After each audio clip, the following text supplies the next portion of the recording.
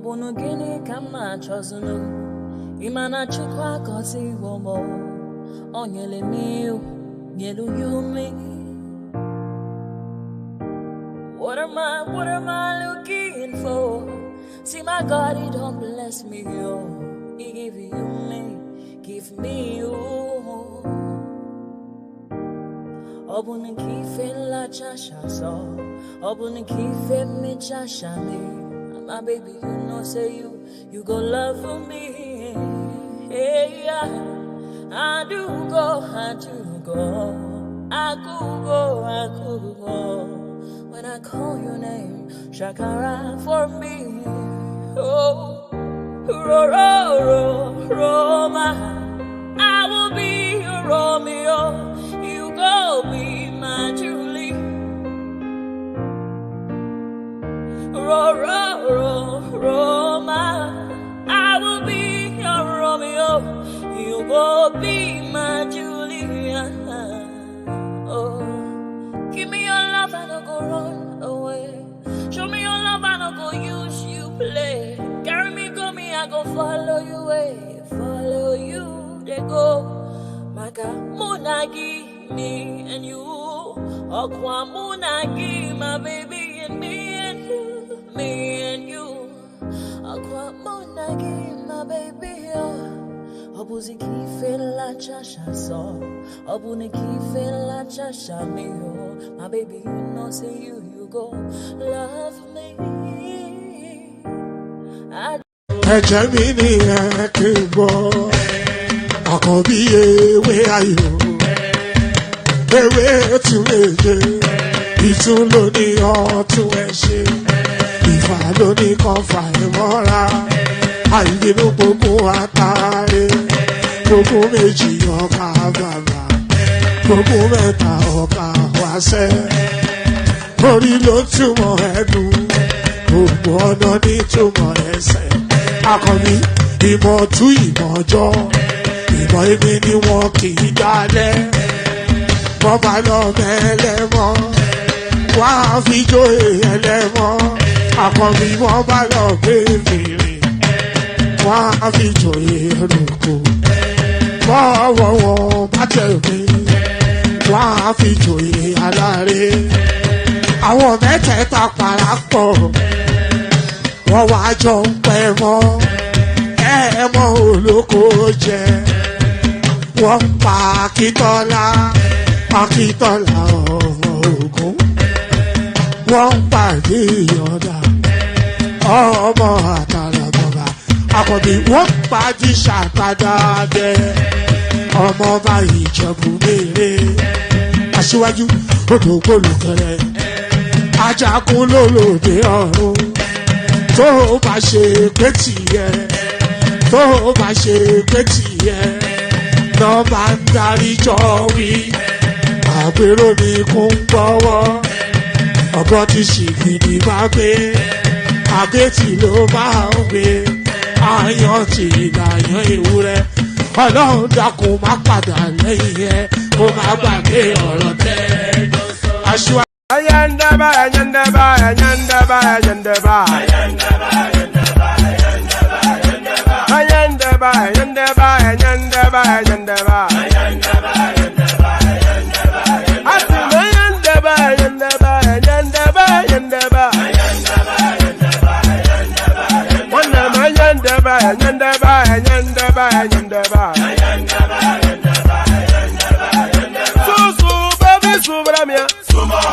Subramia, Soko sunu baby subramia, Soko sunu baby subramia, Soko sunu baby subramia, Ejemo, Anamana, Ejemo, Anamana, Wana mejemo, Anamu, Karatuba dodiri chukuma tukutuba dodiri ndemo, Eguma wego. Tuba jodiri tukuma duku tuba jodiri ndemo. Obodo jisike n'ụbọchị eruona. Oyibo. It is everyone. Befere. Ayandaba, ayandaba, ayandaba, ayandaba. Ayandaba, ayandaba, ayandaba, ayandaba. yandaba. Asime yandaba, yandaba, yandaba, yandaba. Wanama yandaba, yandaba, yandaba, yandaba. Susu baby subramia. Suku sunu baby subramia. Suku sunu baby subramia. Suku sunu baby subramia. Ladies and gentlemen, sometimes you just have to act like you are drunk, like you are crazy. Confuse your enemies, confuse them. Obo da say yeah we mo. Yeah we mo. Obo da say yeah we mo. No basa ye ga ponto mo iye de gugeme. Okwitara kara mi nguru ma mi ga kuru mu gwo ya baby mo. Abe Maria. Boy feeling. Ayandaba.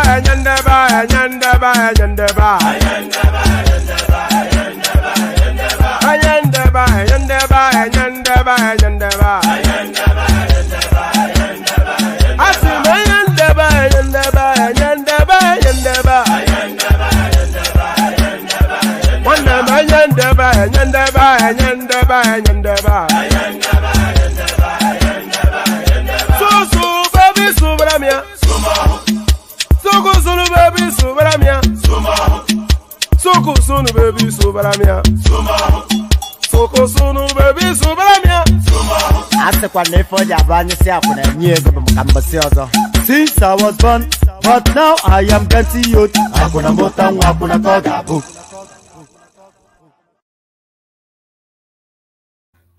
And there it is. There it is right there. Here I am right here. There you are, wherever you are. And here we are. So here we are. Here we go again. A yende bar. So what will be is what I've been advised. The meaning of that is a yende bar. So I'm not even sure what language that is. You want to default that is Igbo language, but then you hear it from the creeks, from the south.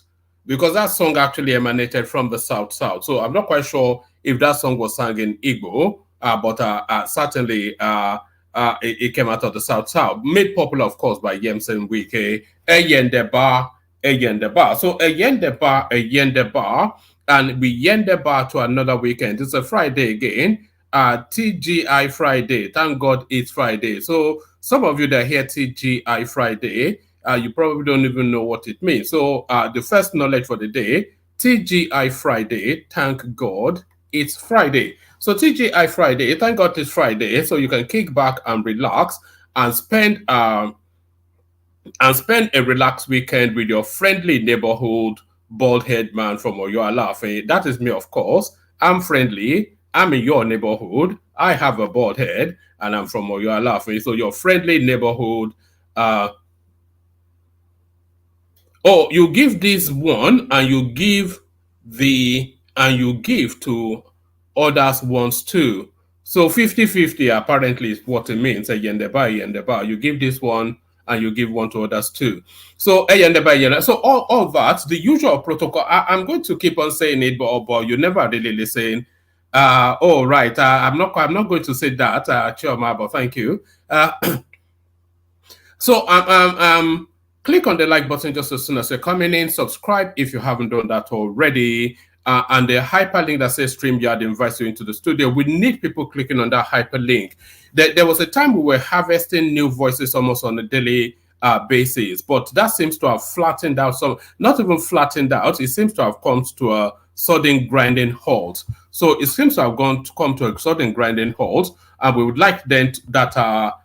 We want that to continue. The new voice that we discovered now, an elegant voice, by the way, Shola yesterday. So if you are as elegant, so that's the bar now. If you are at the frequency of the lady that came to join us yesterday, you are especially being invited to come and join us today. So click on like, click on subscribe, click on that hyperlink in the comment section that says StreamYard, and then of course, yes, do all those. So do all those.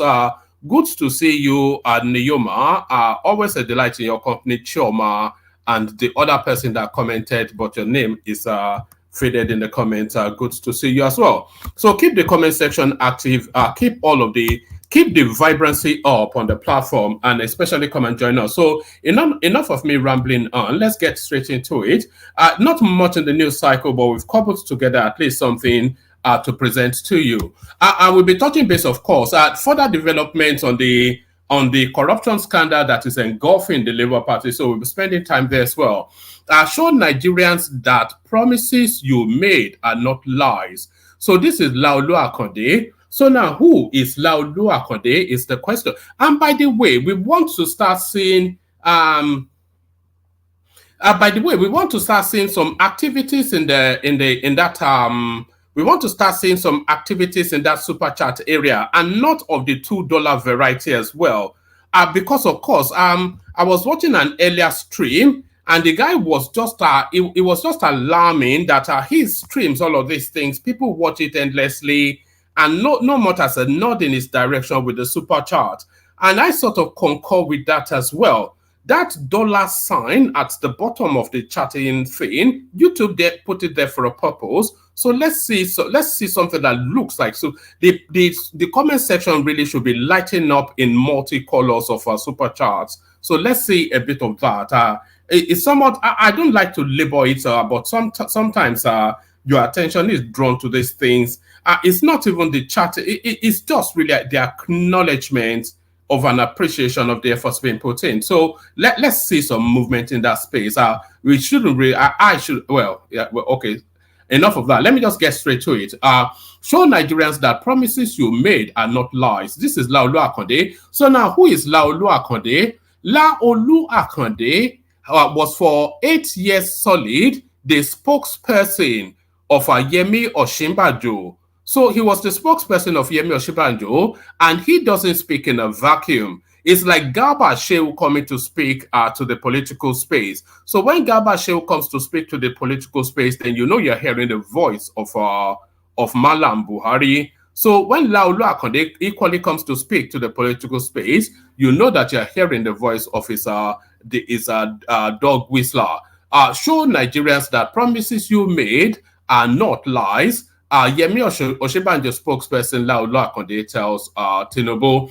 Laolu Akonde, former spokesperson of Vice President Yemi Osinbajo, has claimed that President Bola Tinubu's burden is heavier than that of the immediate past president, Muhammadu Buhari. Our correspondents report that the former aide made this known on inside sources with Laolu Akonde, which was aired on Channels Television on Friday. According to him, Nigeria needs bold leaders to confront the country's multifaceted challenges, especially security and economic problems. Akonde argued that the country lacks bold leadership to confront its problems and stop them from re-emerging. He added that it is essential that President Tinubu, who was part of the past administration that spearheaded the change narrative, showed that promises made to Nigerians are not lies. So that is a word spoken with forked tongue. I was going to say those are words spoken in forked tongues. So that's an inverted comment right there. That is what they call a double entendre. Words that have one meaning on the surface, but an underlying meaning in actuality. He said, the problems are as of today, the widespread hardship in the land and the menacing insecurities require courageous leadership at the very top. So those problems, by the way, they are not new phenomenons. They are not problems that have suddenly happened upon the Nigerian states just within the last 8-9 months. They are long-standing problems that plagued the Buhari administration all the way through the 8 years. So he now, Yemi Osinbajo, via his spokesperson, coming to now present the panacea to it. He had 8 years at the driving seat of that country. He said, the problems as of today, the widespread hardship in the land, and the menacing insecurities require courageous leadership at the very top. Our leaders must be bold enough to fire appointed public officials who don't deliver on their KPIs, key performance indicators. So this just runs contrary to everything that that happened when they administered the state. Not a single person was fired. Remember, the whole nation actually had to go on the streets to force Buhari to change the security chiefs, who served no purpose as the country continued to spiral into the abyss of insecurity. He said he was being loyal to his security chiefs. So I'm not quite sure where his loyalty was meant to be with the security chiefs he appointed, but or to the Nigerian populace, which he saw on the Quran. He claims to be an adherent of his faith. He swore on his Quran to protect. So that was how they governed. But now, outside office, they have all the answers. The problem as of today, the widespread hardship in the land and the menacing insecurity requires courageous leadership at the very top. Our leaders must be bold enough to fire appointed public officials who do not deliver on their KPIs, key performance indicators. We have seen in this country how lack of consequences and impunity have created new problems and made old ones worse. For example, we have seen how we have been fighting insecurity for decades now, and when it seems we have solved it at one point, it comes in another form. The problem re-emerge everywhere. There have been claims of collusion, of corruption in certain agencies. Our leaders should not be shy to thoroughly investigate, discover what is really happening, and punish those responsible for the corruption and collusion if that is established. How is it possible that more than half of the oil lifted in Nigeria, for instance, is being stolen and no one has been caught or punished in several years? Well, you were in government for 8 years, and that problem especially heightened under your space. As a nation, we're struggling to meet up with our OPEC quota. OPEC cut Nigeria's quota to 1.3 million barrels per day from 1.78 million barrels per day. Because 4 years we have failed to meet our quota. As a president or a governor or elected senator or assembly member is no use in the long term if he or she fails to use the big stick against those holding our Commonwealth down. Our leaders must be bold enough, honest and forthright to draw a line in the sand on issues of corruption. It requires boldness. Corruption is corrosive. A former president said, if we don't kill it, it will kill us. So it's just okay. Let me just give you the fullness of it, because this is, of course, Yemi Osinbajo speaking. In 2015, many Nigerians thought that former president whose campaign spearheaded the change narrative would actually bring that change. I served under that administration, but that has not happened 8 years after.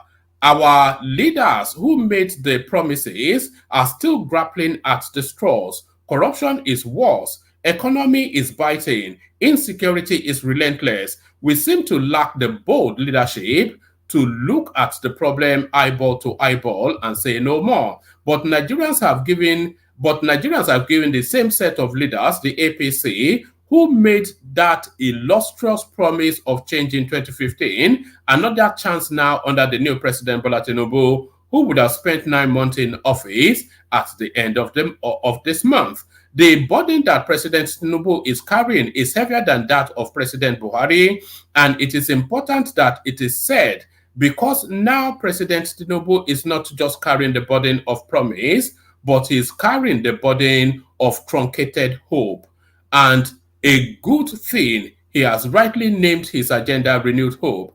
And Nigerians have placed so much expectation on the promises, and now they are wondering. So that essentially we find this a lot within the Nigerian space. As soon as these people leave office, suddenly then they suddenly discover the solution to all of the problems that have afflicted the country for endless decades. Let's come from that to this. This seems to be the metric now that they're using to. I'm not subscribing to anything. So let me just get rid of that. Latest update on new cement price increase on the 16th of February 2024. This now seems to be the new metric that they're using to test the economy. In a surprising turn of events, the price of cement in the Federal Capital Territory has witnessed a significant surge, causing concern among consumers and stakeholders in the construction company, in the construction industry, as reported by correspondents on February the 16th, a 50-kilogram bag of cement is now priced at between 10,000 to 15,000 naira. So I'm not quite sure why the price of cement is the metric that is being used to test the economy. Because of course, cement is a specialist field. It's not like it's food, So let's go on from that to this. Let's go on from that to this. Blame Buhari for current economic hardship. Afenifere tells Tinubu's critic. So having gotten rid of Ayo Adebanjo from Afenifere, they now seem to be serving the purpose that they were created for.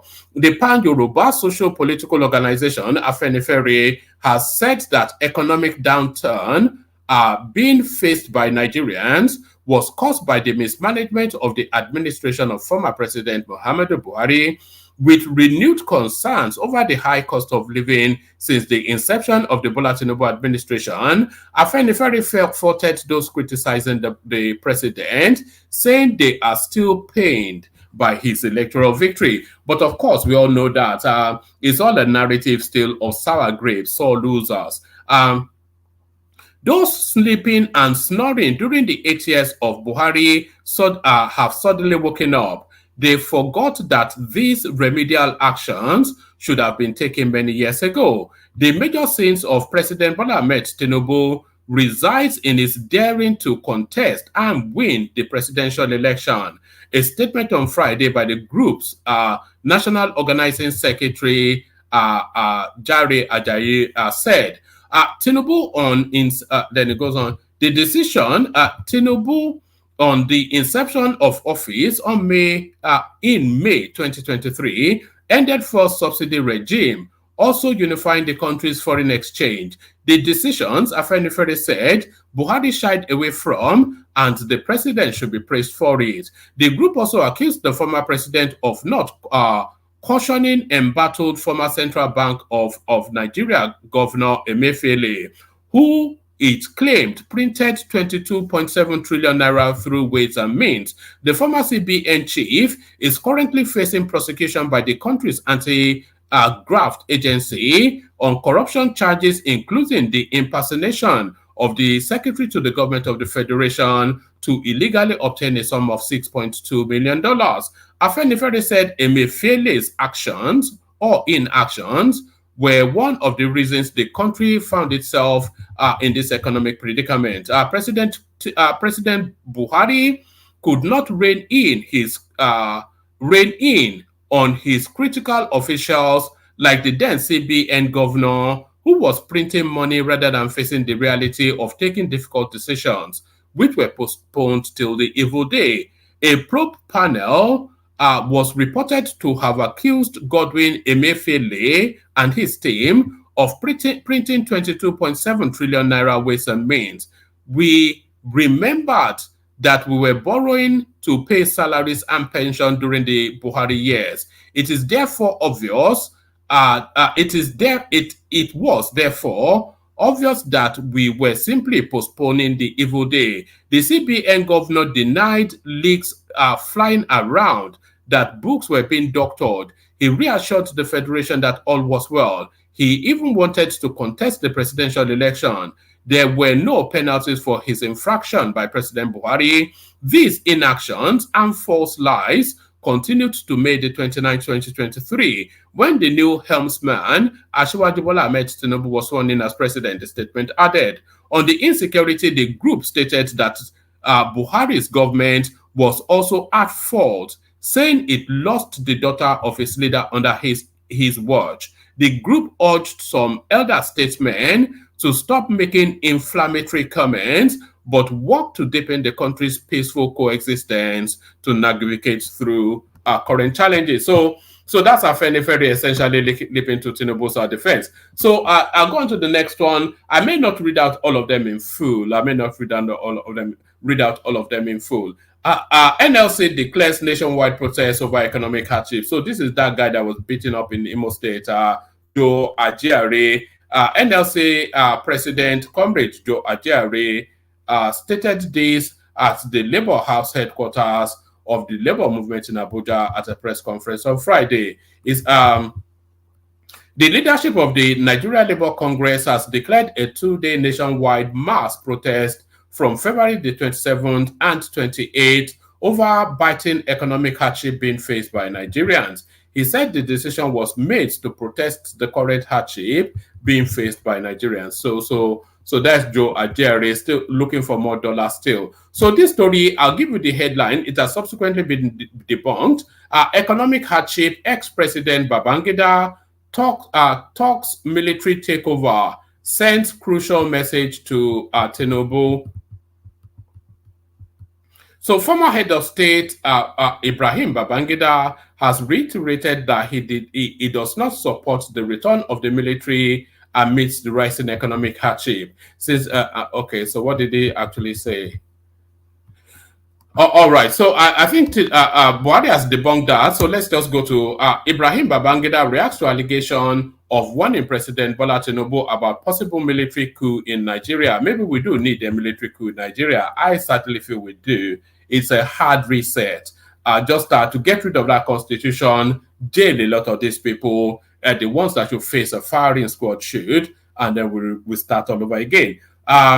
Former military president of Nigeria, General Ibrahim Babangida, has denounced a report quoting him to have issued a warning about a possible military takeover in Nigeria. The report had claimed Babangida warned President Bola Tinubu about a potential military coup in the country and urged the incumbent leader to be careful. The alleged warning had gained traction after a video of a radio station in which it was suggested that IBB issued the warning to Tinubu about a possible military takeover went viral. However, the media consultant to Babangida, in a statement made available to correspondents, debunked any such message originated from the former military leader. So I think we leave that there.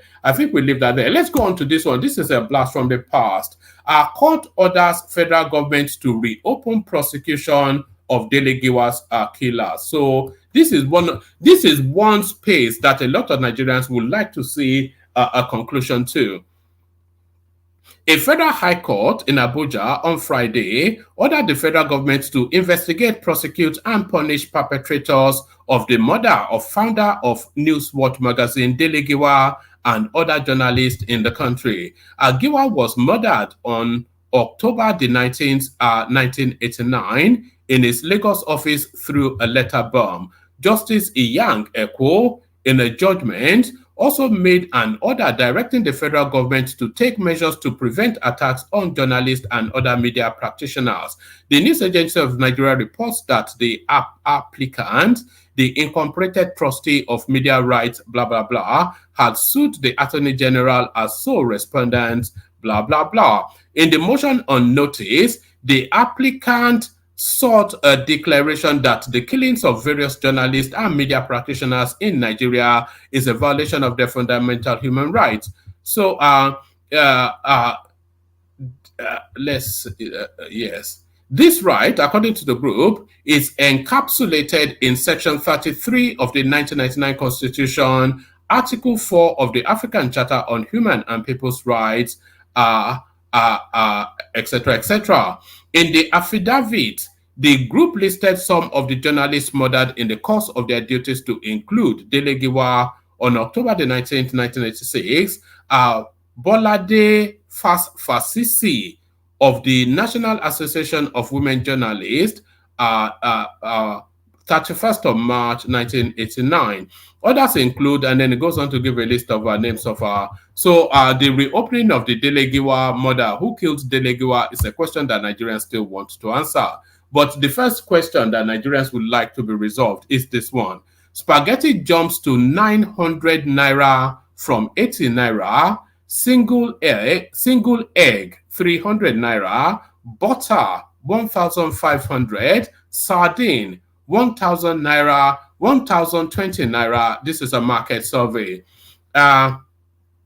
Since President Bola Tinubu assumed office on May the 29th, 2023, his economic policies have made life more difficult for Nigerians as the prices of staple food has gone up amidst worsening inflation. On Thursday, the National Bureau of Statistics said Nigeria's inflation rate climbed to 29.9% in January 2024.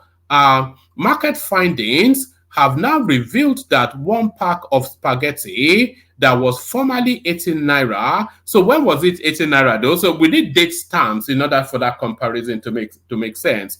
Market findings have now revealed that one pack of spaghetti that was formerly 18 naira is now 900 naira. One carton of Titus fish, which used to be 40,000 naira, is now 79,000 naira. One medium size of Blue Band butter that was 500 naira is now 1,400.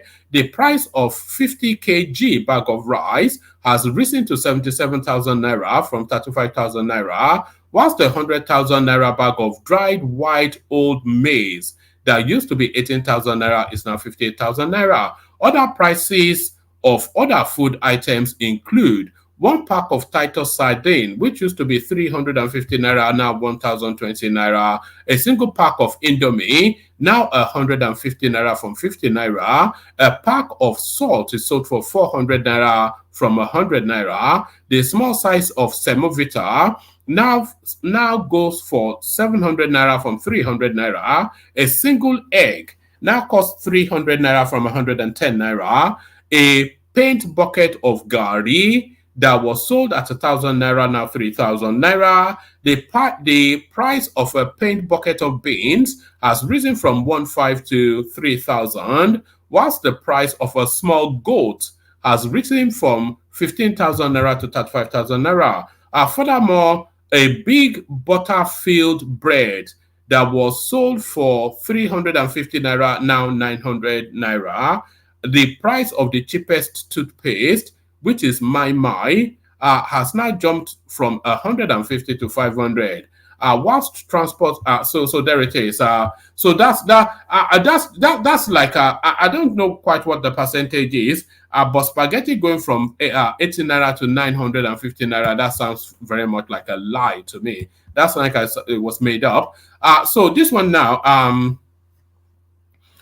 Nigerian custom intercepts truck smuggling food items to Niger Republic despite hunger and inflation. So that's the headline. I have a clip that speaks to this. So I'll play you that clip in a moment. But before I play you that clip, let me play you these two. Hold on. How did I end up here? Hold on.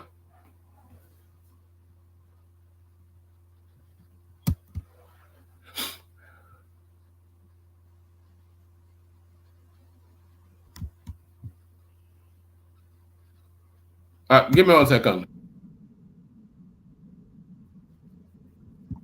All right. Before I play you anything else, let me play you these two sets of clips. So we'll kick it off with this one. This one now is a follow-on from a storyline that we picked up yesterday. So this is a follow-on. And by the way, I did say about the two super chats. We'd like to see some super chats in the comment section. So all you freeloaders just come in here to watch the sessions for free. So we pick this up. This story carries on from follow-on from yesterday. So we pick it up from here. So Oluchi Okpara, the treasurer of the Labour Party, stands the chairman of the party accused of corruption, that he was looting without remorse the entirety of the party's coffers. So that has now forced the party chairman to come out and defend himself. So here is the party chairman putting up a defense. I want you to listen very carefully to what he has to say, because there's a follow-through from here. So listen very carefully as we pick the storyline up from this spot. Perhaps that's why you refer to her as estranged.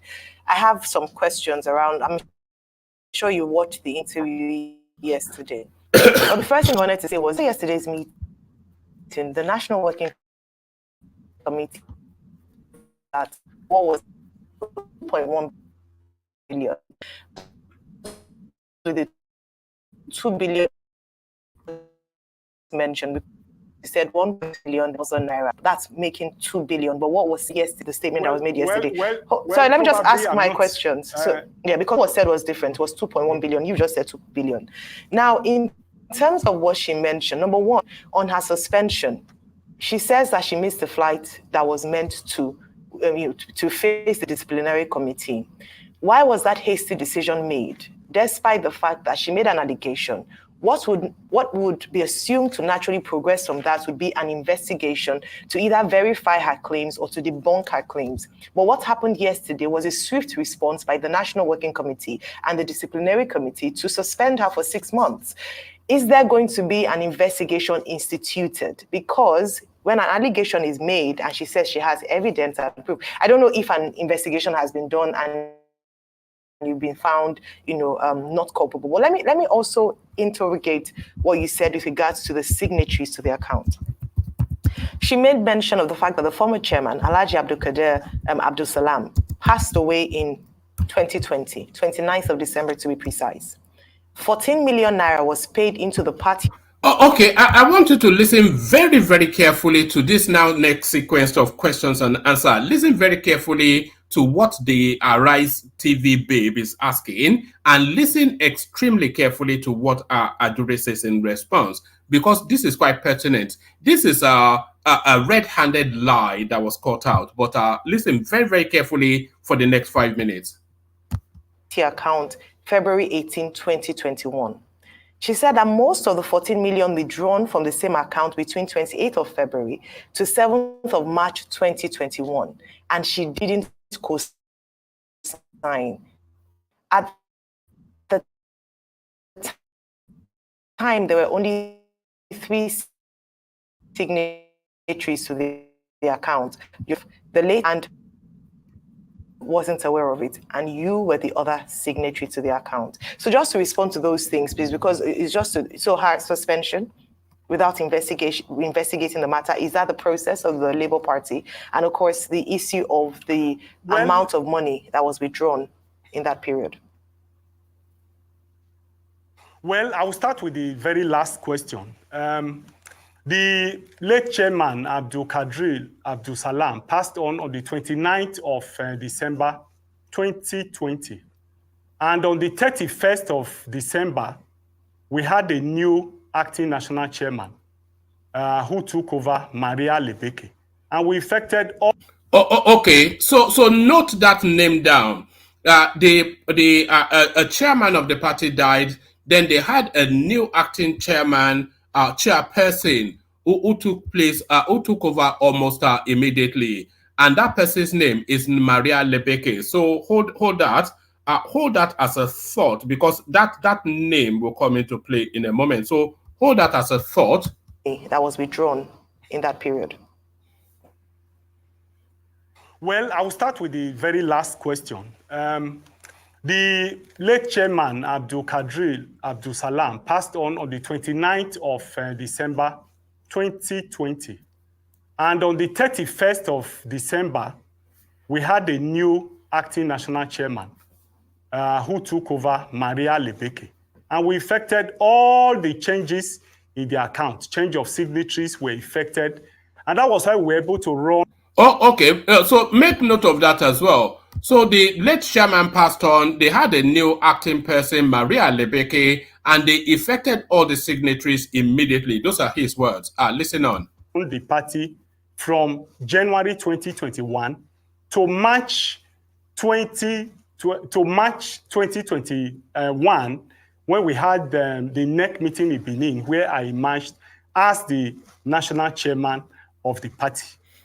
All those money withdrawn between January 2021 and March were all withdrawn, and we co-signed with the acting chairman of the party, Maria Lebeke.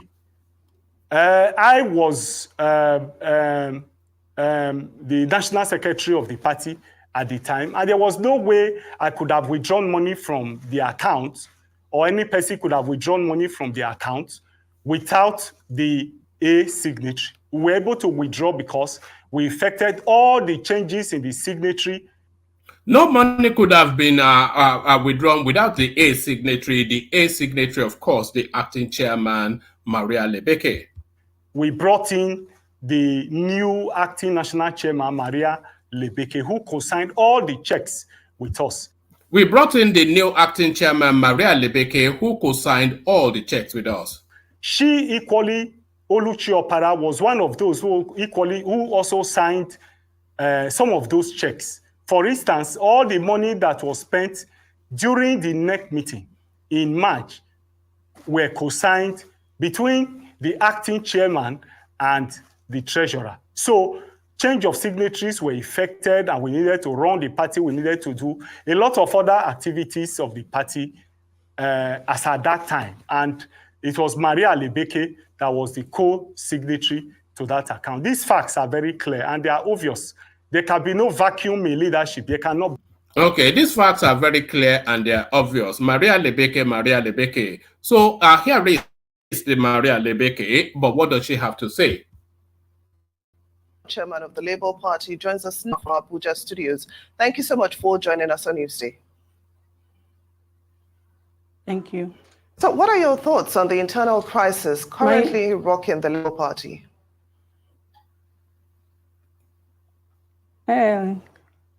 When I heard the treasurer and the national chairman talking about forgery of a check, then I decided to come here and clear myself on the issues. I was appointed to be the acting national chairman after the demise of Salam.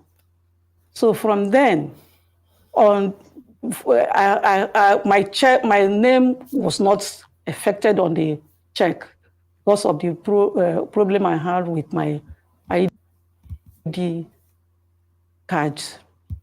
Oh, okay, so that's the first lie right there.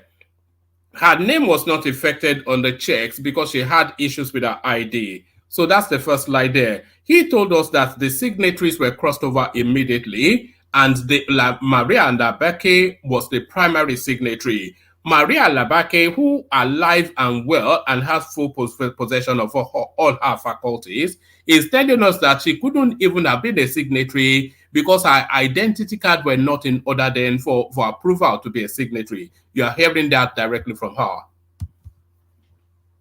All the issue of my name, the check of 7th February till March 18th, thereabout, they were talking about.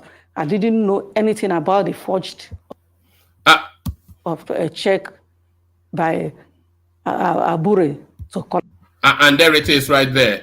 So the checks that were signed from when the national chairman previous died, the man from the north, and then this woman took over as the acting chairperson. The checks that were signed then, she used the word forged.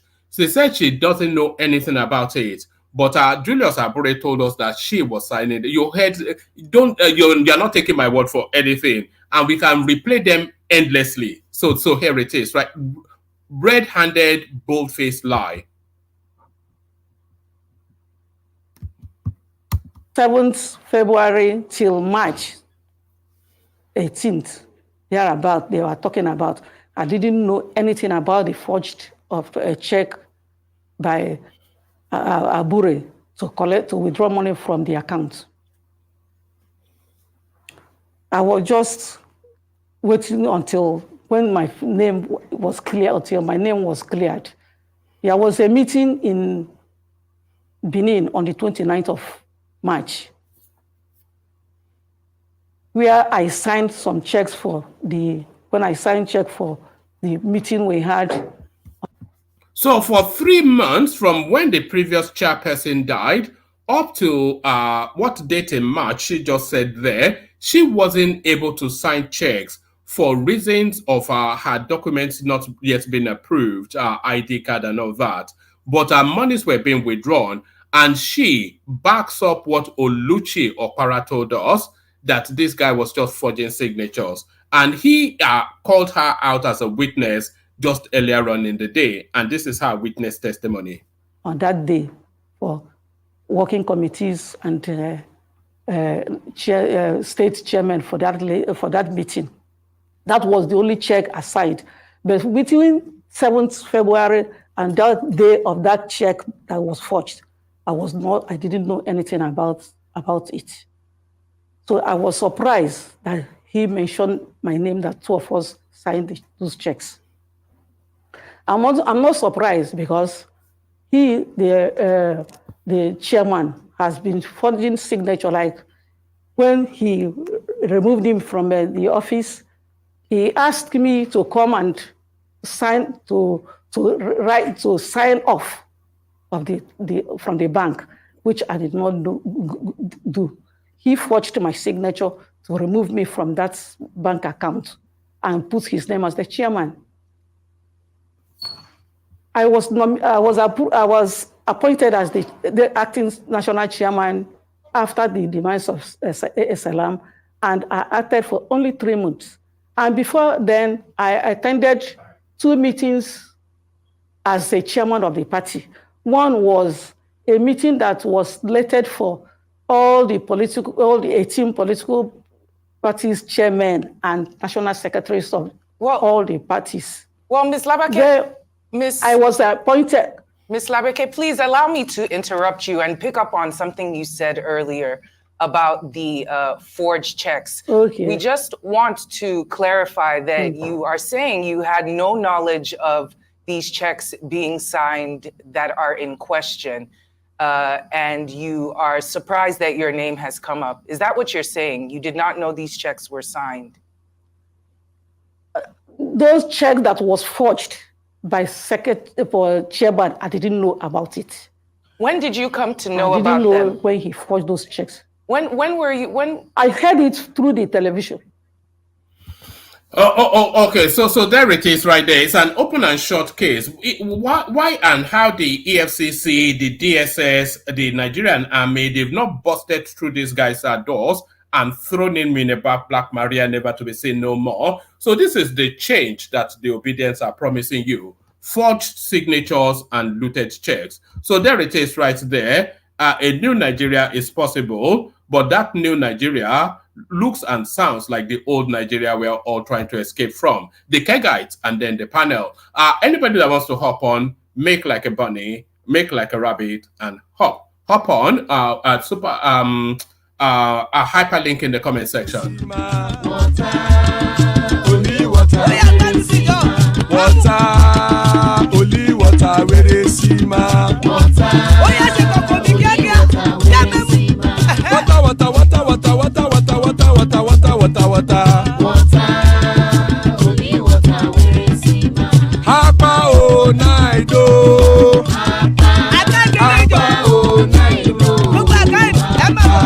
Hapa you don't come oh.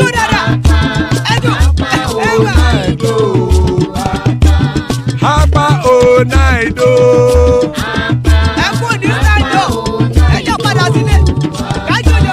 Oro keke elemu ye o.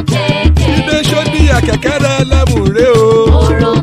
Bobby master keke elemu re o. Chifu Failati keke elemu re o. Erukulele elemude. Erukulele egbe elemudodo jare o. Erukulele Ghana ti de everybody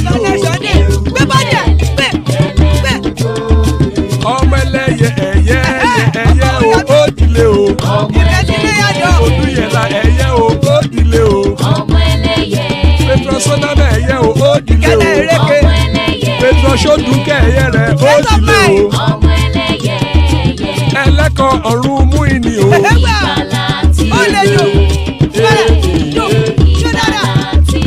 Àkùkọ ọ̀run mẹ́kọ̀.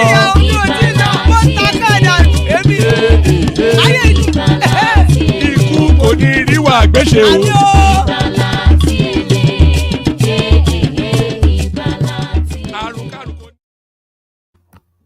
And there it is right there. May death have nothing to do with us. So amen to that on behalf of myself and you, my friends. So now a new Nigeria is possible where signatures are forged and accounts are looted. Be obedient and be useful. So a new Nigeria is possible. War Peace joins us. Good to see you, War Peace. General Thomas to take over later. Good to see you, Thomas. Shola joins us for the second time. A delight to your company, Shola. Father of the bride, Ajan Lekoko, the space reassured. Rational mind to say bah humbug to everything. And Joel of Nashville to give us an unfeasible, unfathomable reasons why signatures can be forged, and this is acceptable. So all of that, pardon me, good to see you, good to have you, gentlemen. Let's kick it off.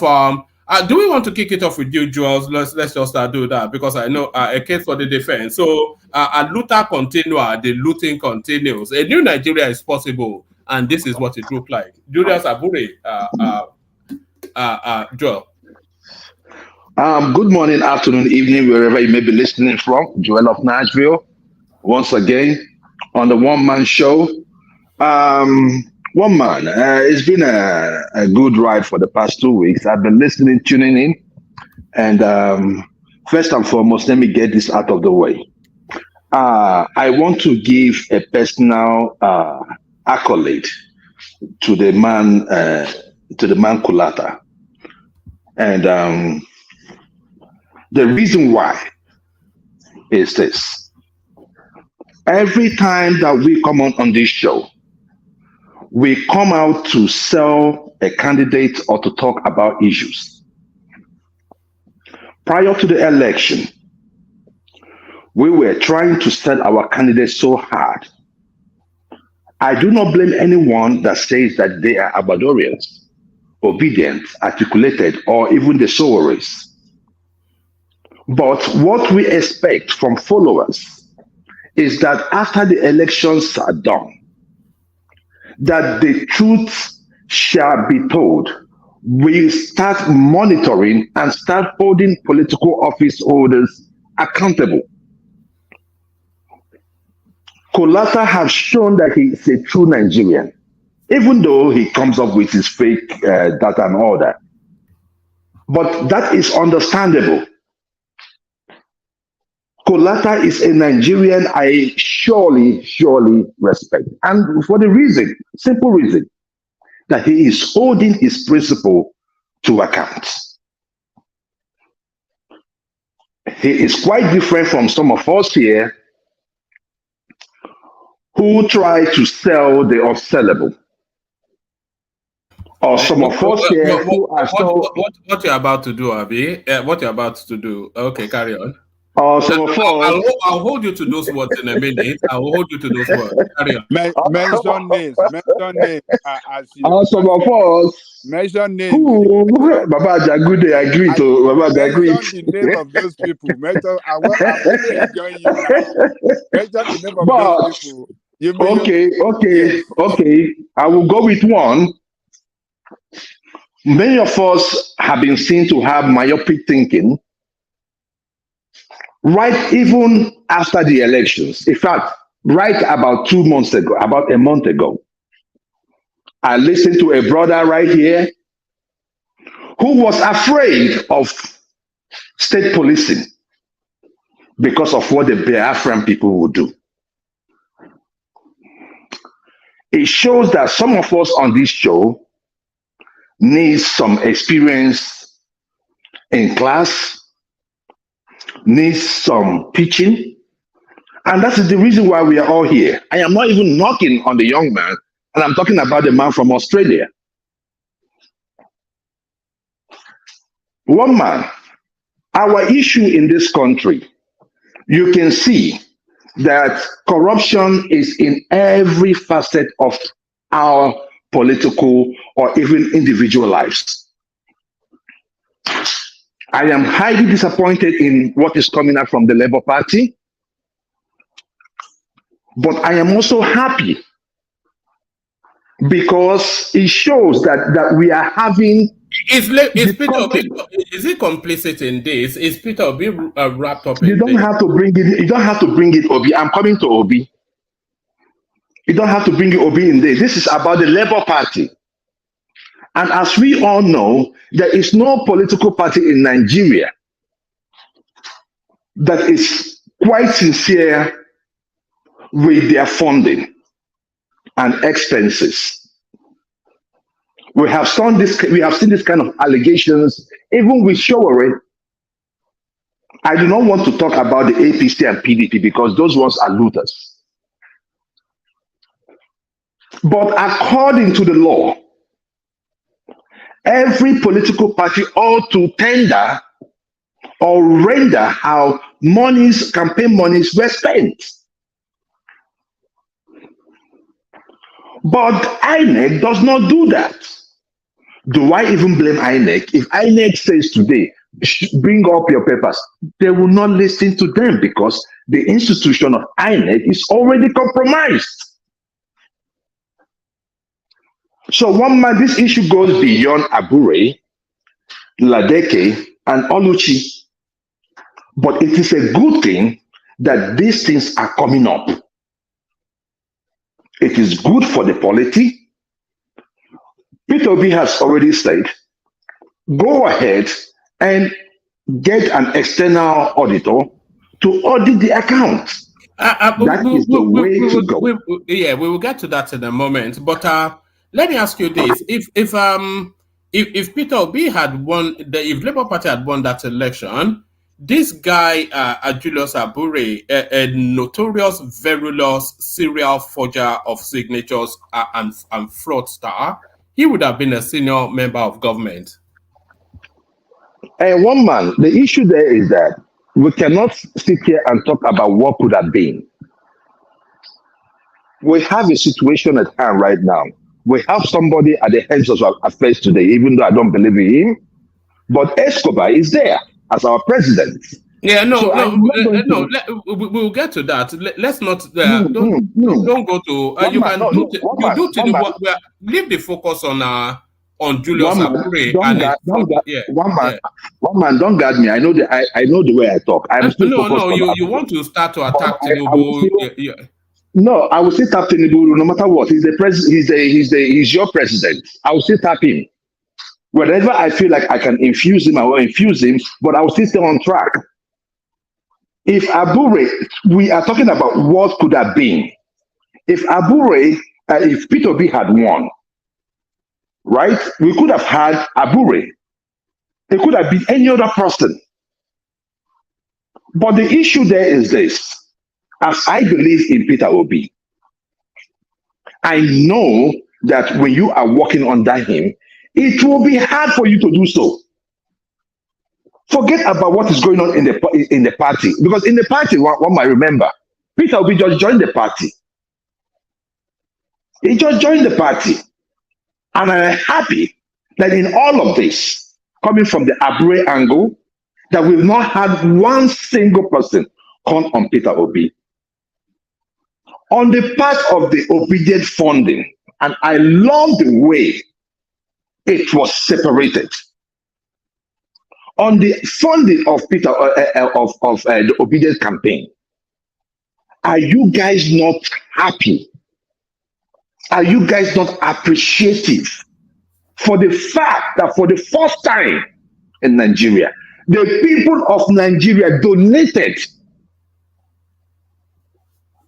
I'm talking about the people donating that humongous amount towards somebody they feel they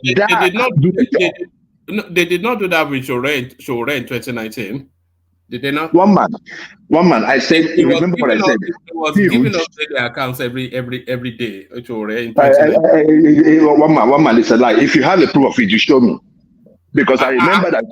Showore. Hold on, one man, please. In the last election, the Showore has the Showore that is Showore that the AAC's account. In 2019, one man. Let's one man.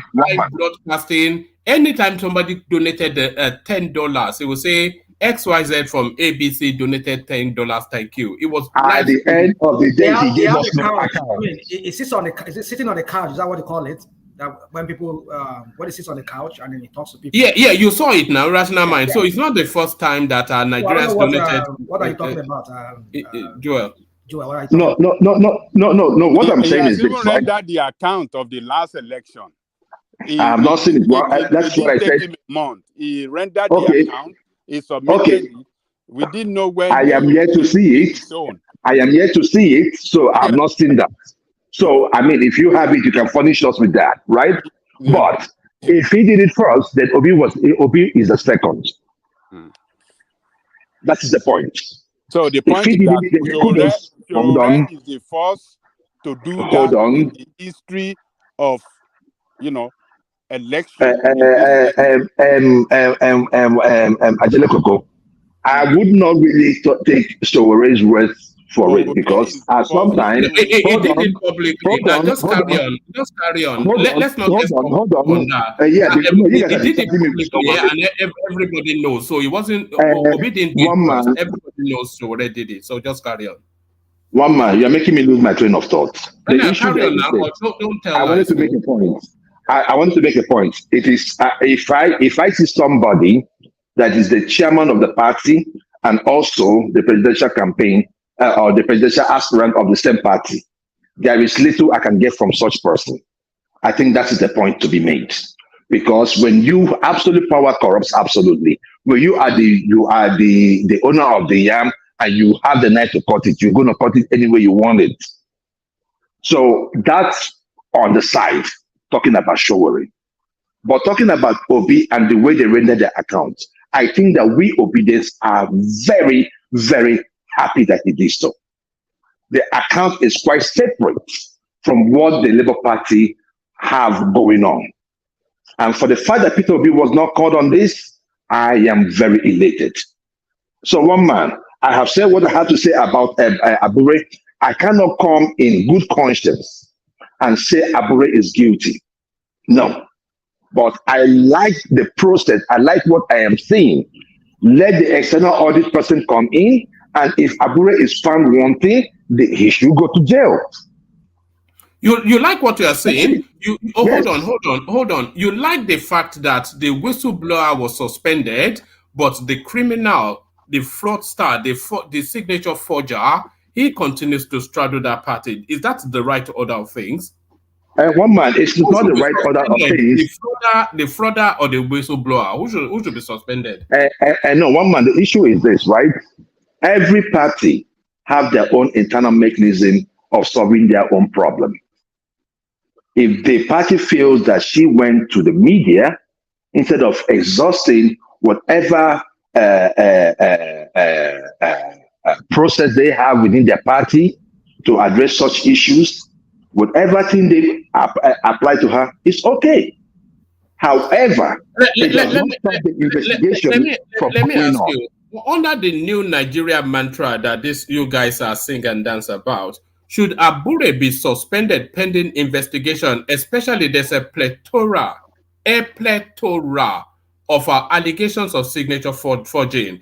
The former acting chairman, the standing treasurer, several party functionaries, they've accused him of forging signature and looting just gluttonously. How many functionaries have accused Abure of forgery? We can go and bring it down. He's in court with so many people around forgery. No. That's what I'm talking about. So all the parties accusing him of forgery, and they should not defend him. He's a useless. Police carried out forensic investigation, and they came up with a report that he forged. So why did they go to court? And what did the court say? It's in the court. What did the court say? What did the court say? It's in the court. It's in the court. Okay, it's in the court. So allow the court, allow the process. That's from the police. So it should not be suspended with so many allegations of fraud and forgery. Hold on. Former chairperson, one man just played it. He said the same thing. The serial forger, she said. He said the same thing. Arabambi was the former publicity secretary of the party. He said the same thing. And the police carried that information I mean, they carried out those I do not take accusations, and disgruntled. police confirmed that They, it is true. Aburi they forged. are disgruntled members. Carry forgery. Ajele Koko, as far as I'm concerned, Apata, Arabambi, whatever comes from that angle is null and void. Police. Because what about Labake and Oluchi Okwara? They are disgruntled. That is what I'm saying. That is where I'm coming from. I said there is a request for an external auditor, and I have stated it. I don't want to repeat myself. If the external auditor comes in and does his work judiciously, which I hope he does, right? If Abure is found wanted, we cannot sit here and say Abure is this, Abure is that. By the way, also remember that most of these people that we are talking about are people that felt that they've been let out of the party. They've been let out of the structure. So there might be some animosity towards Abure. We saw that with Goodluck Jonathan and Sanusi, where Sanusi said that over how much, 20 billion was missing, and by the time everything went on, they found out it was far, far less. So we cannot just go by what people just discuss. Even in Atlanta today, in Fulton County, in Atlanta, there is a lady who was trying to prosecute Trump and started sleeping with the lead prosecutor. Her name is Fannie Willis. Right? Now, the issue there is that there was a lady that came up to say that they started their relationship far before he and the guy was employed. And the issue there is this. People started saying, oh, because she was fired from the job, it could be like she's having some animosity towards Fannie Willis. That is my point. We should be careful on how we tell people guilty or not guilty. You understand me? This is not like a case of your man in power, the Escobar in power, his case were just like everywhere. We saw the facts. And yet, most of you here were defending him. So I don't think that any of you here have the moral authority, the audacity to call for Julius Abure said, where you have Pablo Escobar as your president, somebody you support and you still support. So one man, I'm not going to leave you. You have no moral grounds to call on Abure. Every one of you that supported Tinubu have no moral grounds to call on Abure. So let the process write itself. The external auditors will come in. If Abure is found wanting, he should be jailed. That is my thing. But calling for him to resign and all that, I think we're just overreaching. One man, let's go to the next topic. All right, brilliant, thank you. So that was that runs contrary to what you just eulogized about Kulata, which I knew would. But let me take you to leave partisanship and speak to honesty. That was what you were applauding Kulata for. Blame Buhari for current economic hardship. Afenifere tells Tinubu's critics. So are you on board with that assertion that essentially what the country is going through now is the follow through of the mess or just the brutalization that Buhari took the country through? That is arrant nonsense. Arrant nonsense. And every person in that Afenifere should be ashamed of themselves. Buhari's tenure has ended. Yes, Buhari had his flaws. He had his flaws. But the issue we are facing today shows that we are going through policy of a somersault. It's a clear case of trial and error. That is what we are going through today. Buhari led the economy in a bad shape, but it could be better managed. And when we come up on this show all the time, and we keep, hampering on certain ways that we see in governments, most of you Abadorians are so busy trying to make us look like we are just trying to, we're chasing an ambulance. That is nonsense. which part has Tinubu done right? And if he has done it right, what is the outcome? I put that question to you, one man. Tell me one policy Tinubu has done right, and today Nigeria says, oh, I am happy with this. No. We are still doing trial and error. The other 2 weeks ago, I was thinking to most of you, oh, the banks should release all the funds. Okay, they release all the funds. Today, dollar is 1,660. My father always tells me, garbage in, garbage out. One man will not enter one chance. I was listening to one of the sheikhs today addressing a congregation, and the moron, the NSA, Ribadu, was there. And he said, the sheikh said, that the reason that the people from the Southeast should not get allocation because they did not support Muslim tickets. And the fool was laughing. The fool Ribadu was laughing. These are the people that surround Tinubu. One man, let me tell you, garbage in, garbage out. Garbage in, garbage out. There was one thing Kolaka did one time when he started appraising the ministers. Today, we can finally see that the outcome of that appraisal was top-notch. So Kulata, who is somewhere in Atlanta with his big head, is far more credible than the man, the Escobar that we have in power. One man, I told you this thing prior to the election, that the people that are going to determine how far Tinubu's government is going to go are those people that are around him. And virtually, almost every one of them have failed that man. So blaming Buhari is just grandstanding. He's just trying to deflect. 2 days ago, I posted on my page. Buhari said, when I am gone, you will miss me. One man, go to the streets of Nigeria today. If Tinubu comes out for election with Buhari, Buhari is going to win Tinubu today, as it stands today. Hands down. One man, we are talking about prices of goods. Hold on. I think Ribadu wants to interject. You just insulted his uncle, so I think he's not having that. Ribadu, good to see you. Okay.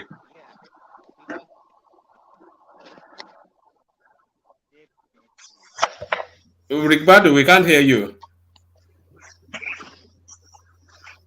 Are you in Maiduguri still? I thought you said you were traveling.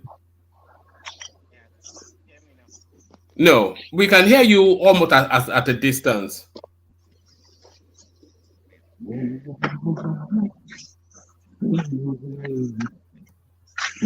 No, we can't hear a word. We can't hear a word from you, Ribadu. Carry on. I will come back later. Oh no, we can hear you now. Say something now. Okay, I said I'm not having. No, you're good now. You're good now. Yeah. I said he's calling. I would have appreciated if he really went through the entire video and the reason why Bad was really laughing. Okay, and then second point I want to make.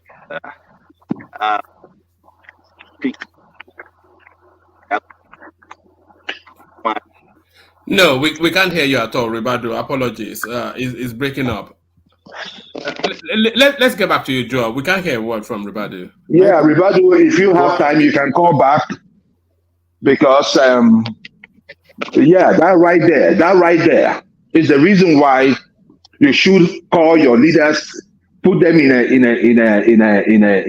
a chamber and waste them all. You have been in power for over 60-something years, yet you're having internet connection issues. That's the Nigeria we live in. You hold other people accountable, but you cannot hold your own leaders accountable. That is the Nigeria we live in. So, Ribado, whenever you get to a place that is better, you can call back. Can you get me now? Yes. Go ahead.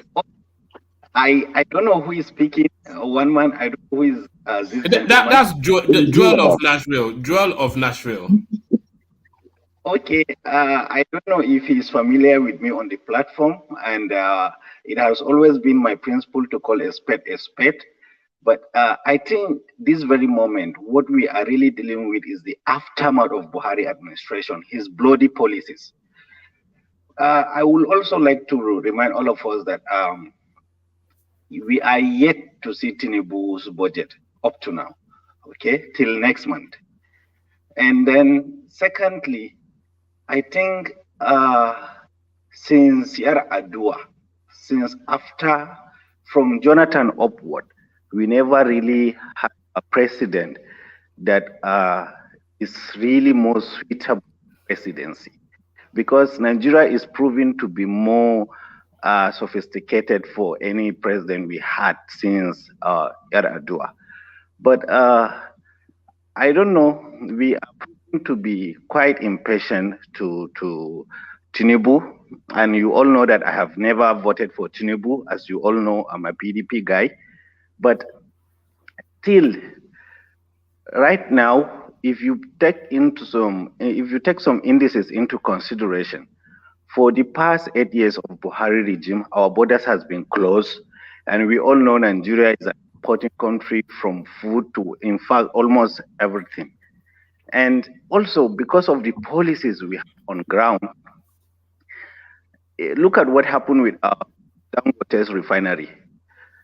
I mean, from there, it's too obvious for us that we have to kind of stop blaming, stop playing the blaming game. You understand? We have to, from the grassroots upward, to show some courage and unity in decision making, to call our representatives and then tell them that really this is what is going on. But at the ground level, I don't know for the other parts of the country, but as far as North is concerned, we the population, we are not still ready for that change we are all talking about. I would have loved to, one man, if you can get a recent video of Senator Murja. She's one of the strongest female politicians in the North. She came on national TV and she gave an interview about what happened between her. Send me a name. I'll try and get her on the platform. I want to start trying to get senators on the platform. No, yes. She's a former senator. She is one of the strongest politician in the whole of North, and a female for that matter. She was the only northern that rejected outblank invitation from Tinubu to join the government, because she said, you have to give me your manifesto or what you want to do for the North.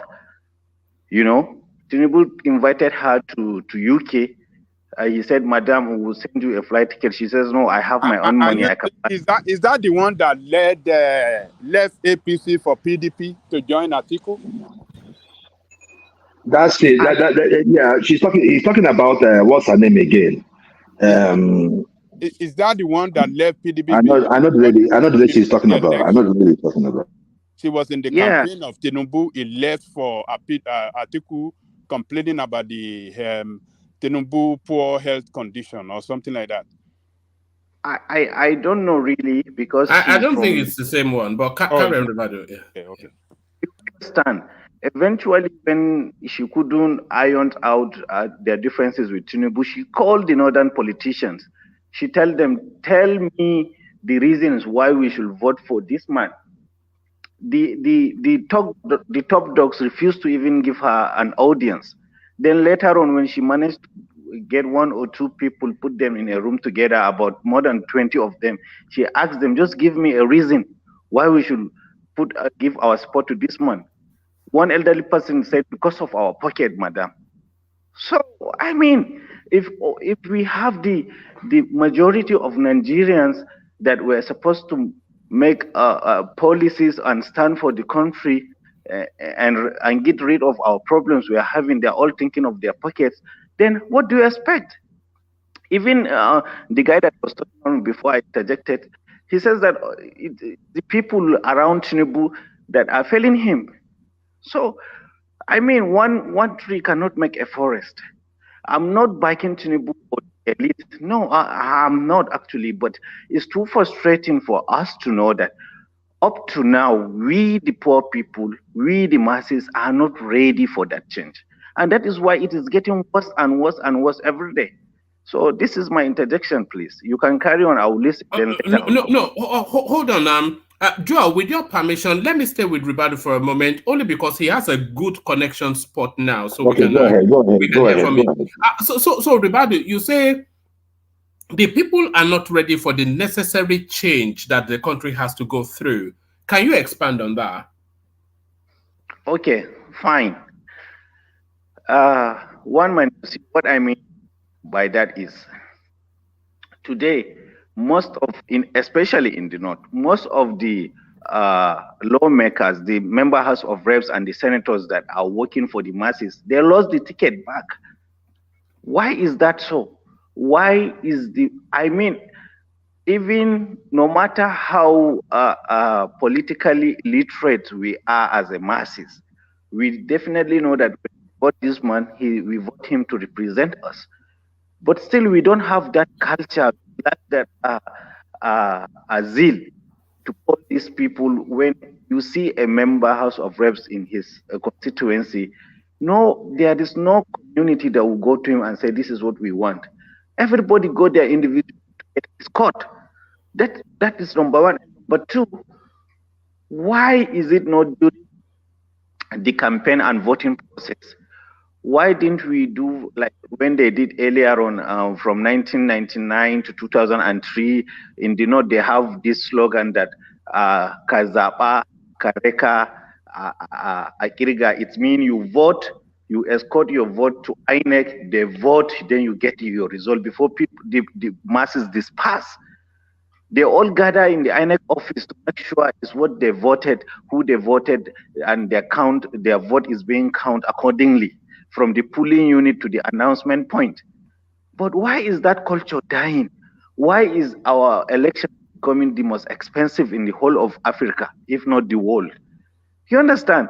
So sometimes imagine if you can just for a moment put your shoes in a governor's shoes or a president for that matter. Where are you going to start from?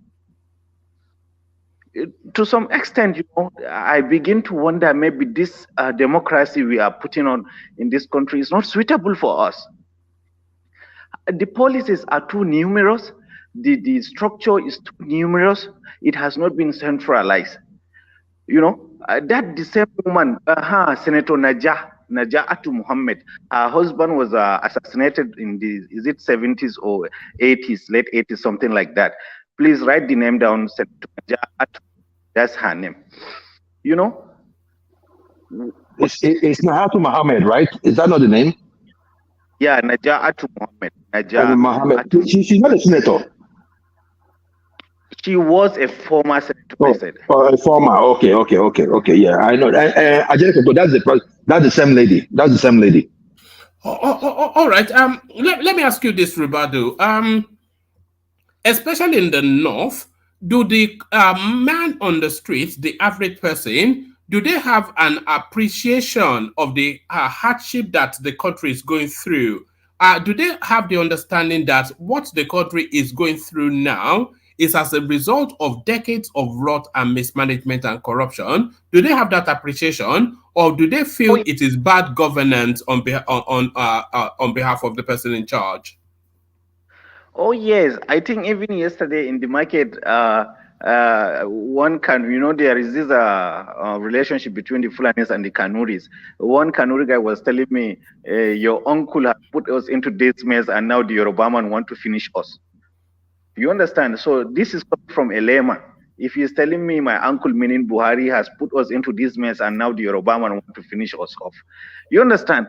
So the issue is there. But what I'm trying to say is sometimes for the leadership to really work effectively, they must have, they should see the sign. I mean,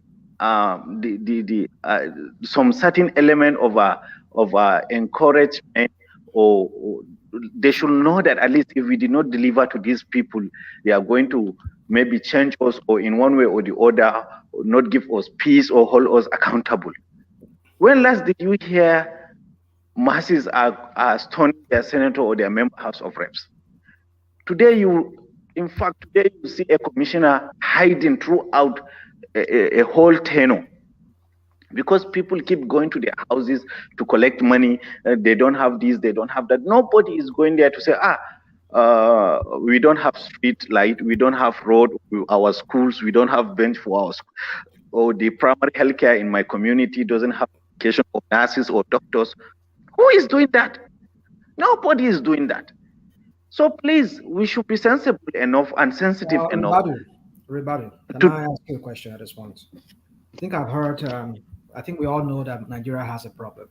You said something that really got me thinking here when you said, when the president comes in, the problem that is confronting that country called Nigeria is so humongous that the president doesn't even know where to start from. When you said that, that was like, wow. Not as if it's new to me, but it struck a chord in me, like, okay, wow. So truly, how is it going to begin? So now my question to you is this: knowing that we all know this problem, we know that Nigeria has a problem. Either we know exactly what this problem is, but we know Nigeria has a problem. Now in the north, what is the discussion in the north? Because you said something again about he doesn't know where to start from, because it seems every region seems to have their own problem in one way or the other. So what is the discussion going on among the elites in the north? Because for me, I think the problem, no disrespect to you, my friend, I think the problem with northerners are the elites, the leaders among them. They are the people who are holding that region, and by extension, the whole of Nigeria. That's my own opinion, and that's what I think most people from my side of Nigeria will talk about. Even some within the north, they know that. But my question is this: so what is the discussion among the elites as to how to bring us out of this doldrum, how to bring us out of this numerous problem that faces any leader that takes over that Aso Rock? So do you think that restructuring, because if you people are not having that discussion already, or if you're having that discussion and maybe your discussion is not even what I'm about to say, do you think that we need to restructure that country? Because restructuring here would also mean we have to remake a new constitution that would go in tandem with the restructuring. Because we cannot talk about restructuring right now and you want to continue with the same fraudulent 1999 constitution. It will butt head in any way you see. So what is the discussion? That's my question to you. And what is that discussion all about? And what I said about restructuring and the new constitution, is that part of what the discussion is all about? All right, let him address that. And then after that, Ribado, I want to play you a clip. But Ribado, do you want to respond to what Rational Mind is saying? Yeah, I want to, and I thank him. You see, Rational Mind, I'm just speaking my mind, and I'm speaking it candidly, God as my witness to what is going on. You understand? I'm not being an anti-note or something, or to just brag here to put my people into shame. No. You see, why I'm saying this, because eventually or subsequently, I know the North has the lion's share in Nigerian politics, okay? But the issue is, it's not restructuring. Look at what is happening to Ethiopia. It's because of all, I think restructuring or another constitution is going to put us into more mess. You understand? What I want to really say here is, right now in the North, things are not going to change unless something really catastrophic happens. You understand? Today, bag of rice, 50 kg is 90,000 in Maiduguri. As I'm telling you now, By end of this month, I'm traveling out because I just want to get the hell out of this country. I'm starting. You are Japan. The Japan, is that what it is? No, understand. I'm serious. I want you to understand me, what I'm saying. Maybe you will understand the problem. You understand?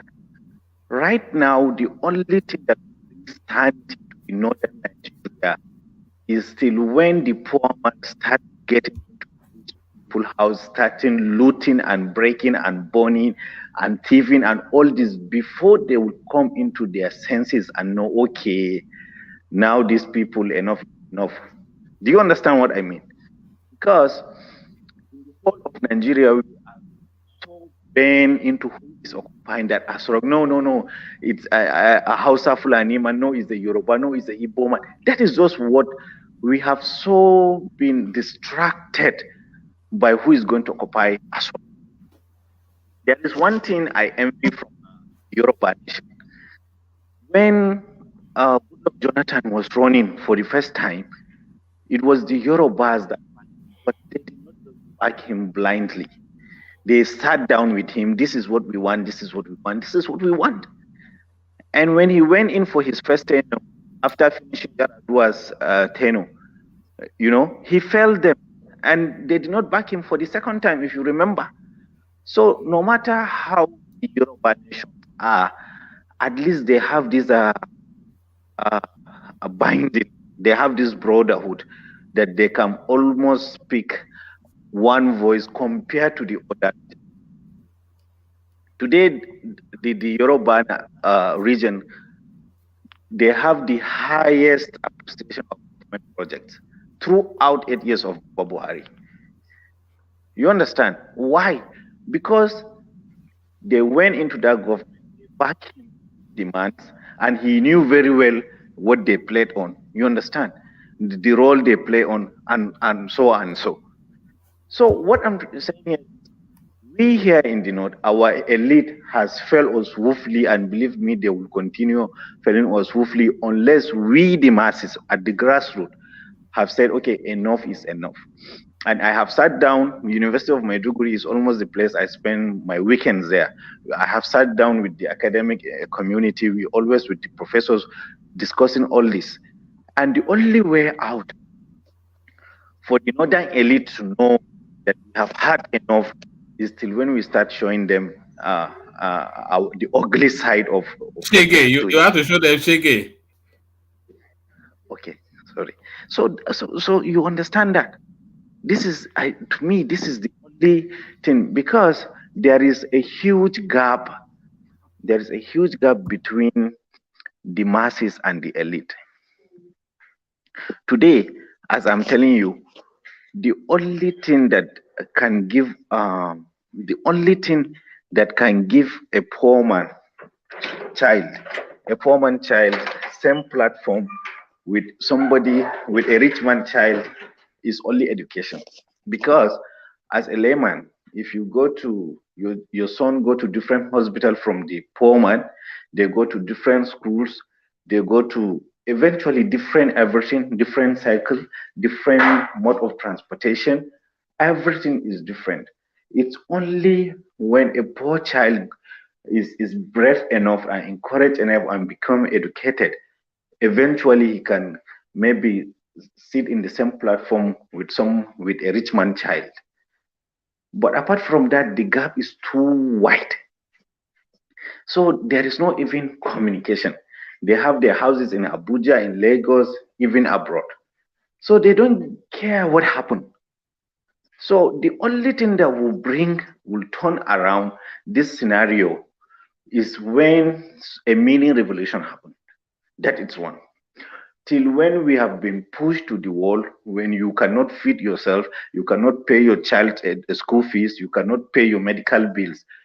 Till that time, our roads are bad, our schools are bad, our hospitals are bad, our nurses are going abroad, our doctors are going abroad.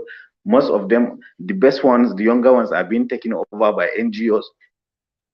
So imagine, my wife was telling me that now if you go to GOPD, general outpatient department in any of the teaching hospital, you find doctors when they are seeing a patient, they are googling the symptoms the patient is saying, just to prescribe medication because they are just freshly out of med school.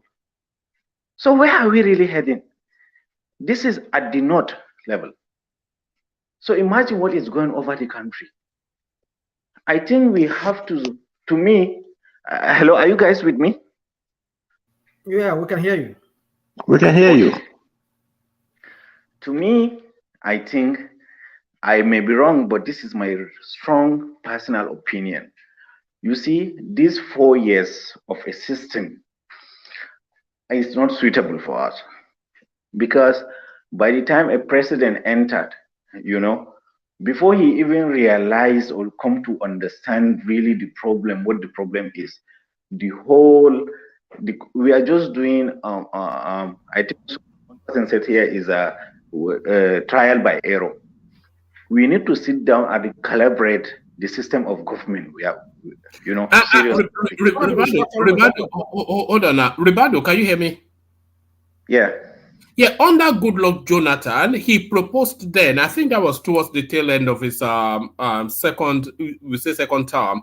He was proposing then that the ideal situation for Nigeria would be a one-term governance of 6 years, but they shut that down. Are you saying that you are coming to join him in that thought? One man, I want to tell you something, okay? I don't know, but to me, I don't want to sound imperialistic or dictatorship in my opinion. But if you take into cognizance the developing African country, or just like 2 to 3 decades ago, like what Ghana did, and all those countries that are. This election is not for us. At least we need somebody with iron fist, with sincerity. You understand? To kind of govern this country and put it back on tracks. You see now the military institution has been 1000% compromised. Normally in the 70s and in the 60s, 70s, especially 70s and 80s, the politicians are so scared of the military to take over that when they are elected into government, they do their best to deliver. You understand? And the military government are always scared of the international community from sanction and pressure and all that. But if you notice from 1999, it's fine. 2007, it's fine. Goodluck Jonathan has tried his best, but immediately from Buhari to this point, we have nosedived 1 million miles downward. So if we did not check this, if we did not check this, we are going to put this country into a situation that it cannot be salvaged, and that is my greatest fear. And if something break out, it's going to be a Pandora box, because separatists are there. You understand? Thieves are there. Fulani herdsmen are there. Banditry are there. Boko Haram is hibernating. So if something slightly, if the elite, the ruling class of this country allow their greed, to go on unchecked, because they have private jets to fly their family out of this country, I think it's going to be worse than the civil war. That is my greatest fear. So I think these are the sheikh, malams, the pastors, the activists. I think they have the all these what they call them, the social influencers. I think we have to change the narrative. We have to come back and say, okay, the best way to solve our problems is to get our common man on the street. We need to start asking hard questions. We have to start asking, what can we do for our own country? But not when any senator, member House of Reps, or a commissioner come, you just go and knock at his door and ask for Salah, Ram, or your wife has delivered. We have to change this mentality. Ribadu, can I ask you a question? Yeah. Ajanle Koko, is that you?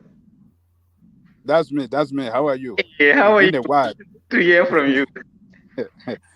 How's the family? Fine, sir. We are very fine, sir. Okay. Generally,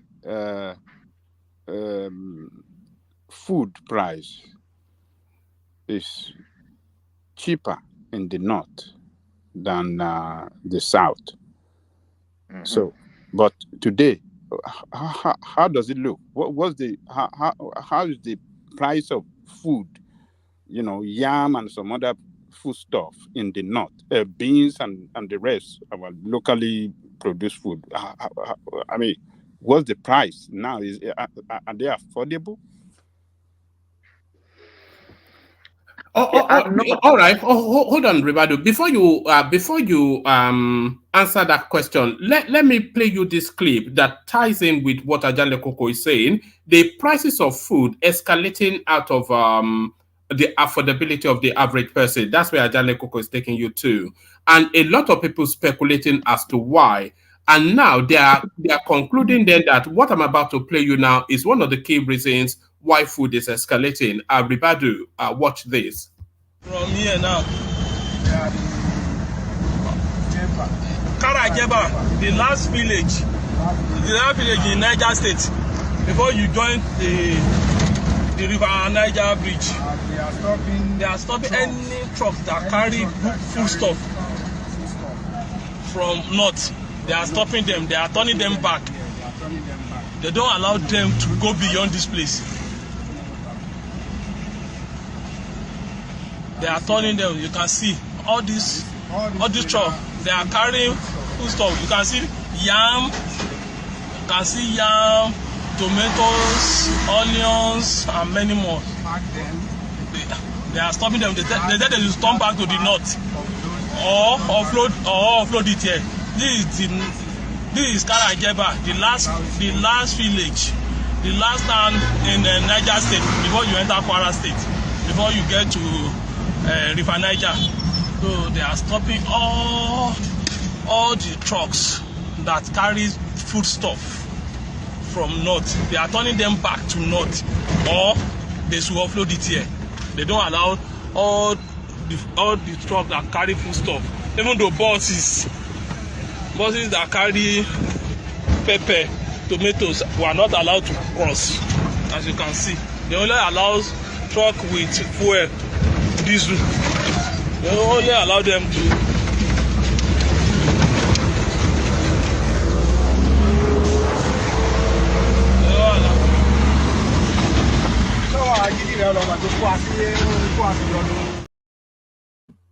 All right. So Ribadu, what you saw in that clip was endless rows of very big, long trucks filled with yam, onions, all of the natural staples.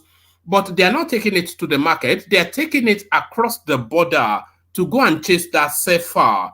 So is this one of the big problems? The collapse of the Naira is now making what food that we don't have enough of or now being exported to neighboring country. So use that as part of your response to Ajande Koko's question about food being expensive in the north. One man, that's a different thing with that video. One man, please let me interject.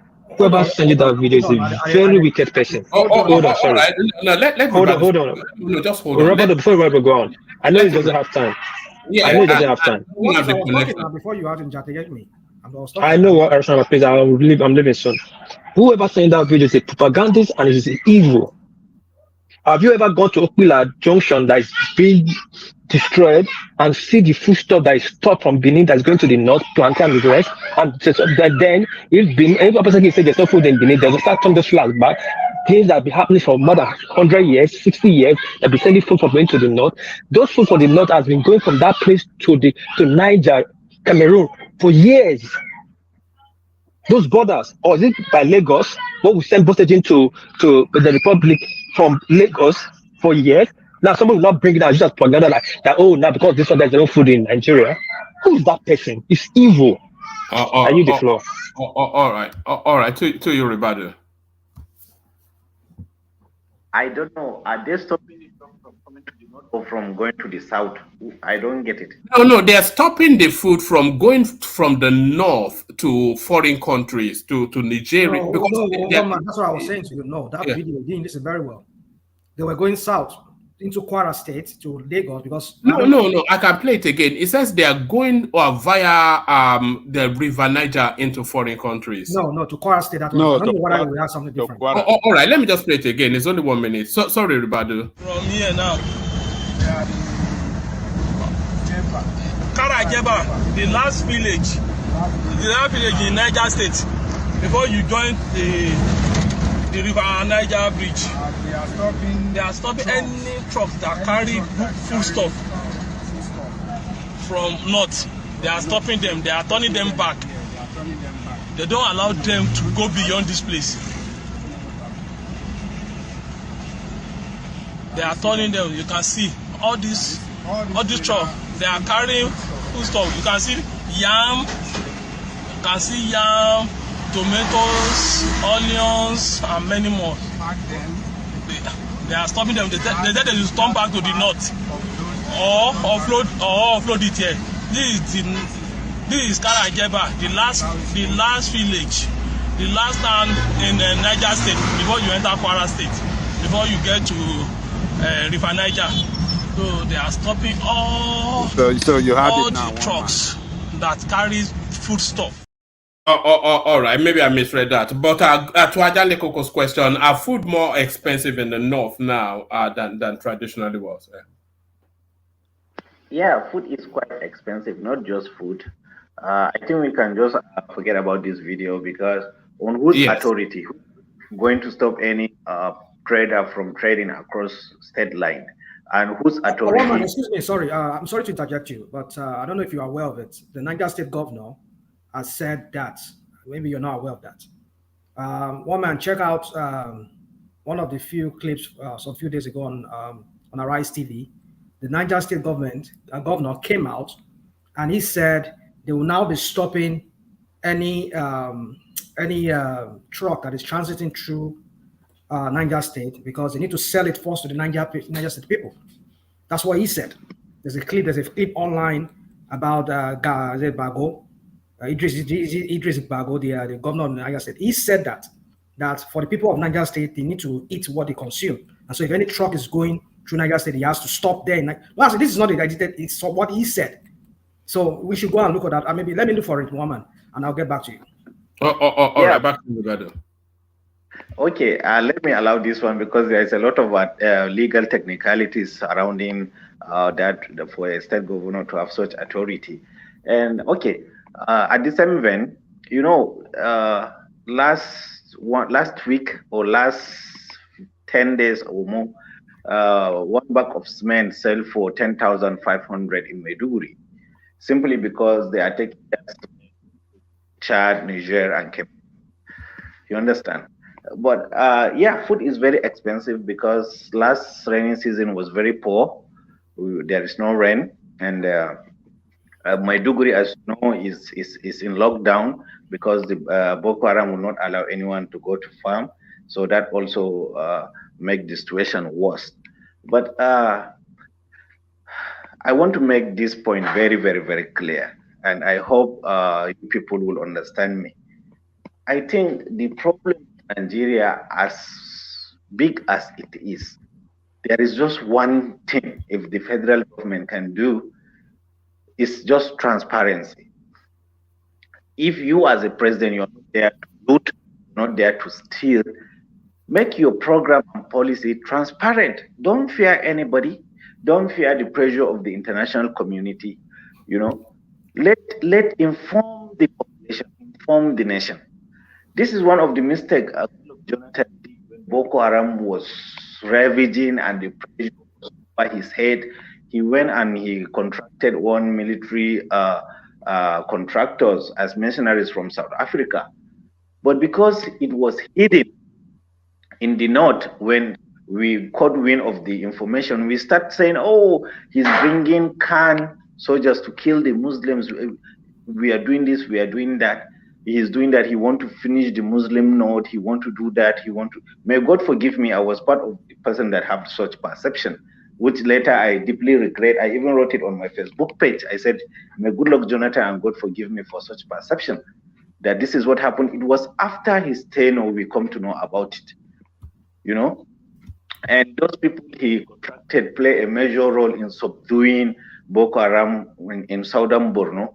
Before they turned to northern Borno, Buhari came, and the first thing he did was to cancel that contract, which also became a very negative thing to us in the northeast. Had it been he allowed those mercenaries to keep working with our soldiers, Boko Haram would have been defeated by now.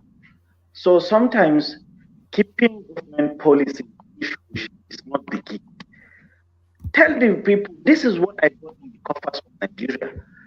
These are my programs. Such money we recover. This is where it's going. This is what we did with it. Give it in a quarterly basis, you know. But I mean, all those presidents, they are running this country as their own house, like a private property or private company. And because we lack political education, you know, we lack education in government policy and administration. Nobody is answering that. Even the NT has become mouthpiece of presidential spokesperson. So eventually, everything boiled to this political illiteracy that has embedded Nigeria, especially the North. If really, you know, we are lacking political will. There is no political will in bringing change to people. Come out. This is what I got in Nigerian coffers. This is what I'm doing with it. This is what I'm going to do in the last 3 months. This is what we spend. This is what we spend. This is my budget. This is the amount of money I need to borrow to execute my budget. This is what is on the ground. This is the financial policy. This is the fiscal policy. I mean, but you know, they end up buying a National Assembly. National Assembly has become redundant. It has become a useless institution. They are not doing anything. You know, and this kind of secrecy is the bedrock of corruption, because it gave the ministers opportunity to do whatever they like, even without the knowing of the president. As things are going, Tinubu is already distracted. Look at what his ministers are doing. Just look at the feud between the VP and Bajamile Femi. So all this is the madness that we, you know. I really have hope for this ticket, because I always say this on the platform, because they have good track records. But look at the internal fighting between them already. It's costing the country a lot, you know. And the poor people are so illiterate in government management that we cannot really. And even if you come out, you say it. What is happening? Nothing is happening. Look at what now. What's happened with MFLA case? It's hush. It's only when they go to court or it's just the national dailies that are putting something. And how many masses are reading the daily itself? How much is newspaper now in Nigerian street? Who has the money to buy? Those that has the money to buy, even if they read, they make no impact. That is the problem. So it's you know, a fundamental change will happen when we have a president that doesn't fear anybody, has nothing to hide. You understand? Doesn't care for his second tenure. So coming back to your lane, one man, if we can have one tenure presidency, it's still good for us. But sometimes we really need to find a way. I don't know how and I don't know when, but we really need to find a way to sit down. We have the mind, we have the brain, no doubt about that. Okay, we really need to say, okay, this is the way to do it. We need to start asking president, what are your manifestos? What are your agenda? What do you have? That is what that woman was saying. Please look for her clip. You know, it's a very straightforward somebody or very straightforward something. But now, how many Nigerians knows how much NNPC is making in a month? How much money we are earning from that? Where is the money going through? All those EFCC, ICPC, all those things is all bullshit. Forgive my language. It's just too frustrating for any patriotic Nigerians. So it has come to such level that if really after this administration, if this Tinubu administration did not fix this thing before the end of his first tenure, only God knows what will happen. Because if anyone will come to the street of the north and see the frustration in the people, I'm telling you, we are just 90% to the boiling point. So this. All right, everybody. Let me take you to one more space. The goings on in the Labour Party. Are you paying attention? Julius Abure, a verilous serial signature forger and a gluttonous looter of party coffers. So the past acting chairman, the current treasurer of the party, the other factions of the party, countless functionaries have accused this guy of being a fraudster. So what are you making then of the goings on in the Labour Party, a party that promises a new Nigeria? Well, I'm not aware because I've not been around. As I tell you, I'm trying to establish my own prospect mining company, which is why I'm going abroad to get my investors and come back. So I'm not aware. Don't worry, we'll talk offline. What are you mining for? I'm looking to invest in something. We have to talk something or the other. But yes. Yeah, to me, the way the government is going, the way the country is going, somebody has to start buckling up and tight his belt. So mostly it's lithium and cobalt, which is there in abundance from Taraba to Adamawa to part of this what they call the Cameroon border. So what I want to do is just there is two types of mining: the mainstream mining and prospect mining, where you just get the site and give the approximate or the prospect amount of the resources or the metals that are there. Then you go out, then you find major mining company that are willing to buy your prospecting. And then, okay, so you establish the quantity and sell the license on? Something like that. All right. All right. You shouldn't be saying that, but I don't like people be stealing your ideas. You can say it to me, but don't say it to people like Rational Mind, who is always looking to steal people's ideas. I am foolproof. I have got my licenses, I have got my locations already. For the past 3 months, I've been doing that. So by end of the month, I'll be in Frankfurt. Then maybe after that, Qatar, then I'll come back to the country. Luckily, if you have people in Frankfurt, so you can link me with them so that I'll see them. That is what I'm planning. All right, brilliant. What else are you looking at in terms of the Nigerian political space before I go back to Joel? Sorry, you said what? I said, what else are you looking at in terms of the Nigerian political space? What else has been agitating your mind in Nigeria? It's just the suffering, isn't it? The suffering of the people. Yeah, it is. And yeah, generally it is. And I also maybe by weekend, maybe towards this, I'm going to send you one video of one young man, which is very touching. His name is Legend. I met him in the university. He has a shop there that he's designing shoes. At the same time, manufacturing shoes, the small machinery he has.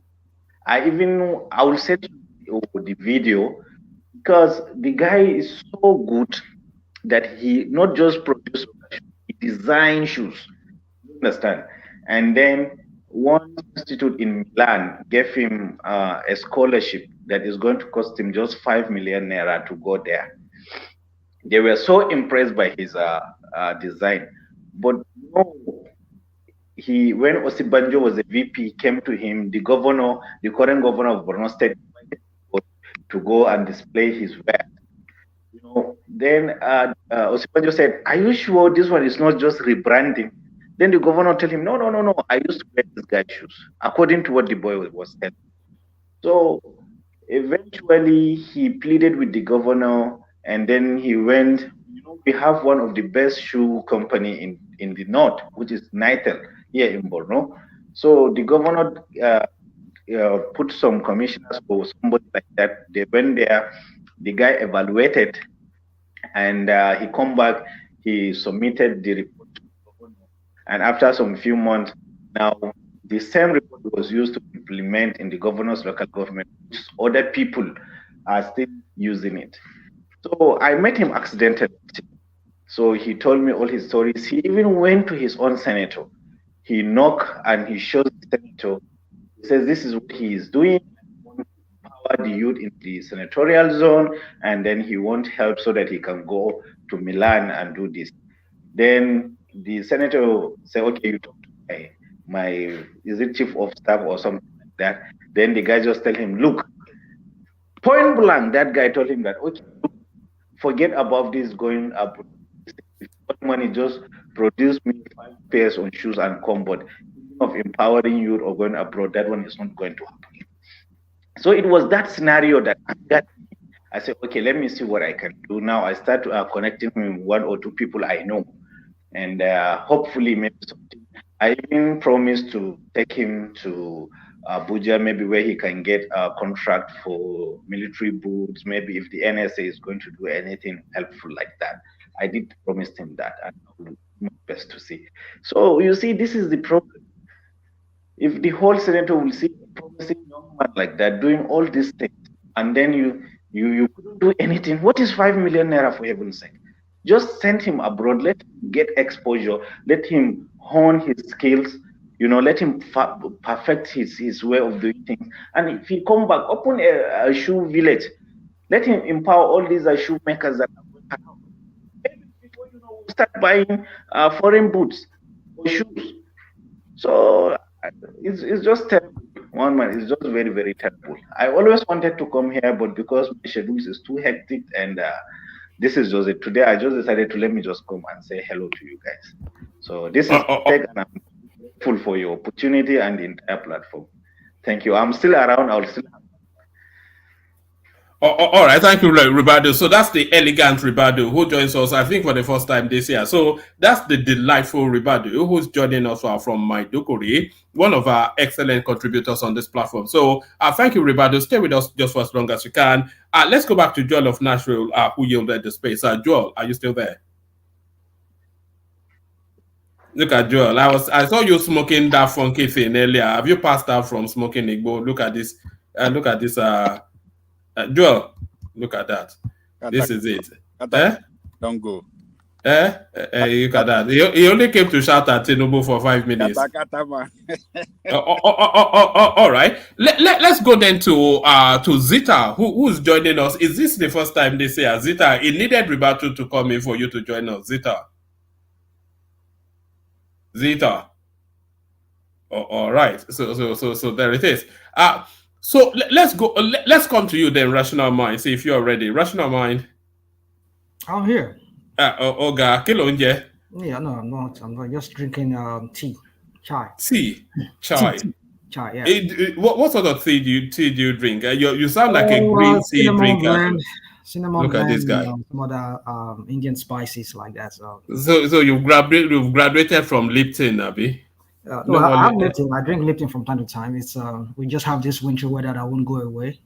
It's just cold and cold. I just keep drinking water and water. Anytime you see me, it's just I'm always drinking hot water or drinking tea or coffee, whatever. Yeah. So it's been a while since I drank tea. I drink a lot of coffee. You're pretty cool people. You are known for your tea. The funny thing is, I was obsessed with tea when I was in Nigeria, but in this country I had never drink it. But yes. So to the politics of it, take us to the Labour Party space and Julius Abure. Yeah. I mean, it's an open and short case, isn't it? Yeah, I just don't know why, because when you were even analyzing it, just play this thing and let us just the way you're just doing analysis, like when people want to see on Labour Party, like you send it to. I mean, what is going on? I mean, we have bigger issues, we have bigger matter to fry than this. Of course, I know it's seemingly looking like there's a rot, but the sequence of the event that was narrated, that she became the acting chairman at so time till like in March, and Abure came in. I don't know only when, but then I could see that there was, even the lady in question too, there were some inconsistencies in what she said. Because at one point she said, I signed check. They made me sign some check. And she has not even gotten NIN or whatever crap she was saying she doesn't have. So you see, for me, at this point, I think EFCC should come into this because this is a financial crisis. I mean, financial crime here that has been perpetrated by these people. They should not make it look like it's partisan. That's what you see. That's what we say when we don't have institutions that are institution in the proper sense of being institution, not being politicized, like the DSS that should be working for the state, not just for the presidency. That's why some people have argued that DSS should be taken out of the presidency, should not be under the presidency anymore.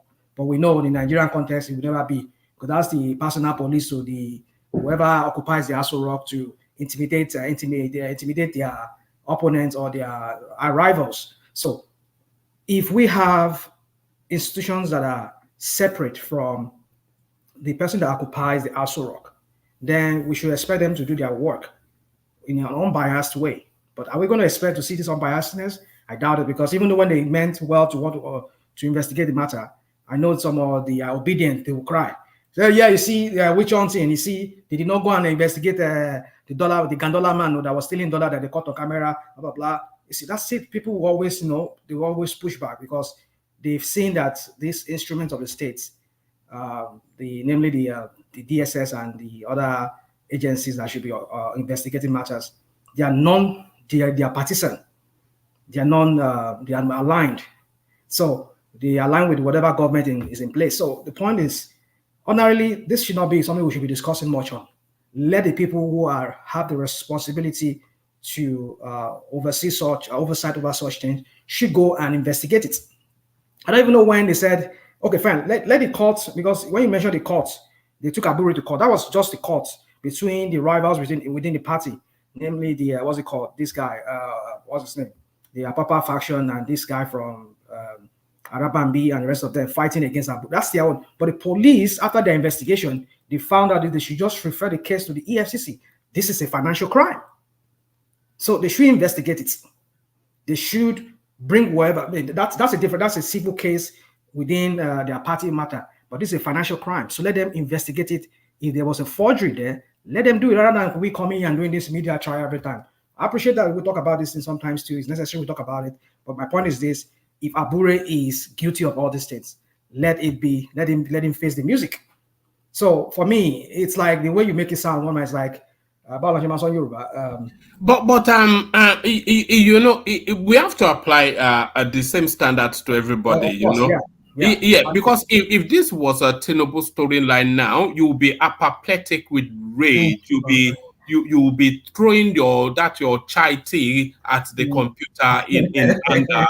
You know that. Do you see? This is the thing, the seriousness and all this big grammar that you use. Now we catch this guy red-handed. You don't catch him red-handed. Don't say you catch him. You see, this is he's caught red-handed now. He's caught red-handed. What is the evidence of catching and the treasurer tells us he's looting. The former acting chairman told us he's forging signatures. The whole of the party tells us it's a fraudster. No, not the whole of the party. It's just some few dissidents among the renegades in the party. Or should I call them renegades or whatever? People who differ in opinion or whatever, that are the people behind it. And looking at the history, like Arabami was making noise, and the next day we're seeing this lady coming out. Could it be that that's why I said that I'm linking this event here. So I will never put it past this Arabambi / APC moles within the party. And you see, another thing again is that some people they've argued here on this platform. You see, some of us will come here, we just say we just spew out some inconsistencies here that, like we're talking about. Some people say, oh, Arabambi and Apapa were the founding fathers of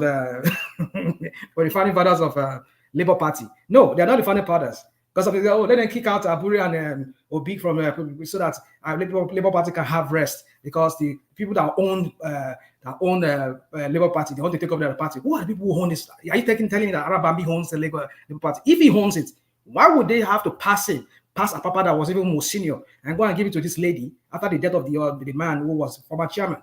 Why would they give it to why would they give Apapa to be the acting chairman? They were it goes by seniority in the party. So why? So you see. Some people just come here and tell us stories like as if we're dumb. We don't even know what is going on in that country. Like, we don't see, woman. I just know there's a lot of shenanigans going on in that party, and like I said, I'm not really a fan of. I'm not a fan of Labour Party, and I know most obedient are not fans of. I'm not obedient, like I said. I'm obedient inclined, like I said. But if you want to tag me as an obedient, fine, I'm okay with that. But I'm not obedient. I just want to say that for the record. I'm not a card carrying member. And same thing with many other Labour Party people obedient people who are also pro-Obi. A lot of them are not card carrying members of Labour Party. Like, for example, like Aisha, this Aisha woman, she's not a card carrying member, but she speak with passion of Obi and maybe his candidacy during other candidacy of other people with Labour Party. You would think maybe she's a member of Labour Party. So like her too, myself, I'm like her too, in the sense that I just see, well, let me not go into all of that. So my point is that trying to like tag all obedience as being Labour Party people, that's erroneous. That's not true. That's not totally true. Many obedience are not Labour Party. But if you say they believe that Obi could use Labour Party to realize that ambition or that thing that they are yearning for, that new Nigeria, that's what they thought. But you see, even Showore himself had the same mistake when he thought he had somebody like Ezenwa. They thought that the guy was a friend of his and blah blah. They've come a long way during the activist, just the student years when they were doing Aluta years back. And then he brought this guy in, and look at how the guy kicked him out. So there will always be Judases in whatever. So that's not for me to just gloss over it and make it trivialize the whole matter. But I'm just trying to say is that when the Agbadorians send this kind of topic to you, woman, and you said you want to do a good job of trying to achieve a job of wanting to like pound on obedient, like pound, and I mean, it's for me, it's just like you're just diverting the attention from the main issue. The main issue is that dollar today in Nigeria is almost $1,600 naira to $1. And what's it called? The pound sterling, which is the one you use. It crossed the 2,000. That's what I'm saying. Yeah. So where are we going? And we're just distracting us from the main issue, the main topical issues that we're talking about. We're talking about what's it called? Talking about how do I say? How do I want to use a party that is just not known until when this guy used it, and it gave you people a headache, a nightmare, and you people were so scared to your pants that to the very day you people are still.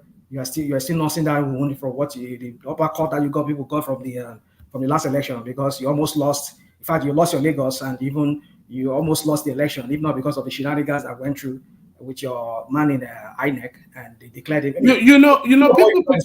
People keep saying that Tinubu lost Lagos. Well, Tinubu is the president, so he won the presidency. Sanwo-Olu is the governor of Lagos State, so he won Lagos State. So what exactly did they lose in Lagos State? What did they lose in Lagos? What did they lose? People live in your own world. I mean, I don't know. I don't even know where to Rational Mind. How are you? One man, how are you guys? Good afternoon. But why this Lagos Obi win Lagos? If we take the numbers, Rational Mind, what is the number that will be used to win Lagos? It's not up to 15,000. 10,000. That was the difference. Yes, can we call that a winning? They declare him the winner. What are you people talking about? No, they declare him the winner. It doesn't matter if it's by one vote. Winner is a winner. Even body long, but one winner body long. What's the reward of that? Let me speak now, please. What's the reward of that win? What's the reward of it? You people just like go on, Thomas. Rational Man, please. I understand. He took the state because he won the highest vote. I understand with you, but really, can we say he won with that little margin? I don't think so. Because 10,000 is nothing out of the millions Tinubu got. 10,000 people. It's nothing. We can't really say he won Lagos. 10,000. If we are talking about 10,000 head, we are saying it's Ajale Koko, he didn't win though. Rational Man continue. He didn't win. They have almost the same living soul.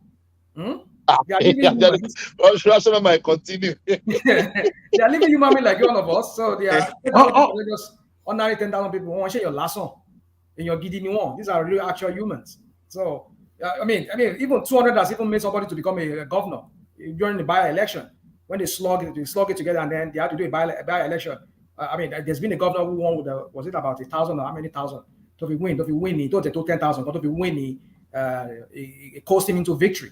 So what are we talking about? So let's not go into this. Let me use the word of my one man. This minutiae, this non. It's not secular, but I'm on legal time.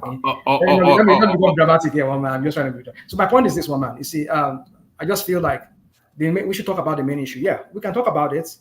Corruption. For me, I'm this kind of person. I hate corruption.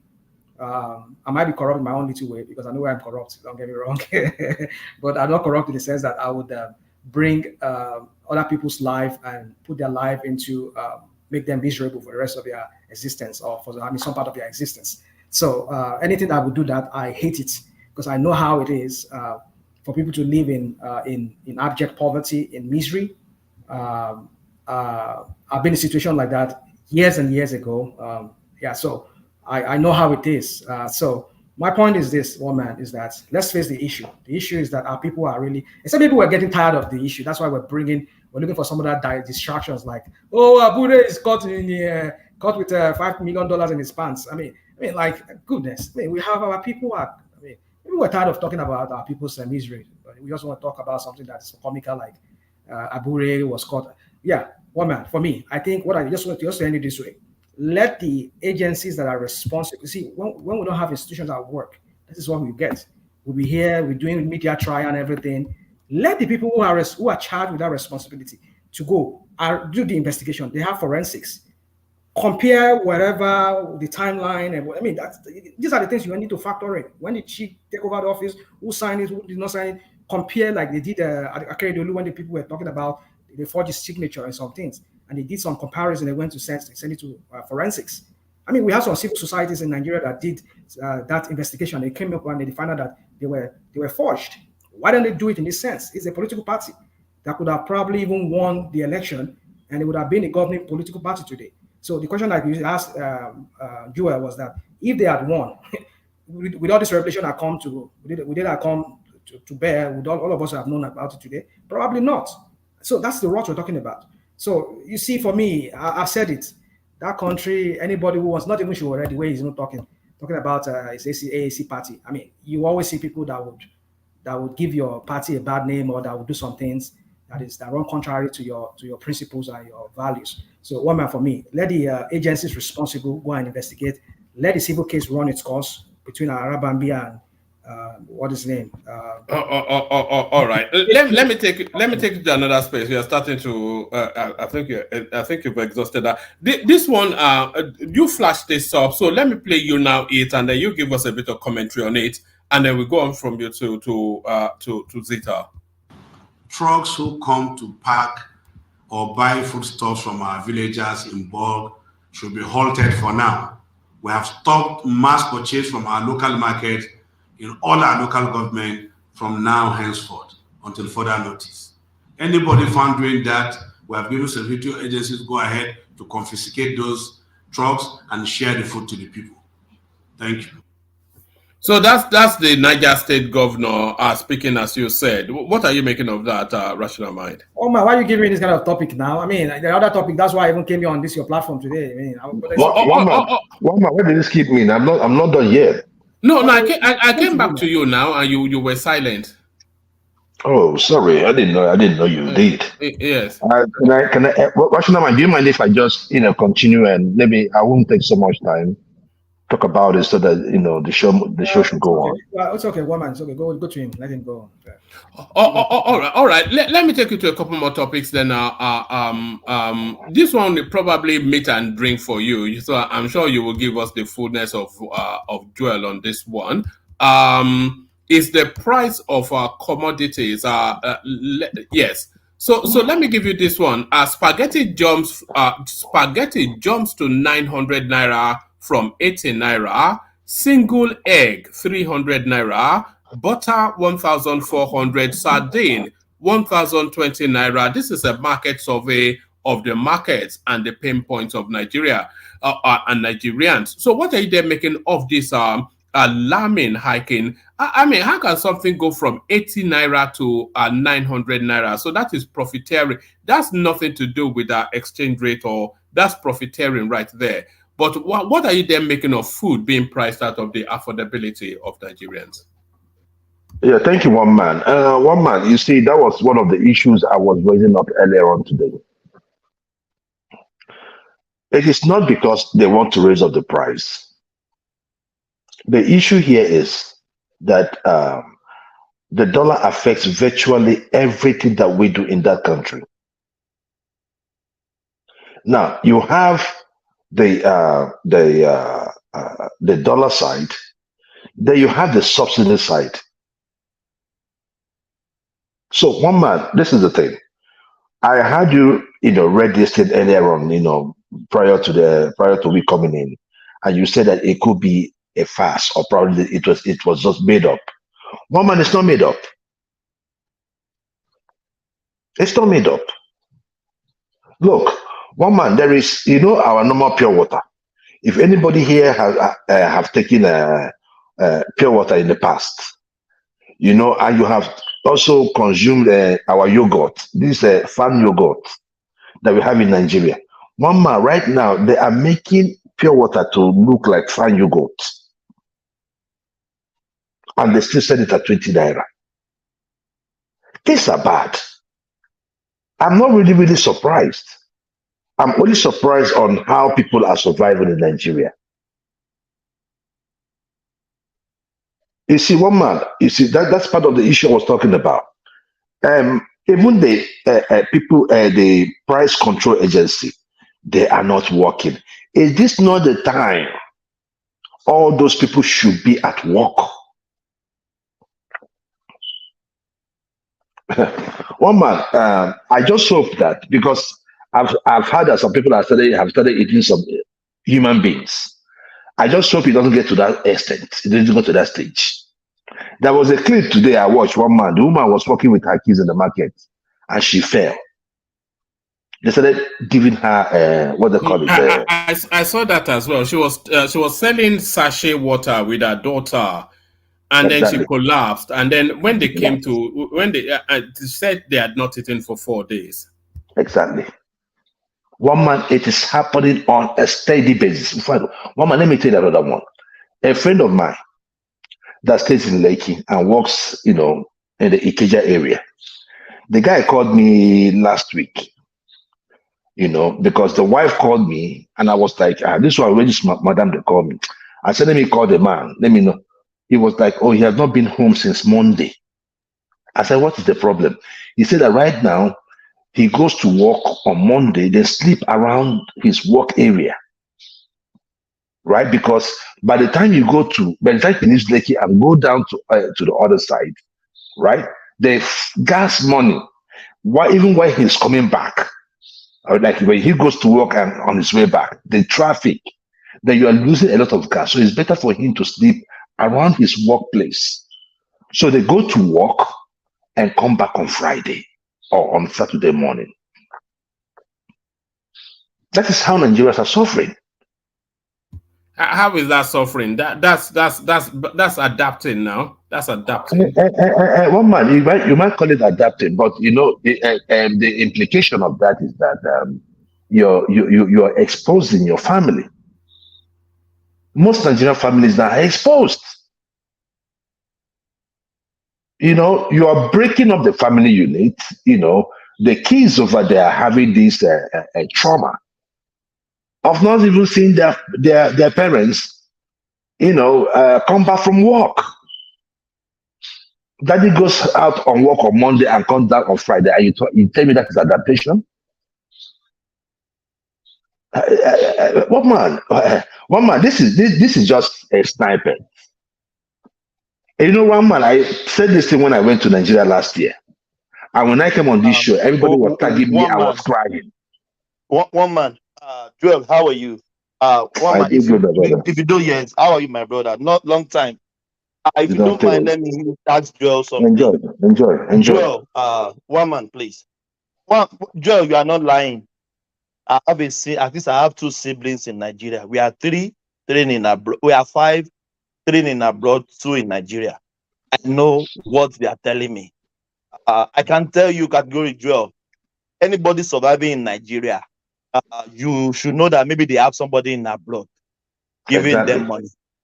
Yes, anybody, I will tell you that. But why? Where is these people still buying motor? People building house? Where are the people getting money from?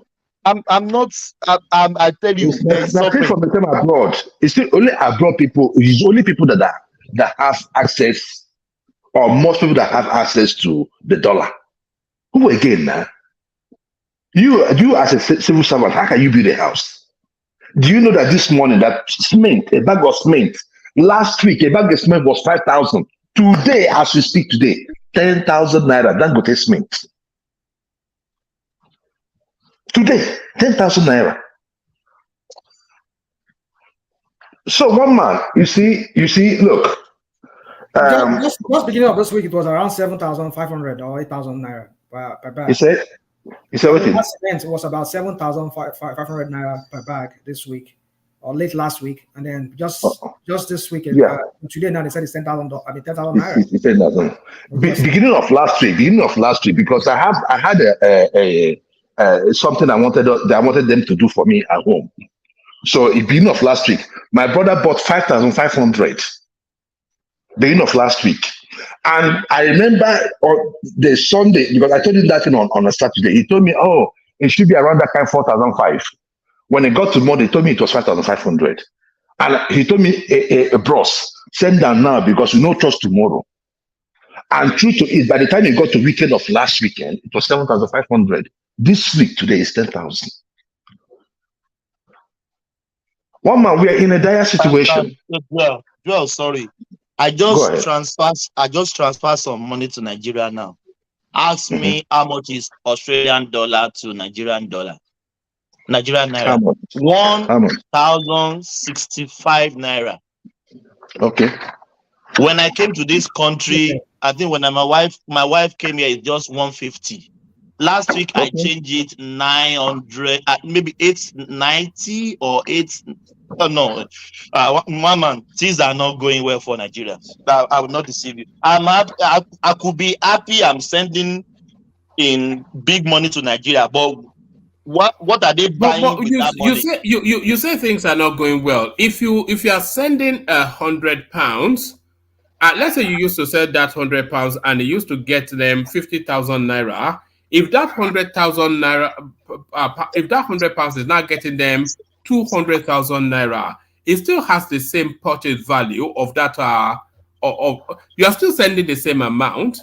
Why would you send any differently? Because they get it as whatever inflated. No, one man. That's a lie. The issue there is that the inflation. The money, the thing they will use to buy is as inflated. It's also going up. Yeah. Bill, you are right. That's what I want to drive at. But hold on. If you are sending, let's say they are buying it for, if you are sending 100 naira, £100 to 50,000 naira, and now that 100 pounds is 200,000 naira. However much that thing goes up, the same value that your £100 has, it still has it at whatever exchange rate. So because they say Nigeria, in terms of international money, Nigeria is probably the cheapest country to live in. Your dollar will take you 1,000,000 miles. So if you are sending hard currency, then your people should not suffer. One man. See, please, let's not just narrow this, narrow it to those that we send money to. What about those that don't have money? People sending them money. What about those that even have people abroad that they refuse to send them money? What are they doing? And they're in the majority. Thomas talking here now has cousins. He has cousins. He has extended family. What are they doing? Because at a time when this kind of thing happens, now everybody is like, me to my family, because you cannot continue to, feed the public. You cannot continue doing that. Joel, let me say something to you. Lately, I've been having to add more to my my work here, because even with my own work that I do, it's not even enough to pay my bills here. I have so many bills that I have to go and do extra job. Just to be able to send money back home. You get it? So it's even we that are here, it's because of the responsibility that we have. I mean, back home, before this guy came in, Boo Boo, and what's it called? This one that is there now. I mean, my work is enough to take care of me and my family and whatever my bills here. But now I have to go do extra job. Even as I'm talking to you, that's one of the reasons why I'll be leaving very soon, in about few minutes, or maybe an hour now. I'll be leaving just because I have to send money back home. I have people. I can't just be looking at them starving to death. I mean, I get to bed. I just have to I'm having high BP. I won't lie to you. I'm on the edge because every time I just see texts, calls. It's just, I know everybody just wants help. Any day I wake up, my mind is just thinking. After work, this, that. You see, the stress on us alone. It's just for me, that I'm just speaking for myself right now. And I know some other of my friends that they are working like clock. Just because they know that they have family, because they have other things they have to do here. And they know that their current, whatever they are earning, is just enough to take care of their own bills here. But they cannot accommodate extra from people from outside, like their own family back home. So and these I have brothers, I have sisters that are gainfully employed, but their money is not even enough to even take them anywhere. It's not enough. It's not enough. It's not enough. So one man, Washerman, are you done? No, yes. I am. Yes, sure. Let me just add this. The market cannot price outside of the affordability of the buyer. Do you understand? The market, it cannot price outside of the affordability, because then who will buy it? Yes. If they price food beyond what the people can buy, then who will buy it? But that's the situation we are right now. The business people are complaining. Nobody's buying. And then they will throwing the food in. Are they throwing the food in the bin? No, one man, you just preserve it and wait for the day they will buy it. Who will buy it? The same people that could not buy it? One man, at some point, I mean, people still come out to buy. But there it is. So the market can never price beyond the affordability of the buyer. One man, let me tell you. No, it's beyond the affordability of Nigerians. What are you talking about? One man. Then who is buying the food? Who's buying the food in the market? Is their salary increasing, one man? That's the question I should ask. Is their salary No. Who is buying the food in the market? Yeah. Some of them are going on. I don't know if have you heard about a trend that is going on in Nigeria now? A trend of whereby people now they go and collect loan at one of those loan sharks and go and use it to go and eat, and then that's it. And they start looking for them. People now are stealing other people's identity. They will use your name to go and collect money from loan sharks. Yeah. And I mean, people are terrible now. You need to know. Vices are going on. Calm in Nigeria now. Within, not just outside though. Forget that one of our. One man, even the farmers now are complaining that the people go to their farm to dig up their crops before harvesting. Before they harvest, people are going now to people's farms now to dig out whatever that they have there, that they have cultivated. Joel, sorry for coming in again. But please ask one man how many people he's sending money to. I know it's only his parents. Come on, can you answer that question, please? Yeah, you've answered it for me. You've answered. Nobody asks you for money. So, do you know how many people I'm sending money to frequently every month?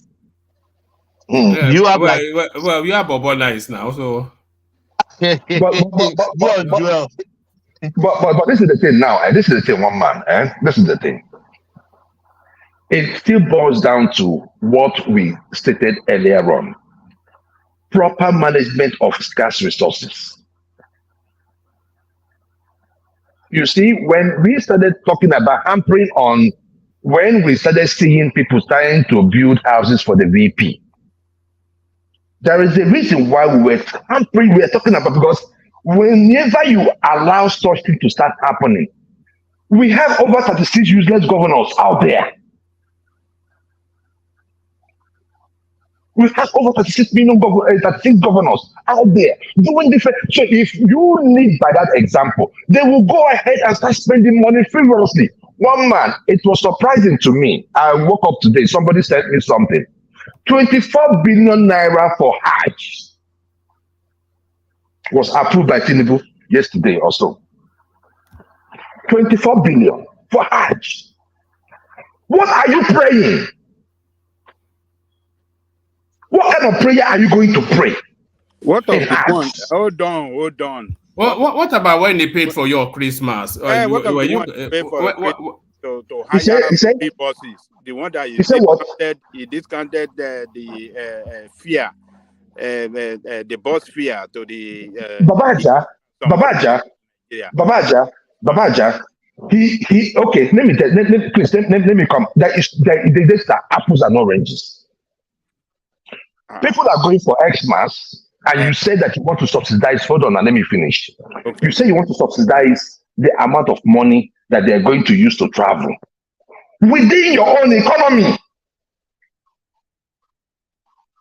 Within your own economy, subsidy happens even here. You go to train stations here; they have their subsidizing public transportation for the citizens, even in the United States. To date. There is nothing wrong with you subsidizing for your own people. You pay any public funding for religious activity is illegal. It's illegal. It should not happen. That's my point. It should not happen. A lot of you went haywire. Hey, what is Ajale Kokote? Yeah, this is illegal. According to the Constitution of Nigeria, public fund must not be committed to for religious activities. Period. And that is what they are doing. Whether for Christmas or within your economy or to outside Nigeria for pilgrimage, it's all illegal. So we shouldn't say when it doesn't benefit us. Because we are Christian, it benefited Christians. I mean, Muslim now. We want to cry. No, Babaja, it's not Babaja. I think you're getting me wrong. I do not care whether it is Hajj, whether it is pilgrimage to Israel. I have never supported that move right from the first time. I don't know who have been supporting that on here, but I have never supported it for either way. I believe religion or spirituality is a personal thing.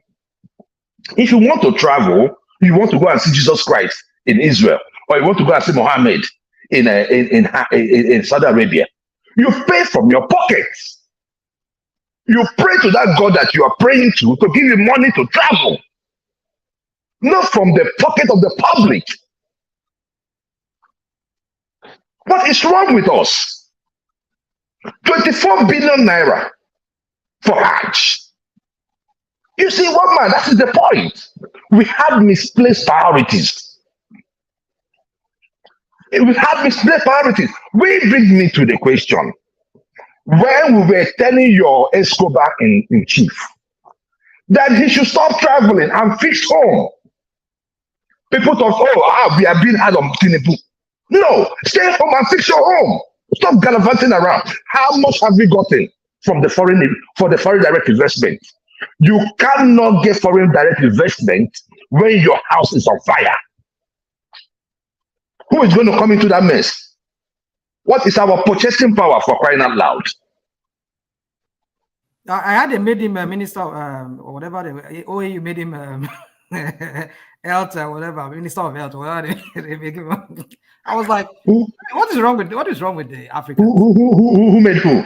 They made Tinubu. I think they say it was at the OAU meetings that they're having in Addis Ababa.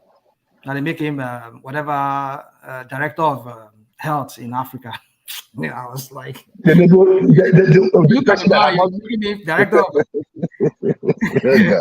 Oh God. director of health. It's unfortunate. You see, young men like Kagame there and all of that. You don't make them. You don't make this other guy. They call him. They give. Oh my goodness! Who swear for Africa, sir? Rational mind. You see, well, it is not. I think it's a. You see, I've said it on this show before. There is something instinctively wrong with the black man. I'm being honest with you. On this show before, there is something instinctively wrong with the black man. I'm repeating myself. What's going on? The people that they want you. They don't like me. That is how they do. That's how they do. They probably. Hold on, Joel. I think it's Shola. She wants to interject. Shola, let's hear from you, Shola. That's how they do. They probably. Hold on, Joel. I think it's Shola. She wants to interject. Shola, let's hear from you, Shola. Yeah. Good evening. Can you hear me? Yes, we can hear you twice. Okay. We can hear you, and then we can hear ourselves in your audio coming back. Mute the YouTube. When we're discussing issue with our economy, let's not deviate to unnecessary insult. And that is one thing I don't like about when people are talking. We're talking about something very serious that is affecting millions of people in Nigeria. And I don't think we should just be throwing insults unnecessarily. Sorry, the last speaker. So do you want to tell me if Obi is the president, it won't be traveling to other countries? Will you say that? Is that the question? We should just be. Sometimes it saddens my heart when I see adults behaving like little kids. You know, because all this you are saying, the Agbado, whatever, is unnecessary. And when we keep saying things that are expensive in Nigeria, is it only in Nigeria things are very expensive? I keep saying it's not only in Nigeria. It's just because people are not Thank you, my sister. The UK is in recession now. Japan is also in recession. Where is world peace? As I said, in the community. I know what people are facing in the countries that we call developed countries. You go into a home, you will see families of 4 with their children living in one room in this United Kingdom. So what are we talking about? Are we now just saying people are just been suffering in Nigeria? I have families there as well. There is no amount of money you send to them, they will always ask for more money. It's never enough. And we still see people wasting money on parties, weekend, daily, spraying money like water in the same Nigeria of today. The beer parlors are never empty. The beer parlors, they are never empty. Which one have you seen, woman? Which one have you seen that is never empty? Which one have you been physically present in Nigeria? You saw yourself. Exactly. No, so, woman, you cannot be saying that now. You dare to see? Just like exactly. Just like one man said.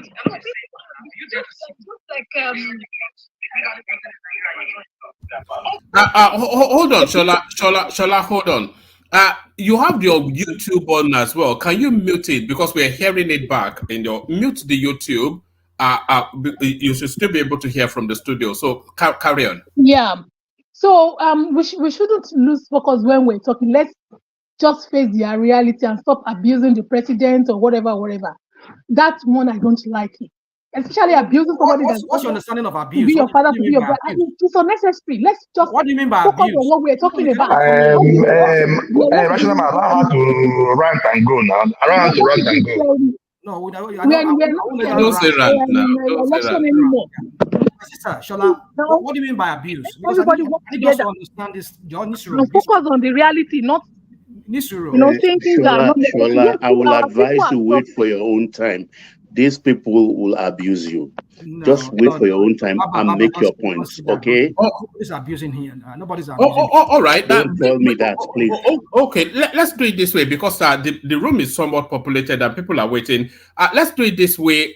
We'll do 8-minute monologues. So, Joel, bring it home, and then we kick off the 8-minute monologues with we go to Zita, and then And then actually we go to Baba, and then we go to Zita, we go to Shola, and then we take it round. But Joe, bring it home. Okay, one man. Thank you very much. To the last speaker, Shola. I wouldn't apologize for any of my utterances, and it is belittling coming here to call people kids because they are calling out the president. I am not going to go that route with you.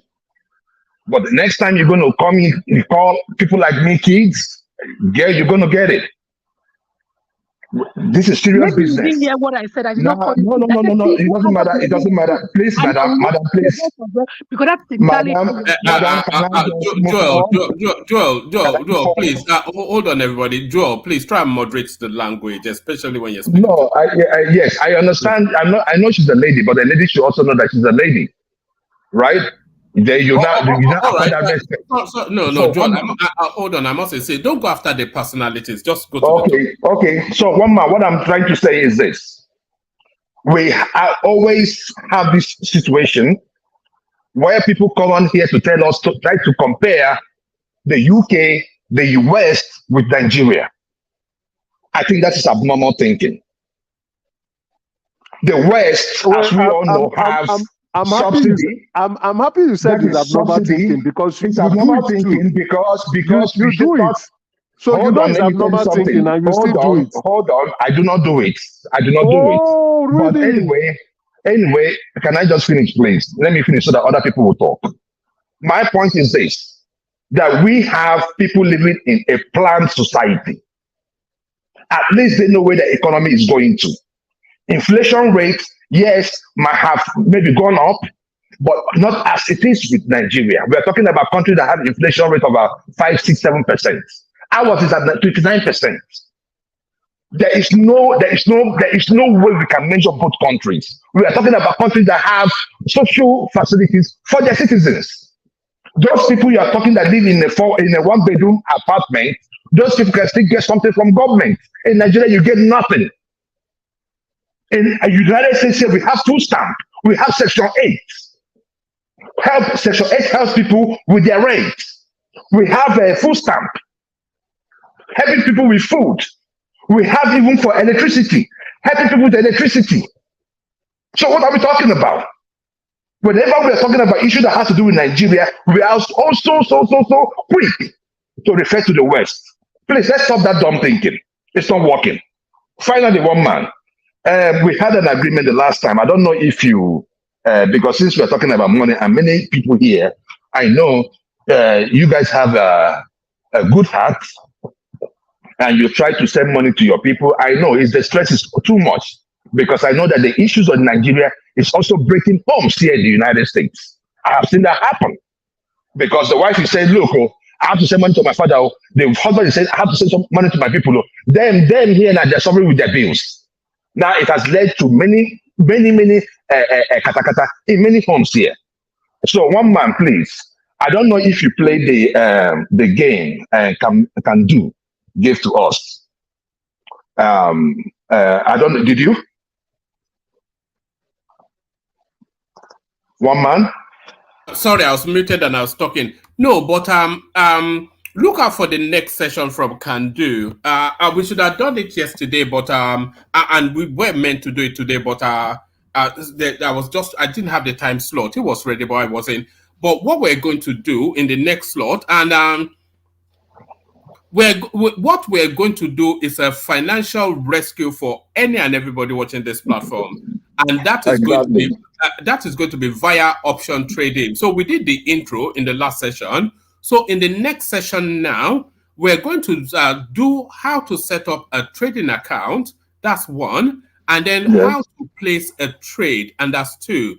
And then we're going to be placing that trade in real life. I'll be advancing £100 of my own money to experiment with that. So we will set up an account, show you the step-by-step process to set up an options trading account.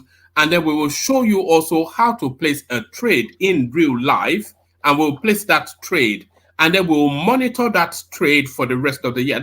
that £100 will be a one-off, and then we'll trade it up until the end of the year. And then by December, we will audit then what that £100 translates into. And people can then follow with their own funds. So that's the financial rescue package. Yes, one man went to more palliative. That is what it is. Yes, one man, because I gave it a try. I gave Tesla a try. I played it on Did you make money? Yes, I made over. I put in about $230, and this morning, this afternoon, I cashed out about 1,700.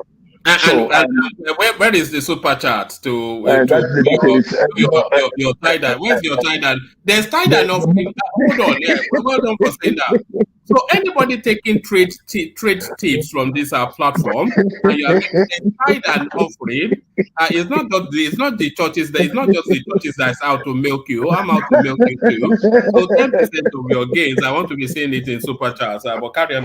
We'll be on that space, financial. Yeah, but at least I'm sincere about what happened, right? But the reason why I am saying this is that I know that many of us here will need that kind of help. I'm not saying that it is 100%, but if you have a good game, I will advise you to just give it a try. It works. Like I told you, it was about 1,700 with an investment of about $230. So I just want to say, I said let me put it out there as a good news for some of us here, and to please hop on that and see if you can have another stream of income. One man, thank you very much. And one man, it's not MMM. It's not MMM. It's not MMM. No, it's stock trading. It's trading options. It's option. Everything is out there. It's out there. Anybody can access it. It's not something. It's not like a group telling you, "Hey, give me the money." You're not giving anybody your money. It's your own account. You open it. It's your own account. You pay in the money. You see your money. So nobody is coming to tell you, "I'll do this or do that." You feel me? So just have an open mind. And can do is a trustworthy person. And I think we just go through the gains and losses together, because you're going to have some losses. You know what I'll suggest, Joel. Write that $300 off. Write it off. And then trade it for the rest of the year, and then see what that. So don't just play it till the end of the year. See where it lands. No, one man. I've been playing games. So I've been playing games. Today is not. I'm like I'm a big sticker, right? So I know that one of the biggest I've done was like $5,000, right? So I'm a big sticker. So this is just like I wanted to be more accurate. I think I've gotten some tips from Baba T and others, right? But before then, I've been playing games. I just want to be better at it. I'm better at reading the graph and all that. From the platform, and they're not even. Anyway, well done. I'm pleased to hear that. So thank you, Joel. Stay with us, Joel. I'm going to now whip it around very quickly because Mama, please, before you go, please. You said you were going to send me an email. You've not done that. I don't know you to be email regarding what? Can do. You remember No, it's not fully set up yet, but before the end of this weekend, they'll be all sorted. Alrighty. Thank you. All right, brilliant, excellent. So thank you, Joel. So that's Joel. The benefits of being part of the Woman platform. There it is, right there. You even make money as well as make noise. We go on from you then to Zita, who I think joins us for the first time this year. The 8-minute monologue starts with Zita so that we can get around people very quickly. Zita, how far? Is our fight over? Woman, happy New Year, everyone. Thank you for turning up, by the way. Daily, your fans have been harassing me. What did you say to her? What did you do to her? Nothing. No, I'm just busy. I thought Baba sent you a mail telling you that he's feeling sleepy. He wants to speak. Yes. Okay, let's go to Baba first then. Well done for doing that. Thank you, Zita. Happy New Year. God bless you. So Baba, good to have you come into the conversation. Where would you like to enter it from? Do you want to enter it from Abure, who is a very last. Let me just rant Yeah, in yeah, go on. quotes. Yeah, go on. Go for it. Yes, good evening, woman, and long time no see. Let me put it that way. And good evening, everybody, both on the comment section. Adúpẹ́ lọ́dọ̀ Ọlọ́run, adúpẹ́ lọ́dọ̀ Ọlọ́run, Olúwa ṣeun. Yes, it's about the situation in our country. Yeah, it is very bad. No doubt about that. And Ame Tinubu died in the wool supporter. I repeat, Ame Tinubu died in the wool supporter. And I believe in him, in his capabilities, in his capacity. Yes. He is not, or seemingly not doing well at the moment. Of course, that can not be denied. But somebody should please make an omelette for me without breaking eggs. Or any medical person here who is a surgeon, can you please perform an invasive surgery without spilling blood? I'll be glad to see, because I like to learn. Yes, everybody has a governance style. OBJ has his, Yaradua has his, and all the rest, including Muhammadu Buhari. Yes, Tinubu's style, well, I don't like it because I would have want him to be populist. Populist not in his policy, but in the outlook. For instance, when they bought cars for Aso Rock, spending about 2 billion, everything. The Tinubu I know can afford that easily. If I were Tinubu, I would have used my own money and say, look, I didn't meet anything here, but because of our situation, I'm using my own money to buy my own cars. Please number my cars. The day I'm leaving, I'm taking them back along with me. I know Nigerians, they like populist things like that. They will applaud. He didn't do that. I won't fault the timing of the Forex floating the Naira. The timing may not be perfect, but it's okay. The oil thing, the subsidy removal, I mean, that was spot on. Spot on. Because we're in a situation where if he didn't do that from day one, he wouldn't be able to do it for the next 4 years. He will be there. That was spot on. So there has been flip-flop in policies, which I don't like at all. But I know they will make the necessary adjustments, because I believe too many gas goes from every other corner, on tribal field, on political field, and economic field. Right, left, and center is being slapped. Things seem slow. Things are tough in the country. But hey, man, we don't have famine. This is not a situation where MJ, that is USA for Africa, United States Artists for Africa, have to sing, "We are the world." We are not in that situation. The vociferous opposition are weaponizing the word hunger derogatorily to beat down our country.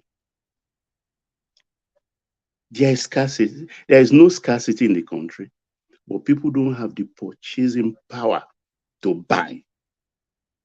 That is true. Absolute true. But let me tell you something. You use one word, one man, a couple of days back. In a situation like this, where we are trying to rebuild, because here, Tinubu with his policies have brought down the country to so we have to build again. We have to modernize our lifestyle. We have to modernize our economy. We have to reorganize the outlook of our populace. It is the duty of everybody. This situation we are in calls for the contribution of everybody. If you are able, willing, and ready to be a Nigerian still, those who don't want to, who wants Nigeria to go asunder, you are very free to leave, because Nigeria is not going to go asunder. Not in the next 4 years, not in the next 8 years. Why, you ask me? We stand on 3 tripods. Even if there are 6 regions today, it is still the 3 tripods. Hausa, Igbo, Yoruba. In every administration, it's always 2 against 1.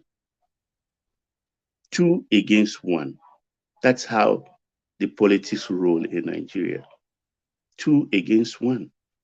Igbo, Hausa, they will dominate for 4 years in this political cycle. Or Igbo, Hausa, Yoruba. The Hausa is a common denominator there. If we like, let Igbo and Yoruba align, or one of them be the common denominator. If we don't like, let's leave it like this. We'll be playing the politics, no doubt. Because this hunger, they just run with it. Every little line they write, every little sentence made, they must put the hunger. And the skit makers are not even allowing us to know whatever they post, which is the reality or which is the truth. Anyway, in a situation like this, truth has been thrown out of the window. Propaganda reigns. We all have people at home, those who wish for revolution, those who want riots, those who want the country to burn. I have good news for you, or bad news. When it starts there, and they call you one day and tell you, oh, that's your beautiful house you build in Lagos or in your village is on fire. Smile or be happy then. We all have people at home. You have to make the necessary adjustment. I make adjustment. People I send money to. My mother is 90 years plus. She's still living in good health. But I know that I'm being ripped off with this hunger thing. What I did after doubling her money is to make sure that I make it 2 weeks. 2 weeks before it's all every month, but adjusted so that they don't rip my mother off. These are my siblings, my own younger brother, the last born. I'm here. I don't have a driver. Neither do I have house help. All those things as I enjoyed back in my 2 homes in 2 countries, I stripped it off. I can afford it here. But he has a driver. He has his own car. He has house help. Big man. But I fund him. Oda, look at yesterday, 3 days ago.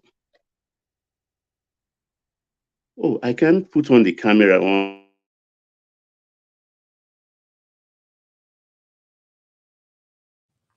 What happened? Baba, are you there? I think it dropped. It looked like it dropped. Unmute, Baba. No, I can't. I want to use the camera. I just want to illustrate something. It's on. It's on. But mine is not on. No, yours is on. You switch it back off. Ah, okay, very good. You can see my head. When I was speaking to Prof. Odin Kalu a few days ago, you see, I had this Einstein hair. You understand? Because this is the cold season. But then I've been wearing plenty hair since I think November, and I want some. Usually we all save money every month, but 2 days ago there was pressure from me, from an in-law, not even in Nigeria, in Ghana, and I decided to send a certain amount. I cut my hair 40, tip the baba 20, 60, and I felt that, what is it? If this 60, I add another $60 or $100, that will amount to a certain this, just to put smile on this woman's face. I went to my basement. I pick up my clipper kit and use the mirror. I cut my hair myself, just a sacrifice. My daughter came to the basement to do her laundry, and she had humming of a kind of my clipper. And she came to the other side and said, "Daddy, what are you doing?" I said, "Can't you see what I'm doing?" He said, "You're cutting your hair." I said, "Look, Auntie so and so is in this situation. I'd rather add more money so that she can enjoy." I saw her through my mirror. She was just looking at me and shaking her head. She went away. So this calls for sacrifice. This is a situation we are in our country. Things are very tough. But I know next one by law.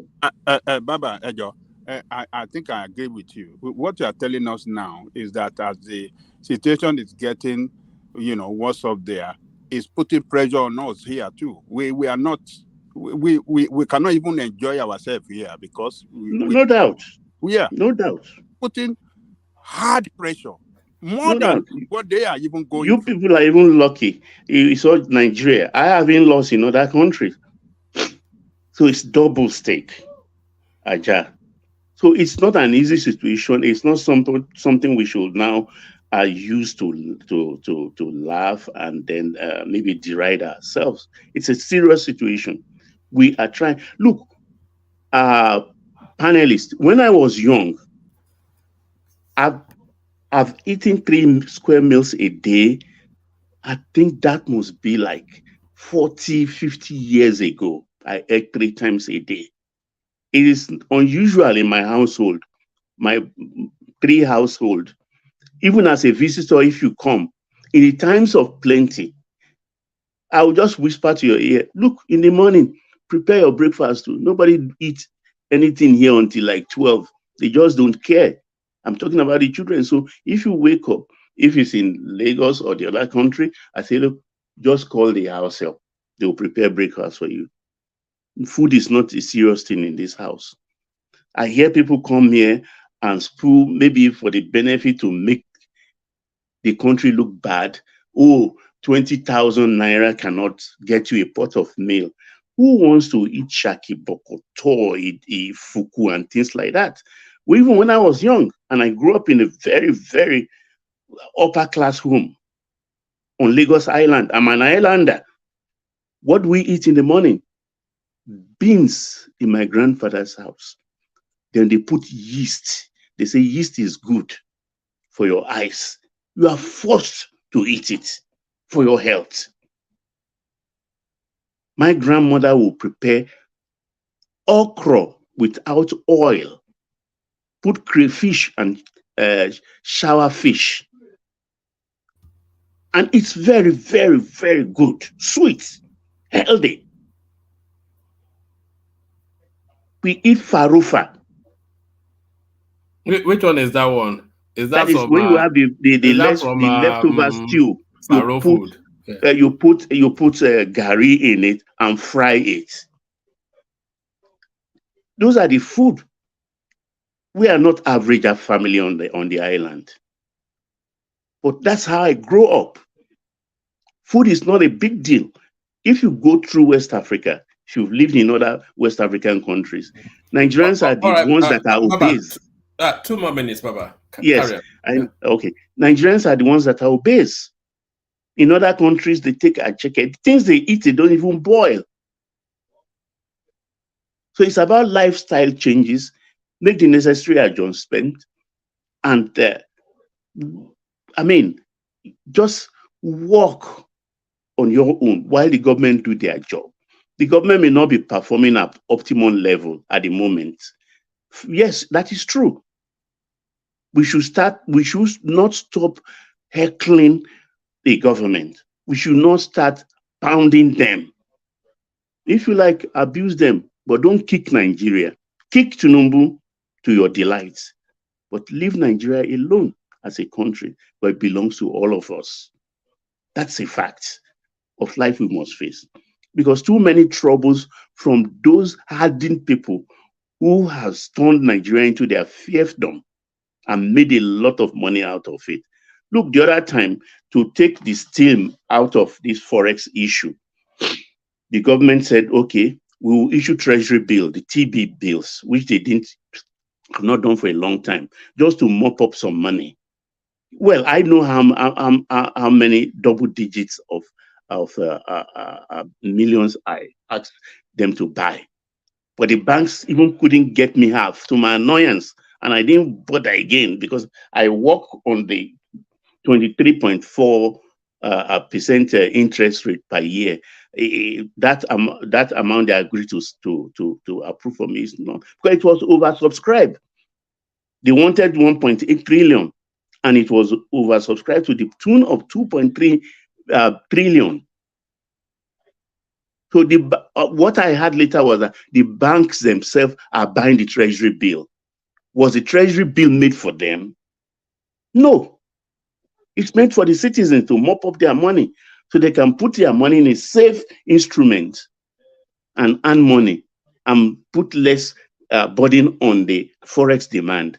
But it didn't work too. They sabotage it. So Tinubu needs a level of madness to handle the madness that is permeating the Nigerian environment. If you are not mad, you can't rule Nigeria. I know it's not a military regime, but he has to show some madness. This reluctance on his type is irritating people like me who are his supporters. I'm embarrassed. He has to show level of madness and deal with the people that are dealing with Nigerians. Because it is obvious. We all know these people.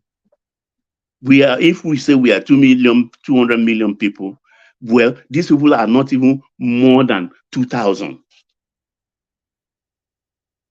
They can't be more than us.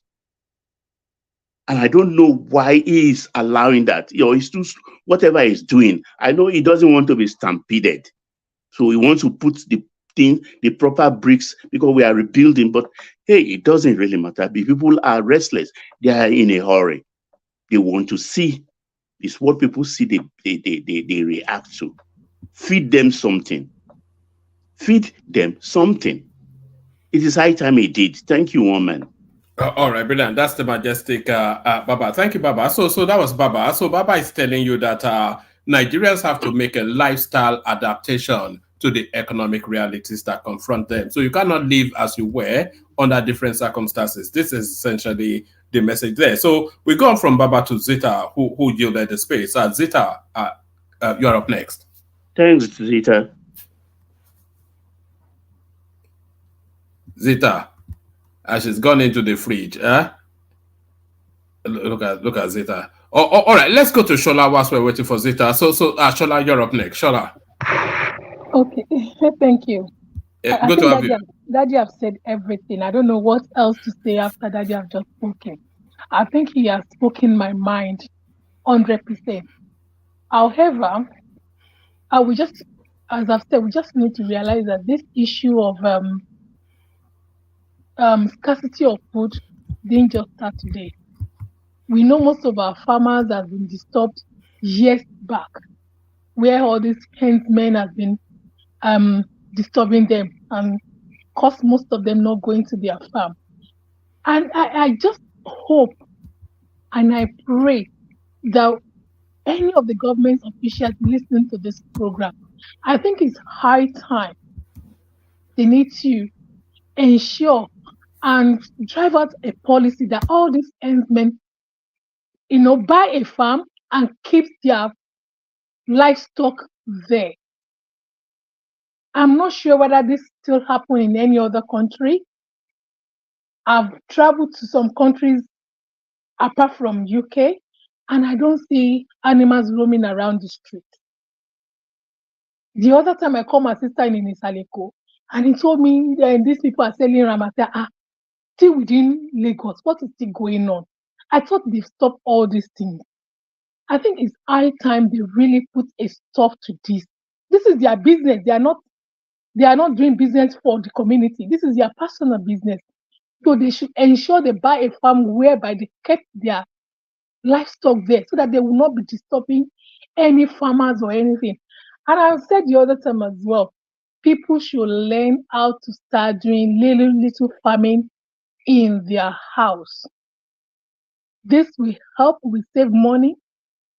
It will enable them to have at least something within their house, and they'll be able to save costs in other areas.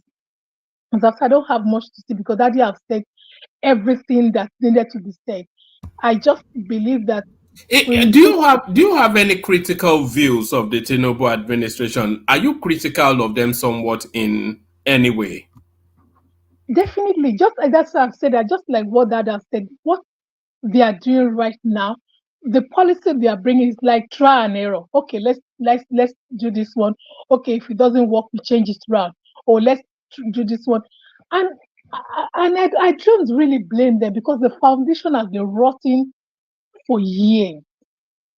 And for the foundation to be solid now, they have to, it's like a house that wasn't built on a solid rock. They have to bring it down to now build it up again.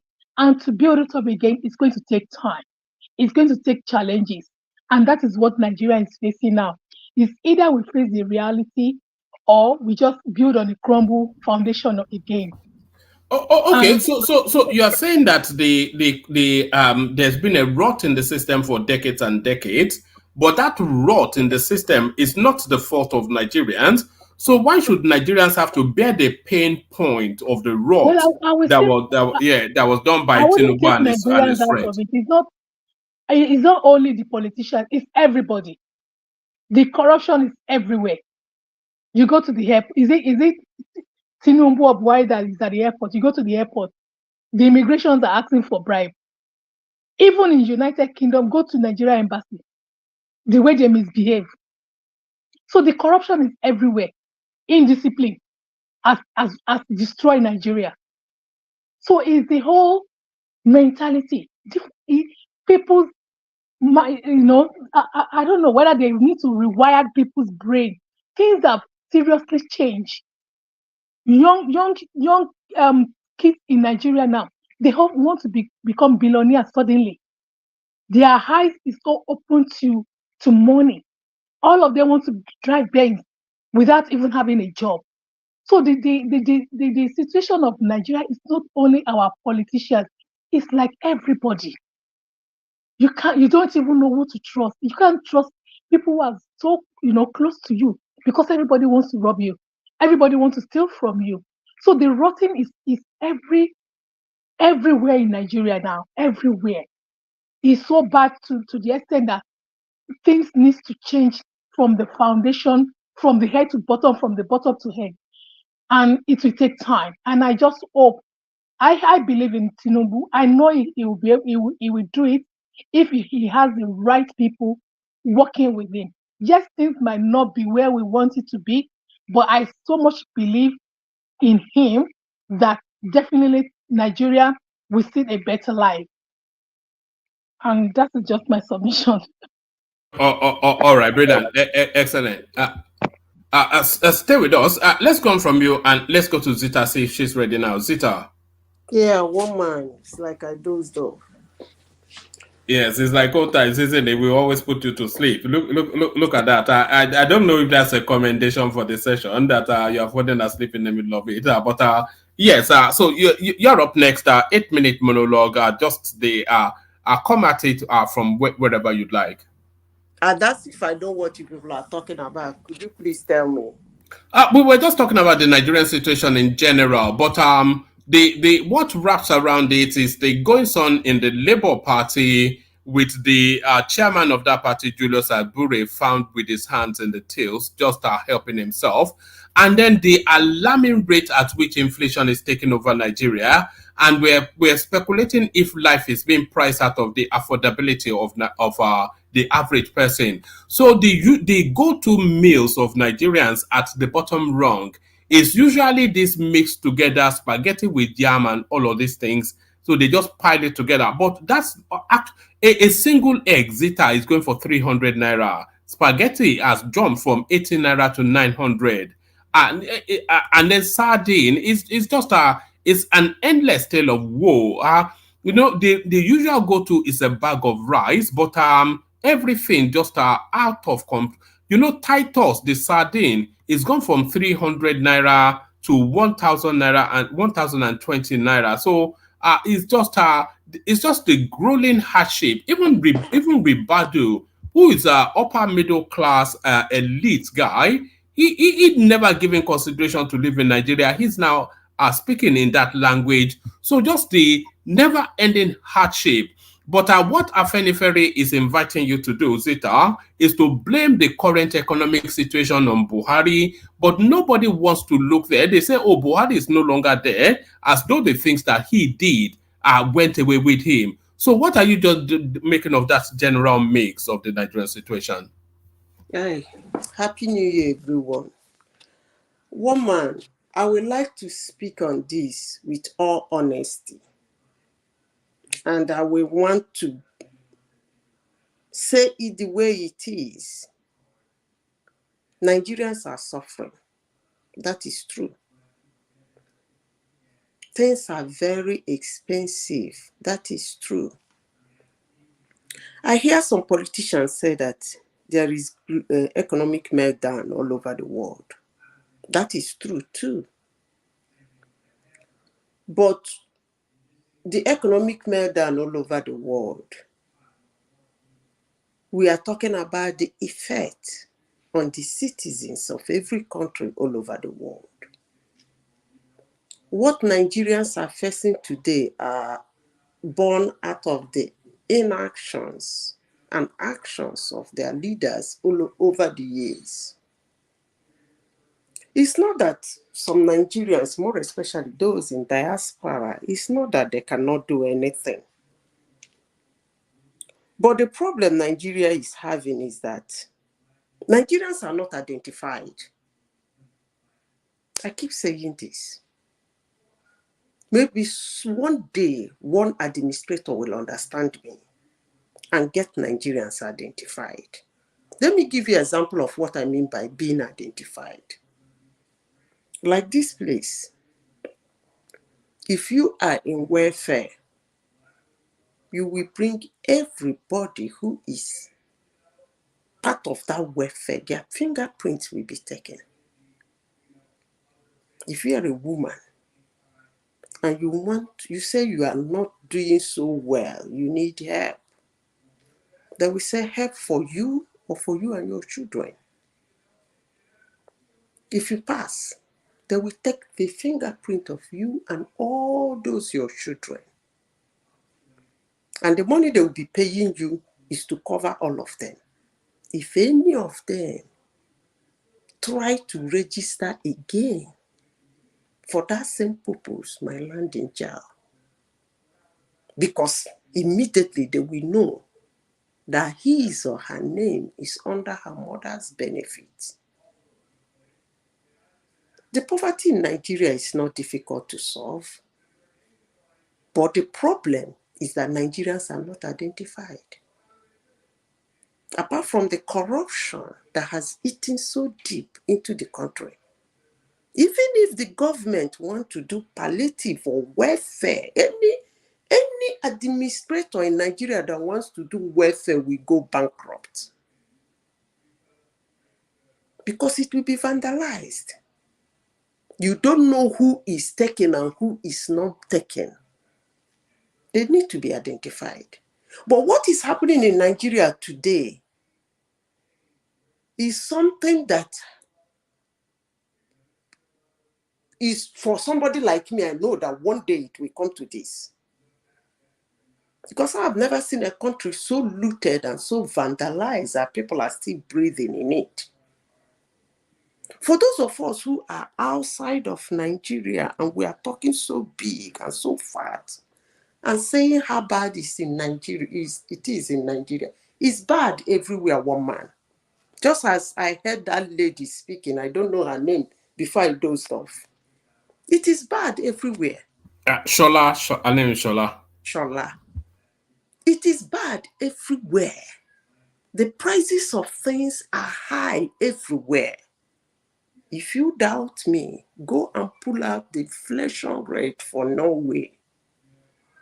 Within a space of 4 years, Nigeria is not close. Pull it out now, let the whole world see it. The rate of the way their inflation jumped up, Nigeria did not jump up like that in 4 years. But they did. Why are their citizens not crying? Because of the actions or things they have put in place over the years. But Nigeria is being vandalized. Even those who are crying that things are expensive, bring us something and say, you take 2. Everybody come and take 2. Some people will take 10 and still go home and tell their children to go and collect 50. So, woman, it is what it is. But if there is anything I want any administrator in Nigeria to do is to identify Nigerians. If Nigerians get identified, people will come in to help. I can assure you that. Nobody wants to go bankrupt because he wants to open a food pantry in Nigeria. Nobody wants to go bankrupt because he wants to give out welfare in Nigeria. But if they are identified, you know that if Obi takes 5 naira for him and his 2 children, his wife will not come. Because it's for the household. And if they try it, they go to jail. In as much as I will quite agree with everybody that because of the way Nigeria has been over the years, is hitting hard at Nigeria. They don't have welfare. There is no welfare anywhere in Nigeria. There is no welfare. So the impact or the effect of the economic meltdown is hard in countries where there is no welfare. But in countries where there is welfare, people talk big. They are talking big because of the policies that is being put in place by their fellow humans. They're enjoying it. Woman is bad everywhere, I must say. It's bad.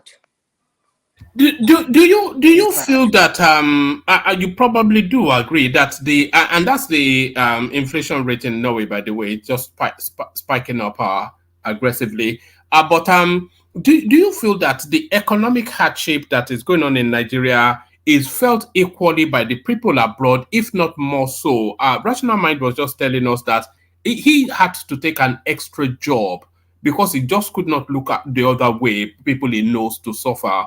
And I think Rational Mind's example mirrors the example of so many people here, having to take longer shifts, having to work that extra shift, having to, just the weight of it, the palliative is really us abroad, is it not? Oh, man.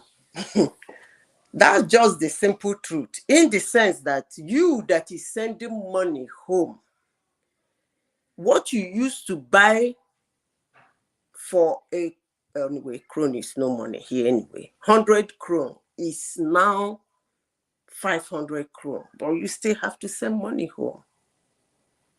Things are expensive. I got a call from a friend in the US telling me that $3 is no longer $3. Can you imagine? Everything $1 is no longer everything $1. And no Nigerian have heard telling Nigerians that. Everything $1 is not everything $3. How many percent? Where are those mathematicians? How many percent increase? The difference between, let's face the fact, 300%. the difference between $3 is not $3. I think it's gone up to $1.50. Excuse me, when did you go to $3? No, I don't speak. She's talking about $1 store. This is 2000. I don't go to store, but you wouldn't know about things like that now. Prestige, you are a millionaire. You probably ask your butler. Ask your butler what the. Excuse me. Excuse me. When did you go to $3 last? He's never been. He's a millionaire. Don't mind him. He doesn't know about poor people. Woman, stop exaggerating. I didn't tell you I go, but I'm just trying to make a point of correction. The what he said was exaggeration. You know, in what I understand to be. Okay, let me tell you this. You are in the United States. This morning, please take a drive to $3. The 125 is old stock. Go there, you'll be shocked. Okay. I will do. Okay, I respect your opinion. I will do that. When I come back tomorrow, I will tell woman what I find out. Okay, thank you. Because they now have $5 inside there. That's what they told me. They showed me a video. They now you are correct, Zita. Carry on, please. In fact, let me not even say $3. Let me just say it now, so that when you come back tomorrow, you say your findings. And please, next time when I say something, don't interject me until you make your findings. When you come back tomorrow, please, from your findings, do let them know that $3 is not a normal store. It's no longer everything $1. Because in $3 now, you have things for $5. Thank you. One man, let me continue with what I'm saying.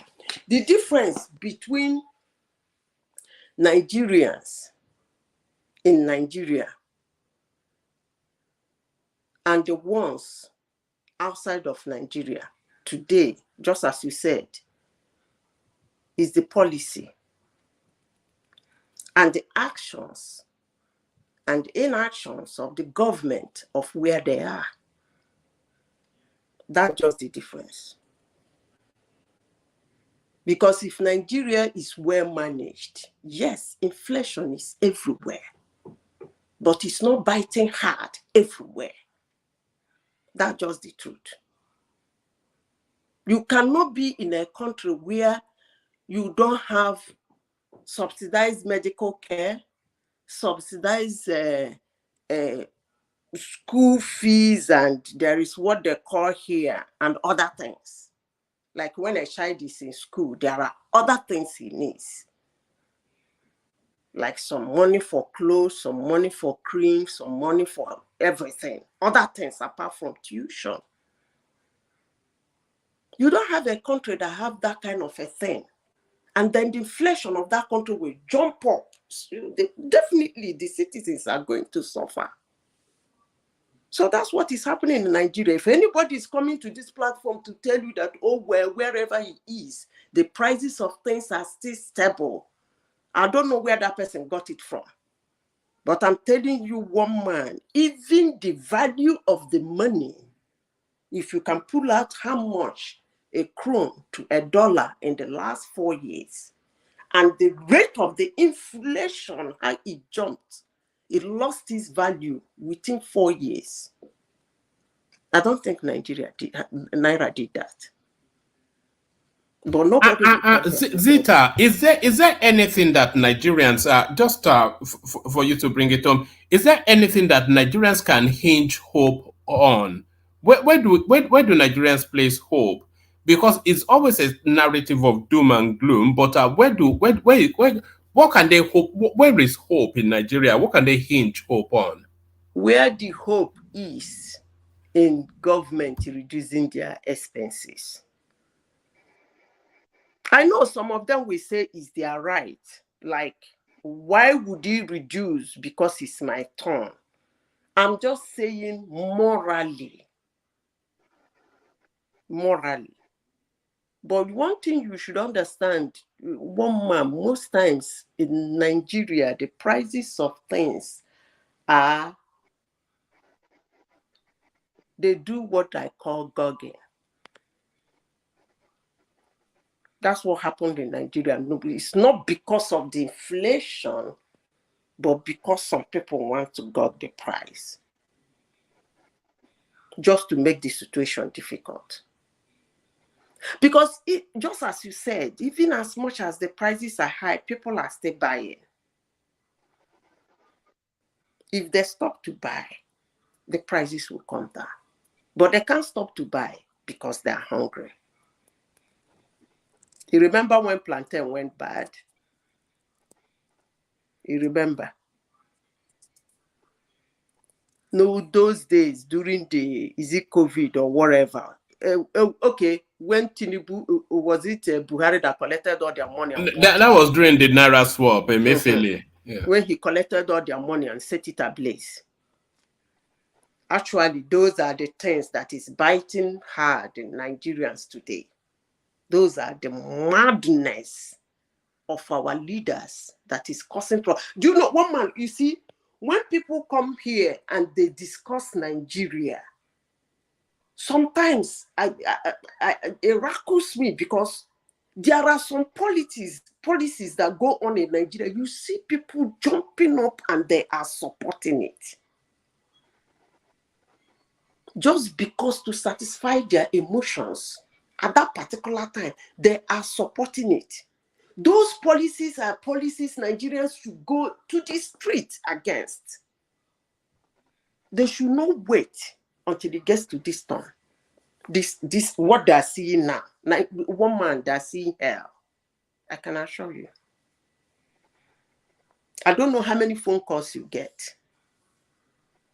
You can no longer keep something and turn back. Somebody will take it. Is that bad?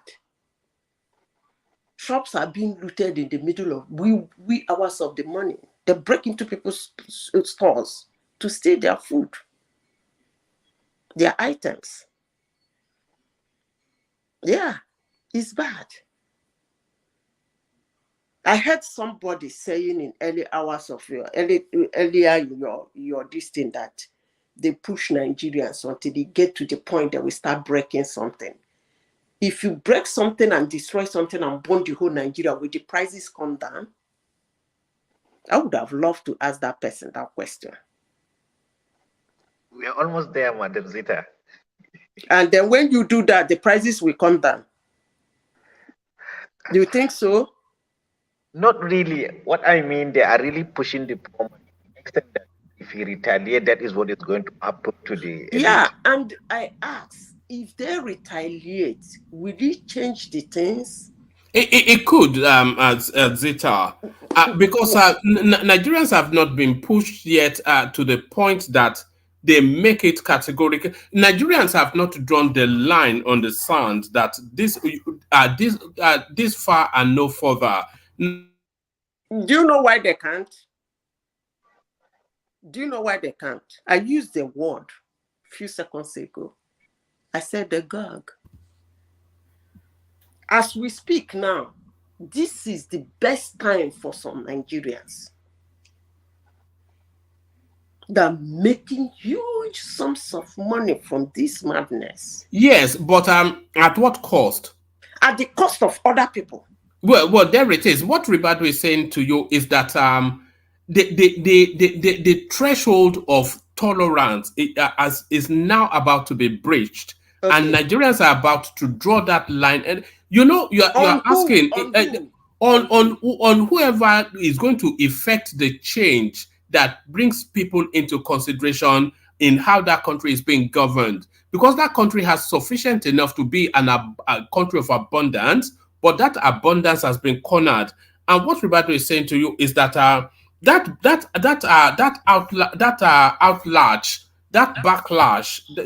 that is, we need to So when they burn things down, they go into these people's houses and kick their gates in and traumatize them. Then they will know that Nigerians have now drawn the line in the sand, that this is the point at which it cannot be crossed. And that is the purpose of that outbreak of whatever it is that Rebablo was describing. So it will affect change when they feel that the people have been pushed to. Are they going to kill everybody? They can't. You know, we're at the threshold of a combustion in that country.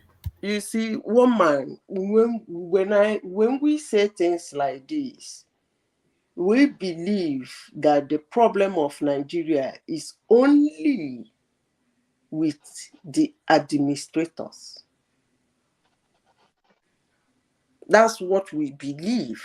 When we make a round conclusion like this, that look, this thing is too much, let's go burn the politician's house, stop them from coming out, kill their children, blah, blah, blah, and then they will change. They are not only the problem. It's a deep-rooted thing. Just as I said before, some people are making billions in this chaos. Not politicians, not the administrator. Nigerians that are making huge sums of money to the detriment of a majority. And is it those ones we are going to change? Instead, they will be pouring fuel into it to continue. It's something somebody just have to put so many people in jail. I keep saying this. When I say throw them in jail, somebody will say this woman is a very wicked woman. Some people just have to go to jail for some things they do in that country. Not only the administrators. Not only the administrators. You don't know how these people import things and how they inflate the prices and the subsidy and the tax cuts they give them, and they still inflate the prices. Last year we were talking about Dangote and how he's getting money and still his cement is so high. Didn't we discuss it on this platform? Has he ever contested for any position in Nigeria before? So it is what it is. When we say bomb their house, we do this to administrator, do this to the administrator, this rot in the country. Nigerians need to be identified. One man, they need to be identified. All right, brilliant, excellent. Stay with us, Zita. Did you want to make a comment, Ribado, before I go on to Emeka? And then after Emeka, we go to Ajani Koko. Ribado, you wanted to say something to Zita? Yes, thank you. Because I'm about to go off to, and is rational mind around? Yes, it's there in body, but maybe not in spirit. But carry on. Okay, I as somebody that has political ambition in this country, I want to make some proposal, and I would really be interested to hear what a rational mind, Ajaleke and Madam Z has to say. You see, it's just come to my mind because you were asking Madam Zita what Nigerians are going to hinge on, what are our hopes. So I think it is well-known fact that the only or the main problem we have as a country is leadership. Are you guys with me? Hello? Go ahead, everybody. Go ahead. Okay. You see, upon all this inflation that is going across the world, yeah, we know the entire globe is becoming quite unstable. But you see, we have one advantage that is very peculiar to us alone. I think our salvation will come based on our population. Okay, you see, as a Nigerian, we have a population that we can silt ourselves off and develop in a very rapid manner. Okay, what I mean is this: today, if you are to make me a president of this country, I think it's a very simple way. There's a very simple process to follow. You see, Chad, Niger is an arid zone countries. They are mostly deserts. So all their livestock has to come through Nigeria to follow our rivers that cut across their country for pasture. Okay, that is why we have abandoned cows, livestock, and donkeys, camels, and all that. That is one advantage that we have. Then, secondly, we have a very fertile land. Agriculture, we can feed almost the entire West Africa zone. So, all what we need is this. Let us not complicate, let not the leadership of Nigeria complicate itself by trying to mirror the Western world, the developed countries, and all that. Today, if we can have a president that is determined, has a strong determination to make this country better, is this as my principles as always, being transparent. Okay, you come out, we have rangers, forest rangers. Empower those guys, let them guard that transit route that animals used to migrate following the raining season. Okay, guard it, make it safe, make our forests safe from bandits and cow wrestlers and all that. Make it safe in a sense that it will entice those nomadic people, my brothers in the bush, to bring to, as the way it used to be for decades, to come for pasturing. When they find that it's safe, it's attractive, most of them will not go back to the desert lands that they left in Chad, Niger, and some part of Cameroon. You understand? If we make it safe, we directly or indirectly make them domiciles within our borders. That is one. We have immigrations, we have customs. Make it easy those people to do their job, in a sense that bring out a policy, make it in a national TV, give those controllers mandate. This is what I expect you to do within a year. This is what I want, this is what I want, this is what I want. Whatever you're doing, just like, you know, make it public so that if they failed, they can be held responsible. Not just we should on Federal Executive Meeting Council and all that. But how does that advantage Nigeria? How does it advantage what you're describing? How is that to our advantage? It would be to our advantage. Okay, we have plenty. We have plenty of livestock. Our population will have abundant nutrition. It will be cheaper for us. Before Buhari administration, almost every day you will see not less than 30 trailers conveying cows from Maiduguri to the southern part of the country. Today you will hardly see 2 or 3 in a day. There is scarcity of that. People are going out of business. It's becoming unsafe. There is thieves, there is bandits, there's all that. You understand? What I mean is, whatever the government policy is, simplify it.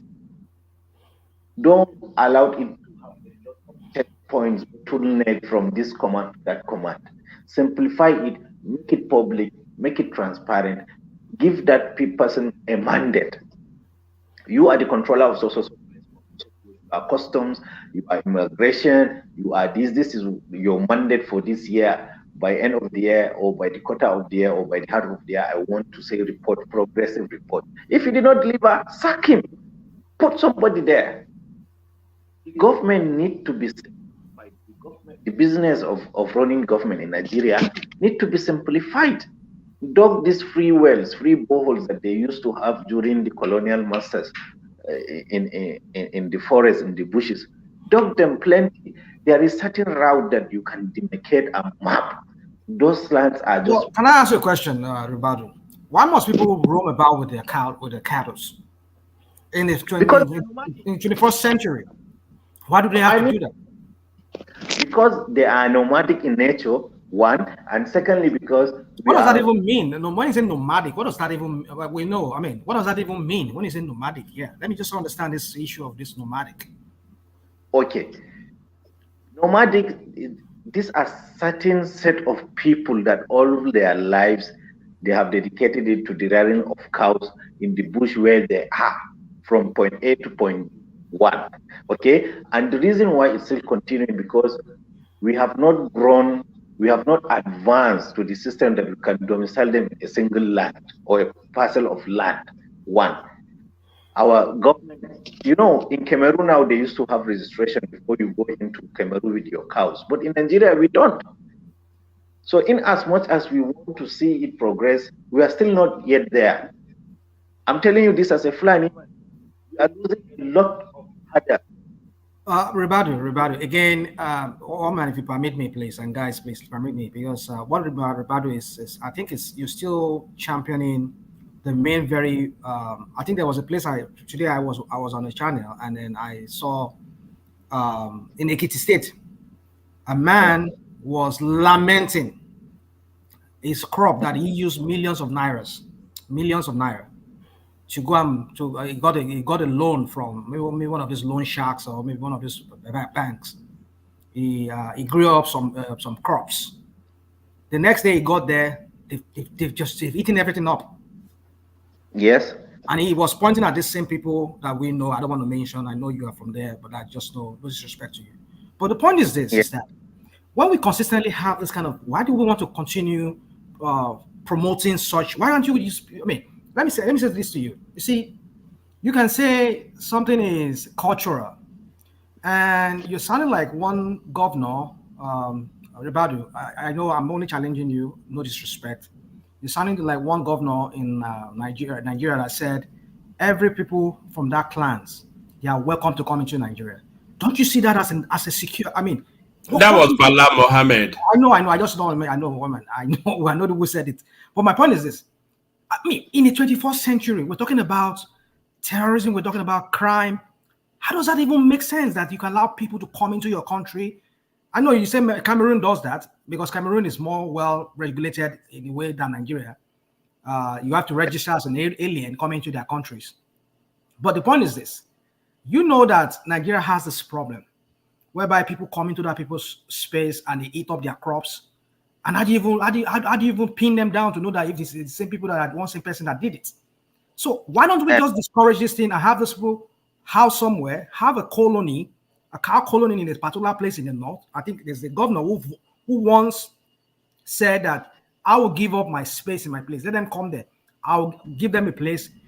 I think that was Ganduje that said that. Yeah. We can ship in foliage them from the south. Whatever they need. Why do they have to move around? That's because they were always bottled with people. And other people can use that as a criminality. Yes, that lifestyle is unsustainable going forward. That nomadic life, because as modernization continues and the pressure on land continues, these clashes will continue, and it will have to crescendo at some point. And it will. The only crescendo really is a change in the lifestyle of that nomadic lifestyle. Ultimately, yeah. And most of the time, clashes between them.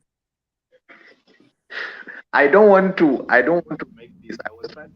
No, Rubado, I just want to say something. People's farm, destroy it, and that's one challenge you, and then the fight will start, and you see killings we happen, and they start killing each other. So it must stop. Government must do something about it to help them. Rubado, situate them in a permanent place where they can, take care of their animals. Okay. Ribado, take Zeta's comment and then round it all up, and then we're going to. Ribado is saying it's all leadership failure. That is it. I mean, everything. Rubajo, I didn't quite like your response, I must say, when you were asked, why do they do that? Saying they are nomadic in nature is not an excuse. We are talking about welfare. We are talking about good governance. For good governance to come in, a lot of things have to give way. And that practice is one of the things that we have to give way. Whether we like it or not, it has to give way. Somehow it has to give way. To give an excuse that people are nomadic in nature and therefore they should go to people's farm with their cattle to destroy crops. Either way, it's money that is going. So it has to give way. That's not enough excuse. I was listening to see if you will come up with a better reason why they are moving about and why that people are using them to cause that mayhem. But you said they are nomadic. That's not enough for me. Anyway, that's just what I want to say. Go on, everybody. We are listening. Hello, Ribadu. Yeah, hello, can you hear me now? Yes, carry on. Yeah, we can hear you.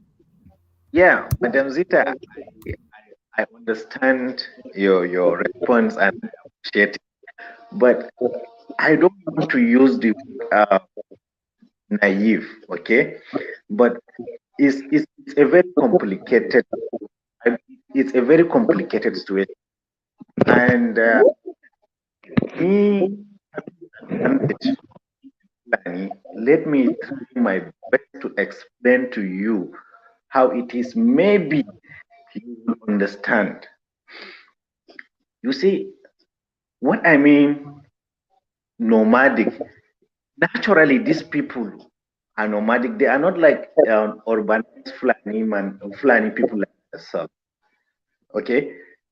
These are people that today, if you ask them what is the difference between Nigeria and Niger, they don't know.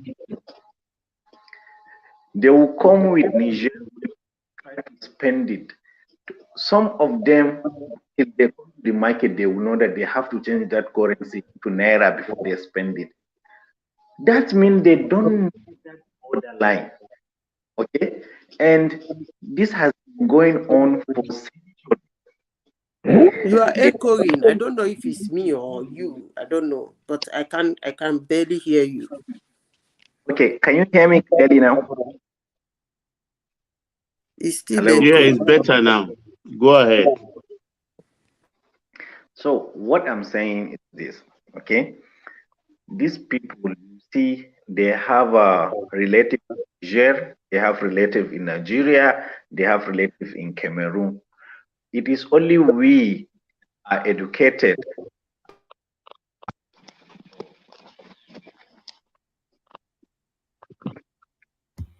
Ribado, the network is starting to fail somewhat. Sorry, Mom, can I say something? Maybe Mr. Ribado can listen to me as well. I want to ask him a question. This Fulani's handmen, the business they are doing, is it a personal business or government business? If it is government business, then I'll say government is responsible to provide them a farm or wherever they could be, dealing with their animals.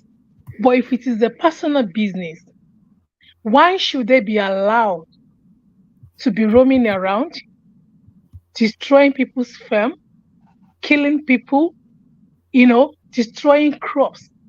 And somebody is saying it's a normal thing. As I've said, Nigeria is not the only country with, people selling animals or whatever. But it's only in Nigeria that from years that we've been seeing this and up till now, in the 21st century, animals still moving around. Like, it's just a breakdown of law. There's no other way to it. It's a breakdown of law.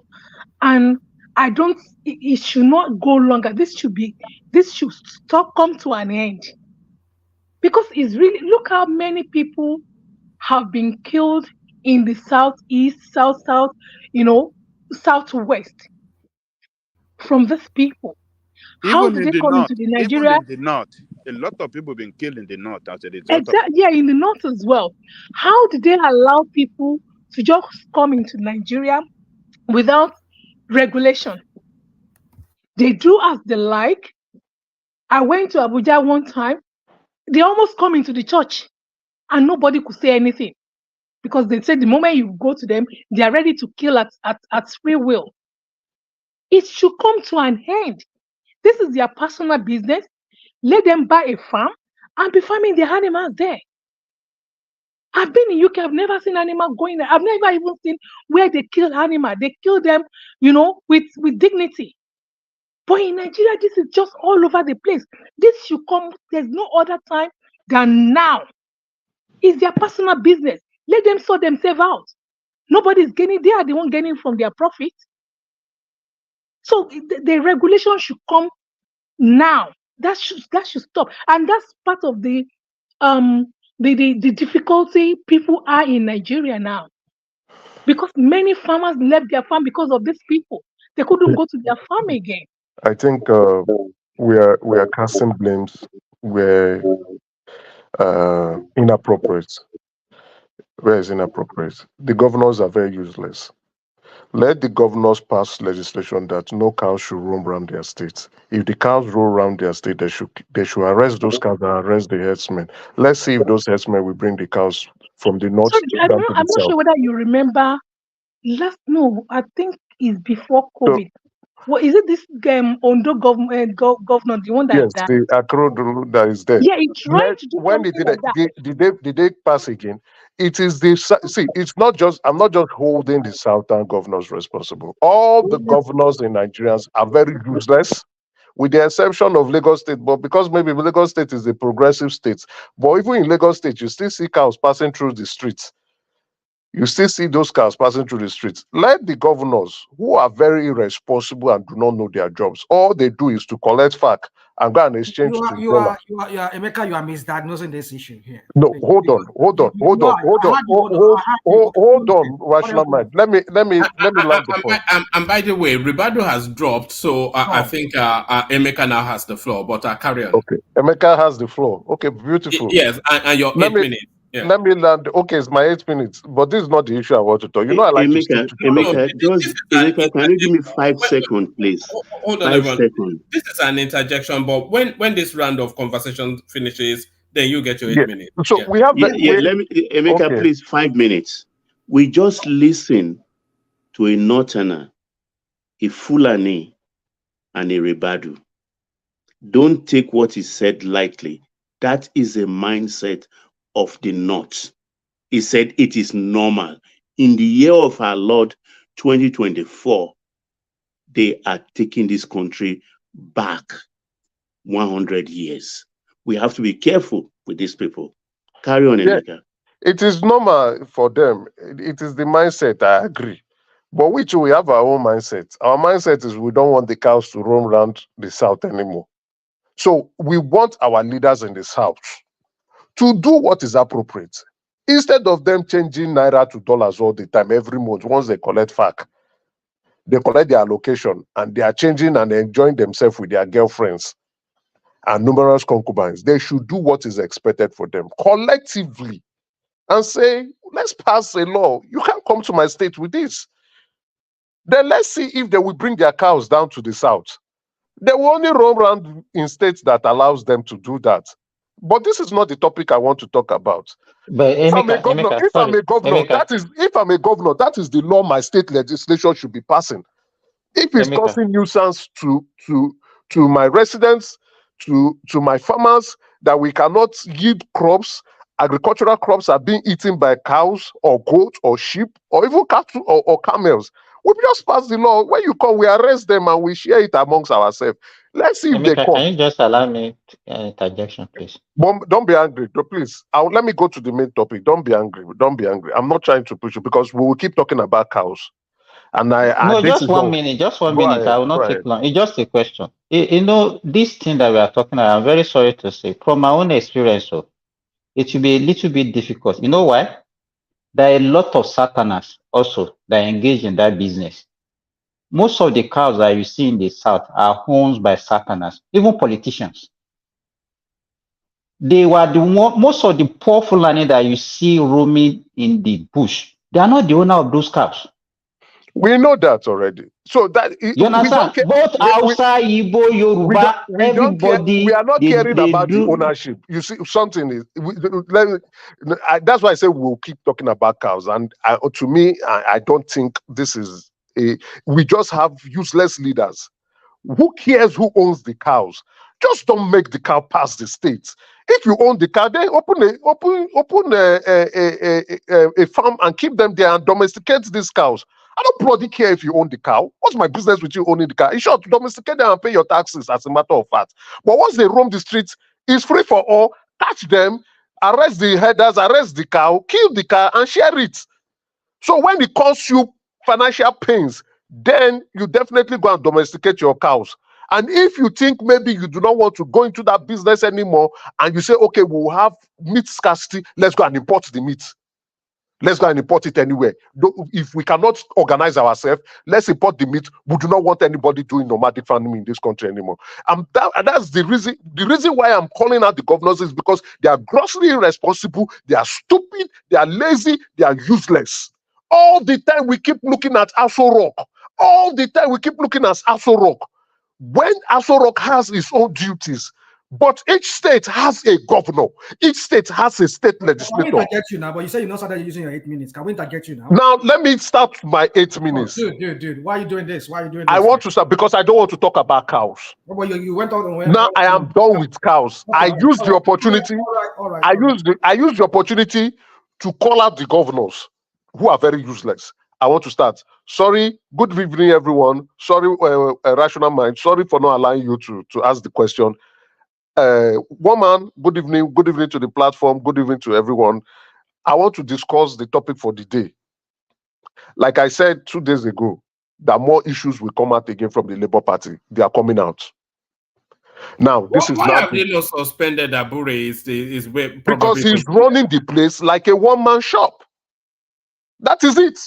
He's running that platform, that Labour Party like a one-man shop. So anybody that criticizes him, he just puts his friends and they suspend you instantly. Now, if you notice, the Oluchi, the Arise Newscaster asked Abure, why did you not institute an investigation? It's like you've been accused. Why is NEC, Labour Party NEC, not saying, okay, this is an allegation, this is an accusation of our national chairman, let us investigate this matter.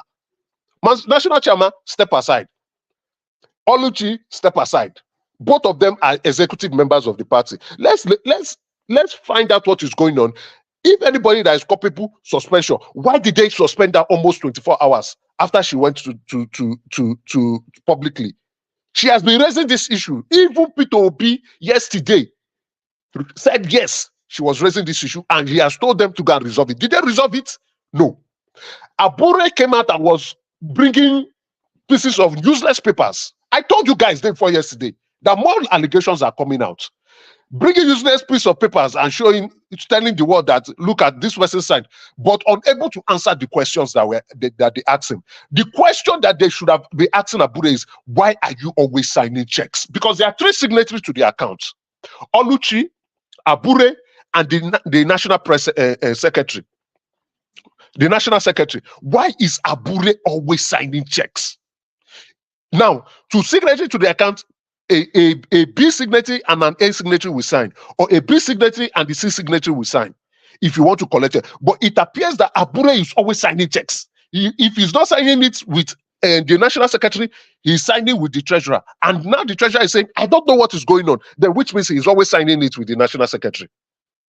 Now, then again, as the national treasurer of the party, why are the checkbooks not with that lady? Why is she not receiving credit alerts to show? Because she is the national treasury officer of the party. She should know the inflow and outflow of funds, because she has to be saying it for every meeting and showing the balance of funds in the accounts. She does not know what is going on in the account. She's not part of parcel of what is happening in the account. She does not get credit alerts or even email alerts to show transaction inflow and outflow. And she said that Abuja is the one that keeps the check. Why are checks being held by the national chairman? When I was asking that question, a lot of people were saying, oh, this. Now the questions come. I told you guys that more allegations are coming out. Now he was busy talking about the other chairman. The chairman, the lady, has come out to say, the man is a fraudster. The man kicked her off the party. The man is a fraudster. The man is very useless. But people are coming here. Obedient and obedience are coming to come and tell us that Labour Party is the way forward. They want to send us to Golgotha. They are coming to tell us a new Nigeria is possible in their dreams. They want to push us to somewhere where we don't know. A party that cannot even reconcile their accounts. Now you want to go and hold national budgets, big sums of money. Oluchi was saying that man has gone to go and buy lands and was moving funds to his wife's account. These are grossly irresponsible idiots, irresponsible individuals, a chef and lifeless political party that I've been mentioning about, and I said it and I'll say it again, more allegations are coming out. Peter Obi, what did I tell you people day before yesterday? I told you guys that Peter Obi is distancing himself. Yesterday, what did he do? Did you notice the tone of his speech with his statement in that public interview? And now I'm also telling you guys, I know the mad person that is giving that man mad advice, that dancing queen. You saw her there again. You saw her there again. They are both of them. They released an account, 19 million deficits. Is that balancing an account? At least we went to school. We are professional accountants. Is that balancing an account? It seems from the highest order. Crooks, criminals. And they said they want to make a new Nigeria possible. When you cannot balance a simple campaign donation, you want to go and balance budgets. You're a crook, Peter Obi. You're a thief. You're a crook. And you will not be president. You're a thief. You are coming to come and deceive who? Deceive who? Deceive who? Who do you want to deceive? You people, obedient and obedient, you guys will see what we have been telling you.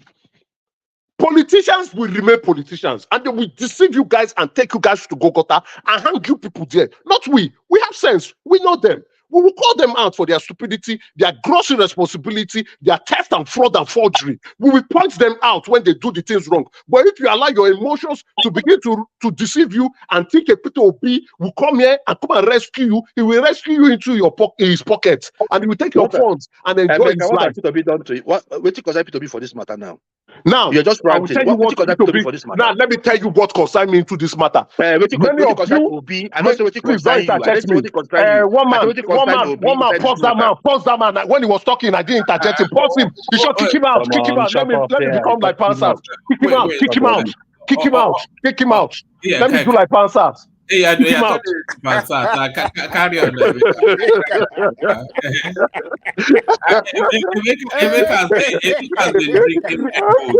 One man. You notice that Shola did not call him out. One man. You remember Shola did not call him out. Kick him out. Kick him out.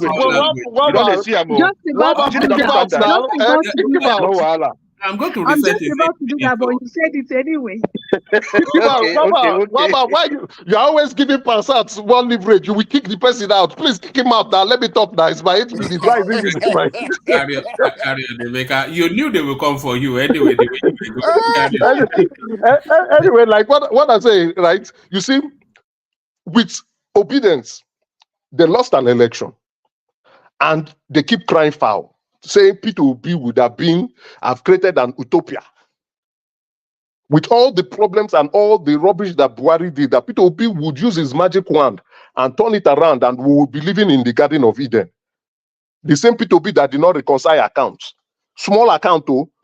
He was the one saying it yesterday with his small voice, that the money they gave to them, now the money is irrelevant. The campaign donation they gave to you now is now irrelevant. You see how people are. You cannot reconcile accounts. It's still in deficit. Your political party that you use, he was the one that said, they said, I am the leader. Oh my goodness. I was like, look at the people, young Nigerians, educated Nigerians, exposed Nigerians are telling us we take us to. Your analyst is so biased now. But you just said now that some of the things preceded Peter Obi. Why are you just going on this rant like you're just going like what? I mean, the way you're saying it. Rational mind. You just said you said it. You said, hold on.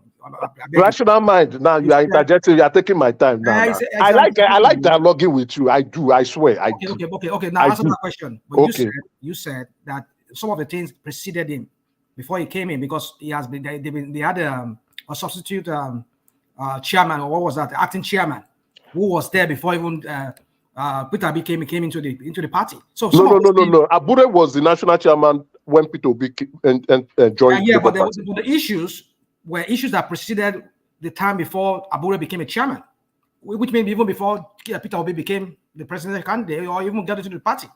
That's what we're saying. Those issues were actually resolved because he hijacked the party. He hijacked the party and became the national chairman. So nobody was fighting him anymore. Even the Lamidi Apapa group and the Araban B, they were no longer fighting him. They moved on. They only started fighting him when they saw that this man is receiving so much money and he doesn't want to allow them to eat too. So that's when the fight started. But let's leave that matter away. Peter Obi himself said, Labour Party said, they say I am the leader of Labour Party. Okay, you are the leader of Labour Party. It's not that they said. I was listening to him. I was just laughing. I was laughing. I said, look at this man. This man does not know what is about to hit him. Because now, and I said it day before yesterday, I've been watching his statements, reading his tweets, looking at his body language. He's trying to dissociate himself from Labour Party. And when they asked him yesterday, he said, we are trying to reconcile the Obi Dati campaign funds. Let the Labour Party do their own. You know, nobody is reading meaning into that. Now, he said, I have advised them, let them go and get an auditor. The same Abure that said he has an auditor, they've audited and they've submitted their audited report. These people are clowns. No, he called for external auditor. He called for external auditor now. What is an auditor? You are talking to an accountant.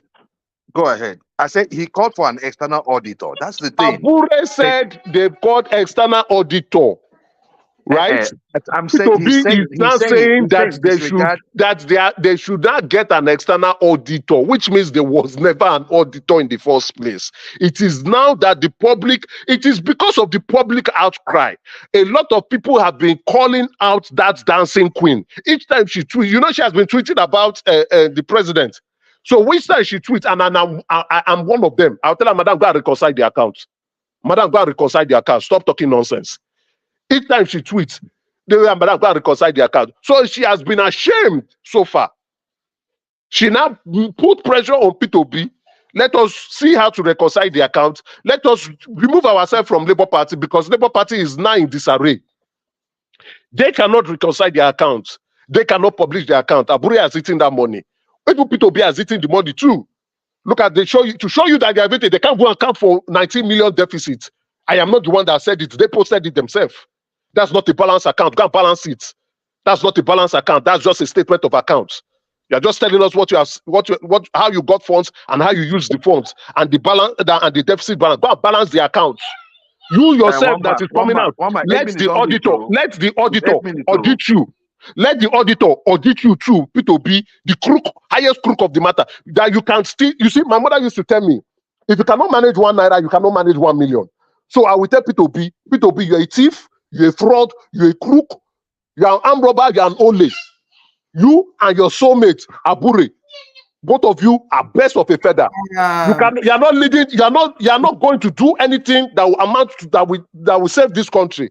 So for those who are thinking that P2B would have bought this magical way, now please let me land. I don't like it when I'm cooking. I don't like it when I'm cooking. Oh God!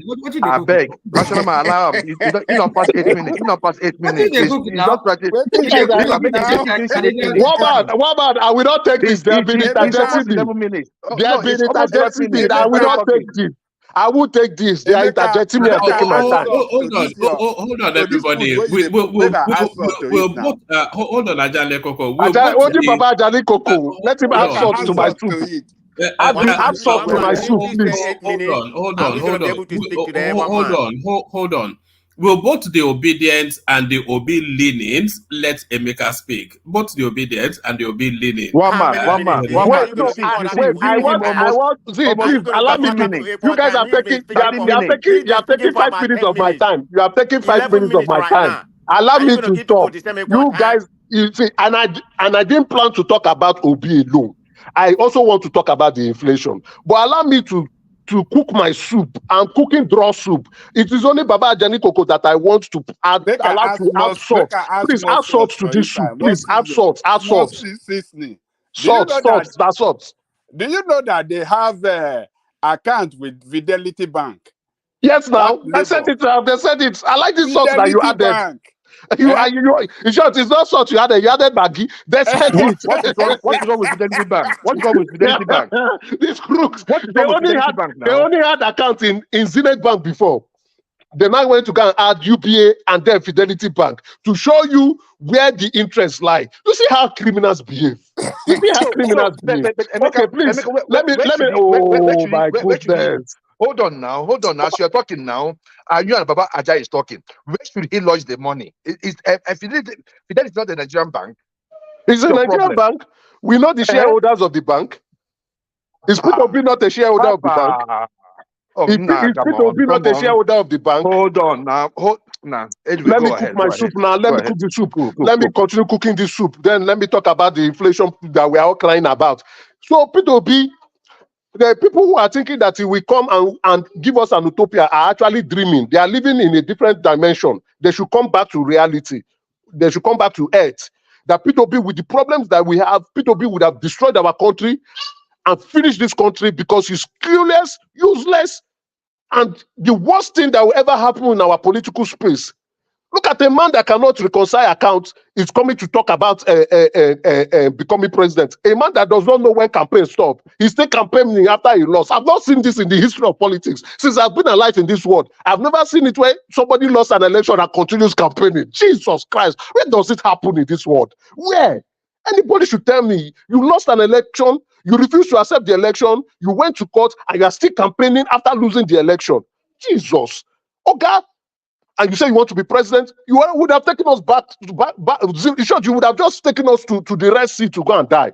But that's the case. I'm happy that he has lost the election. And like I keep telling you guys, and I'm still saying this, more allegations will come out. This is not the end of the matter. Watch this space. Back to inflation. For FUI, Japan is in recession now. The UK is in recession.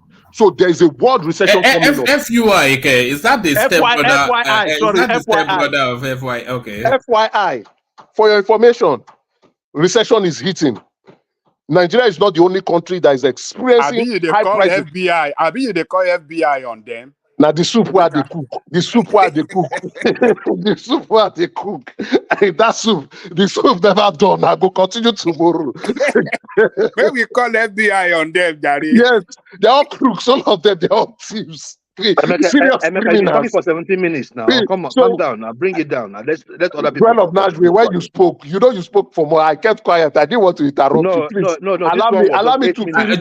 Joel, extend him the same court say that. Exactly, please. Please. I'm begging you. I know you are emotional. I know they stole your money. P2P is fat on your own donation, but please just give me the space. Let me cook this soup. Then Nigeria is not the only country experiencing high prices. I think Madam Zita has done a good job on that. A lot of us have spoken very well on it. Anywhere you go, the prices of things have actually gone up. So the only problem why the impact is so bad is because we have bad leaders who have been unable to put things right in the first place. We do not have enough manufacturing industries that can recruit or employ majority of Nigerians. We are not producing enough, which we should be thinking of. But again, we can only pray and hope. For those who are using the opportunity to cast aspersion on the country, to insult the president because they lost an election, to say the country is not going forward because they lost an election, my brother, where you are, you should say the truth. That the prices you paid yesterday are not the same today. That things are not the same that it used to be. So if you were thinking if Peter Obi would have won the election, that Peter Obi would have said, what was that useless thing he was saying, for production to consumption or for consumption to production? Peter Obi would have eaten everybody and eaten his children too. So he would have done nothing. In short, it would have been more terrible because he's a useless opportunist. So please and please, all what Nigeria needs is our hope, our prayers, and for us to rally around and hope that the president and his leadership team will get things right, or else we should forget the dreams that P2B will do. P2B cannot reconcile a simple balance sheet. Is the budget that he wants to do. Let me bring my pot of soup down. I'll continue. I'll put it in the fire tomorrow. Thank you, one man. Good night. Yeah. Before you good night, just a short little response to this. Are you surprised that Peter Obi still continues to be a decimal long after the election has been? Because traditionally, when the elections are over, all the participants, they go into hibernation in the build up to the and come back again in the build up to the next election. But we have a new phenomenon with this particular situation. This is the man who is running almost like a parallel This government. is the man who came out and said he received the advice from a madman. He said it himself. He always received advice from mad people. Never in any time in politics, I stand to be corrected. Have I seen a political candidate lose an election and continue campaigning? That is when you know this person is truly mad. I have not seen it. I am only watching and I'm looking at this person. Are you okay at all? Do you know that what you are doing is like you putting the cart before the horse? You are campaigning. You first claim you won the election, even when the records do not show. Your campaign director, the director of your campaign came out to say you did not pay polling unit agents, and you still we are putting 300 million as polling. These thieves, they are hot. Oh, these thieves are hot criminal. You're a hot criminal. You say your director of your campaign, your presidential candidate campaign, said you did not pay polling unit agents, which of course I am aware. You paid some, you didn't pay others, and yet you put 300 million as payment for polling unit agent. P2B, I give you you have too much, Baba. You have too much. Now you are still running around. He was not explaining himself yesterday that he went to court. The next thing you will hear, they use your money to go and pay to lawyers for election petition. Thieves, crooks, fraudsters, forgers, all of them, all approved. One man, let me put my soup down. I continue tomorrow. I'll bring it back to the fire. All right, brilliant. One man, please let me just make an interjection and just a clarification.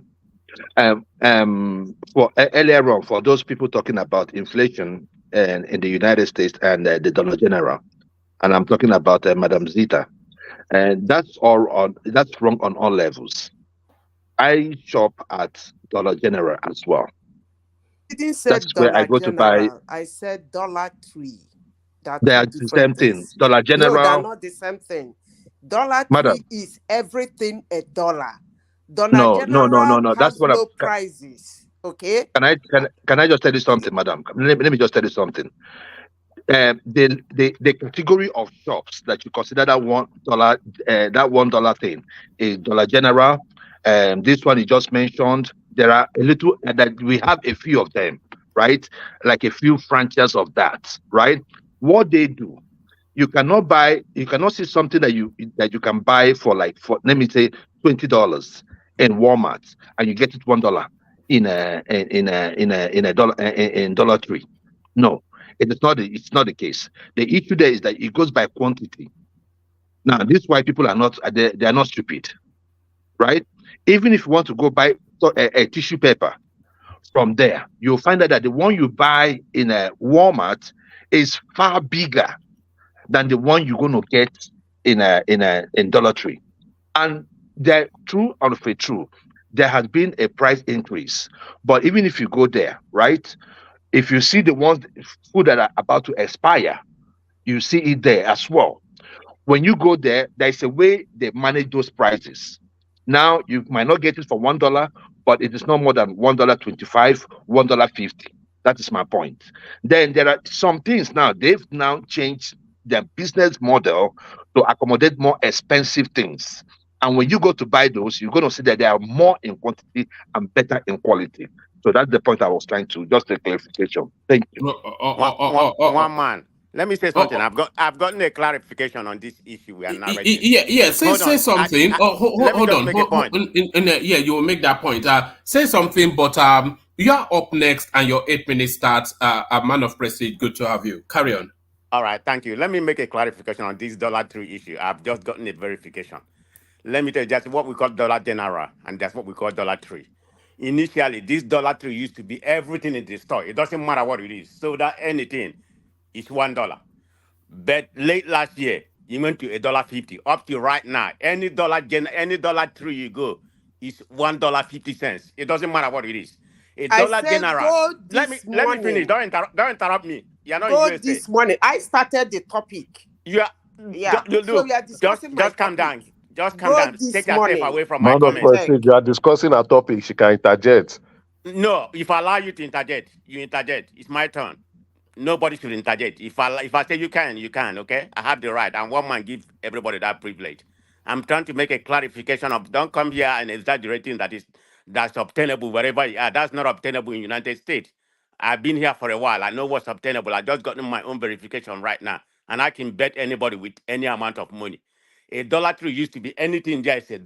It doesn't matter what it is, but it has gone to $1.50. You can't go to that store and get anything more than $1.50.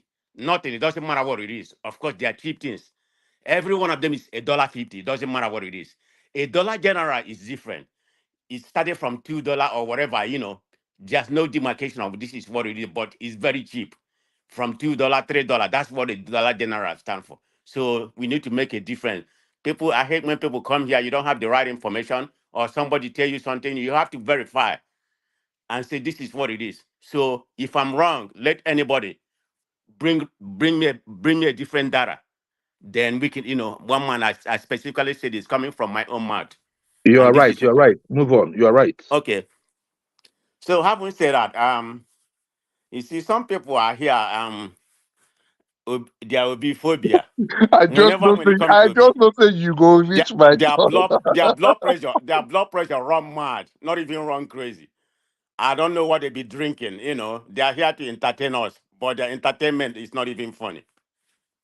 Whether they're entertaining or it's in their mind. Man of prestige. He's been drinking Canadian I don't, I bourbon. don't I don't care whatever he drink. He's just here to entertain. I don't even know if he believe anything we said. Emeka is okay with me, but I don't even believe he believe whatever he's saying. But having said that, everybody has your opinion. I respect everybody, so I'm Man not of going to even. prestige. Code has a way of resetting people's brain. Oh, So you for know that place Canada, that he right? is. Yeah, Canada. He is in the Well, Eskimo. we're He all is close to emotional. Eskimo He's an people. he's a, he's an anti-Obi, so he can come. He can. I know. Emeka to be very boisterous, and that's the way he narrates it. So no issue with that. But anyway, um, I'm gonna speak on a different issue. Like you said, have your, you can say whatever you want. Everybody has spoken well on every kind of thing. I think what everybody that was talking about something about nomadic. I wasn't really buying the excuse he was giving because I believe people are nurturing that nomadic thing. We can adopt. I mean, wherever you say you come from, Niger, Mali, or wherever, when you come to this country, they're supposed to have make a policy whereby you can pasture your thing in a particular farm in a particular area. And I believe this was tried to be implemented about 2 or 3 years ago during Buhari. But what did Buhari did? Didn't Buhari shun all those ideas? That get to show you there's some cabal behind it. Whether from the south, of course, maybe most of the rich ones, the heavy ones are from the north, but you have people in the north, west, south, east, or whatever, you know, harboring all this in. So, like everybody said, yeah, the government has to implement a policy. Because if you look in South Africa, don't they have all those nomadic people in South Africa? But you can't see cow roaming around everywhere, and it's not even productive what they're doing. So we should get away from that uncivilized situation, implement a policy that work for the country because it's not helping us right now because it's detrimental to our farming, our productivity. Everybody knows that, the kind of havoc they are causing. But I'm going to go to a different narrative, and I'm not going to. Man of prestige, how are you? I'm good. Yes, I even make research. Those cows that are big, that are in ranching, they are more healthier. They produce more milk. They are fatter than those ones that are roaming about the bush. Oh, So 100% what? wrong. Look at Netherlands. Have you done a research on Netherlands? The That's way they what do I'm their saying. That's Netherlands. Yes, yeah. right. Yeah. They produce milk. They are fatter. They are healthier. They are bigger. They are everything. It's more. Do you know what happened, my brother? That free food they always get roaming about. It don't date their body. They don't want to pay for for the animals. If you calm them in the town, It costs more to domesticate them. That's it the problem. costs more. It costs more. And if they roam about, they eat free food. They eat your corn, they eat your onion, they eat anything free. So that is the problem, my brother. Go on. No, Sorry no, for interjecting you. I completely agree with you. I mean, like, Thomas, I if they think eat somebody free was food, saying, why, was why? America that was saying about the government, the state government. Of course, we know how our governors, all of them are idiots. They don't, I mean, they can't even handle the policy or whatever. But I think this has to come from Asura because I remember, is it not Akere Dulu or some governor in the West that was trying to implement it, but didn't he get the resistance from the federal government? So that's the problem. Everything is kind of centralized in Nigeria. Whatever somebody in Aso Rock say, that's what they're gonna do. Of course, some of the governors are benefiting from it. They're gonna resist from that. But I don't want to dwell on that. I wanted to speak about I don't know if you all have spoken about about this Migwe, the guy that died recently. I don't know if you all have spoken it. Yes, we covered it near the time, and we covered it from the angle of Bode George. Exactly. Yeah, that's the angle Okay, I yeah, was gonna come okay, about. okay, carry on. Yeah, I was gonna come about the angle that, but they were George was talking about, the financial. But of course, some of the things that he said makes sense, But I was concerned about the time that he made that comment. I mean, immediately this man just died. We know what's going on when you come to Nigerian financial bank. I think to my own understanding, I think was it Intercontinental Bank that Lamido, when he was, I think when he was the central bank, they let that bank go went to sovereignty, and that was where the Access Bank, they came on board the Access Bank with that man from, I've forgotten his name, from, I think from South South or whatever. Bukola Saraki. Well, Saraki was one of those people that, that could sign with that, right? So the point I'm trying to make, the man just used the opportunity. What, I mean, what he did, was he good? No, it wasn't good, but that's the process, because they decided for him to go sovereignty and everything. Then they occupied the whole thing. The same thing with Dangote. That's what Dangote did. The Nigerian government supported it. So I see some validity, to what he said. But the man, did he commit any crime? Definitely not. You know, everything that he did was legal. Was he dubious? Yes, it was dubious, and that's part of business.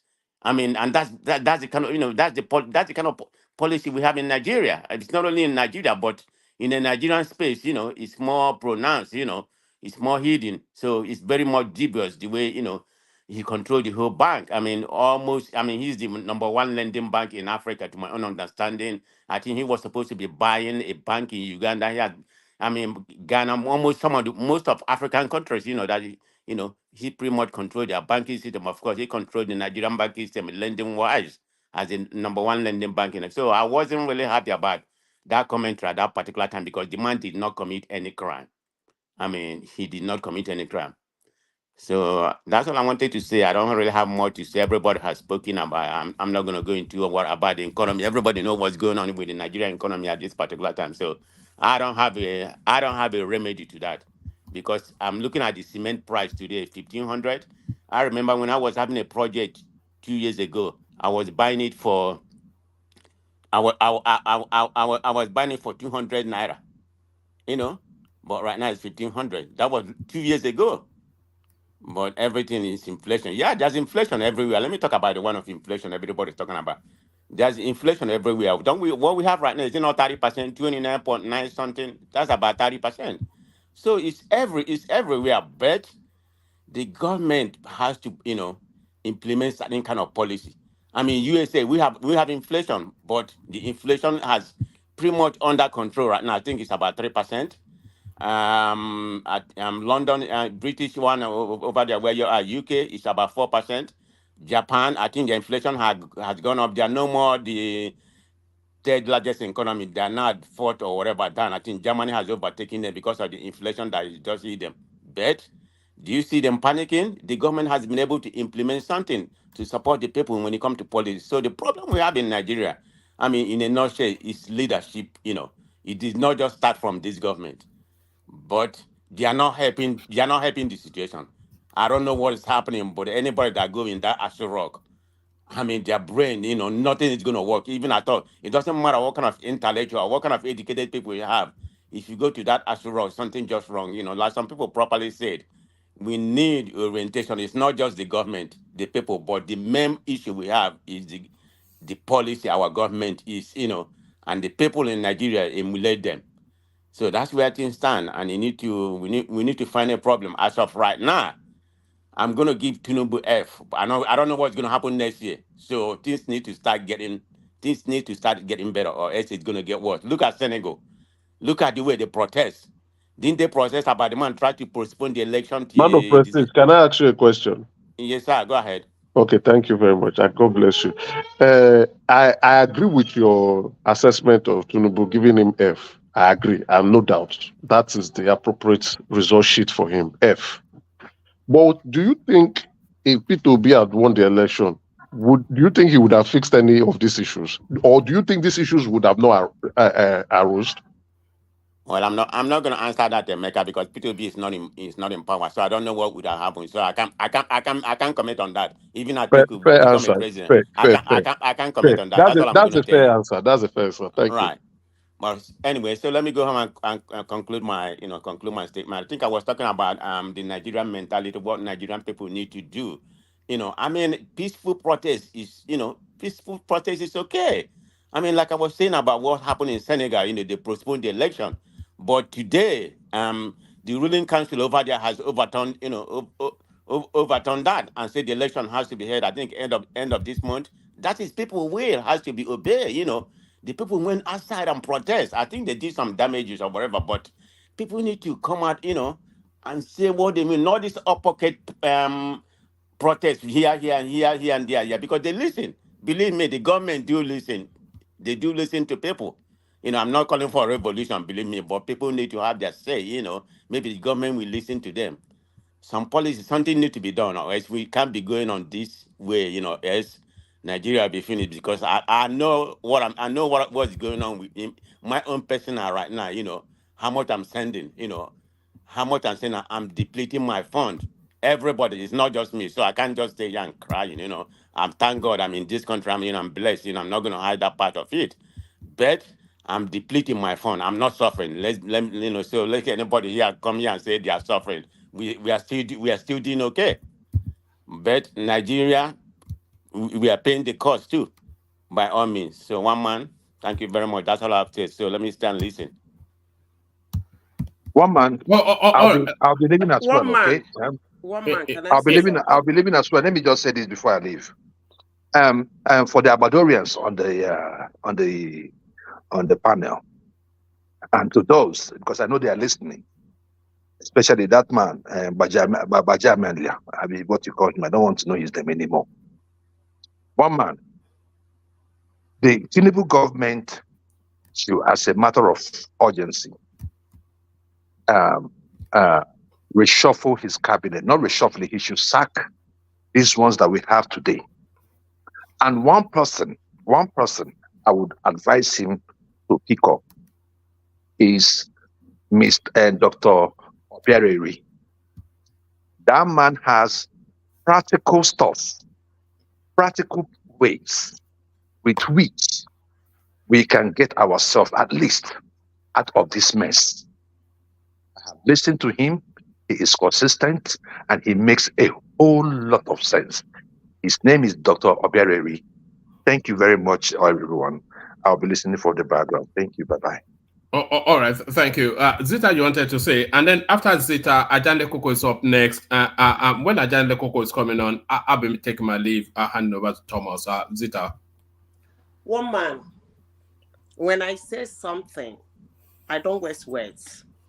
I want you to bookmark today because this is 2024.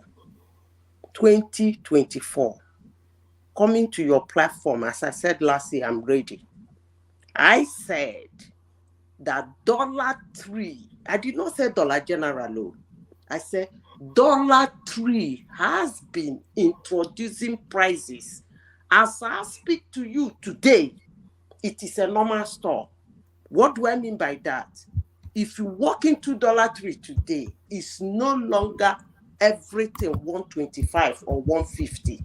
You get things there for $5. You get things there for $3. Do I need to repeat it again? Bookmark today. And let those who live in the United States, let them walk into $3. And go around the store and come out and tell you what is going on there. And for those who are not in the United States, they should just ask Google one simple question. Why is $3 introducing new prices? They will get my answer. And next time, when I say something, if you don't verify it to the latter, don't come here to abuse me because you will not like me. I'm ready. Thank you, one man. All right, brilliant. So Ajale Koko, you're up next. Do you have Ajale Koko ready? Or do we have a... there you are, Ajale Koko. So, where are we starting from? Well, it's been all over the place a little bit today, but you might want to start it from... do you want to start it from Ajale, not Ajale Koko, but Afenifere leaping to the defense of Tinubu, inviting... in fact, since they got rid of Ayo Adebanjo, Afenifere is now actually speaking in the tonality that they expect. Let me give it to you. It says...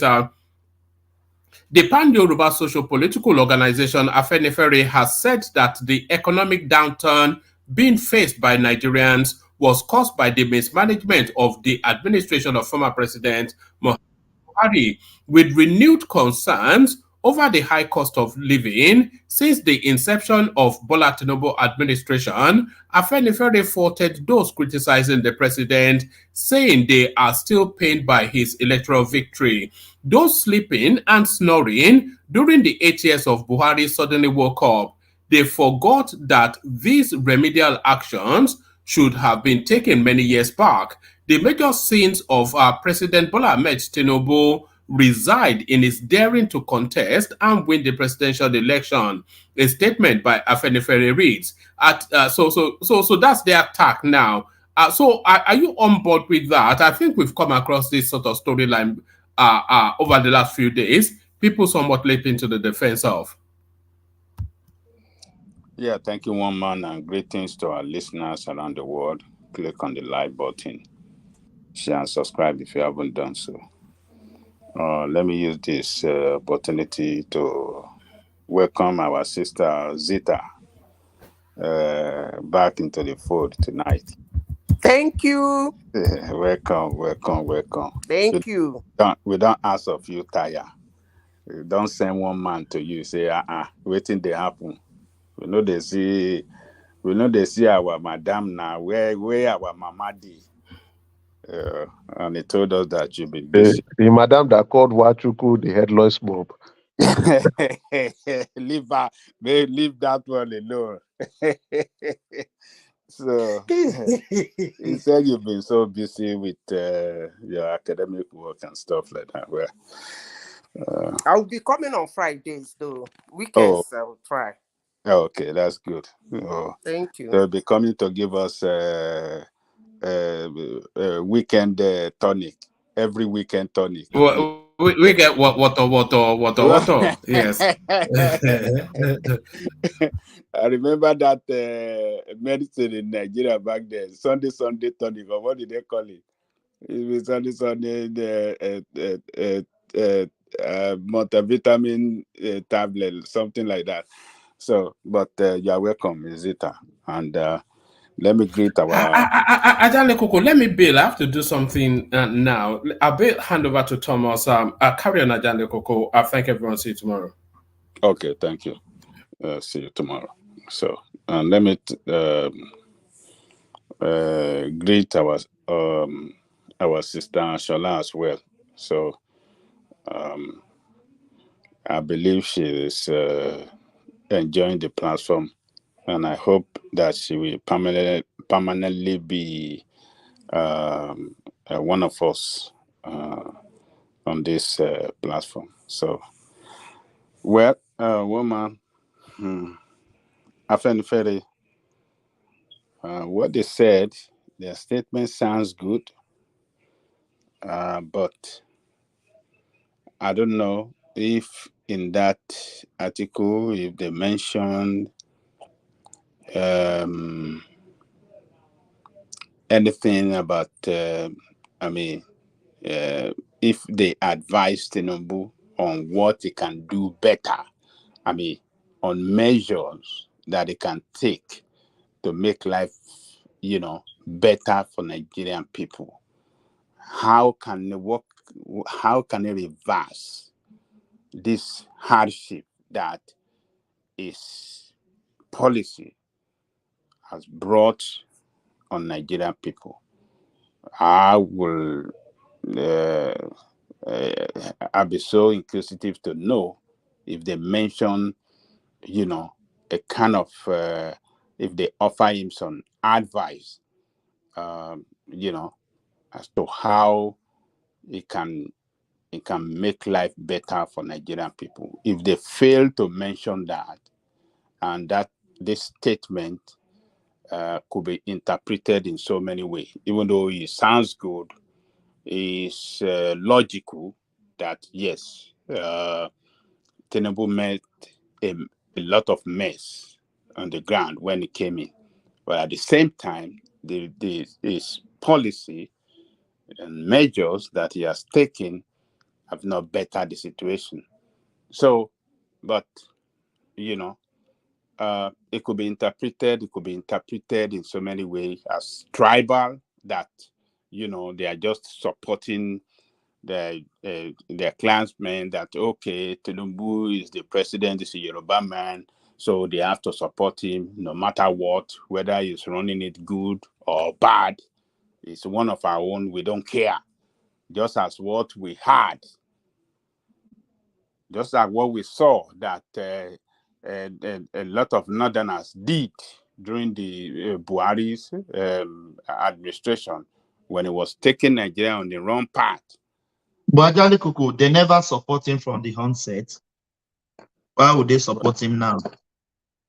What did they say? Who never supported who? They never supported Tinubu from the onset, Afenifere. So why would they support him now? They The support faction of Baba, this the is faction of that your fashion this is fashion group. This is but they are factional. So some are supporting, some are not supporting. You know no, what the I mean? fashion group have been supporting Tinubu from the onset. They have been But supporting the him other during Baba the doesn't election. support him. And that is who we know as the Afenifere, isn't it? Yeah, but this fashionati them are claiming a ferry too. So they issue their statement in the name of a ferry. So so we know that a ferry is divided. The Baba Yadubanjo Afenifere is different from fashionati, but the fashionatis are now claiming it. They said they have suspended Baba Yadubanjo. He has reclaimed his title and his position as the leader of a beneficiary. So, and Ajale Koko, as an adult, which you are, is it not disgraceful what we are going through with all this Baba? We don't want to insult them, but is it not disgraceful that they can't even put their house in order? you are right. It's very shameful, but it's politics. Politics of supporting people and not Hey, support. Ajali Koko, can I say something? Yeah, go ahead. I mean, I understand what you're saying, but I mean, look at Nigerian space. We are very tribalistic in nature. If somebody like Obi or somebody from the side is there, the honest is gonna support him. That's happened to the Northerners. So I don't really take any issue with that. I mean, it's just the way we are. So that's not even the problem of Nigeria. I mean, that doesn't bother me. I'll be honest to you. It doesn't. Well, yeah, right. But you know, sometimes we should be bothered. And reason is that we can't run a nation on tribal line. We must run a nation. Yeah, right now we need until that is changed, that orientation, we need to change our mentality. I mean, we haven't changed. It's not. I mean, is it going to start now? I mean, it has to start from somewhere. But I don't know. I mean, but anyway, go ahead. I'm sorry to interrupt. No, you are not interrupting. You are just, just injecting and having conversation. So it's i- i- so some people will describe it as tribal, that is not sincere. Nigerians are going through hardship due to Tinubu's policy, and now they are, you know, defending him, they protecting him, and then telling Nigerians that they should not blame him. So I think they shouldn't. Why don't they keep quiet, Ajali Kuku? Is it not Hmm? much better? Why That's don't what they I keep said. quiet? Is it Shouldn't not that, much better? that is better. They shouldn't have made this statement. They should have kept quiet. And what they should have done better is to roll out, a way forward. A way forward. I believe they are meeting him behind closed door. They were telling him, they are advising him on what to do. But we don't know whether Tinubu is listening to them or not. We don't know. But for them coming out at this stage when a demonstration, protest is going on, people are protesting, power, power. I saw some demonstration, some kind of video protest. Once saw there, I just say, power, But power. Ajali Kuku, do you see people even campaign that like Tinubu, they are now criticizing him with the Yeah, that is policy, how it with the should be. hunger in the land? Yeah. That is how it should be when a government policy is not favorable to the people. They have to talk. Yeah, they have to speak out. They have to say the truth to power. So that is what they are doing. So I think, to me, they shouldn't have done it. They should have kept quiet and, continue to put pressure on Tinubu Undone it, maybe privately. behind the closed door without the notice of the people, putting pressure on him on what he can do that can make life better for Nigeria. That is what they should have done, and not to come out and be talking all of this. So I think it's not a good time.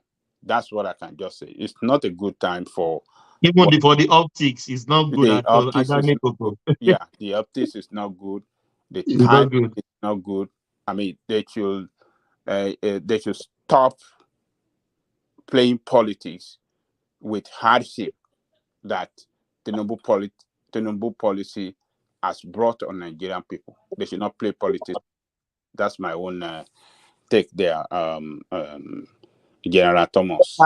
Have we already talked on this? They say show Nigerians that promise you made to them, not lies. Osinbajo tells Tinubu. I wish I can listen to the full, Yeah, What did Osinbajo say? What did you say? yeah. He said, I wish. show Nigerians the promise you promised them, not lies. Osinbajo tells Are you sure Tinubu. that it's not one man's word that is using that himself? Is that Come on sometimes now. Thomas, the headline is sensational. The body That of sound the like one man narrative. Because One man, I've been seeing people in the comment section calling him Judas. They be calling him like yeah. People that never they didn't. And one man, if not that I came in late, I would have loved to, to listen to the whole Maybe Maybe the story full there, version of what the really full happened. version of it, so that that can guide someone in what to. Can we call one man CNN too? They put some Atarodo to their news headline to attract people. Yes. Can you hear me? Yes. Yeah, we Yeah. can hear you. Yeah, sorry. The way what you said about the Afenifere Meanwhile, now. now you want to greet us? Come on now. Good morning. I've already spoken earlier. Sorry. I'm sorry. I'm just Okay. joking. Go on, Simba. Okay. Don't you think that the problem that we have in Nigeria now, the way people are tribalizing it, they are politicizing it, don't you think that that is the reason why Afenifere is also coming out like that? Oh yeah, yeah. It could be, but I think. Because let me tell you this. We are not being. Everybody knows that there's a problem, but the way Nigerians are now using it, why some people is like they are happy with it. They see it like a political tools that they can be using. You understand? We are not seeing it as a real problem that should be tackled head on by everybody. Some people are so happy that whenever they see any negative thing, they be posting it and they be happy with it. Are you jogging? Are you doing exercise? Don't me Yes, I'm doing exercise. I'm doing exercise. Yes, I'm jogging. Yeah, even though we are kilo day we. I'm jogging. I'm jogging. Ó wà lábẹ́ ààbò ní ẹ má dá lóhùn. Adéwálé bọ̀bọ̀ yìí já bọ̀bọ̀ Èkìtì yìí kò sí wọ́n ti corrupt jù. Bàbá Adálẹ̀ kò kí la wáyé wá ṣe. Mo jẹ́rìí ẹ. So Simba, I think you are right. They are just trying to, push back against, the punches coming towards Tinubu from right, center, everywhere. So they're just people are now making skits. Ajare Koko, people are now making skits for all these problems. They are making so many things. You understand? To me, I'm sad about it because it's not something that I'm supposed to be joking with. No. You understand? This is... But Nigerians are turning into that. You now see on the platform where you have different tribes, people will now be using it like a jibe. You see what you have, your this have done. You see, for me, it's not supposed to be like that. Let me ask Simbad something. Simbad, Yes, can you hear me? Man of prestige. Yeah. Yes, I can hear you. How long you been running? I mean, how many years? I just want to ask you something. How many years? Yeah. Yeah, I've been running for maybe like 2 years. Oh, but since okay. I came I was just gonna tell you, if you run on a hard floor, whatever, you need to watch your knee, because in the long run, you might have effect. He's a doctor now. You should know that now. I mean, he's a doctor. Yeah, just you're a doctor. Okay, you should know that, depending on the kind of doctor, yeah. But I mean, because I run for many, many years, my knees start giving up. So I don't really run like I used to run, but I still go to the gym and run a treadmill because it's Man a of little bit prestige, make softer we on the hear what the treadmill jare. than a hard surface. I'm just giving a brother advice, okay? Body done the old man of prestige for America. Body done the old man of prestige. Thank you. Thank you for the advice. Thank you. Okay. Because most of the surface here, hard surface, as you said. Yeah. So, Simba, as you said, I think I agree with you. Yeah, it's just to give a little support and push back against Tinubu's, attack. People from various quarter are raining on him. So, What has ever happened in that country? We don't tribalize and politicize. That is who we are. That's a big there problem. Is nothing. Yeah, there's nothing. But but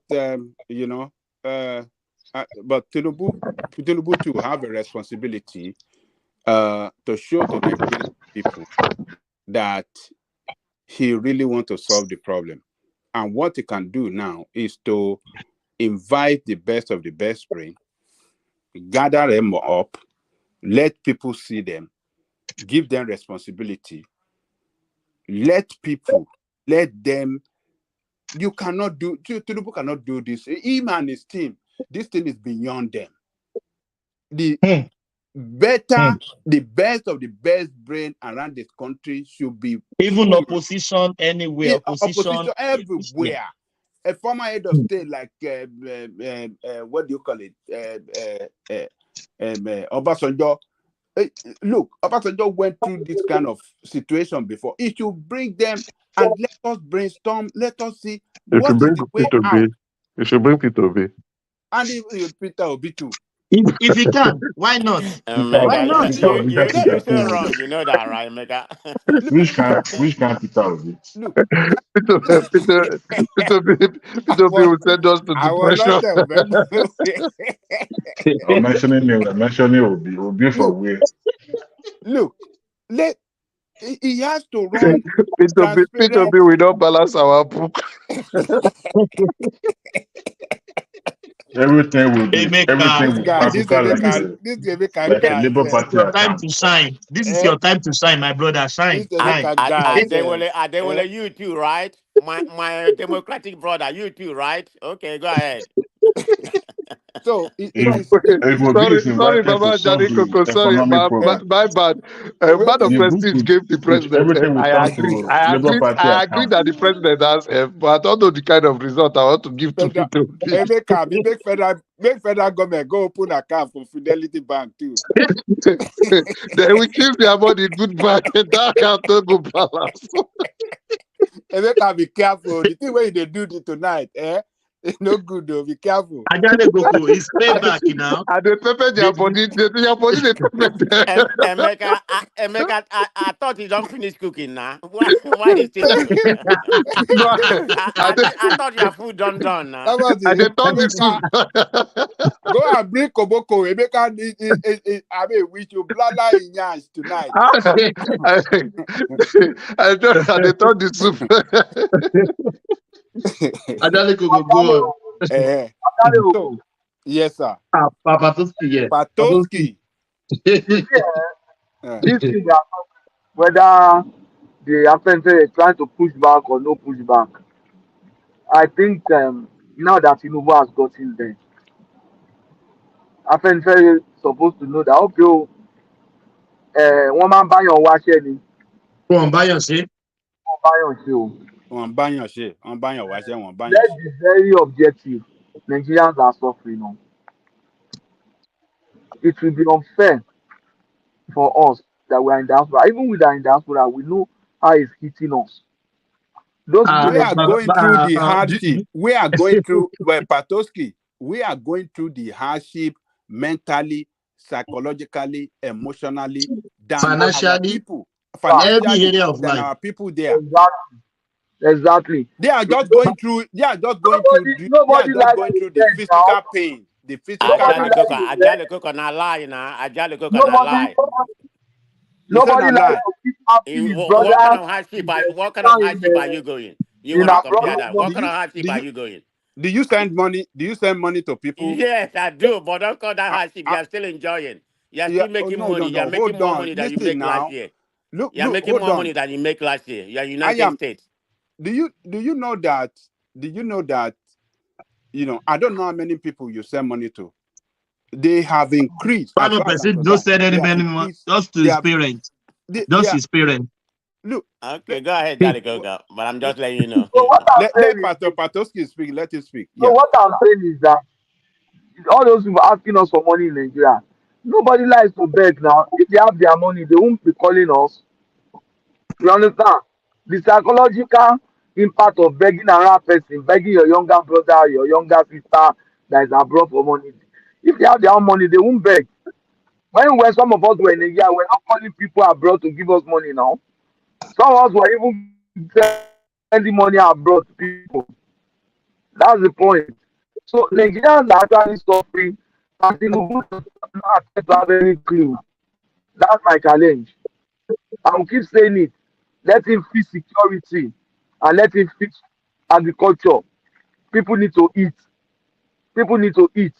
Even if it means you are going to import food, open the border. If, for example, if you drive the importation of rice, you are taking subsidy out now. Let rice come in and let it be cheaper. Let people eat, and then we can start selling them work hard. It's only people who are that can work hard now. He said, let us bear, let us endure. It's only people that have endurance capacity now. The person that have not eaten is dying. He cannot endure anything. But Patoski, Somebody who are has you energy are endure. Patoski? Let me ask you this: were you expecting like a magic one that Tinubu is going to do anything in less than 8 months? We know No, that it's this not a achieve is coming. If you don't know it, I knew that this achieve is coming. okay. Let me speak to it. You see, Yeah. he doesn't need he doesn't need to do magic to fix certain things. He doesn't need to do magic to fix certain things. Security, for example. Buhari had problem on security, but he was already building on it. There was insecurity during Buhari time, but it was already coming down. Now is the kidnapping as looks like it's picking up again. They said they are kidnapping is new lady. They are kidnapping in Lagos now. I don't know how far Yeah, that is true. but that wasn't happening before. Buhari invested so much in security. He has to build on it. There has to be improvement. At what point can we say we have improved? So if you had that one, it doesn't need magic to do that. Look at the subsidy that he removed. It was okay, but to me, he didn't have to hurriedly do that. He needed to resume office, study the impact, and maybe do a gradual removal. But if you had done a gradual removal, But he don't would have you think if he didn't remove it straightforward, it will be difficult for him to remove it? no now, no now. What has his power reduced? The power he had on the first day has it reduced now? But No now. Patoski, Tinubu didn't remove the subsidy. Forget it. Buhari always removed the subsidy. He announced that he has removed it. That's what he said. So that means subsidy was there when it was there. So he removed it. Except you are telling me that he didn't know what he was saying. And that was not something he just said blunt, and it was a prepared speech. So if he knew that subsidy was not there, then why is he removing what is not there?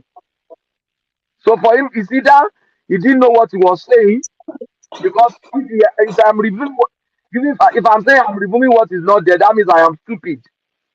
I'm going to move the car from that place. Whereas there's no car there. Most people say that you have mental problem. Which car are you talking about? You get what I'm saying? So he removed it. He would have gone in there, studied the impact, maybe gradually remove 20, 40, 50%.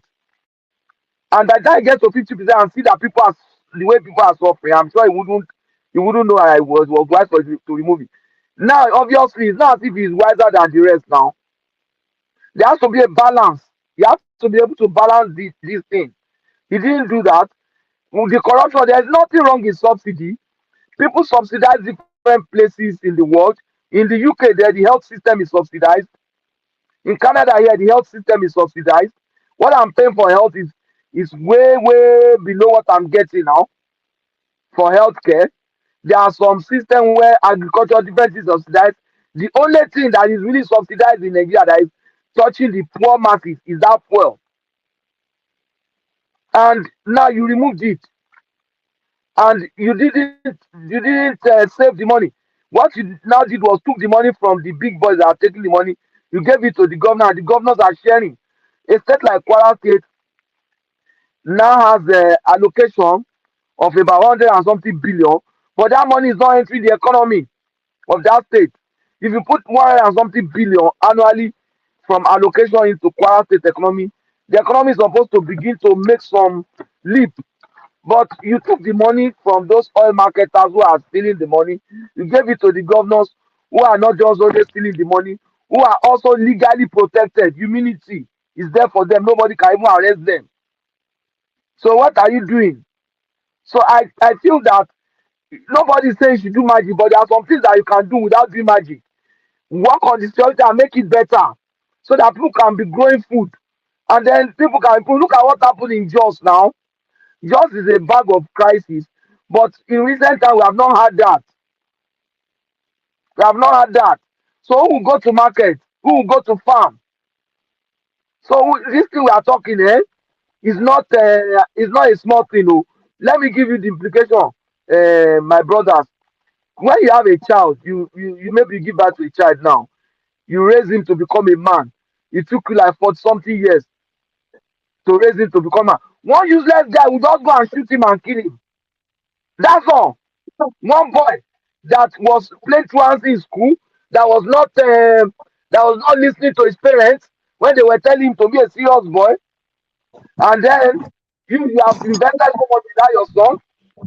He was studious, he has become a doctor, he's struggling, and now the family is so happy that we have somebody that can help to improve and lift our family and at least touch the life of other serious children that are coming up in the family.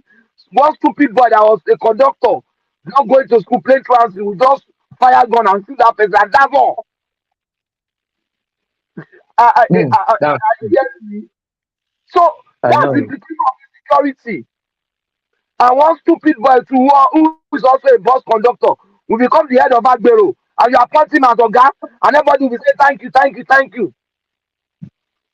What is wrong with us in that country now? What is wrong Yeah, with thank us? you, Patoski. Yeah, yeah. Let's go back to Ajale Coco. Yeah, I'll come back to you. Yeah, we have few topics here. We are still running. Yeah, Ajale Coco, are you there? Ajale Coco, ti lọ ṣe business. This businessman people. Ajale Coco. Moambi.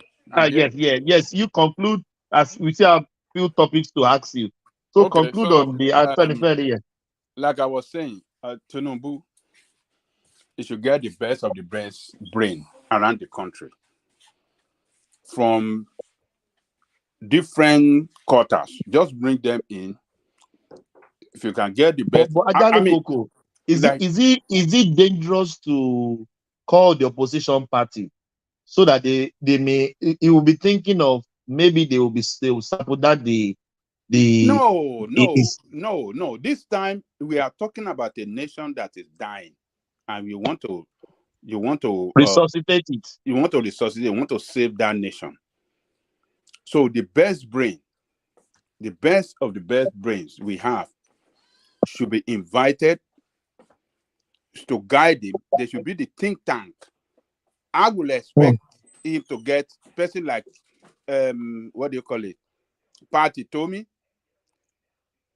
and some others, economists that are not they are just But Ajale Coco, technocrats. if they are already, I understand you. Those people we are talking about, if they already affiliate themselves with political parties, it will be difficult to call them. No, If no, no, party no, party no. We want to give them a special assignment on a way yeah. out. Of what is the way out? You know, what I mean, what kind of policy can we roll out to tackle the economic problem that we are having in Nigeria? The economic problem, the inflation, and the other things that we are having that is making life But Ajale, what you are economically saying, difficult for our it's people. not a rocket science. Does it Eh, need those people really?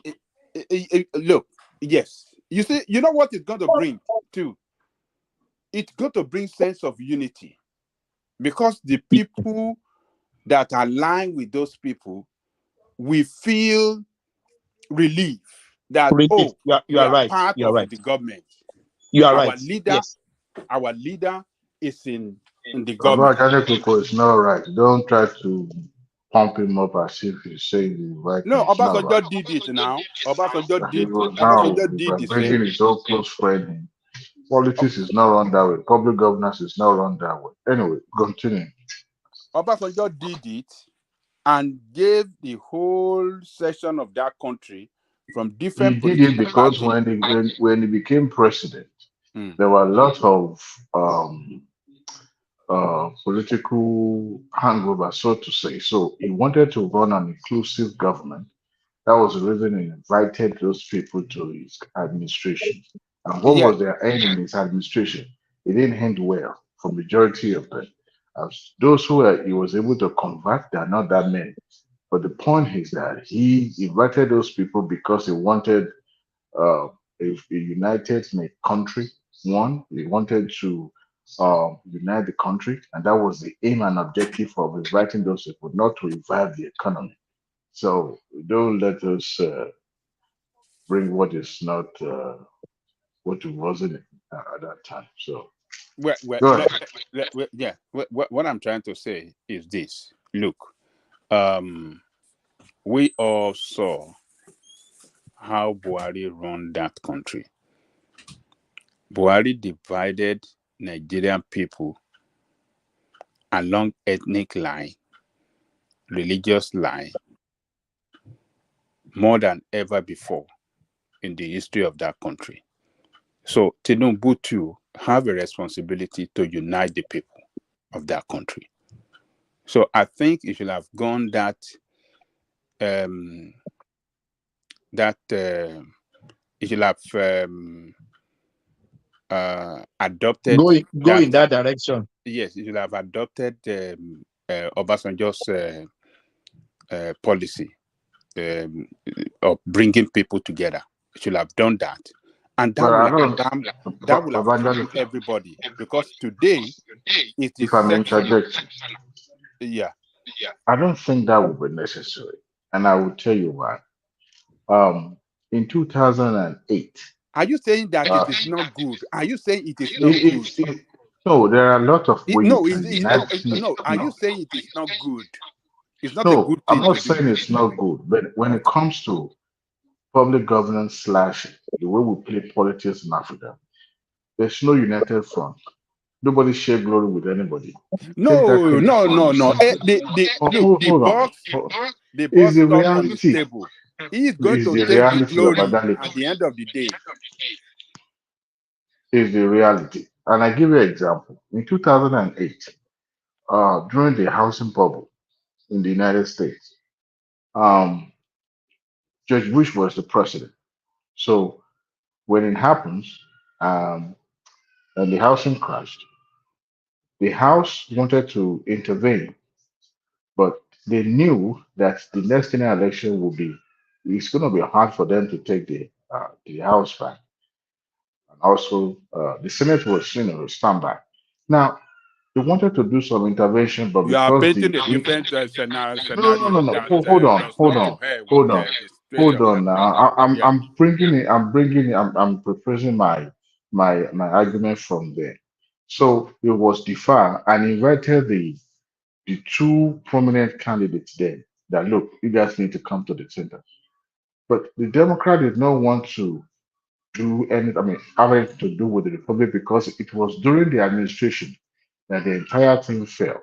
So immediately shortly after Obama got there, he proposed the what do you call it there? The intervention, cash intervention and some other things. But the House then that Republican opposed it, vehemently opposed that plan. And they don't want anything that has to do with putting money in the pocket of people and also to bail out some of those big companies. At the end of the day, they told our land and they supported it, right? But who take that shine? Till today, when you refer to the Obama administration, they will say, oh, Obama was the one that do what? That took American out of economic depression in 2008, 2009. Now, it took Obama 3 years administration for that country to be stabilized in terms of employment, in terms of inflation, in terms of whatever you can call when it comes to economic crisis. It took Obama 3 years. It was detailed and actually reflected in the general election in the fourth year because the House, I mean, they lost the House, right? And the House fell to the Republican again. What am I trying to say is that public governance, and when it comes to rejigging the economy and a situation like this, it takes longer. Number one, because of bureaucracy that is involved. It is easier for you and I, who are novice, who are outside of the glass, thinking this is the way it should have been done. I mean, we are known for that as a Nigerian. We always think about this is the way it should be. If we are that good, Majority of us would have been a billionaire by now. But we like to prefer solution without even knowing the depth of what is involved. They living in their glass house. They knew the level of bureaucracy and internal politics that they have to play to placate people to toe the line. Now, most of the time what you see is that even if the opposition are invited, I can guarantee you, the prominent among them will not heed that call because they know that that effort will be yielded for nothing. The one you refer to Obasanjo's are those people that are more of because we are just coming out of authoritarian system. So we wanted to present a united country and want to unite the country. That was the reason why I invited them. Yes, we faced some hardship, economic hardship at that time, but not to this level that Nigerians are facing now. So I don't think the likes of Tinubu will be inviting them solely for the purpose of helping him, to revitalize the economy. I don't think so. That window has closed when, it was uh, nominating ministerial appointments and all that. That was the time that all those things should have taken place. But now to now invite her, I can bet you number one is either the party will even turn against whoever, you know, honor that invitation. One. Two, you don't expect the likes of Obi to say, you know what, I want to join the presidency because his people will turn against him, even if he has a good motive towards that. So that is the kind of things that play out. You understand what I'm trying to say, Abajale Koko? Yeah, Yeah, I'm with yeah. I you. just go on. Yeah, yeah. Yeah. But what I'm suggesting that rather, for him to bring people from different parties, different, walk of life, Walks of particularly life. Yeah. particularly people that are, you know, um, how do you describe them? Opposition. Technocrat, technocrat, technocrat that can, you know, like an economic advisors, team of economic advisors. We have to resolve the economy. We have to put our economy back to productivity status. Even the security. Where are the best of the best brain that are even retired? Some of them that are even retired that are military officers. What advice can they give him? And even the police. A lot of things have to be, we have serious structural problem in that country. All hands on deck, Ajale Koko. All hands must be on deck. Hand. So on security, on the military, why is our military fighting war and never won for 10 years? I mean, only 10 years. Is it not more than 12? Is it not 15 years? I mean, how many years? I think they're going. Why haven't they won? The security, the police. Why is police failing? Everything has to be restructured. Bear the best of the best brain that can come out with, a policy, a guide, sort of, that can take us out of this mess that we are going through. And that we, show him, we portray him as a man that really want to make things work in Nigeria. Because let me tell you this, Tinubu is surrounded with politicians. Tinubu might have a very good intention, but politician,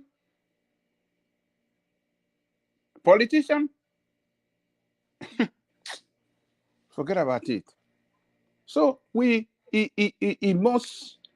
should be able to do the job in such a way by, inviting the expert, the best of the best brain, and people that can chart a way forward, for that country And that will really, who is going to take the glory at the end of the day? It's going to be him.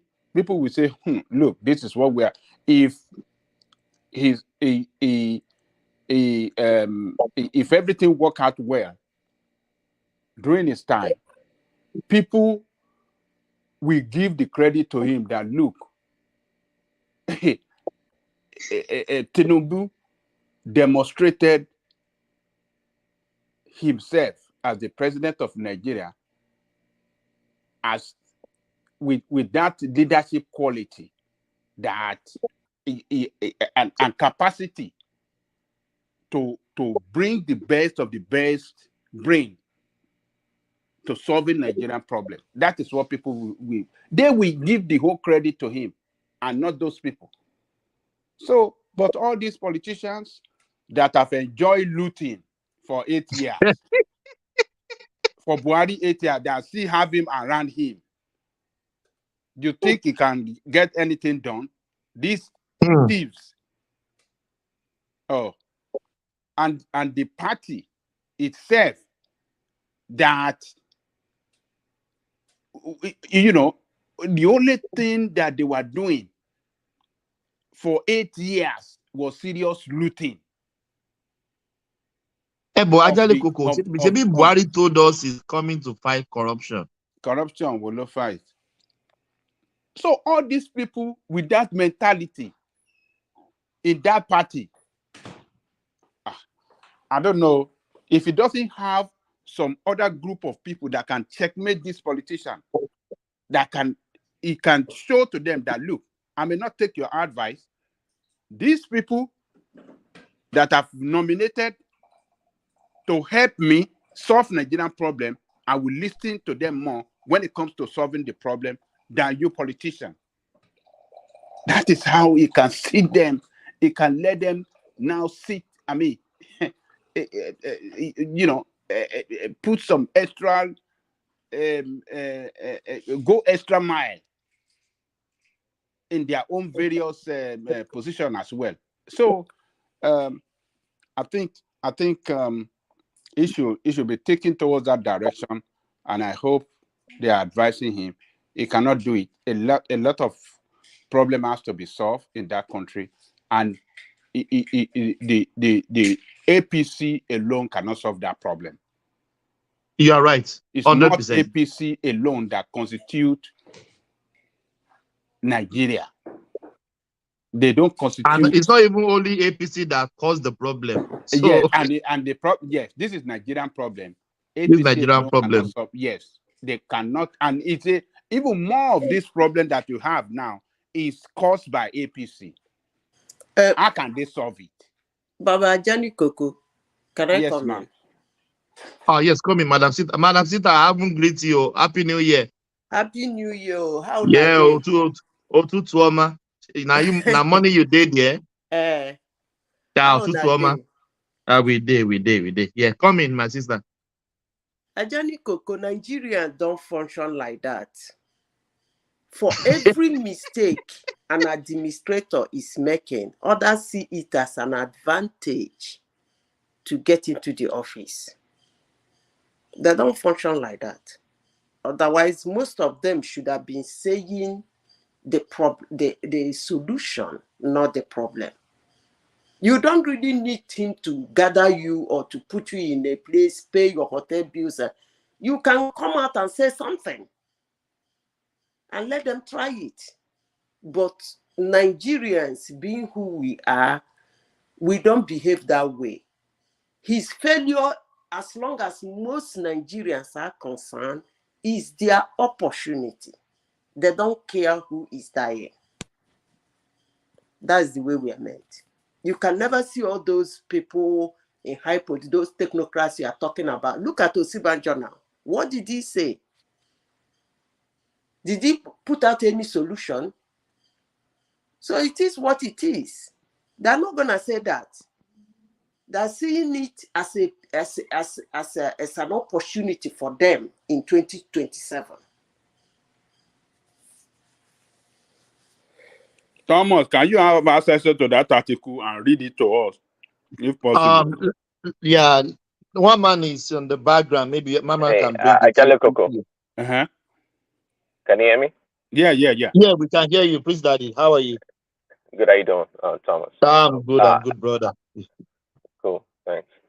I heard the comment earlier that Buhari's what do you call it, ethnic and religious division really did was pretty bad to Nigeria. But can you really compare um Peter Obi's politics of division and ethnic um Jingoism. et- yes. Can you compare that with that of Buhari? Because if Peter Obi had won, for example, it was going to come in, if he to me, with the strongest division in Nigeria's politics because he played strictly religious, mostly religious politics. Okay, and the ethnic just came naturally to it, and of course we saw what happened in Lagos and some other places. So if you ask me overall, I think Peter Obi's politics was more what was more in terms of those two lines was more dangerous than that of Buhari's politics. Well, since our brother did not win, we cannot really say specifically how we will have governed the country. So, but yes, like you said, if we have to analyze the politics he played and the outcome of the election result, it clearly shows that it was religious base, religious and ethnic base. Right. See, Big factors. I'm sorry. I know he didn't win. I know he didn't win, but just say when Buhari was coming in, I know a lot of people talking about the Fulanis and the whatever, terrorism. A lot of people, playing politics. It wasn't Buhari himself. People just ascribe a lot of things to Buhari, being a northerner. Okay, the Fulani, a lot of things were said. But Buhari himself never played that politics. But Peter Obi, we have him on record. Okay, we have him on record um, saying things that divide the country on religious lines. Christians, take back your country. Okay, in a multi-religious country like Nigeria. Okay, his campaign was strictly towards certain areas. He didn't go around to want to bring everybody together. Just his politics. I know he didn't win, and really thank God he didn't win. They want to couple that with the corruption that I've already known. I've known before. Before this Abure thing coming out. I mean, these guys. I mean, Peter Obi was really a typical graduate candidate that almost came to power. That would have showed us Pepe. That would have showed us Pepe. With Daddy. What did happen this weekend now?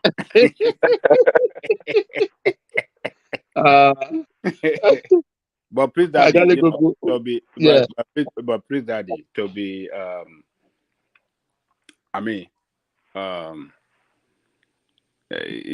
Peter Obi, to put the record straight, Peter Obi campaign round.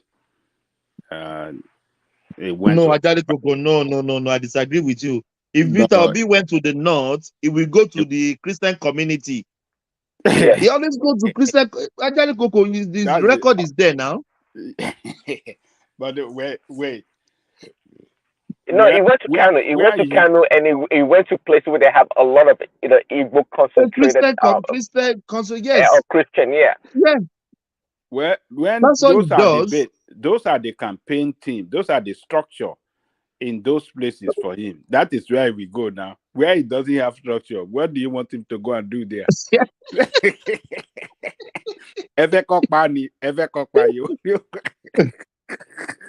He won't even see crowd. It's a crowd push. So when you are a politician, you are looking for a crowd push. Yes. More especially when you are not particularly a popular candidate.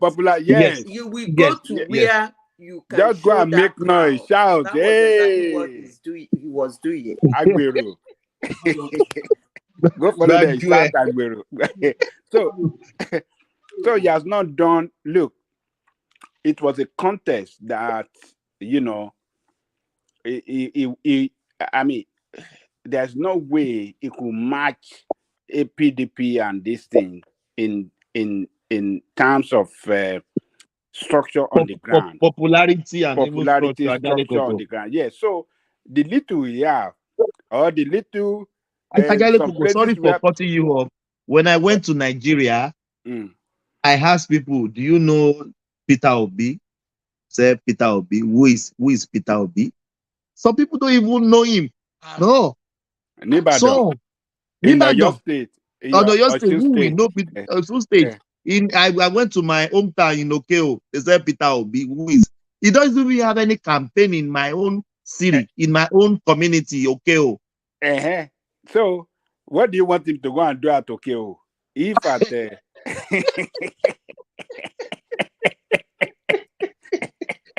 look at this. Evangelical Phony. You know, look. How do you expect him to know who Obi is? Where is Okeo in Nigeria map? You're from Okeo and you expect them to know who Where do you Obi is? want so look, he knew he couldn't match them. So the little support, and wherever he had that support, he went there, and they make noise, and he did. Yes, he did well. Yeah, they make noise and just show on the TV that we are on the ground here. Everybody is carrying that propaganda against each other. Peter Obi was big on the it was big on the internet. Is that the man, that guy was fire on the internet, man. Internet will not win election. You know, honestly, we all never, over the world, all over the world. we never for once in all our argument, because I've heard a lot of people being passionate about quite a lot of things, whether economy, whether the politics, whether security and all that. We've never for once taken into cognizance the composition of Nigeria and how complex it is. You know, it is easier for people like us to sit in our comfort and say, you know what, this should have been done this way, this should have been done that way. It is a lot easier. But you know, the moment you step foot into that arena and say, because nothing is done outside politics, public governance is not done outside politics. It doesn't even matter whether it's the military or even in the church or religion circle, politics is still involved because you have to call the favor of people. You need people. You need people to buy into whatever you are selling. That's how you can succeed. Because if you don't have crowd behind you, there's nothing you do. As it still stands, we're practicing democracy. Executive power is limited. Remember, it's equal power shared together, right? Let's even assume that executive has absorbed the power of the judiciary. So we have legislature now that you can say was a little bit independent from an executive. But of course, sometimes, some occasions, they work together to rubber stamp whatever the executive demand. But let's just say that, you know what, they're all in cahoots. You still have some headgear among the elected officials that are still going to renege and say, you know what, we're not towing that line. And yet you have to cajole those people. In some instances, you have to bribe them. So we have all these entanglements and logjams that you have to pass through to get things done. Perhaps we expect some fair. Somebody is president issued an executive authority. There's a limit to executive authority because even as the executive order can be challenged in the court. Of course, we can say that our judiciary is not independent. But I do. He will controls the purse, controls everything. See, these governors that don't, that don't, these governors that don't produce nothing in their state. Where do you put the likes of the senator, the current Senate whip? What is his name? This one that says the shape wave. Yeah, I forgot his name. From South, what is his name? Swinging. I kept coming to my mind. It's not swinging. You know the person I'm talking about, the one that said there's light in every at the end of every toilet. What's his name? Every time. Yeah. So those are the people that you have to placate because it seems or it appears that it's not in the main caucus, but of course it has to play along to show that okay, we're in the same party. Of course, they gave me this position for me to hold, so at least maybe to Are you talking of Guy, who do I think we should take the offer of that black water guy. We should take his offer, man. Because what Nigeria needs is just an administrator, a fair administrator that just apportion things accordingly to everyone. Because it is no. a lie that we have. You need What, you need little from both, from every angle. You need somebody to be a crook. You need somebody to be a saint. You need somebody who is good in administration. You need somebody who is going to play politics. At least a little bit of everything. Because even if you bring Pope to Nigeria, that person will fail. As it stands today, I was telling somebody on this show yesterday, maybe it is an after hour. I said, no matter what you do in Nigeria today, you still have to bribe. One way or the other, you will be compelled to bribe. It's so In- bad. It's so So, bad. I mean, in a No, situation, Adewale, we don't call it bribe. We call it I forgot they've twist the name now. okay. I will remember. They Oh, have some frame for it now. It's not bribe. okay. They don't call it bribe anymore. Okay. Is it So, in, social something? What is it? I forgot they call it one name now.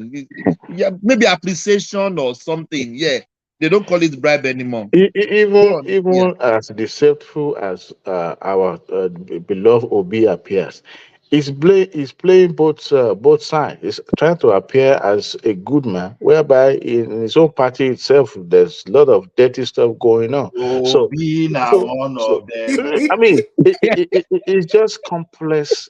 It's a complex thing, and Adewale, let me tell you something. The last time I went to Nigeria, I was saying I saw Obi campaign.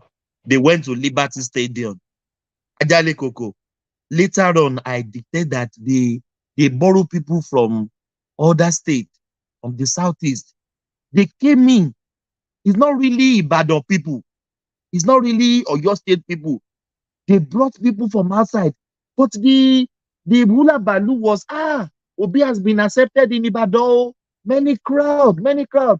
When they finished, we saw all of them going to the east. I said, this politician, they are gradual. They are just, it's just the noise and the propaganda. Oh my God. Continue, Adewale. I thought they I'm were very Ibadan people. I'm very very optimistic. You know, all this noise, even despite that, it's real that there's hunger in the land. Um, a time will come that will overcome this, one way or the other. If a push comes to shove, something will give, and some of those people that are holding Nigeria by the balls will, let go. It's just that some people have been profiting from the way things were in Nigeria for a very long time, and nobody ever checked it. And how do you check that? You don't just take a stand and say because you won a race for one time and you say you want to stand in the gap. You can't do that. They will take you out, and not just take you out. In fact, they will make sure that your entire time is useless. So what do? You have to placate. You have to play politics with it. You have to play your own role and make things work. However, it might take a longer time, but the way things are, Nigerians are not um, they're not patient enough. They expect things to work within a year and a half. Adewale, I will come back to you. Let me finish you. And Ajali Koko, are you still there? I have two topics here. Maybe you pick one. Yes, Okay. if you want to speak on the boat, that's fine with me. Which one is that? NSC is yes. I have two. One here. Maybe you speak on the both. NSC declares a nationwide protest over the economy hardship, and secondly, federal government orders the reopen of prosecution of Deligiwa's killer. So yeah, you can choose to Let choose me anyone you start want to from do. let me start Yeah, from yeah. I mean that one. It's just shameful that they have to reopen the Delegua this thing now. Ajadi Kogo, sorry. Bola Ige, they killed that small years ago. They don't even find the killer. Not talk less of Delegiwa, they've killed. No, Nigeria is no. just. Thomas, let me tell you what led to that of the Legiwa. you see, some of our northern politicians, they've not found them. They didn't find their voice under under Buhari, and suddenly, Sultan of Sokoto was talking of how people can revolt and so that they don't give a chance to some kind of revolt, right? Suddenly, IBB found his voice. He was now advising, when you are saying, oh, so that the military will not take over all those, some kind of along that line. So suddenly, too, you start hearing about to find the killer of the Legiwa. They say, Ajekila na, Obokuleni. Tani wọ́n gbọ́ àjẹ́ tó pọ̀ ọmọ èyí tó kí wọ́n fẹ́ fi pa IBB lẹ́nu mọ́. That's exactly what is happening. So I pé tọba dún fẹ́hún tàbá dún fẹ́hún that's exactly what they're trying to do. Because IBB was talking. That Nigeria self, which kind of country with that country self? Eh? Wahala. You can imagine Delegiwa. Bola that they killed yesterday just down here in Bodija, in close to my house. They even find the killer. Don't talk less of Delegiwa. Go on, continue, Ajale Koko. Wahala. Now, wow. So, well, let's see what is going to play out, because when one man was reading it, I was just thinking in my head, what is going on? Delegiwake. That year 1985. Is it not 85 that he was killed, or when was that? Oh my goodness. Is it 85 or 89? I can't remember the date. I don't even care, Ajale Koko. It's almost 30 decades ago. They concluded 3 decades. I don't know. I think 1986. 1986. The military authority concluded that they didn't know who killed him, where the bomb came from. That was how they closed that matter then. Nigeria. No, Thomas, you read this thing that I posted in the private session. It's talking about IBB talking about coup. All of a sudden, the northern people started talking about coup if Tinubu is not doing well.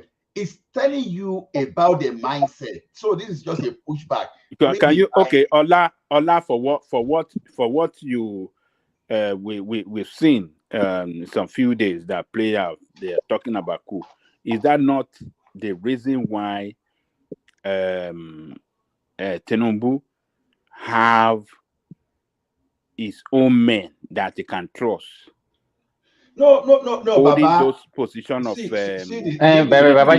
are we not the one against him that time when he was making that appointment? We are saying Yorubanizing, you doing this, he's doing that. He knew what's gonna happen along the way.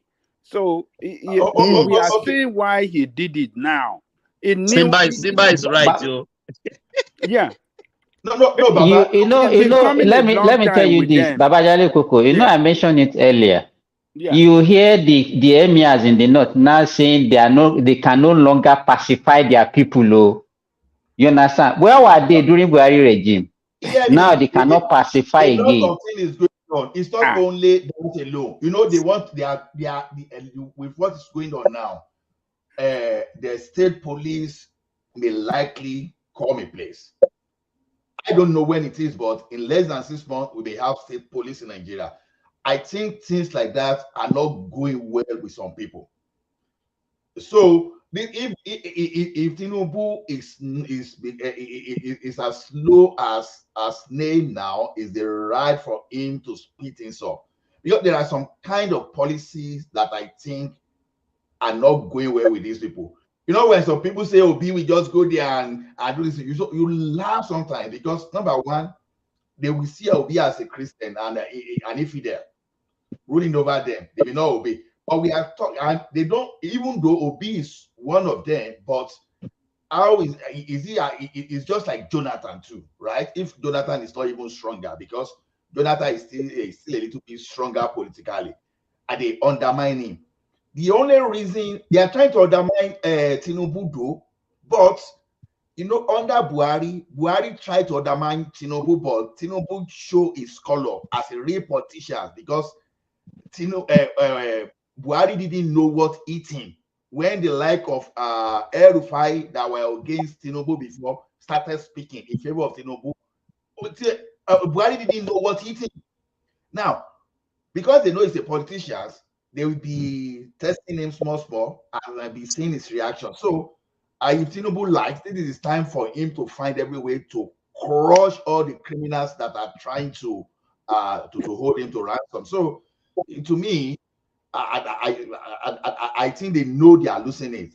I think they know Tinubu might dismantle the structure they choose to get a serious hold on Nigeria. Just imagine the history of Nigeria. I think that Tinubu has already cornered them in so many ways, and for them to be talking of military coup, there's two northern are talking of military coup within the space of 2-3 days. Yeah. So that guy Tinubu, with the way it's structured. Sorry, who is talking of military coup? I didn't know that.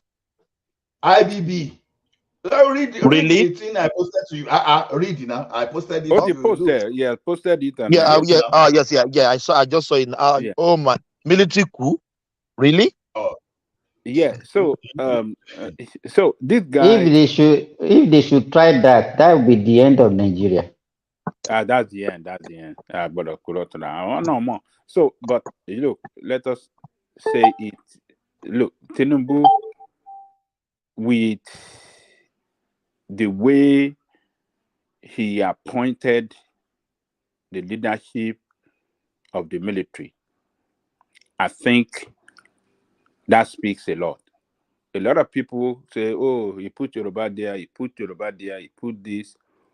Yes, he's been coming a long way with them. Can you work with your enemy? So experiences that he has garnered for several years, with his time with what do you call him, Abiola, with what they did even the senior Yaradua, with senior Yaradua, even with Obasanjo, during his Obasanjo time, they show Obasanjo Pepe now from the north. They wanted that is because, you know why doesn't want Tinubu? Buhari make a statement I've never heard it in my life. A sitting president want their party to remain in power. Buhari said, and I quote him, Nigeria should vote for any party they want to vote for. Have you ever heard? That's true. That's true. That is the worst comment I've ever heard in my life. Yeah, your memory is very sharp. There, he said it. He said it to Thomas. I remember. It was forced. Thomas, he was forced to join the campaign of Tinubu now. It was forced, and he did it reluctantly. Simba was saying, see, is this man okay? You should be pushing for your party, isn't it? Nigerians vote for any party. No, I've never heard that. Yes. Trump would never say. Let me tell you this, Thomas. Statement. If you cannot have any northerner as a friend in politics, the way they see that country is like their own property. And I'm very sorry to say this. Several times I've had to fight with even Ribadu on this platform. That's the way what Ribadu demonstrated today. That is the mentality of an average northern elite. No, Simba. You know why? Because many give it to our southeastern brothers. I said if there's anybody that I think can defend themselves with their last blood, their existence with the last blood, you can give it to our southeastern eastern brothers. But we in the southwest, oh my goodness. You see, our own is like someone that you now go and put fire on the roof and say you want to have a good nap. You put fire and say you want to go and sleep. That's the way we are. We can justify in fact, we can justify why Satan was not guilty of his offense to God. In fact, in some people, I don't know if they won't pie a Yoruba man now. A Yoruba man can give you the justification of why he should be pied. That type of person we are. Yeah, like rational mind. Yeah. We will be seen. It's not even by Prince Daddy. You are just being They are looking economical. for trouble with daddy now. Even Ajale Koko, Baba Ajale Koko is one of them. I will not let it do. So let me tell you one thing. Our southeastern brothers, they refuse to allow anybody to reconfigure their demography. Why do they do that? Because they want to preserve them.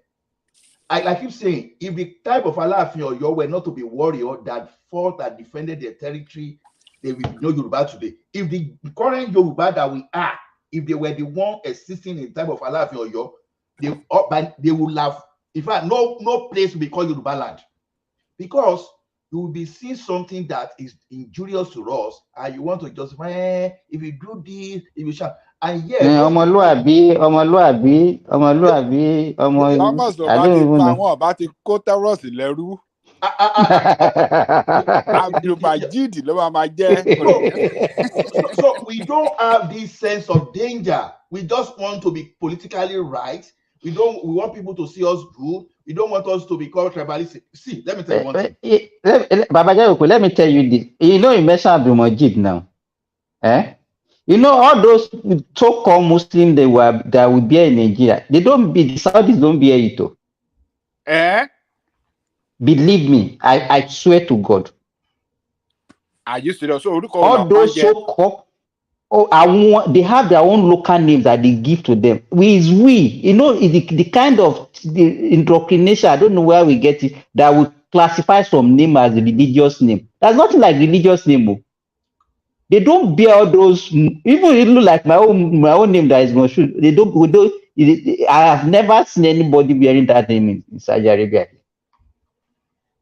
I don't know where we got all those things from. Want to call lẹ́rú nìyẹn náà. Now you know that religion is one of those things that they use to colonize us. It's very, very obvious now. Wow. You see, religion is a tool. We all agree upon that. You understand? It's a tool.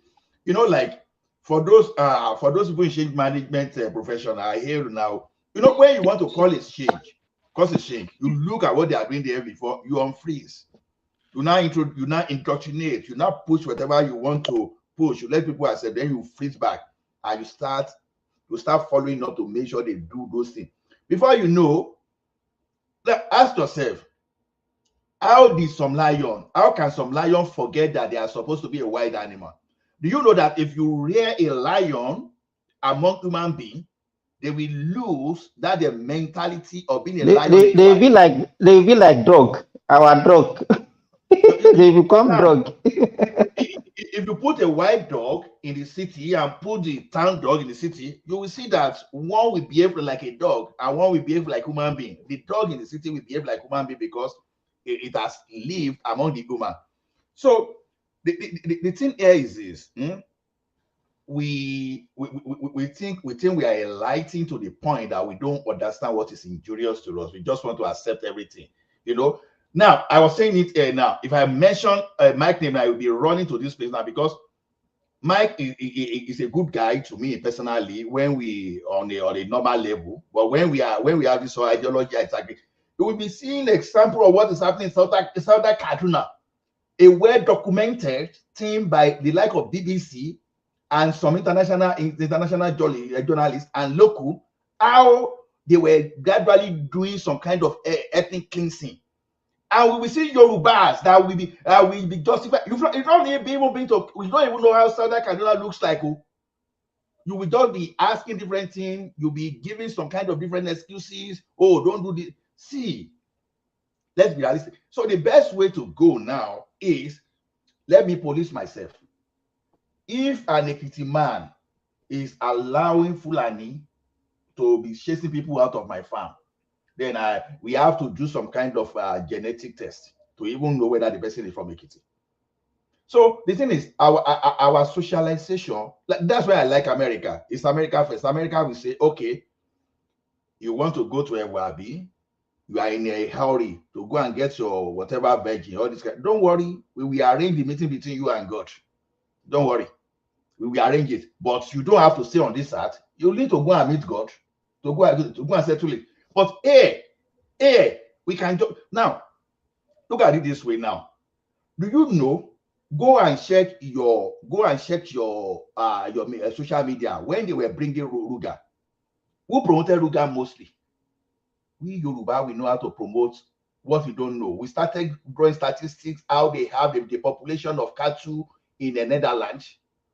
We started breathing. The question you should be asking yourself is this: is Ruga the only business in the entire Nigeria? Some people are into auto parts, some people are into cement, some people are into. So it is Ruga you want to hijack people's land to work on. And you are seeing example everywhere. They are telling you that, okay, in the Borno, when they displace people, they are renaming all those cities. Showing, even the media, the mainstream media, the main media, they were even saying something like that until they started clamping on them. The question you have, Ola, let me even support your assertion. You want to tell me that it's only in Nigeria that we have open grazing? It's not only in Nigeria. But why is our own different? You know that there's an agenda behind it. You understand? In Cameroon, Central African Republic, everywhere, they still do open grazing. But they don't kill people. They don't displace people. You see what one security expert said is this: once they start buying people like that and they displace you, they want to create that fear because they know that your government is powerless and they will do nothing, so that when you are afraid, you don't go to that place. It's like when the land speculators in Nigeria or Monile, if they shakara you come up from Ile, you say, me, I don't get that power of them, or maybe the thing they go get. You don't want to go back to that place. So when they pine you, they displace you, you come back there, they destroy your property. What are they trying to do? They are trying to chase you away. They've managed to do that in some part of the country to the point that they now mounted their own toll. They started, okay, before you go to your farm, they'll be collecting tolls from you. What is the sign of that? You'll be conquered. You'll be conquered. In Nigeria, the bandits are taking tolls. They are taking some kind of fee from the No, they said to, what do you mean by to? They are taking taxes. Taxes ahead. They are collecting taxes. That's the right word. As I speak to you now, when I say I'm from Ekiti, I'm being specific. I say when you go to Emuri Orunasis, that what used to be farm settlement there, you dare not go to that place. There are some houses in now Ekiti too. You dare not go to that place. Even some of those people that own that land said they don't go to that because they are afraid. Now, there was a video going viral yesterday too, when someone spent like I don't forget, about 10 million or thereabout on his farm. Maybe remain about 3 months to the harvest, and all of a sudden the Fulani people, they just took their cattle to go and graze. Do you know that despite the video evidence, despite the local people telling you what was happening, we see an indigene still telling you, say, where is the evidence? And this indigene is living somewhere overseas, and you are arguing with people in that locality. That's how terrible we can be. In the name of, let me just be correct politically, and don't let me offend someone. And we are still talking of state police now. People focus more on, they are going to use it to harass politicians. See, the question is this: whether even some of us, when they make us organizational leader, maybe in your units, we still know how we abuse power sometimes. It's not a matter of whether the state governor, even as we are here now too, we still see some people that even the little chance they give us, whether to occupy the space, whether to hold the floor, whether to give an opinion, we even see how we abuse one another just because we want to claim our superiority, So that's just it. A state police is necessary, because if I cannot secure my territory, then something is wrong with me. But when you still give someone the central power to do that, you understand, then that's the issue. So I think all those move like state police, like what is a state police, forest ranger, I think is beginning to send message to some people. All of a sudden, they now know how to advise Tinubu. Things are expensive. You have to be very careful so that the military will not take over. For like seriously, you'll be talking of the military in the democratic dispensation. It simply They means that cannot pacify their people again because people are dying of hunger. on the dying of hunger, and they were not dying of hunger under No, Buhari. it's today that hunger started now. Now So, today it started now. so to me, I can only Tinubu should be here. I know he's a politician too. I think he should. That thing he wants to do. Ola, the problem is that how many people can reason the way we are reasoning? How many people can see beyond that statement? Do you understand? Most people will say echo it. They say, what they are saying is true now. Is it not true? But can they reason behind it? Can they see beyond that statement and see the implication of that statement? That is the problem. Ola, if I call you a thief now, you might say, why did you say I'm a thief, Simba? But you go home and then you'll be thinking about it that, why did Simba call me a thief today? And if I keep on repeating it every day, keeping on repeating it every day, some people will believe me. That's They so will say, I now. have a reason for yes. That is the power of lies. And that is what we are good at in Nigeria. A majority of our people, most of these things that we are doing is not because of patriotism, it's because of selfish interest. Some people will be talking about hunger in the land, not because they actually care for the people, but because they know what they are going to gain. If they cause problem in that country, they are going to benefit from it. That is it. So most of these things that our politicians are saying, it's not because of patriotism, it's not because they love the people. They want to use it to achieve their own political gain. That is it. And that's why I don't agree with some of what most of them are talking about. Hey, Sinbad, earlier when as your son was talking about the Fulani people, right, and that grazing or whatever, he was simply telling you the lifestyle, the tradition of these people. I didn't think it was supporting them. It was simply trying to tell us how they think or how they live their life, that they're nomads, and there's nothing wrong with that, because um, if we don't know, if our leaders don't know any better on how to understand how these people think or how their lifestyle is, there's no way we can bring about correction. It's not as easy as saying, okay, well, you people for hundreds of thousands of years that you guys be roaming around from one But place to Prince another Daddy, to live your life. but Prince Daddy, their lifestyle is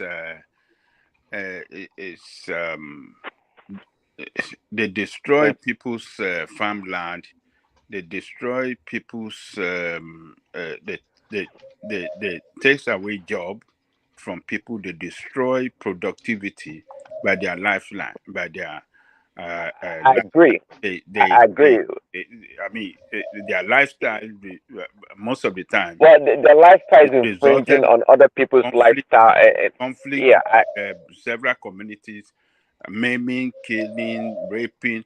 That's not a lifestyle that but Ajalekoko, before then, say, sorry, I remember as a kid, even in Lagos back then. I don't know about this scrawny looking cows back then. Huge cows with big horns on the street of Lagos. We see them like they rear their cattle. you know. It's been going on for many years. Yes, So what is the difference today? What is the difference today and back then? It's nothing new. It's becoming. Look, we are more populated than before. We have little. How do I say it? I mean, back then, Space, land, or whatever available. Back then we have a lot of, empty spaces. But now So we okay, have that is true. the Baba land Jaleoku, let me getting tell you this. in But Benue hold on, State. but see, now we're talking about the failure of leadership. See, now there's a It's transition. not A lot failure of of things has leadership. happened. Let me tell you this. Let me tell you this, that it's not failure of leadership. One, the effect of the global warming is one of the reason that, because most of the places where they used to graze before, like the Lake Chad Basin, is already drying up. Two, the way our population is growing. Let me give, for example, I have a friend from Benue State. His father used to have like 10 acres of land that he used alone for himself to farm. Now he has 7 sons, 7, and they have to divide that 10 acres into The 7. land are getting smaller. Are getting Simba. smaller. Yes. Simba, I think you didn't get Prince Daddy very well. See, when Prince Daddy said it's a leadership failure, I think he is absolutely right. Look at it this way. Now, what are leaders supposed to do for the country? They are supposed to plan, right? You see, all the planning you are talking about is around security. You know, no, you don't wait for things to escalate to do. Okay, I will give an example. Fashola Farm. If not because of Fashola Farm, probably this thing will be happening like this during the Awolowo's time. But Fashola Farm, for example, eliminated our needs for killers for killers beef. We have our own style in the south, because number one, we are creating demand for them to come to our area. If we deflate the demand, what I mean that if we stop that kind of demand, number one, they will have no business there. Even the people that are collaborating with them among our people, some of our bars are even among those people that are even bringing these people to rear cattle for them. So if you have that type of fashola farm that we take care of the cattle we need there without any need to be buying from one nomadic Fulani or whatever, there will be no reason for them to be here. That's what I'm saying. So the thing is this: if you are plan ranching, if you are plan everything, there will be no excuse. So it is leadership. It is leadership. The military came and they destroyed Fashola Farm. They Equidary Farm that is part of what we used to be under Western Region, the one that Fayemi revived. So we were doing our Forget about own that fire meeting. What did you revive? You just like that fire meeting. I don't know. Is he your brother? No. He actually working with Promasido. He revived it. It's true. It's not a lie. It's not a lie. It's not a lie. It's not a lie. It's not a lie. It's not a lie.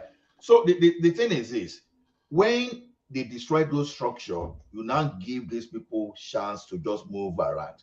So now Southwest should look at, okay, we should eliminate demand for external cattle. We can revive our farm. We can do our ranching within our distance. Anybody that carry his cattle through the bush, yamu to all the cattle. And put the Ola, I agree with you what you are saying. Those are the plans that we're supposed to even started having since 60s. Do you understand? If we were futuristic, and that's why sometimes I used to say that this problem that we have doesn't start today. I remember when we were young, even in the late 70s, early 80s, even in Osun State, we have these Fulanis among us. And that time, we don't even have all this complaint. Behind my secondary school, we have a Fulani settlement that we even used to go there and buy cheese, buy all those things. Fulani now. They don't give problem. They don't give problem. No problem. Okay, you remember Babajale Koko? We eat cheese. You understand? So what has changed now? I think everything has to do with some people are using like politics. It's not the normal Fulani that has cow that is causing this, that is wrecking this havoc. They are not the one. They're not the one. They're not the regular Fulani. No, Simba, they too now they be indoctrinated. Even among our people now that they are not Fulani there in the south too. They are now have people that are working with them too now, especially in the area of that kidnapping and banditry. So the thing is I this: agree with you. I agree with you. don't introduce anything that has some kind of economic value to some people. Whether and even if it is criminal, some people that have been looking for how to make it, they will embrace it. It's just like Yahoo Yahoo. It took some people to just bring the idea of Yahoo Yahoo before you know people embrace it. Now, when the Salsa people introduce kidnapping just to fight, some people embrace it. Now, when the bandits, after they used them for election in 2015, when the politicians, when they didn't settle them very well, they started the activities here, and people that are not even from Fulani too, they've joined them now because they know that oh my goodness, you It's kidnap someone and you get lucrative. like 100 million. Some people just took over to it too. So that's just the way it is. So those guys that we think they used to be innocent Fulani now, they are no longer innocent. Otherwise, Wakili and those people that settle in the Gangan area, they should not be part of those people that they should not be having issue with us. So they too, you can no longer trust them now because the economy of kidnapping is so huge now.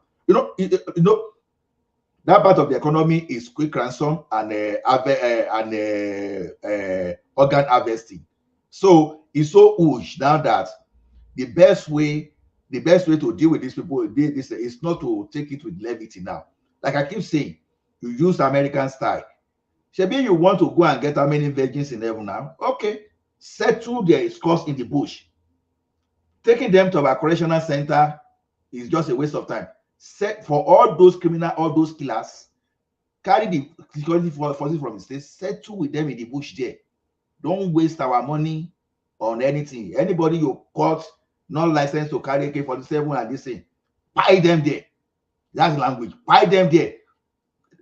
And those ones that are using religion to tell you, oh, you don't need anything in this world, you have to fight this. When they are doing in the heart of that, the holy jihad, carry the regular armed forces within your state.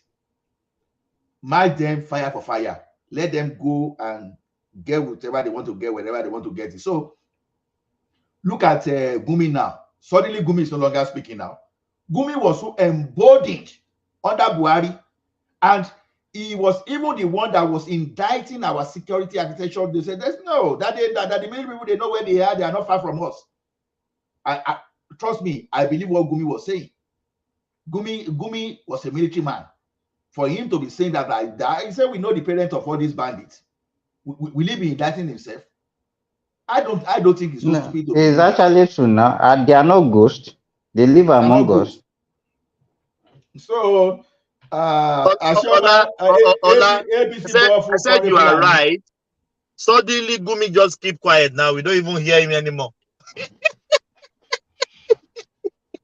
Yeah. Oh my God. APC, in an attempt to hijack power, they brought all those foreign Fulani, all the foreigners in the bush there. It was because the British High Commission then, the High Commission then was one of those people that created that forced Jonathan, Buhari, and other politicians to sign a peace pact. There was a peace pact now that decided that okay, if Jonathan won, they will make him a peace ambassador and nobody was going to prosecute him. So they made that peace because already the like of Gani Adams, they warned us that, oh, some foreigners are in their bushes. People say, oh, Irolumpa, na lie, just because he's going to lose contract. Do you know why I don't like those things? Someone sitting in America, someone sitting in the United Kingdom will be opposing someone that his job is security, that is earning security for the government. They say it's a lie when you don't even have that your intelligence, when you don't even have a fact. So that's why I don't like the situation whereby people will just discard, people will just straight opinion, you just discard, you just discard it, and you don't really have something superior to even counter it. And this thing is happening. Do you know how annoying thing is this? America, as far back as early 2000, no, late in the 90s, they predicted some of these things that is happening in Nigeria today. That's one funny thing. They predicted it.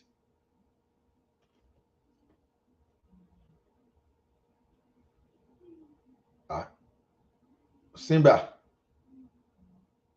Simba dropped. Yeah, it's back. Yeah. Okay, but let us go to Ajure, the labor leader that is giving ultimatum for Bajaliku, can we just right. call labor leaders jokers? I've never No, seen them achieve anything in life. They well, just shout, they give them some dollars, they keep quiet. well, let me tell you, they are not jokers. The government of Nigeria should be called joker. Look, Tinubu is not helping the situation, and I don't know why he doesn't want to take the interest of the workers serious, and this action with, I mean, for not, taking the workers on board, and particularly this time that his policy caused more hardship than ever before in the history of that country. Look very, very suspicious that it doesn't have the interest of workers at heart. And any government that doesn't show interest in managing the workforce in the country well, and managing them well and with their interests, and then that government is a very bad government. It's not a responsible government, and that is the way that Tinubu government look to me. They, acting very irresponsible, and and not reliable and not trustworthy. You see, on October 1st, Tinubu came out. He came on the air. He made a national broadcast that workers will be paid 35,000 on top of their salary for the next 6 months as palliative, during which the government and workers union will have met and then agree on new salary structure, new minimum wage rather. But what happened?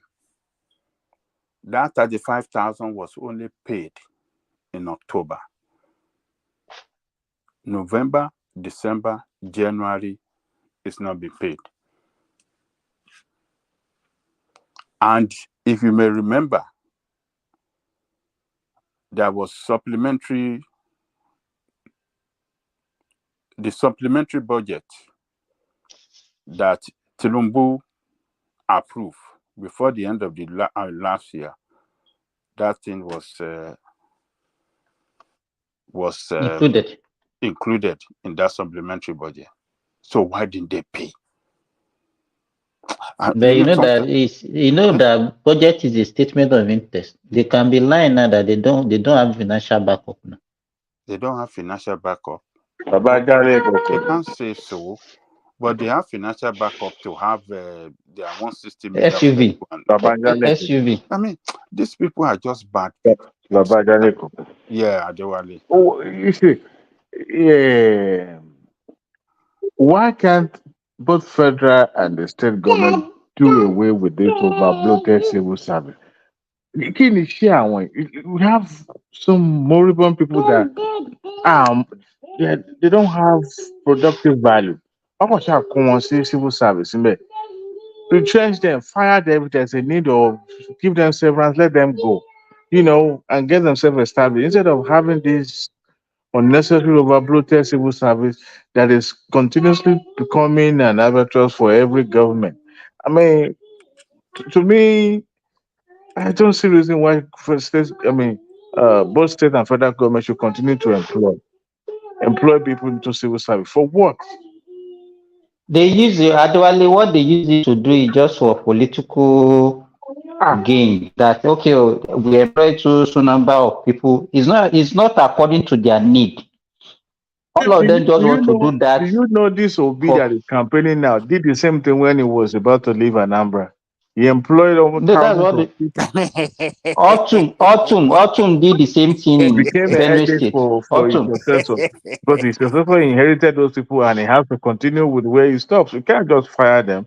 Like Adéwálé, ìjà ò lè máa fòbí sílẹ̀ torí you Ọlọ́run. see everybody come parọ́ fúnra wọn ni you know it's Olifegba náà ni. All of them are the same, you know. But I'm just thinking of instead of we don't look in the state of Texas, you know the highest the most the agency with the highest staff is criminal Staff. justice, A1. Others are, you know, even if you go to the judiciary, very few people you will see there working and they're working efficiently and effectively, and they have resources, they have the computer, they have well, even when they're short-handed, they're still going to work to them because you must account for every penny you are being paid from the taxpayers' money. So when you have people that are being employed, because you're cousin of one minister, or it just doesn't make mockery of. That's why our system is not effective because people are just sitting down behind a desk every day. You know, 3 o'clock they close. You can't even get. Adewale, in as much as I agree with what Adeleko is saying that okay, the workers need to be paid. And because of the economy reality on ground now, that Like money.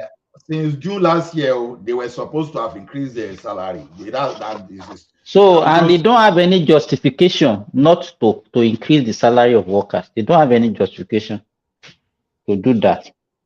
Believe me, they don't have. please let me address Aizon.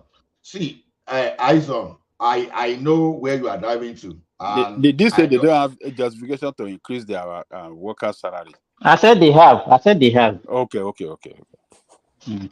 Oh, now you can Aizon, continue. Aizon, let me tell you But something. okay, I when you don't finish, go. Ola, continue. I don't go on wide arguments. I like to limit the scope of my argument because if you don't get it, you can accuse me from now to tomorrow. See, I'm not a rigid person. I'm trained to be flexible and respond to my environment. So all those waterfall approach that okay, when you take a decision like this, you still want to take decision of the Stone Age and you see the current age. That's what you are saying. Look, Aizon, when we were fighting for Yoruba nation. Ola, why are you responding to Aizo now? No, I need to respond to because Aizo people like him, they mislead the is not public. the issue. Why are you responding to you? You are No, no, like no, no. Aizo every day. No, it's accusing me, and I just want to set the record straight. Look, Aizon, I was one of those guys that didn't even want Tinubu to pick this to start with. Because I've always been for Yoruba Nation, and I'm still for Yoruba Nation now, whether you like it or not. Don't call me. See, all those people. Maybe I want to be a nice guy to say I'm not a detribalized Nigeria. You are wasting your time. I'm very, very tribalistic. You understand? And the only thing I don't use my tribalistic is if I have a chance to employ an Igbo person, so I say no, I don't use that. But when it comes to existential threats, someone is threatening my existence, I will be more than tribalistic than you ever expected. So let's just define this thing and don't let us be over westernized ourselves.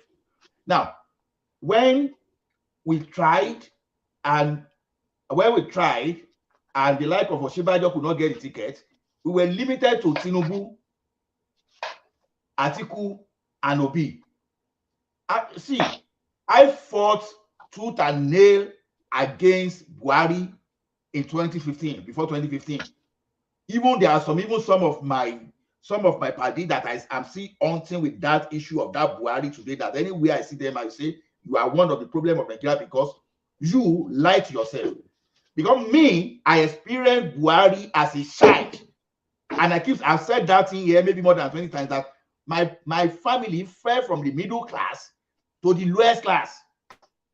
Do you think I have joy in saying that even we were the salary we've not earned now, we spend that salary like 5 months ahead because they were owing us salary. So we started borrowing. You know, when can someone just tell me you buy food on credit like 6 months ahead?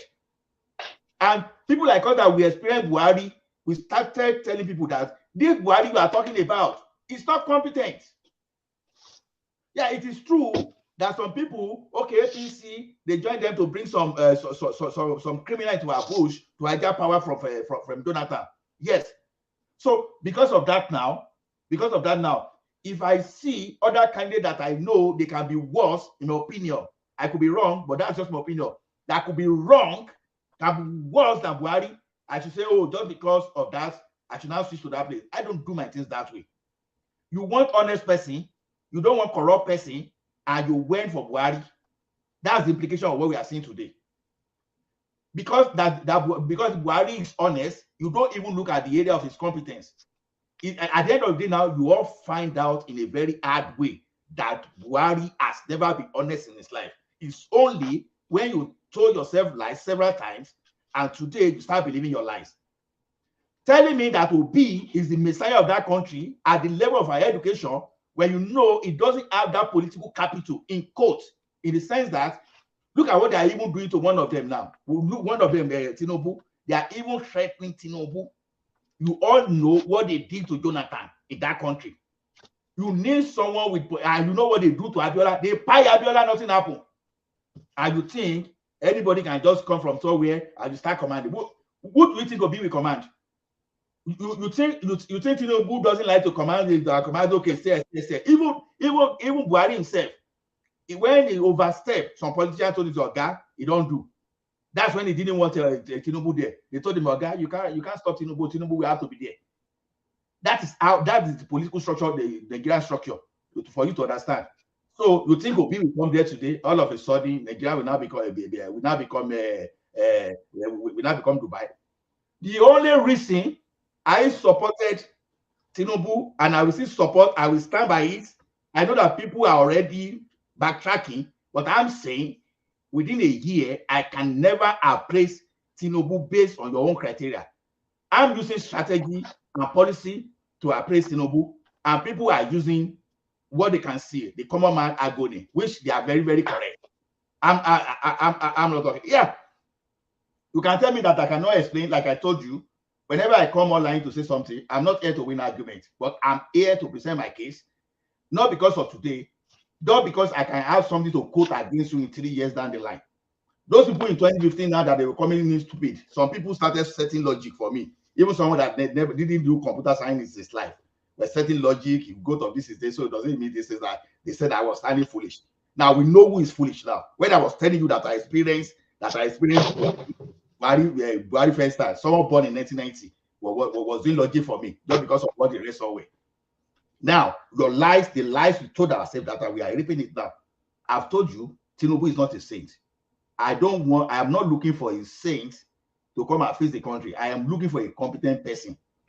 You know, one thing I've learned in life, working in the banking environment and working with somebody is this. Some people that are not stealing, sometimes they can just because they don't have any competence to steal. Stealing itself is competence. It's just you have the right skill, but you decide to abuse it. It's another thing. But you have the right skill, but you decide to use it to enhance the situation that will favor people. It's another thing entirely. Àwọn ọmọ tó máa ń jalè nígbà táwọn kékeré yẹn, they are brilliant children. It's brilliant children that used to steal. Buhari is a dullard. It's a dullard. Even when someone is telling you that he was going to make $1 to equal to a naira, that is where the problem started. Just because I did vote for but Ola, if we are not docile in that country, somebody that's overthrown, you remember how Buhari came now? Why do we even fall in this trap of Buhari? And people still lie today that Buhari coup was bloodless. They did it. I say like seriously. You know, the first set of Mopo when they sent the first troop to go and capture Buhari, that all those Mopo first of all wiped them off before they now reinforced. Yeah. Some people will see right to you today and say it was not bloodless. And the anointing, someone that was not even alive during that time will be telling you as if it was one of those people that planned it. So the thing is this: whether Obi, whether Atiku, all of them, they have their hand in Sholo. All of them are what do you call it? Obi was dining with Abacha. Why the like of Tinubu were working with Nadeko, they established Radio Kubirat, they were mounting pressure against the military. But Obi was dining with the military. The military, the worst military administrator in the country. And so you now want to separate Obi now, all of a sudden. You want He to makes see Obi some now fortune too. against this thing. He makes some fortune. Let's stop all these stories that we are saying. I'm not the kind of person you can blackmail you, because like I said, I'm not here to win arguments. Whatever I say today, don't take it. But pray that what your position is right tomorrow. If your position is not right, I will use what I say today. When that thing become correct, I will use that thing to halt you for the next 2-3 decades. Like, why do you allow Aizon to take you this far now? No. I'm explaining myself generally, because I will halt you on social media, LinkedIn, everywhere. That's me for you. What is doing is actually very necessary. They need to be educated. Some of these people they are young. They don't even have the knowledge of history. Exactly. They're just expressing their emotion. Allah is giving them oxygen to come after him. They won't leave you alone. No. Those people, they are like this. I used to have a team member. Whatever they call I just say I feel. No, when I say I go chase you for this, write up and exchange of idea. No go this year. Not be like that. I'll be quoting everything you are saying. I'll tell you.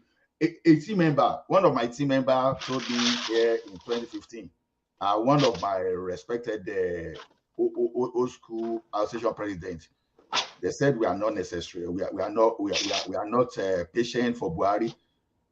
I told that I said, Baba, you are still older than me. I will grew up in the same area in my village. I said, but you know my parents now. You know what happened when Buhari took over. My father could no longer afford even when they were even going to pay him his car loan, could not even buy that car again. We see our salary. Well, both parents were working, could not feed us again. We started going to farm. As a child, things like that you believe that it was abnormal to you, you can never forget it. The man just destroyed the economy. Economy was still okay under Shagari, despite being corrupt now. No, Ola, má sọ yẹn o. Èyí tó ń sọ ó ti ń lọ jù o. Economy wo ló wà okay London Shagari. Economy wo ló wà okay London Shagari. Ó ti destroy every gbogbo ẹ̀ kó tó di pọ́búrọ́bà wà rí dé o. Why did I our say GDP was minus 15%? No. Wọ́n ti look sí Nàìjíríà gbẹ kí Buhari ó tó dé. Look, tẹ́pọ̀ fún wọn ní another 4 years ni wọ́n bá Shagari ló bá ti pàlú yẹn. No, we are comparing. Don't forget that I'm comparing Buhari and Shagari. I'm not comparing Buhari Shagari as someone better than him. The thing is this: he stopped all the ongoing projects. Yes, Nigeria was borrowed heavily. So many projects of university, you were seeing those things. Those like what you are doing, let me tell you, is because the thing directly affected your family. That's why you are expressing this. How long did he even stay? He stayed 1 year and 6 months. So you cannot tell me that, say, okay, all the problem that time was because somebody that came just for 1 year and 6 months was one that destroyed the economy. No. See, in electrical engineering, we used to make one joke that a microsecond is enough to burn the entire world power station. Let me tell you, you know why people felt wait. Okay, when you destroy economy, if it takes you a month to destroy economy, the same economy you destroy. That is electrical engineering now. That is electrical. That's electrical engineering. That's analogy. Wait. You can't say something that's applicable in electrical engineering. Good that you are an economist.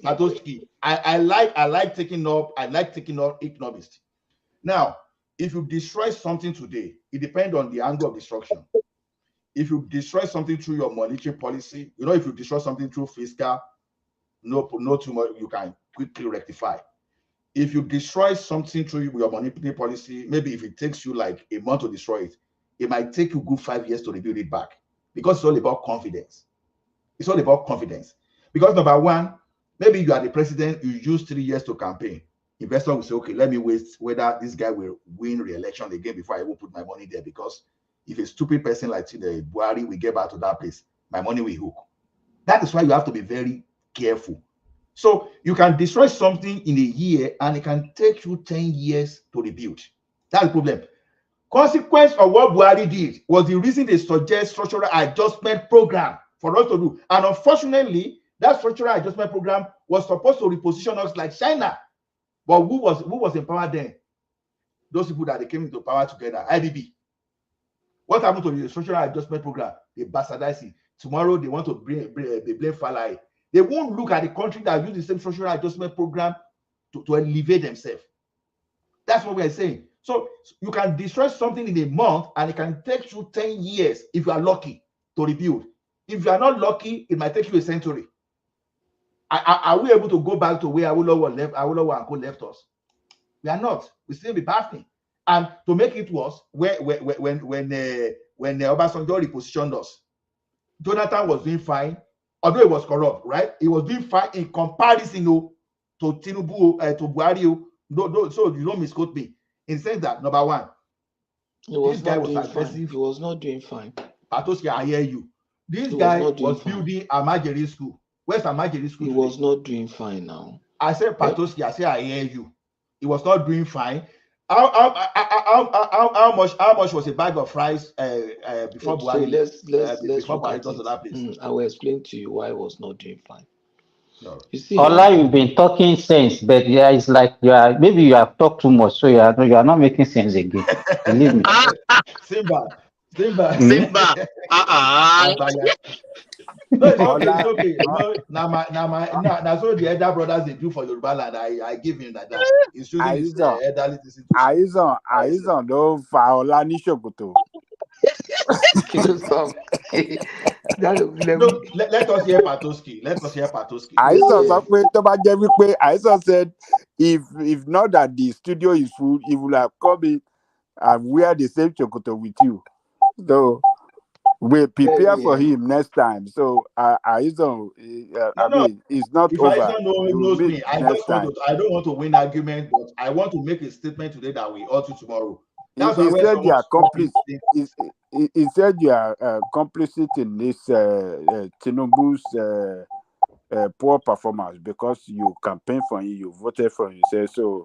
You knew I started with Obi. It took me like 4 days to realize that I was being fooled. So, I started with Obi now. When this thing, everybody. Yes, that's right. I started with Obi, but it took me 4 days to retry that. Wait now. I'm not a stupid guy. I'm not stupid. Well, maybe the debate we another time.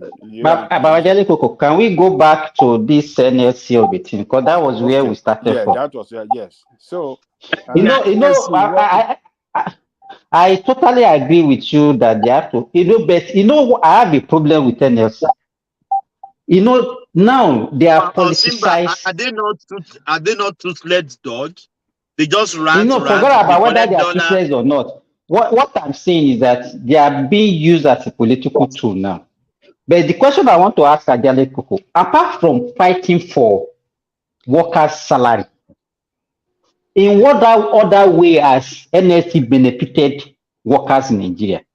You can never see them even going to private sector to go and fight for those people working in private sector, because the people that are working in government, they still earn far, far, far better than the people that are working in private sector. You understand? And then the private sector even employ more people than the people working for public sector. So what are they doing about those ones? Then if you now say, okay, how many times have you seen NLC even citing their members that are not actually doing well, working well? The only thing they do is just to allow themselves to be used as political tool. I tell you, what can you say about that? Yeah, you see, NSC. Other than NSC, we have some organized other trade unions that represent private sectors. We have some that represent the banks, finance company, oil company like Pengaston and some others. So the organized labor union this time, I think they are together with NFC in Okay, taking this let me fight ask you now. How much do against you the think world. is the minimum wage for an average teacher working in a private school? Those one I learned that they are poorly paid, particularly so those that are So what is the NSC doing for those ones? if they are not unionized, they must unionize. If you are not unionized, then how can they fight for you?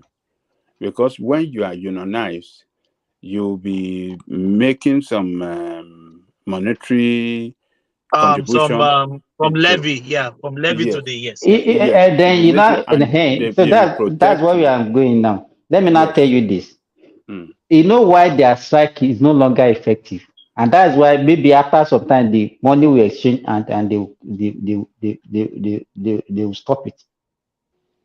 Anytime they go on strike now, we have more private university in Nigeria than public university. We have more private primary school more than the public primary school. We have more secondary school more than private secondary school more than. You understand? Most of the economy of Nigeria is being run by private sector. People don't feel it. It's only the poor ones that have their children in public school or in public university that suffer for it. So it doesn't really affect the government. Simba, let me shock you. Poor people now put their kids in private school that they can afford. You understand what I mean? Yes. So if you neglect this School they private can afford, sector yeah. and you're only talking about strike because you are talking about minimum wage, what is even the percentage of the workers that federal government employ? Because even by the time they fight this, they don't fight for the states. They only talk about federal government. By the time they will say, okay, they want to fight for the people at the federal level, they will fight for them. But what about people in the states? Because states actually employ more than the federal. Private people employ more They than the have people. union. No. Hold on. You see, the civil service, now. It was Civil not service have the their kind own. of useless thing that I went to do in Imo during the election. No, hold on. In each state of the federation, NSC have their secretariat, and even the civil servants, they have their own union. So, and those union, they work in You know alliance why? with Let me NSC. tell you. I know, Doctor. Yes. Ajale Koko. What Yes. I'm saying is that let me tell you, NLC at the state level, they are just like a state house of assembly. They are being pocketed by the state governors. Believe me, they have been pocketed by the state I governor. don't think so. It's not. It's Okay. Why is not it in that that way. up to now some states have still not implemented the 30,000 minimum wage? Tell me. It is just. I Look, let me know. tell you. I used to tell you Babajale Koko. I was a civil servant before I left Nigeria. You understand? And I know what they do. So it's not about what I read. I know. I was a civil servant before I left Nigeria. Go to state. In fact, it was even the state governor that will elect the people that will be the leaders of those state labor congress. You see, I will agree with you, Simba, to some extent, because I don't know the reason why some states, those guys giving reason, they are saying they don't have enough resources to effect that minimum wage. So, but if the union in that state, if those union had, stood up well, face to face, shoulder to shoulder against the state and embark on strike for weeks, I think they would have been considered. They would have been paid. But we have leaders, political leaders in the position of governors that are very, very irresponsible, that are criminals, that are lawless, and don't care about their workers, and deliberately refuse to pay. It's not that they don't have that money to pay. They will rather use that money to pay their personal aides and their political parties, how do you call it? Political party, their appointees. Do you know that some governors have thousands as aides? As their political appointees, yes, now Political they have appointees, now. thousands. They created. You have PA, you have SA we have SA, we PA, we have PA. You And what they pay to those people, those one alone consume maybe 50% of what they should have paid for the civil Baba, service. They don't pay. See, let me. Okay. I will have mentioned the lady's name here now. It was Oh my under God. Yaya Bello before she pulled out. Even there's one lady too on that Facebook, my friend to that work with Aketi.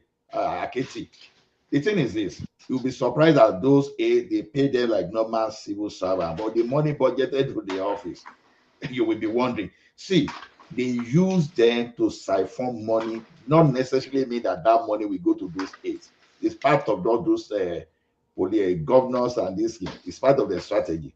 But this is my point, Baba. Do you really think state have money to pay workers and at the same time do some project in the state? If you ask me, Patoski, I know say you dey here from your experience. I don't think they have that money because number one, these states we are talking about, they are owing. Now them know waiting they make the borrowing they do. Now them make, that's what Jonathan was doing. Jonathan Okonjo-Iweala, they were deducting their money to make sure they pay the local creditors. You will own Nigerian banks, I will not pay them, and they were part of the reason those banks are having problems. But when the like of Okonjo-Iweala were there that time, they were taking the money to even pay the both foreign and the local debt or their creditors. Allah, they are still doing it. They are still doing that up to now. That was what happened in Osun State. The money that Aregbesola borrowed to do all those projects that you see, the governor Oyetola that came after was one that suffered for it. Exactly. So they don't really have that money. The thing is this: the federal government should find a way to because there is too much money at the center. That is why it looks okay. Look at it this way: when the federal government will take 45%, I don't know the actual amount. I think it's between 45 and 11. I don't know. So don't quote me. No, they say 52. 52. That's what the federal takes. Government. 52. Yes, so federal government take 52. States and local government share 48. 48. What are they doing with 52? That is the reason you will find the like of Malami and all those families staying. That's why they want to go and pay for Asho Rock. Many projects they are not supposed to carry, they are carrying all those projects. That is why, see, I don't see why the federal government themselves should be taking more than 15 to 20%. So they don't have that money. They are the state you see, the government you see, they are part of the problem of our banks in Nigeria today. I mean, why? I'm not talking of politicians too, because the banks are culpable there too. When we start running after politicians to give them money to run for election too, You know that one too. They are culpable. But what you say, Ola, I don't think they are the problem because every month, any state that is owing, they deduct that money before it gets to the state. Up till now, that's what they are still doing. You know, they will announce the gross, but they will not announce the deduction, do they? Because they were doing it under Okonjo-Iweala. But now, when they say 2 trillion, for example, is what they share, they just say, okay, this one goes to the so state. But No, they were, yes, but that is the problem. That if by the time they announce that okay, each state will take this one will take this, it is not that particular amount that will get to the state because any state that is owing, they will deduct that money monthly before it gets to them. Exactly, that's exactly what I'm saying. So, this state we are talking about too, they see our state hospital, they have state institution, they have a lot apart from. So, workers are the one even consuming most of our money, including the political workers too, in that country. So, the more reason we don't have enough for capital project, that we keep borrowing for capital project. But Ola, yesterday I mentioned something. Why should that? Okay, look at our budget. We are talking about 27 trillion, and it's a deficit budget for over 200 million people. I was telling somebody yesterday, Saudi made 1.2 trillion real, which is about 450, no, over 500 trillion naira. Is that not why I said Nigeria is not rich? That's why I said Nigeria you is not rich. understand? For a population of 35 million people. So, let me tell you, divide 27 trillion. Let's say we were able to even finance that budget in 7 trillion. What can that one do in that country? Simba, no, Remy, just a second. Remy, Simba, you will go after. Simba, just Google and search for Harvard University budget. Compare Harvard University budget to budget of Nigeria. When I say Nigeria is not rich, people are saying we are rich. Reality, we are not rich. Let's just face it. But unfortunately, I totally agree with you now. Because there is nothing that budget, if Nigeria cannot be budgeting like 500, 1,000 trillion, if Naira is nothing, that country cannot go anywhere. And Simba, like Agbakuba said, at least we suggest and advise Tinubu that the next budget Nigeria is looking at 100 trillion budget, 100 trillion. Yes. Then the point is this, and I must ask a question. I want to throw this question to everyone. Now that our revenue generation is dwindling, and then we want to improve, because Nigeria is our all-time low. We want to improve our infrastructure. We want to do so many welfare, maybe free education up to high school or to university, super highway, just like yesterday. Tinubu also went now, should we tax people more, or should we go on and borrowing more, or should we force people to go to the farm by force, by fire? I think democracy, as everybody always say, that okay, you cannot force people to do this. You cannot. What can we do? What solution are you guys offering? Even if we want to attain this 100 trillion budget, it's a very good question. How can we handle it? Because people like Babajale Koko, which is a welfare, will be thinking that government have money. I don't see any reason. Like my sister's a civil servant, and for the last 7 months, we have been giving them 25,000 extra as wage award in our state. Nobody here me. Some states are doing fine, some are not doing nothing. So, and the minimum wage, how much do you think is enough? Because the labor is asking for 1 million. Is this sleeping? I don't. It's just utter nonsense from the amount sometimes. So how much? Remy. So my question is two. Yeah. First one, 100 trillion budget. How do we go about it? If we go borrowing, you have us. Then the second one, what amount would you think at this present day in Nigeria will be the right amount for minimum wage? Thank you. No, Remy. See, Nigeria may realize more than 100 trillion if we put the system in place. Based on what we have, we are not rich, but unfortunately, the little we have, the little the few people, maybe they are not even up to 2,000.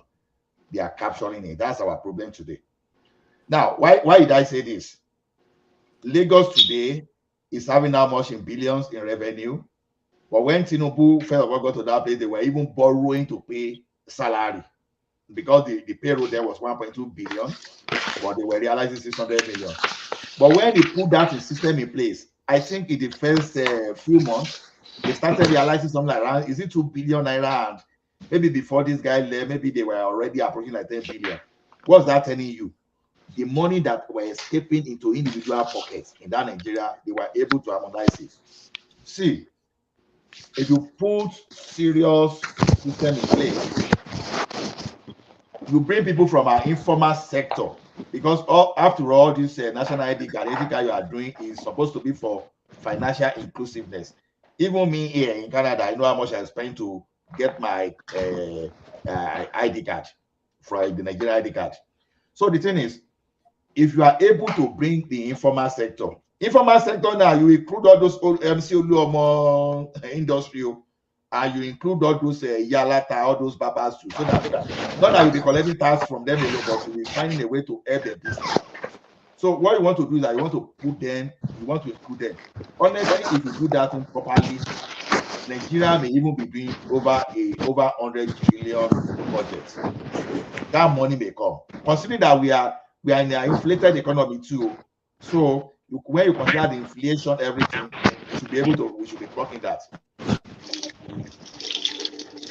But Ola, I want to ask a question. Because each time we talk here, we talk about borrow. I don't think Nigeria will have a huge debt. Maybe because our revenue is actually not too good. If you go and look at the country, if you go to even Ghana there, go and look at the debt, the Ghana debt is more than 100% of their revenue. You understand what I'm saying? More than our own debt is just like maybe 25% of our GDP. I'm talking about GDP, debt to GDP ratio. The Ghana is almost 200. Egypt is almost 200. And if you look at the budget of Egypt for this year, is over 100 billion for 105 million people. Billion dollars. Our own, if you calculate it now, 127 trillion naira. Is it up to $20 billion? No, our own is 34 billion. No, use the present exchange rate. Calculate it. It's not up to that again. Oh. It's not up to 34 million again. I agree with you. Okay. I agree with you. So what you are saying, I understand. My question, both of you have not. To me, I don't have anything against Nigeria borrowing more. Let me answer his question. Because if you don't borrow and we think that anything meaningful can be done in that country, where is it going to come from?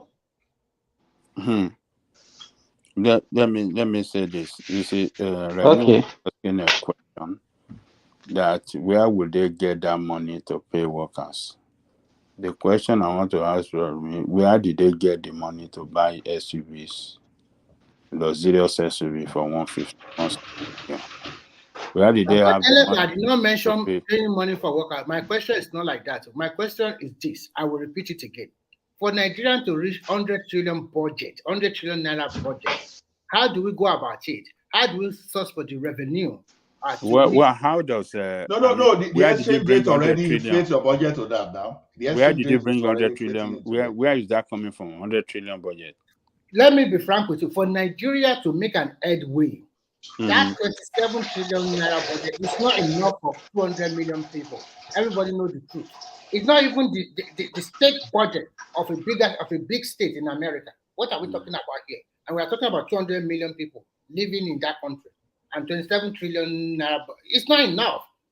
And when you guys talk it's not even, let me tell you, for a ministry here in Saudi Arabia with 35 million, it's not even up to a budget of a ministry. Most of the civil servants they have been reduced drastically. They have been reduced. California budget is more than Nigeria budget. I hope you know. California. Like what is California? We are talking of look at the budget of Brooklyn. New York, What is just the a city, economy? California one city, economy will be the first 10 is in the number world now. 6. Is number 6 in the Uh-huh. world. Go and look at the budget of Brooklyn in New York. It's just one borough in New York. And go and check just one borough. Just No, no, no, no, no. And they that have is No, 5 why borough there. sometimes, Babajale Koko, that is why sometimes when we are talking, especially those of us that are living in the diaspora, we are not just being fair. We see No, things there, we know that there is nothing you can do with that money. We talk no. about corruption. We talk about corruption. Let me tell you, we talk about corruption. The money, in some country, the whole budget, somebody can take it. The so-called 27 trillion naira. How much is it? 20 billion. Somebody can just steal it. In one person. Now, But Simba, Simba, that's let me why. tell you this. All of us are. It looks like we are saying we don't have the money. We don't have the money. We don't have the money. No, but that's the We reality have. now. Do we It is have? not. It is not reality. We have the money. Oh, Politicians okay. are Tell us where not. the money is. Yes, politicians are not committing that money on. No, I think the question is how much do you think Look, we have? That's the point. hold on How now. much do you think we have? Hold on. You see, politicians are not committing that money in the right, places. They are not using those money in. How do I say? Human. They are not injecting it into human capital development, because when you develop your human capital, uh, uh, uh, uh, human capital development, that will open more ground for larger revenue. That will expand your more opportunities, more revenue to come in. But you see them, instead of injecting money into that human capital development, they are looting the money, thereby But rendering. that's not the question we're asking you. We're asking you that, okay, you said the money is there. Tell us how much do you think that we have? If you can budget in 7 trillion, so you don't believe the budget. So even let us assume that that is what we have. Do you think that can make a meaningful change in that country? That's the question we're asking you. Remember, Oh yes, it forget can one make a thing that meaningful out change. of that 27 trillion for the budget, there is also borrowed money there that they will borrow. No, it's the budget deficit. How much is our revenue? Our revenue is not to that. It's estimated expected revenue for the It's year. a statement of intent. Thank you. That, okay, And this is some what. of them are borrowed, though. It's not that we get it from our revenue or something like that. Ajali Goko, I understand why you think we have the money because we are looking at the politician, but that is just a false positive. Or because if you think because of that, because a politician are spending, if you think around that, there is false positive. See, the thing is this: why do you think people like us say we should restructure? See, restructure, we allow every state to decide how they want to attract investors. It is when we start attracting investors. Look at it this way: oh, federal government want to be the one that will be doing our gold for us. We say no. If we have gold in 5 states now, let every state go and decide.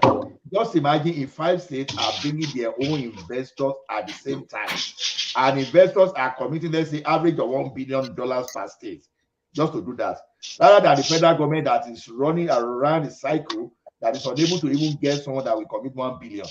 You get that? So the thing is this: we are looking at that money from how wasteful the politicians are. Even if the politicians are not wasteful, the budget of Nigeria today is not even supposed to be enough for Lagos State as a state. Alone. May God bless you. That's the problem. And we are talking of say, okay, our security. If we want to get our security right, the way they are doing, if we start equipping our police, the military, the way we are supposed to equip them. And you think that budget really 20 even apart from inflation, let's even say the original value, I think it's around 34 billion. You think it's enough? My city, we are just about 1.6 billion, 6 million people. If I tell you the budget of my city alone, a city of 1.7 million, far more than that of Lagos of over 20 million people. So that's the point. Now, when we want to know that we are not rich, even though GDP is not the perfect measure, just look at our productivity through our GDP. Thank you. At the minimum, Nigeria GDP should be at the minimum, should be around $1.3 trillion at the minimum as a third world country, assuming things are not even good. That's where we are supposed to. We are still under 500 billion. So even from our GDP, even though it's not an effective measure, should tell us something that we are not as rich as we proclaim to be. If we are rich, our productivity will be more than what we are seeing today. So going back to that worker salary, is it Thomas or who asked how much they are going to see? It's me, Remy. How much would you consider? Because there is inflation already now. If you are making your money in dollars, if you are making petrol money in dollars, and just to make it simple, if $10 was the minimum wage before, just multiply that $10 at the current exchange rate and give to the workers. Simple. Just to make it simple. We're talking about 60,000 naira as the minimum wage. No, wait. Okay, no, to make it simple. Now, like $100 in Canadian dollar is about 1,000. It would be like 120,000, right? Now, let's say $100 was what they used to pay workers when it was, let's say, 100 naira to $1 in India. That's like let's say 10,000 was the minimum wage there, right? Let's say 10,000 was the minimum wage. What we are saying today are based on $100. So today it simply means that convert that $100 to the current exchange rate. That's 120. Use that simple thing because you are still earning your revenue on crude oil in dollars. So don't do all those committee, all those kind of things. It's just a fraud to me. You don't need to set any elongated. So you are proposing about 120K, right? Yes, just that's me. Just look at it that way. The question I will now ask you is simple. Now, before we have 30,000 minimum wage, and probably 10 to 12 of the states, they are not paying that money. And now you not jack it up to 120,000. What do you think will happen? Because we know some of these. Remy, only there. For your economy to grow, your workers must have money to spend. Then I totally agree now. Wait, if you have money to spend, that is when people will start creating values. Look at it this way now. You go to your farm. You go to your farm. Hold on. Take this question along. Now you are talking about 120,000 minimum wage. That is for the public sector. Now, what do you think the organized private sector should do? Should they also jack it up to 120 if their production level is not high, considering the cost of production? And those people, especially those people in the banking sector, they've already adjusted their pay based on the inflation already.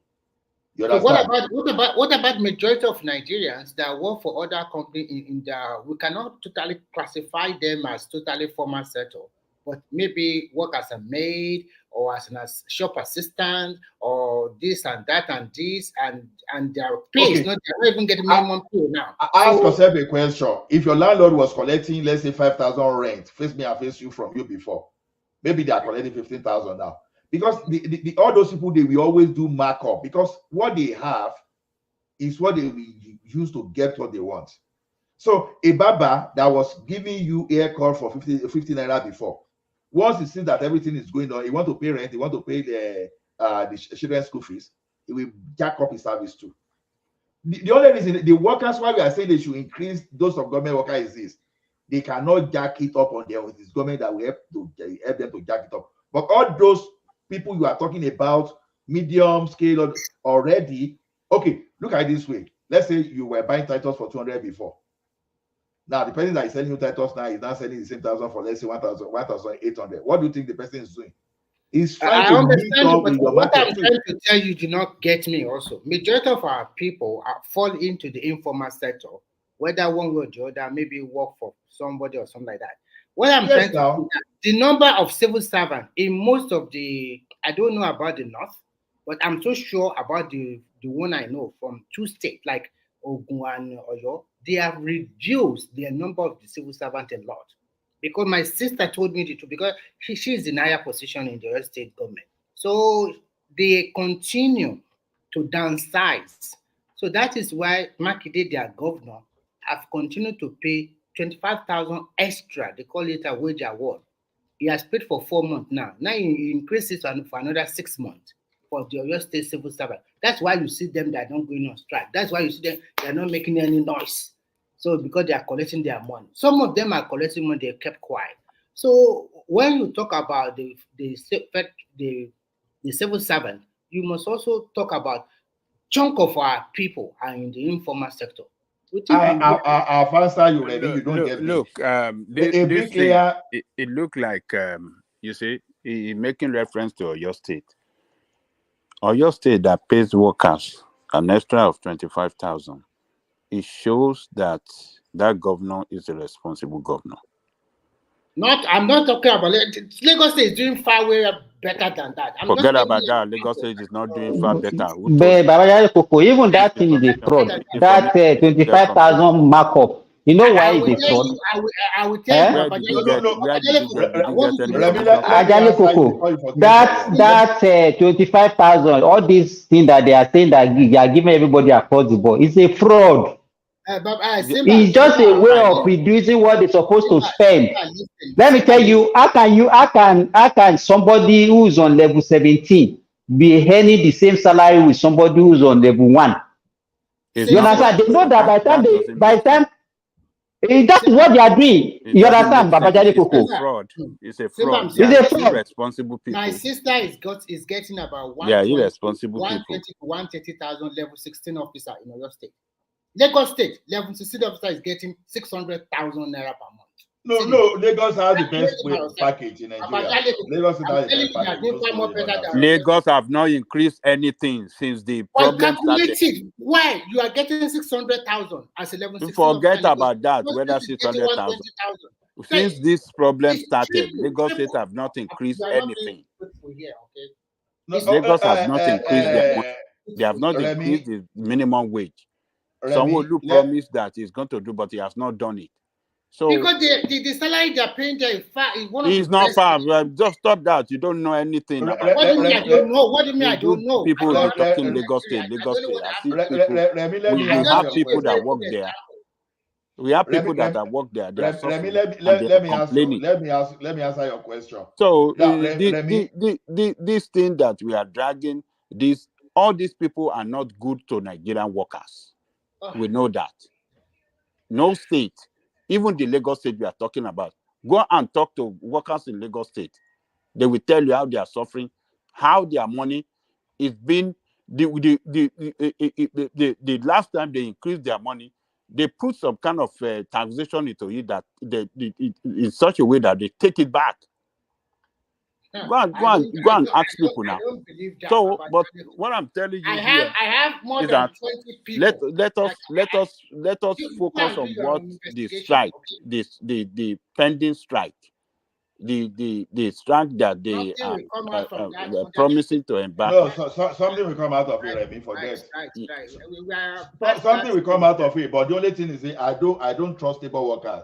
Patoski is not here now. When we were leaving bank, the ASB fee, association for the senior bank, senior staff in the bank there, we know how ASB fee betrayed us. So we know Nigerian labor leaders, we know they can be compromised. So it's not a thing, but that if they go on strike, of course, it will bring something out. The question is this: will it bring the right thing? Should we even encourage this strike? Because the government should always be ahead of the labor in the sense that you do what you are supposed to do. But so if you do what you are supposed to do, you even send the labor people out of job. You send the labor out of job. So do what you are supposed to do. See, whether we like it, from day one, I The was saying day promise, one. what Tinubu promised them since October, he only paid 1 month. No, He has it not was paid it supposed. since then. See, immediately you remove fuel subsidy, and you Uh-uh. remove subsidy from this thing. Forget it. You were supposed to increase. You were supposed to increase minimum wage because already household income reduced immediately. You reduce all those things. So you Completely. are supposed to jack it up. They crushed So their purchasing power has been crushed. so if I want to pay today, I made my analogy. What's the equivalent of their pay in dollars when it used to be like that? Just to clear way for now, you should do the same thing. You should do the same thing. So if it's around 120, pay them minimum of 120. 130,000 minimum wage is too much. It's too, it's not too much, Remy. It's not too much. It's not too much. What did he say is too much? It's not too much, Remy. It's not too much. Let me tell you, and it's visible. All of them should be able to pay. Because the so-called, you are one of the people that comes on the platform and said that their allocation has increased. So if the allocation has increased, they're supposed to be able to pay at least what they were paying before this problem started. Exactly. And they should show, I agree with Ola. Remy, I asked you a question before. What's the minimum wage in Nigeria? If I may ask you, even before Buhari got to that place, what's the minimum wage?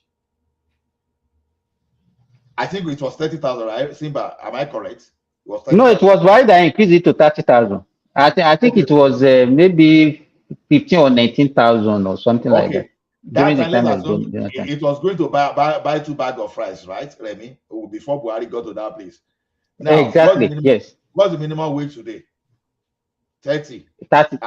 The prices of food have increased. And 72,000 naira is a bag of rice now. Bag of so rice. that means minimum wage Even cannot the buy half a noodle. bag. But one man read According everything to to us. the communication, the proposal. It's not communication. It's on internet.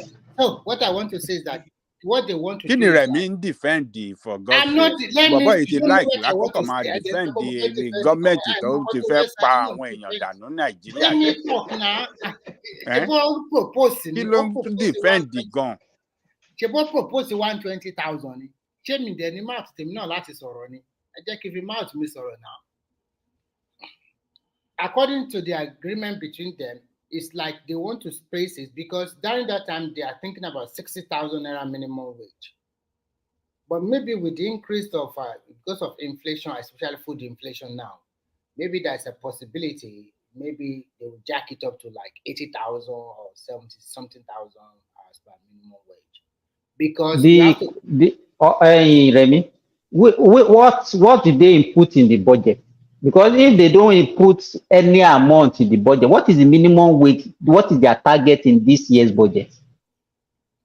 I don't know. They don't put any. You mean on the price of crude oil or what? No, what I'm saying is that if it's a serious, if you have a serious, let me tell you, they've been discussing this before they pass the budget, this year's budget. Yes. They're supposed to have, if they are serious and they wanted to implement anything, it's supposed to be part of the budget. Yeah, it's not part of the budget now, but I think when they are done with that means they are going to do, anything, they have to go to do a supplementary budget for it. Yeah, that one is not a big deal to do. In fact, if they increase the minimum wage, they have to have a supplementary budget. But 120, if I would suggest 200K. 200K. No, Remy, you have to look at the monetary inflation too. Look. No, let's be fair, Remy. Let's be fair. That's can why I answer very quickly, if you don't mind? Okay. Right. Yeah. Yes, I was going to say, see, I'm not a big fan of increasing salaries. Why? Because I think it's really a restrictive intervention in the economy. Because if you increase a worker's salary, it allows a lot of things. Of course, the cost of goods to remain high, even though naturally they should come down. When people's wages are high, to me it's not a good economic policy. I prefer that the government or the people in charge try to drive down the cost of goods. Okay, the cost of food and other things should come down, not to try to increase the salary in order to compensate for the inflation or the weak currency. I kind of like, if it's true, I know you guys say it's fraud, what is going on in your state, or what McKinsey is doing. Instead of like really increasing the people's salary, you can give them whatever you want to call them, a bonus or a monthly extra amount, like the 25K they're giving them right now in your state. That'd be nice. So because eventually you can take it away. It's not standard or fixed. But the need that when the country when things are like right now really expensive, the easy way to do, or the quickest thing to do, is to increase salary for the workers. So what happens eventually if the economy gets better, the inflation goes down. Now nobody's going to want to take a salary, a lower salary, because naturally they become used to that amount. Psychologically, even though things may have come down psychologically, and how they do their finances, their budgets, right? Their personal budgets. We don't want to keep the amount high. So I wish there's a better. I mean, actually, there are better ways. In the West, they give them. I guess we have so in Nigeria also palliatives, right? They have other ways to try to mitigate people's you know, their expenses. They have other ways in doing Prince it. Daddy, you know why the situation in Nigeria is different is this. I got your point, but like I said, you have to look beyond the food inflation and you look at it from the point of monetary inflation. You understand? Now look at it this way. Those people, they will buy Maggi, they will buy salt, they will buy some other things apart from now part of those the producer of those things, even if they want to reduce price, they will never reduce their own price beyond their cost of production. Now, machinery will be imported from a foreign country. Probably some of them even got it on credit, and they'll be paying back using forex, or maybe if you are lucky to get your to get your funding locally, and then don't forget you'll be converting to dollars too when you are buying. So head or tail, everything you still do will still come back to dollars. So if the exchange rate is rising, no matter what you try to do, you can't force your cost of production. You can't force it below your cost of production. You understand? That is why government sometimes will look at increasing minimum wage. What you can do later, you can introduce different type of policy, whether you want to redesignate your currency to start afresh. But then you must have put something like your production in place to make sure that, okay, you will produce enough and you will drive the price down enough. But mind Okay, you, well, but somebody earlier, I think it was Remy that said it earlier. See, this minimum wage or the increase in salary we're talking about, it's what is the percentage of Nigerian civil servants and to the larger economy? The impact of what you're talking about a lot, it's more in the private sector, because I guarantee you the private civil servant is not buying all this machinery and engaging in commerce to that level. It's for people like Kene and such private Prince Daddy, workers. don't mistake what Ola is telling you. This you cannot isolate Nigeria economy from the global economy. Now, exactly. if you look at what is happening now, we talk about inflation all over the world. Let me give for example. 2 days ago, one of my specialists was saying that 6 years ago, when she arrived in Saudi Arabia, that with 1,000 Saudi riyal, she can take care of her family, all her expenses. But now, 10,000 riyal is not enough. You understand? I look at the price of bread here. We are buying a loaf of bread for 5 riyal, the same size that they are selling for 1,005 in Nigeria. If you look at it, 5 riyal now is 1 riyal is about 420 naira. You understand what I'm saying? So multiply 420 by 5. How much did you get? That is over 2,000. It's even relatively cheaper in Nigeria. You understand? Look at wheat. We don't plant wheat in Nigeria. So even the price of bread in Nigeria cannot be isolated from the global price. And so many other things. We don't have a productive country. We don't produce most of the things that we consume. You understand? So this so-called skyrocketed inflation that we are talking about is actually the valuation of naira that is causing this problem. Yes. And it's the valuation of naira. The people that are in diaspora that are crying that they are sending a lot of money, which money are they sending? I'm very sorry to say this. If you are sending $100, the same $100 will do the same thing that it was doing 2 years ago in Nigeria. No, but it is still the same thing. It's only that more people are demanding, but it's still the same thing. Are demanding, exactly. It's the same thing. Yeah, well, so so what Ola is saying, you just please daddy, wait. If you pay your workers, because presently it's not as if there's no food in Nigeria. There's nothing that you want to buy in Nigeria that you cannot get. You understand? The problem is that the purchasing power of the people has reduced drastically because they cannot afford those things. So by the time you increase, you understand, even the people, the traders are crying that there is no market. So if you increase the salary, people will be able to buy more. You understand? And that one will circulate around. Even some people will be able to do some projects so that the carpenter, the bricklayers, the vulcanizer, every other person, it will trickle down. It's not the way you are looking at it, you are looking at it in a developed economy that if you increase, it can drive inflation. But if you increase the price now in Nigeria, it will not drive any inflation because people are even, the traders are not even selling. Well, yeah, okay. See, I hear what you're saying quickly, but see, what I'm not so much concerned about inflation, but more so the unit cost of an item because of weak naira and inflation in general. Unit cost. See, because okay, let's say a loaf of bread in Nigeria costs $100. So now the weak naira to the dollar right now is made it 10 times more expensive, 1,000 naira. Exactly. Okay. Yes. Okay. So if that happens, then you increase the salary of workers so they can have a better purchasing ability to go in the market and buy stuff. My point here is that how long would we continue to do this? Increase people's salary, the price of goods goes up. By the time we spend 10,000 naira on the loaf of bread, and how much Okay, let me give you this. For example, I remember in the late 80s, early 90s, we used to buy what was the name of this shirt in England that time?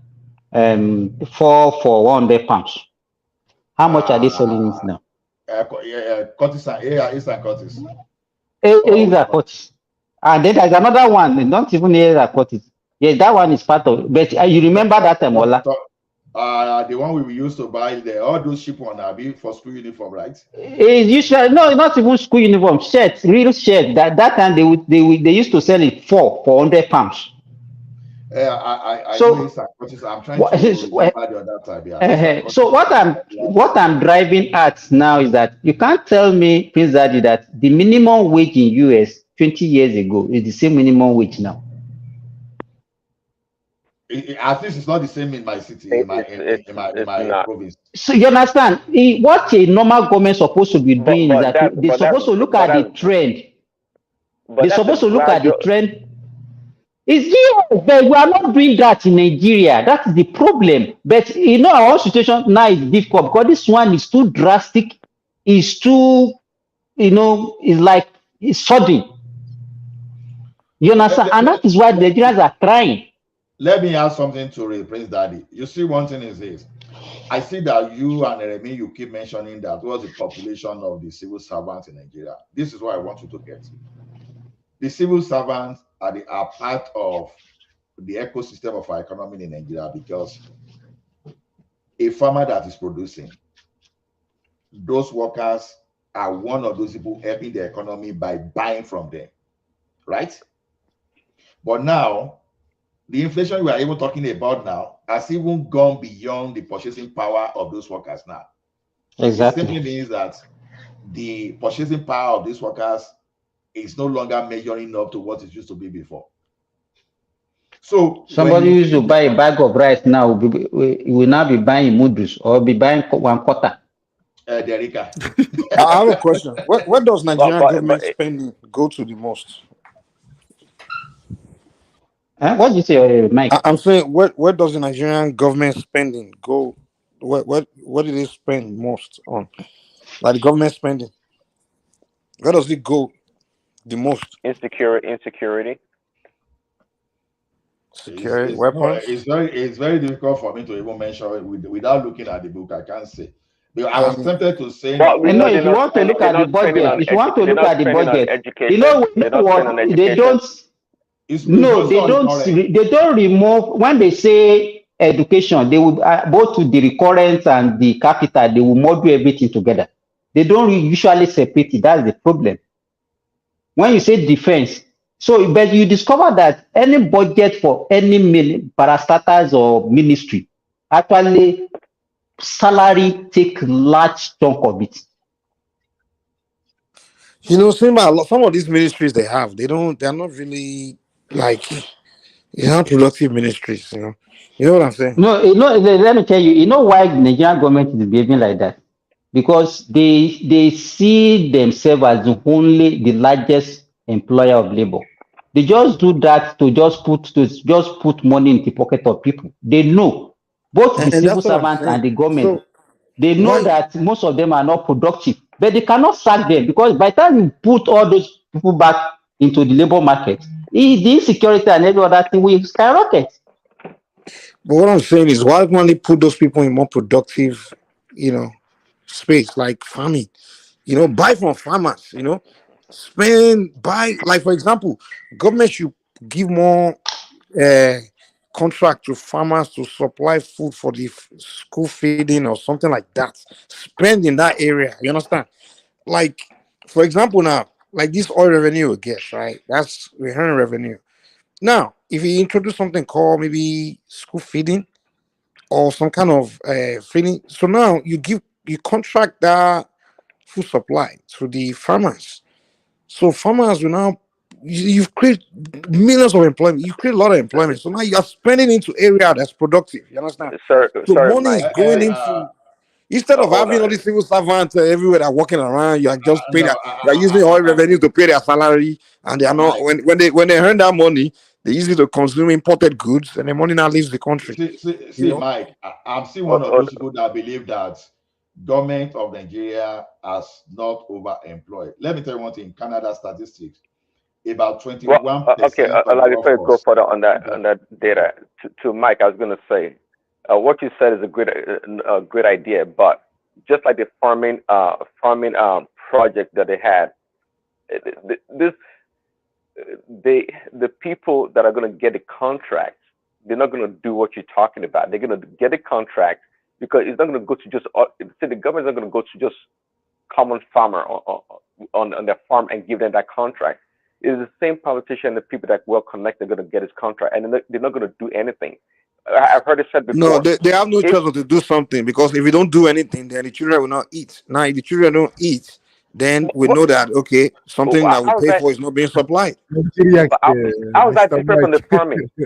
Huh? How is that different from the farming? No, hold on. We're giving you are a farmer. I'm giving you a contract to supply the food to my school. So you can't steal the money because I won't steal the food. So that's the least area where you can be so corrupt. You understand? I'm not saying corruption will not still be there, but you have to supply what I demand for. Because if you don't supply it, I will know. Because the children they know that they have to eat. The thing is, the meal is guaranteed for the kids.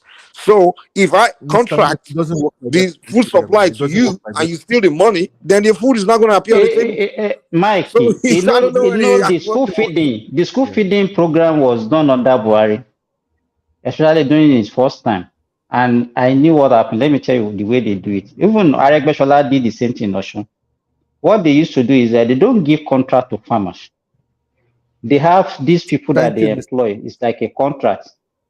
they are the one that will they will be They're the one that gonna will be buy the food cooking from the the market, feed right? and buy the food from the market. And Exactly. But that that's where the time, mistake is. That's where the problem is. the effect, let me tell you, the effect that time was that especially poultry farming was booming during that time. Believe me, it was booming because they make sure that each kid get one at least one egg to eat every day. You can imagine having that population and a lot of APC states, especially in the southwest and the north, they were practicing that school feeding program. And that time, anytime we produce egg, you always see people calling you, they wanted to buy. And the agricultural sector, especially poultry farming, was booming. But now, because they have stopped it, is the reverse is the case. It's just the way So they you manage. Sometimes we have the idea, but the way they go about it is just what's wrong. That's why the whole thing will collapse.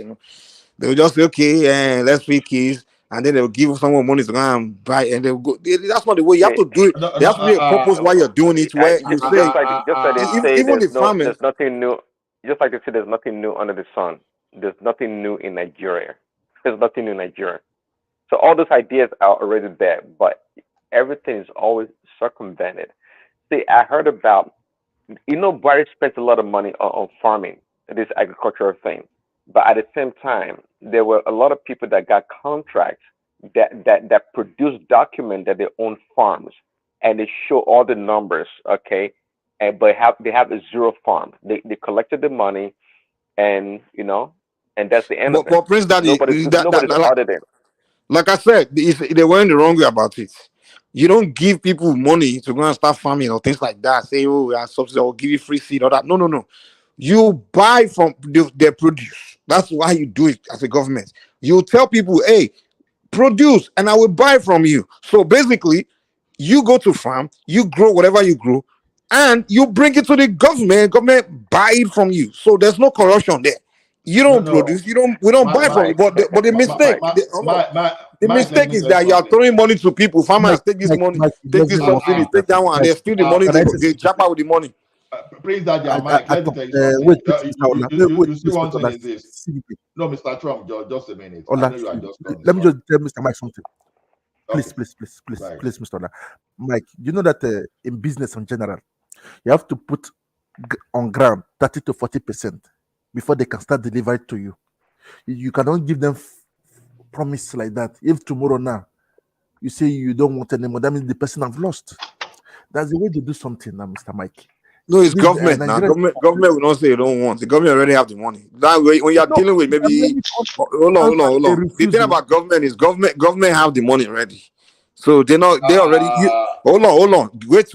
Let me tell you. Like I No, always tell it's you, it's like the way you go about something. Mr. Tryon, wait. Let me explain something.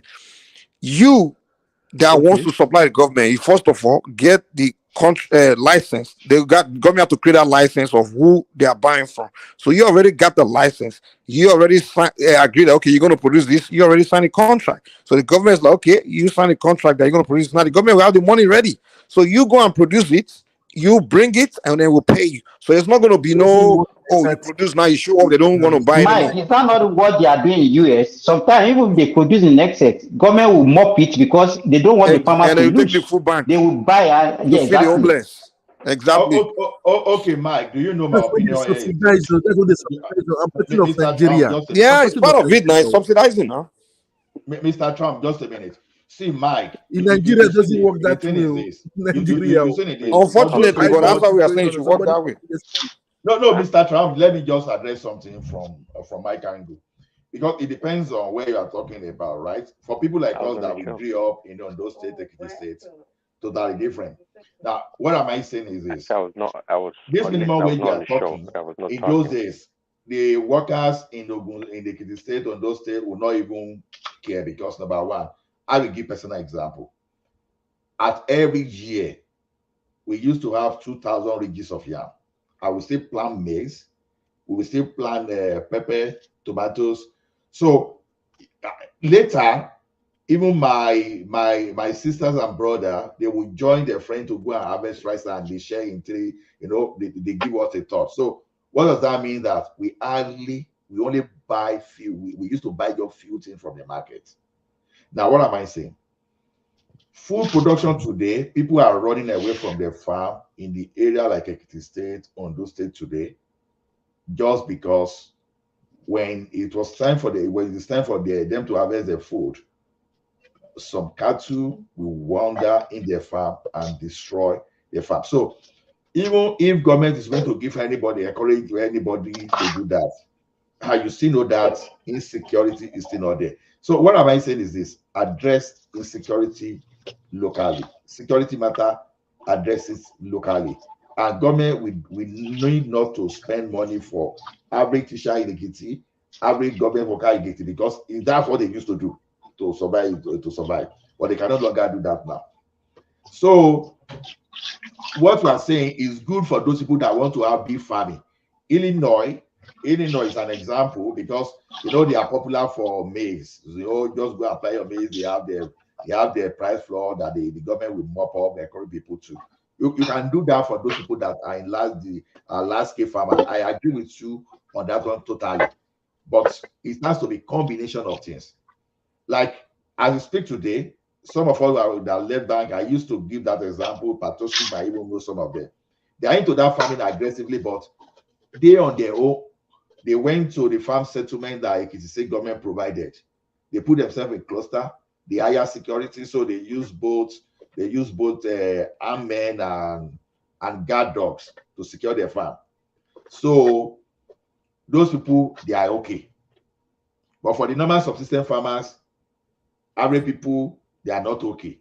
So government will have to address that one by providing security for them. But the large scale farmer, that's your solution. I agree with that one perfectly, because we need that too.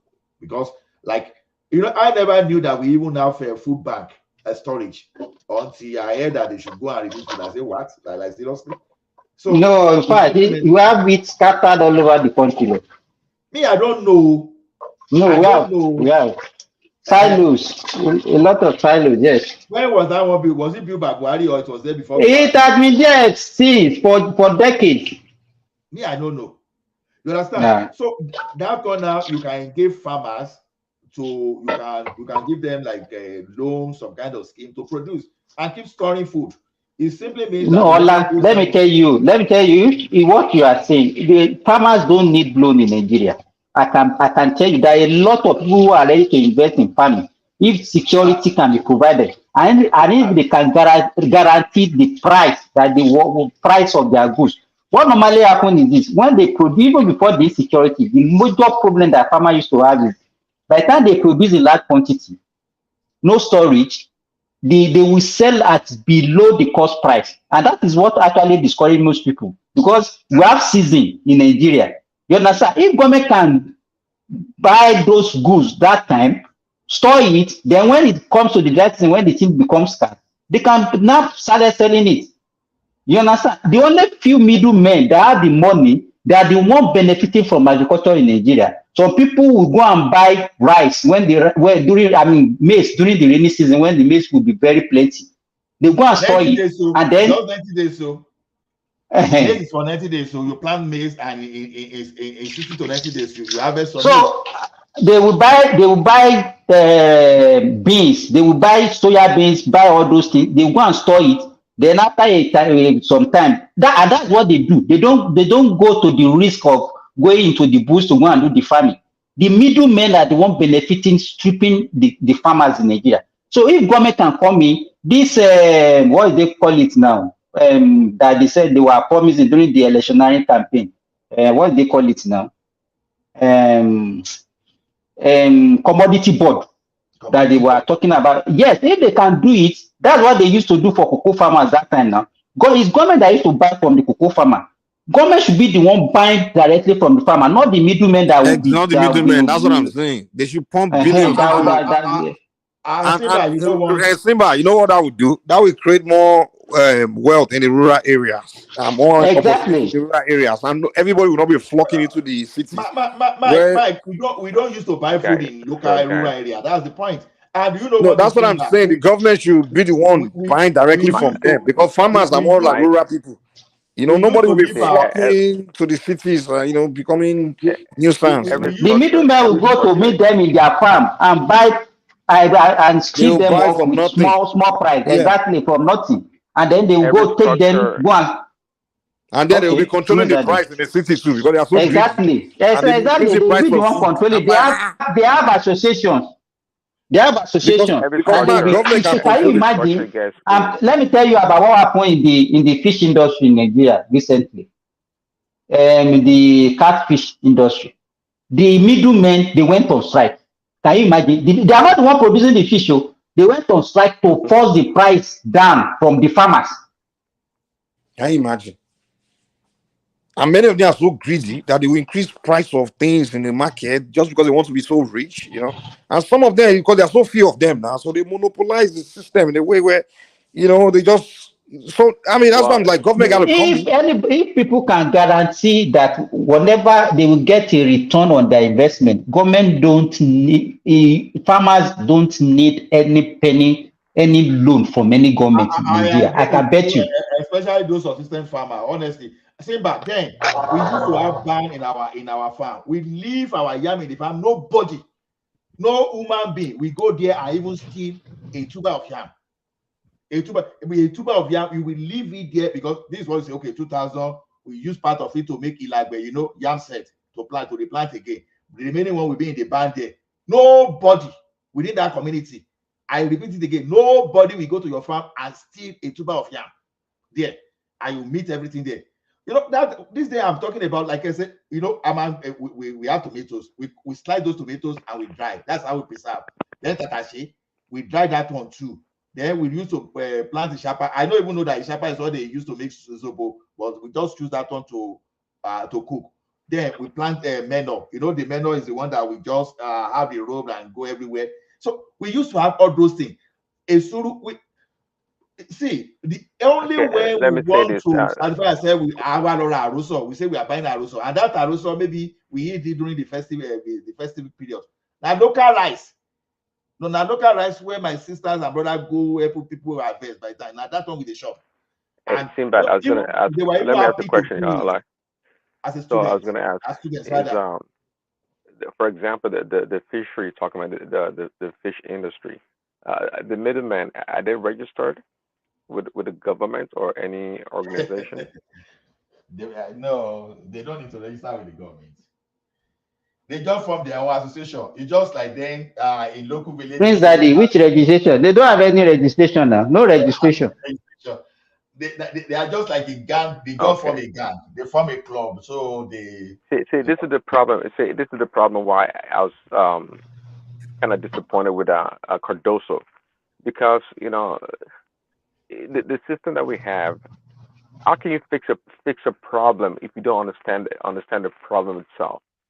Just like when they're trying to um, revive. Can we say revive the naira or defend the naira using traditional economic principles to try to use dollar to defend the naira, which wasn't going to work because it sounded like they didn't have a clue about how the whole system works. So, in terms of this farming and fishing we're talking about here, if the government does not have a clue how the whole system works, how are they going to help the farmers or the people in fishery, in fishing? How are they going to help them? It sounds like, see, the government is so disconnected from reality on how people live their daily lives or how things work. It, Now that we having food problem in Nigeria, well, you say we have plenty of food, but of course we have the middleman driving up the price or I don't. maybe Sorry down to the price. interject, my dear Prince Daddy. I don't believe that we have a food price and food crisis in Nigeria. It's just many people are lamenting on the internet because I can tell you what I learned yesterday. It just people are just ballooning the prices, increasing the prices, taking advantage of the systems. Understand? There is food in Nigeria. There is food. I can bet you there is enough food. No, If no, I no, go to no, no, Nigeria, I will know. no, Mr. Trump. No, Easy, Mr. easy, Ola. easy, easy. I No, spoke to easy, somebody. easy. Oh, no, Oli, Something easy, they easy. sell for 30K. See, They demanded for even if 130K. people are hoarding They it, added even if people are 100,000 on it. hoarding it, that's a full problem too. Because see, what you have in excess, you cannot hoard it because it's going to hurt you, they sell at you. Because these things sometimes let's take sentiment apart. Right. There is Well, no now Like I the food like seller crisis have no in choice but to Nigeria. buy now. When you're There hungry, you is have to no buy food food. crisis in Nigeria. I exactly. can The seller have no I choice but to buy food now. no, I mean, so sorry, no, the buyers have no choice but to buy food now. I They have know to. the buyer has no there's no choice to buy food. If you increase the price it's of just your that food, they're not you using it always like sell, and government. you sell I'm sorry. regardless. They're using it You will sell regardless. honestly. No. This See, is the way it is. you give a If we have contract to a surplus, contractor to finish just to feed the finishing of a house, Mr. Ola. Understand? I never knew that the contractor was lying up to date. no. Till Wait, yesterday. Mr. Trump, Mr. Trump. Do Understand? you know? Understand? Let When me I give you an found out, example. when, Let me give you when I an found out, I wait. was that he was even using with your relatives. You understand? Nigeria, let me tell you, problem we have today in Nigeria is not the government. We don't have integrity problem. There's no See, integrity in this country.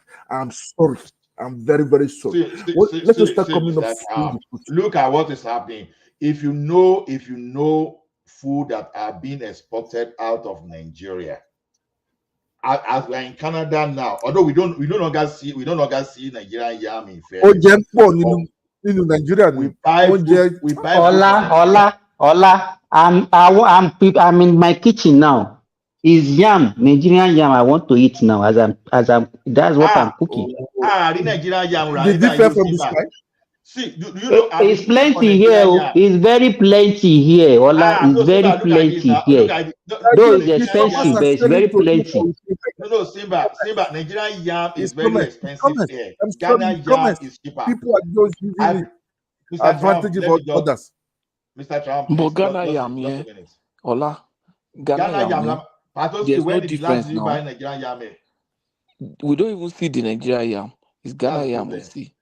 Ghana yam is But the man budget now. That's the problem I have. So we have to slice it and put it in fridge, and I hate that. I can take Nigerian yam, I put in my kitchen for 3 months, and it go dey camping. But Ghana yam, no, I don't think so, 2 Ola. weeks. Guinea, are we not in this same Canada? Is it not the same yam? Okay, I saw that yam in your house when I came the other time, right? I thought it was your house, right?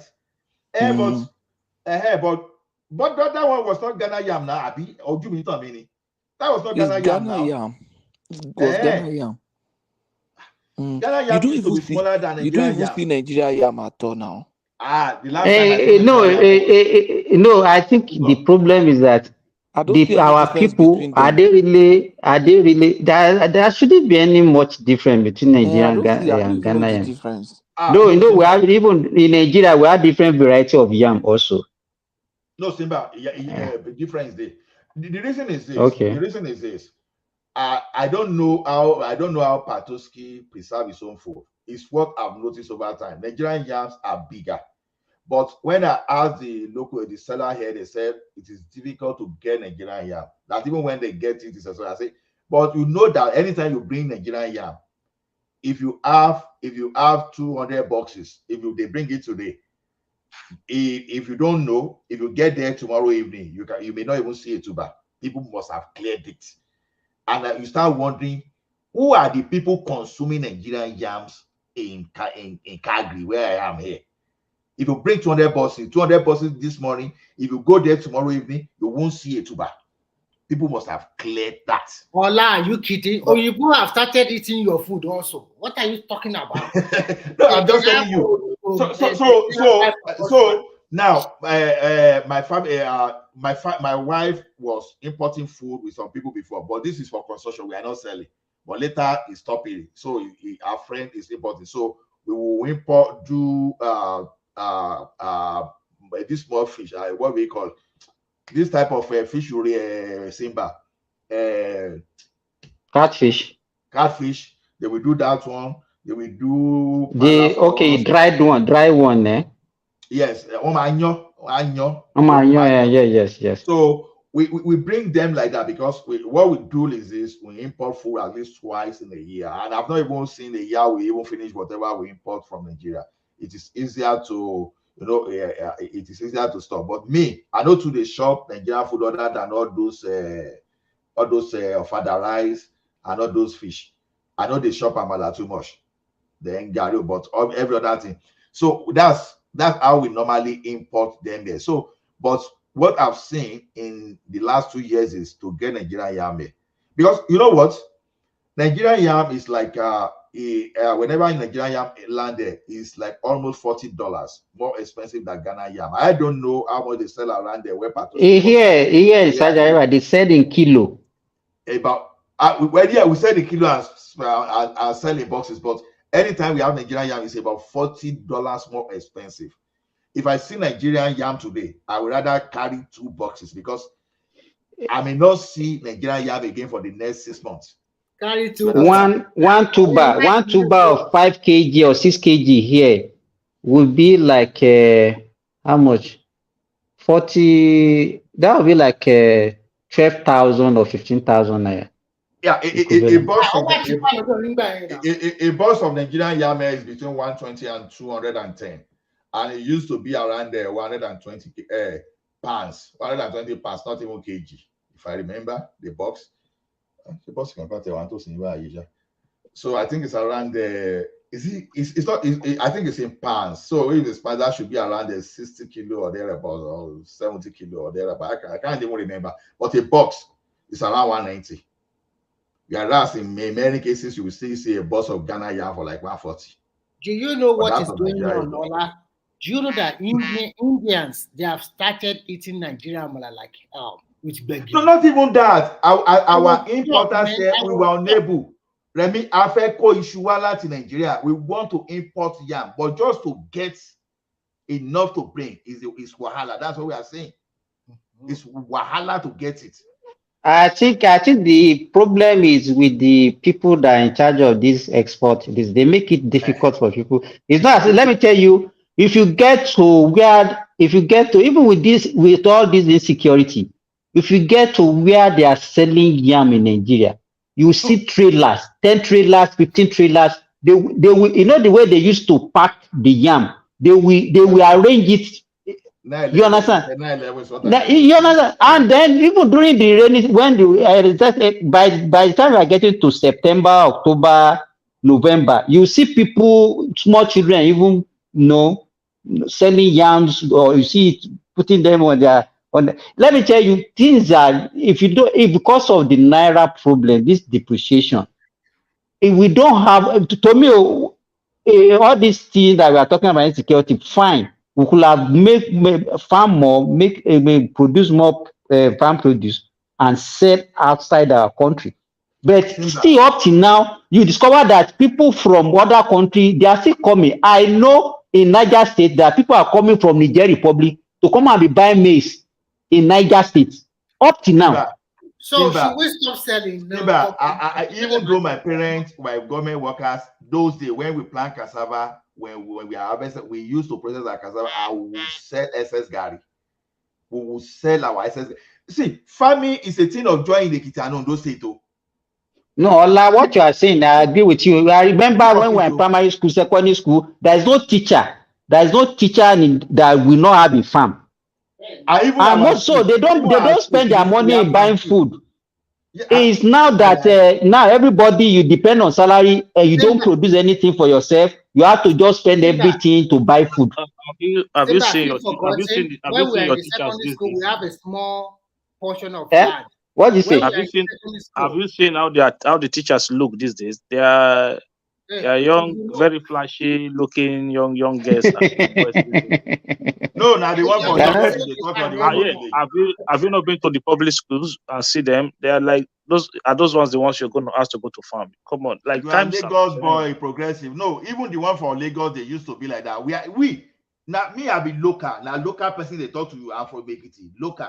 No, I know. I'm just saying times. I'm just saying times have changed. Look, I remember. Look, it's not saying anything different now. No, times. Look, I remember. Progressive is agreeing with you. Is agreeing with you. Yeah, times have changed. I remember when one of my friends, his father was a headmaster. His mother was headmaster. Exactly.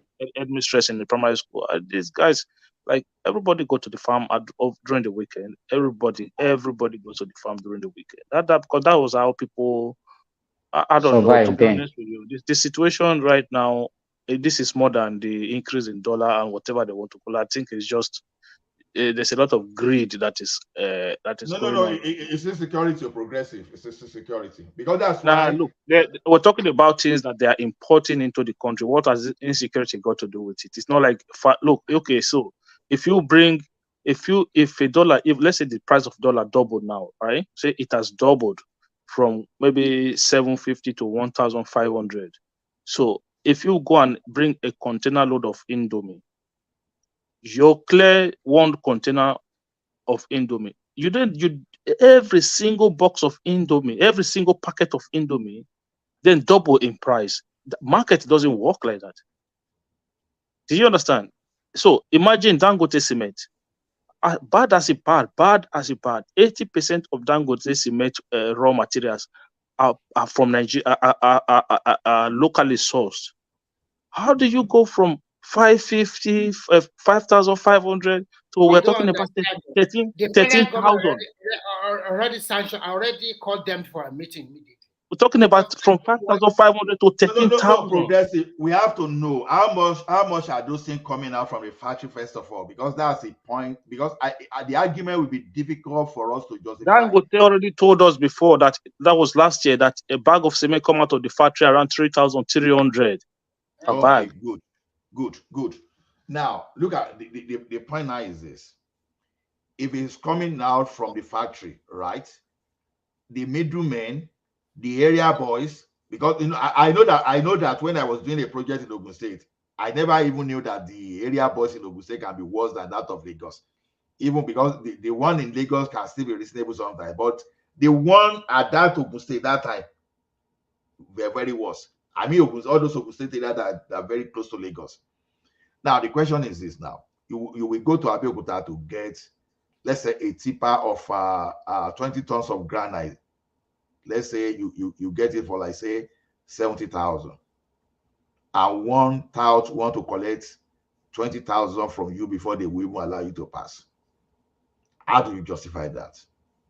You understand? So a lot of things, because area boys too must have increased their own too, and the retailers too, because they want to pay their children's school fees, and they are going to the same market whereby you buy one title, one mackerel for, let's say, maybe a kilo of mackerel. I don't know, but let me just use a figure for 2,000. Maybe what we used to buy for, let's say, 60 naira, 70 naira before 2,000. So they will do a markup to make sure that they meet up. So yeah, but what I'm saying is this: if you're making look, if area boy want to charge you for a trailer load of cement, a trailer load of cement is over about 600 bag of cement or so.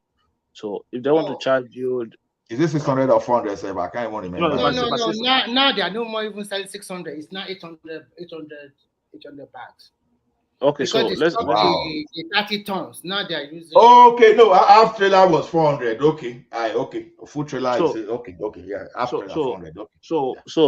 So how do you then just put not even times two, like times 2.5 on the price of the cement? It doesn't make. Look, for me, I think there is something going on. I think there is so much exploitation by all these manufacturers. If you go to if you go to a place like Edo State now, right? Say you have two cement factory, one in Okbela by Dangote and one in Benin by Buha, functioning. So how do you, if you go to the shop and ask why is cement price so high? Do you know what they tell you? Oh, it's scarcity. But there's no shop you go to where they don't have cement. All of them have it. So where's the scarcity? Progressive. What is happening, because I'm in this business for a long time, what they do is this. Oh, you are part of our problem. No, I'm not saying I did not say that. It was in the business before, not now. I'm still there, but not as big like before. So what they do is this: all of these problems always come from the manufacturer. They deliberately they won't deliver to you on time, even after you pay your money, just in aspiration to increase price. So they are using this moment. Progressive, you are 100% right, to exploit Nigeria, to jack up. How do you buy a ticket? Abi, is that the Tolo slogan they use those days? You buy a ticket, but that thing may not even come out until after. So they deliberately do like this until the government sanction them. I don't know whether Nigeria should have. I don't know, because we are using free flow economy. Maybe No, we should have. Remy, because what you how they solve the problem once I know that they, in between 2003 and 2009 and 2014 was that all those cement manufacturer they established the regional warehouses.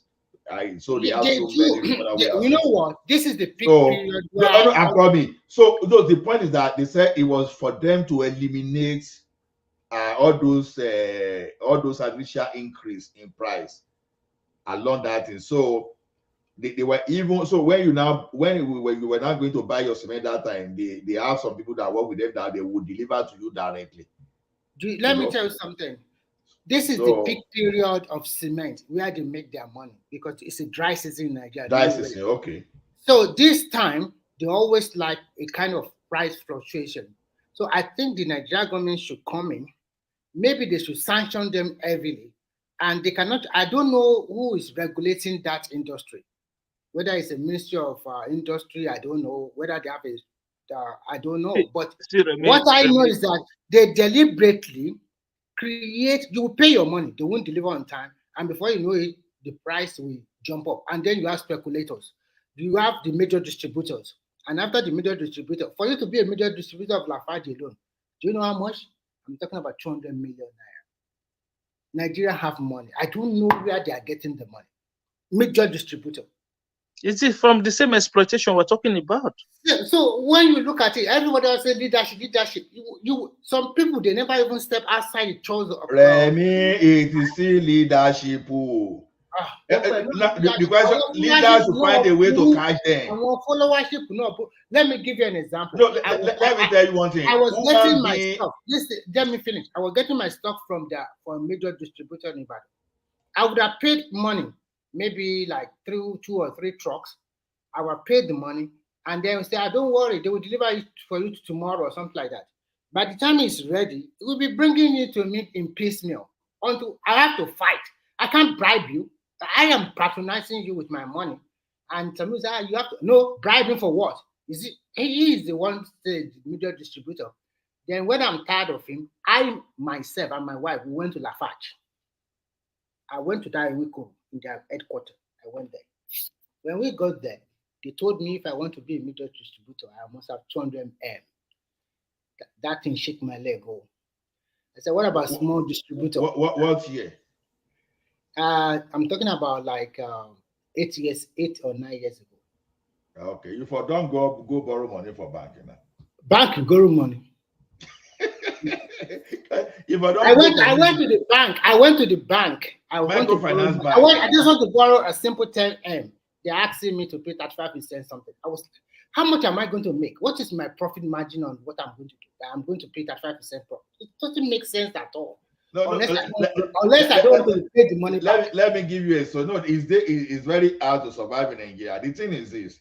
You could have been assuming you have your customer, you can be getting that a major distributor, right? How many trailers of cement will they be giving you? If they can give you enough to compensate for that 35%. So that is the problem. He himself, he is a major distributor. He has about 20 trucks. He also has his own shop all over the city. So because there are some distributors that even that 20 truck we are talking about, they will sell that 20 truck in a day. I'm telling that you. Even before the I think what the government should do. I think what the government should do for now is government should take over the distribution of those cement for them by themselves. Just say, okay, you know what, the Dango. Prestige. You don't scatter government ticket. Government care don't put that government in anything. Look, my brother, government should just try to regulate the prices. But how are they going to regulate? Look, I'm telling you, it's Hakim. Let me tell you. Hold on, 1 second. Yeah, there's a Nigerian made all these tiles for tiling floor and walls, right? There's a local made company in those states as well, where they make tiles as well, right? If you look from all this dollar increase and everything, the movement of price of those local made tiles price hasn't gone that big. There's no big difference in them like that. compared to what you are saying in cement. So how do you justify such things? Because No, you no, the look at progressive. When last did you patronize all those ties? Because what I used to know with all those tiny companies those days is that they don't only sell ties for you, but they send their professionals to install. So you buy both materials and you buy the fixing. So no. I'm talking is that about the model they are using there? I'm talking about these guys. There's a Chinese company in Benin that manufacture tie. So they sell. You don't buy directly for them. So they sell to distributors. So these distributors Okay. go. So these distributors they have shops and all those things. So they sell it in Benin. Because I've done investigation about this. Even a friend of mine from the east wanted to buy those same ties, and somebody told him no, those ties are only in Benin, that they make them in Benin. So I know that because the price, if you go and check the prices, I think there was like maybe the 40x40 ties at the time.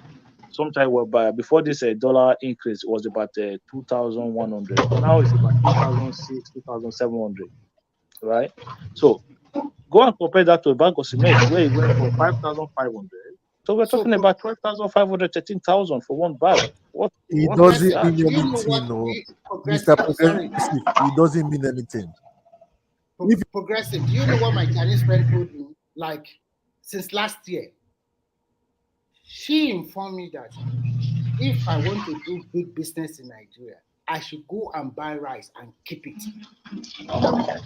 They already foresee that the price of product will increase. She told me to go and do this. That even in my house, I should go and store rice there. Don't sell, just store it. If I have listened to her, and I think most Nigerians that are smart, this is what they are doing. They bought the mop it up and kept it somewhere. It And is when not the price smart. is It's tripping, they're this is not what I'm selling saying. now. It is So some not of them already smartness. become a multimillionaire now. It is not smart. It is not smartness. It's cheating. I know it's cheating. I know it's sabotaging. It's Well, sabotaging yeah, your own nation. Remy, let me tell you what you are even talking about. You think that is a business.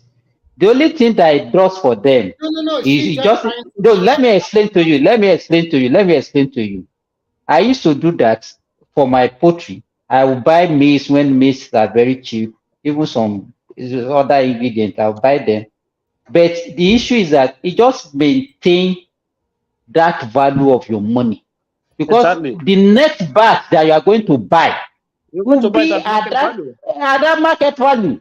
Simba, you are talking like a real businessman because people are not considering cost of inventory here. Because that's why I'm saying that when they say people are hoarding, that I'm saying say your cost of inventory is another thing if you're a proper business person.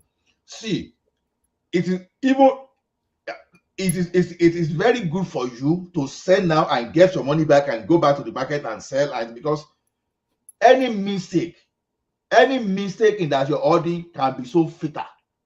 Yeah. So sometimes when they say people are holding, I say the thing never But it reach. doesn't stop some people from doing that also, okay? Let's be factual here. You are right what you are saying, you and Simba, but still some people still hoard. Majority of Nigeria they still hoard for some reason. Look. I You know said the how they supply hoard. is not enough. See, You know how they hoard, right? progressive. Let me just tell them one thing. You only hoard when there is scarcity. When the market is well supplied, hoarding is stupidity. Apart from that, when you can still hoard if you buy with promotional code, like if you buy with promotional price, say maybe there was discount price at the time, and No, you that's get them another for. thing entirely. So That's if you another get thing them, entirely. if you get them for good discount, then you can say, okay, I'm going to put this aside for later. That's So another thing entirely. people do that as well. They'll say, okay, well, I got this for discount price, so I'm not going to sell it now. So I'll sell it later when the price have regularized again. So then you can make decent profit from it. It's different, But to say you're going to hoard it and sell it, in some cases, you will even lose money if you're not careful. Even in that discounted price, you understand? In that discounted price you are talking about, look at it this way: if the Nigerian daily supply, let's say, is 200 million bag of cement, if the market is supplying 250, Audi will be fatal, will be counter cyclic to you. You understand? It's not going to be okay for you. They're not even But holding it because there's no shop you go to that they don't have cement. They look, if there's no, you cannot say, oh, I know, see, I cannot find cement today. Oh, there's no what's going on. No, if you want to buy 10 trailer right now, you go there, they will sell 10 trailer. You buy 10 trailer. it's either people don't have money to buy, and maybe the producer are not producing enough. Because because if people are not buying enough, then whoever is producing, they want to Of slow course, the down price will production. the price will soon crash because people are not buying like before. Baba, that price is not like it get limit that the price can crash to. It get limits. At least from that 8,000, if it crash back to 5,000, 6 or 7. It's not 8,000, Remy. I'm talking 13,000. You say 8,000, 13,000. Now a bag of cement is 13,000 naira. Yeah, 13,000. Even I'm telling you now. I think that a kind of monopoly that they are doing. All these people, they are just collaborating among themselves. There are three major producers. There are three major producers of cement in Nigeria: Lafarge, Dangote, and Boa. Those are the three people. So what is going on, sir? 13. Look, Remedy, the funny part about it was the increment was within days. Like you go in the morning, yes, it's 8,000. You go in the evening, it was 9,500. You go the following day, it was 10,500. You go, it was just days. I'm sure it's coming out of that factory more than 3,800 now. I want to believe. Yeah, let's assume it come out of the factory now for even 6,000, my brother. Because he said 3,300. Let's assume it's not 6,000. What did the price they go for 30,000? I don't know. No. When did the thing even move up, Seth? When? When exactly? It was 2 weeks ago. When people were still buying 5,500. What is going on? Also, that's what they are doing. You guys, let me tell you one thing. Maybe you are not covered. After this year, cement. Okay, listen. After this year, cement was still 5,500, 5,600. Hakim, hold on. I want to explain something. With the price increase in price of oil, at least my wife is a distributor. I have a brother who's a distributor of poultry feed. Before, most of these companies, even if you look at all those Lafarge, Dangote, they are the ones that use their vehicle to supply their customers, their major distributors. Now, all of them, they have withdrew that service because they thought that maybe it's no longer profitable for them to be doing that. So they removed that one. You understand? So now, if you look at that one happened a long time ago. And the price of diesel have the recent thing, all these things, all of them started all this.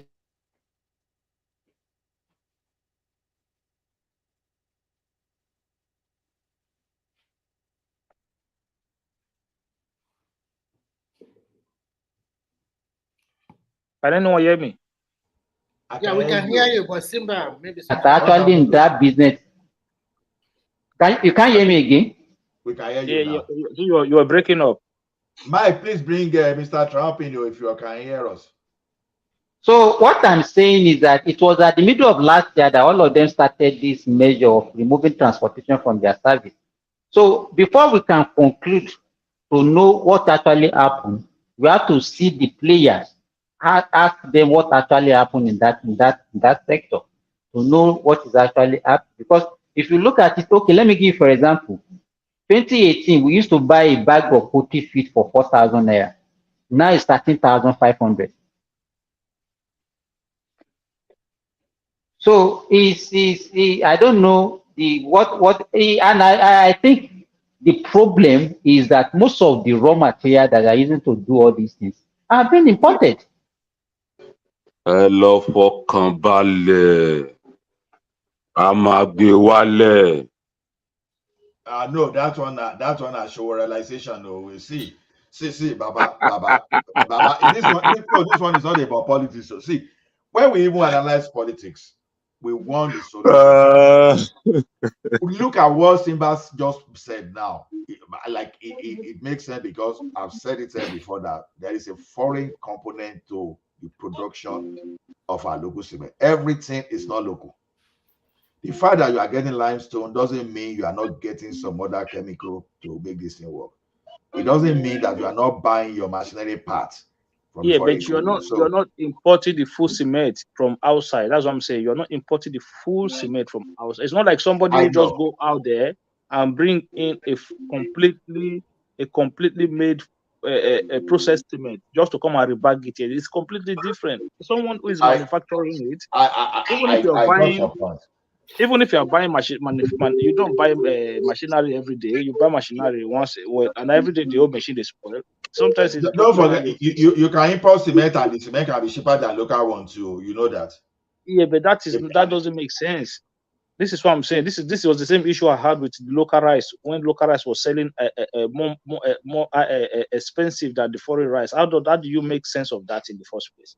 No, the first thing you should have done is just to even ban that foreign rice. So the local price will make sense to you because number one is creating job. No, it is the local rice that was supposed to crash. That was supposed to crash for look the OSS. If you go to a supermarket now in this place, right?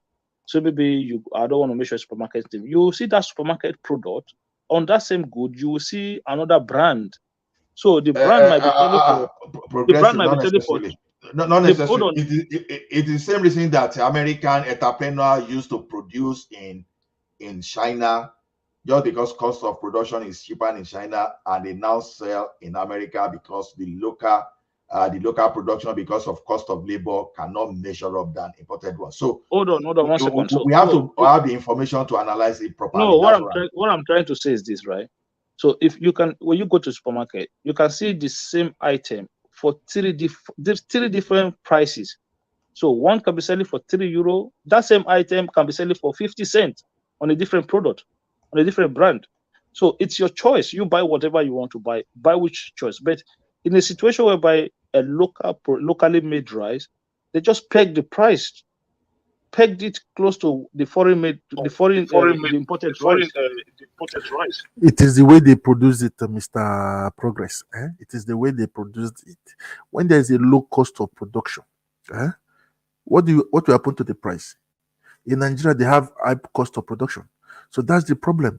The government can subsidize My brother, do you know the what they farmers were over saying at there. the time? Do you know what they were saying at the time? Oh, farmers are making big money now, right? Farmers are making serious money. They are doing this, but it was like they went into the farm to That means make the serious problem in money. Nigeria and Nigerians, they have to regulate everything. They have to regulate everything because of now the people suffering now, the poor masses. Sorry to say, I'm here for the masses. You understand? I'm here for the Nigerian people. The people that are suffering is not the high class. You understand? And you guys that lives in the diaspora, the small money changes you people send back home. The people have been shouting on the internet that it is nothing is expensive. It's just that they want to live the kind of life you guys are living here in the Western world. That's just it. Nothing else. Not just want to show themselves. The way to do things is just very, very easy.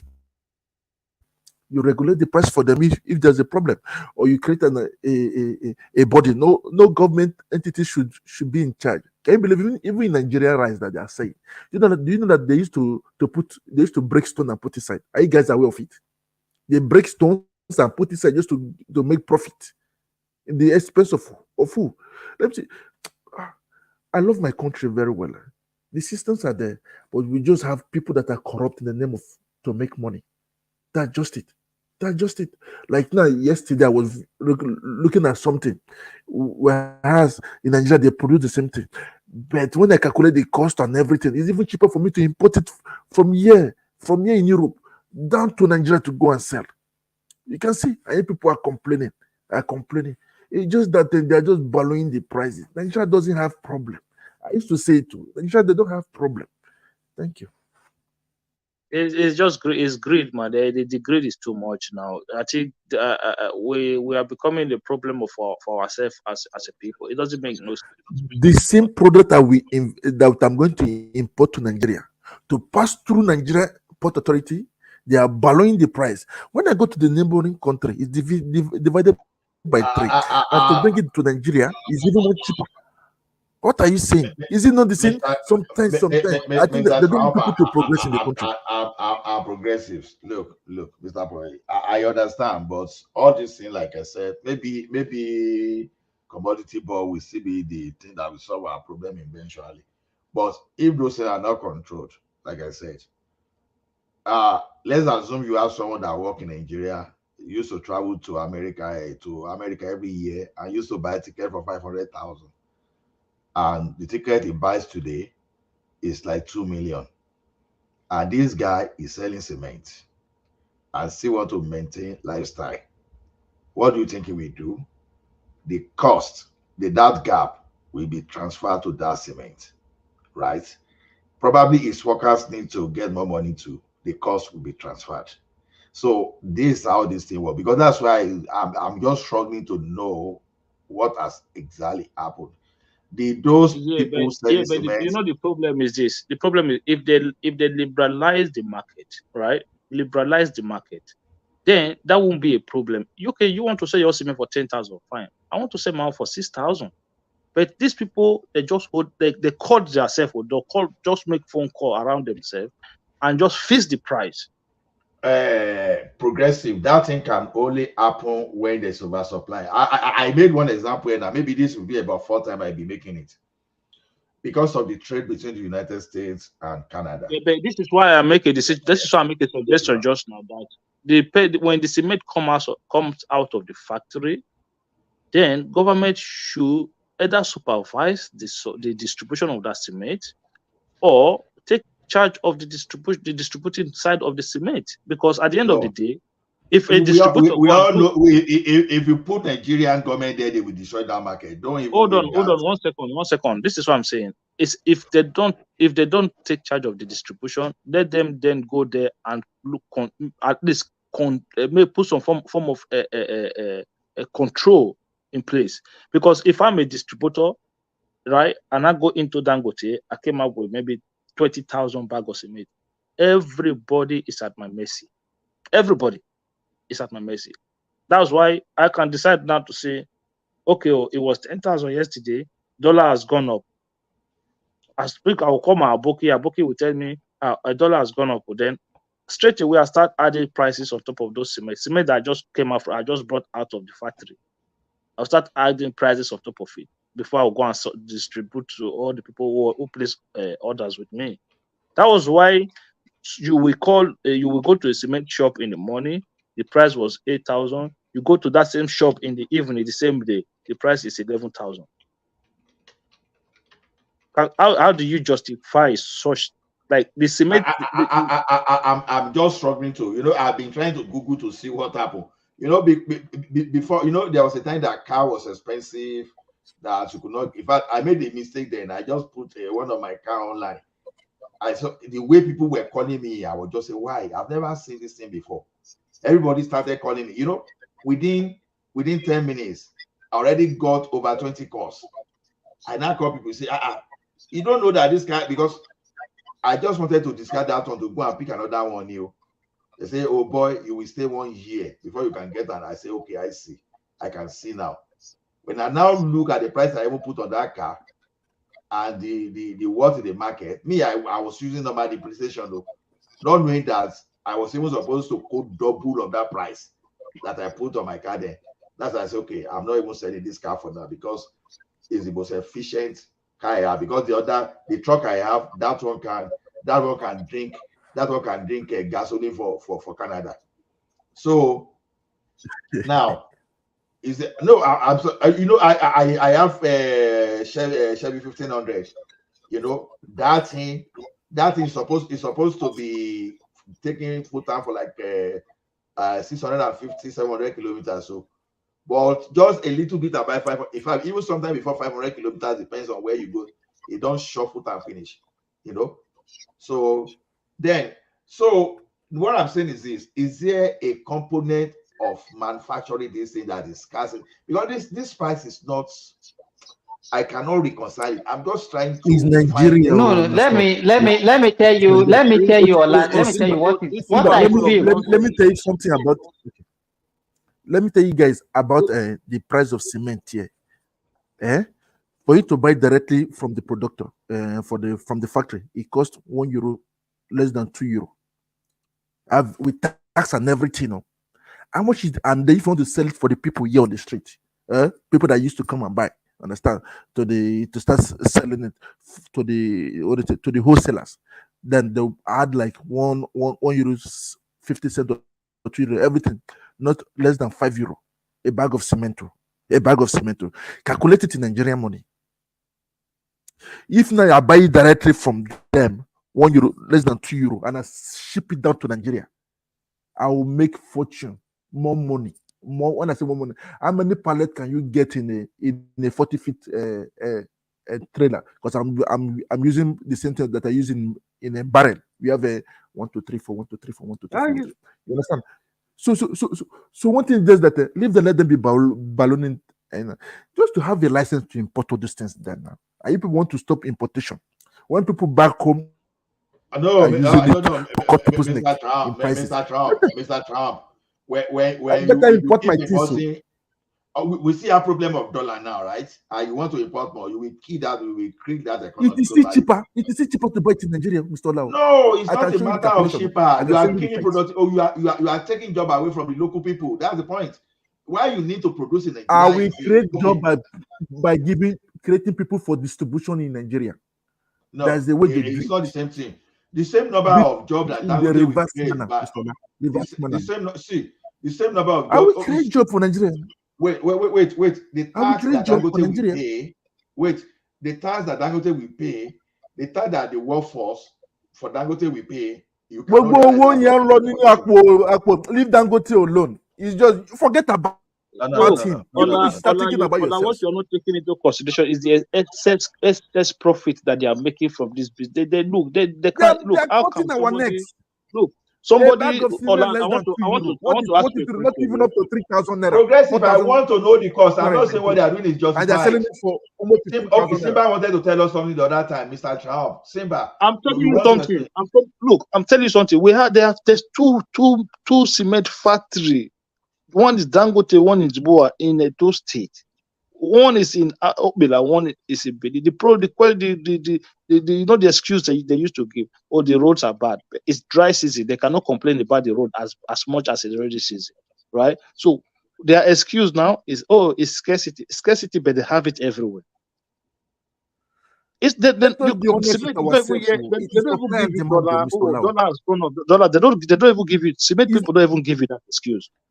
They don't give you Cement that is produced excuse. in Nigeria, and they're complaining dollar has gone up. I'm trying to make contact to see. I want to know why this thing, because I just want to be informed, not for anything. I just want to know why. I even saw that in Abuja. Mr. That Ola, they I sell will it for call you. I will show you the 15,000. website that they sell all these things. You will see it. You will even shout. No. You don't get me, Mr. Trump. I want to know I will how call you the privately, cost of Mr. Ola. cement jumped from 8,000. You can even be 8,000 to importing cement 3,000, for Nigeria. 30,000. Something must have happened along that line. Something is abnormal there, right? Something is abnormal. It's abnormal. Even rice. Aside Even that, rice. Do you know how much they sell rice? Do you know how much they sell rice? Even they wanted to be importing rice. Oh, one no, bear. no. The thing is this: it's like a one of Dangote. I'm not sure of these things. Please don't quote me. I read about something about is it Dangote plant in Ghana or somewhere that, but I don't have that detail. I'm trying to connect. Is there any issue with cement in sub-Saharan Africa? That cement that are supposed to be serving us locally are now finding their way outside the country. Cement is not scarcity. There's no scarcity. If there's scarcity, you will not find cement. That's what I'm trying to explain to you. If there's scarcity, you will not find cement to buy. That is scarcity. Okay. We don't have issue of scale. If you go out now, I'm not more you will find all cement those in every greedy cement seller shop. guys that are producing it. What do you call progressive? If you want 100 tons of cement today, they will produce it. There is no amount of cement you want. You will find it. There's no You scarcity. will get it. It's about the money to buy it. No. What I'm reading here, I don't want to believe, because when I was reading Daily Troy, it says scarcity cement is Kwara State. They said that time they said cement sell for 6,200 as of 1st of February. Scarcity means cement sell so do, and all of a sudden now around 30,000. Something is not normal in that country. Something is not normal. Look at the increase there. Look This at is the just increase. 17th of this, you know. The increase is like it's more than okay. For the D, what's your resolution? Hello, Fọkànbalẹ̀.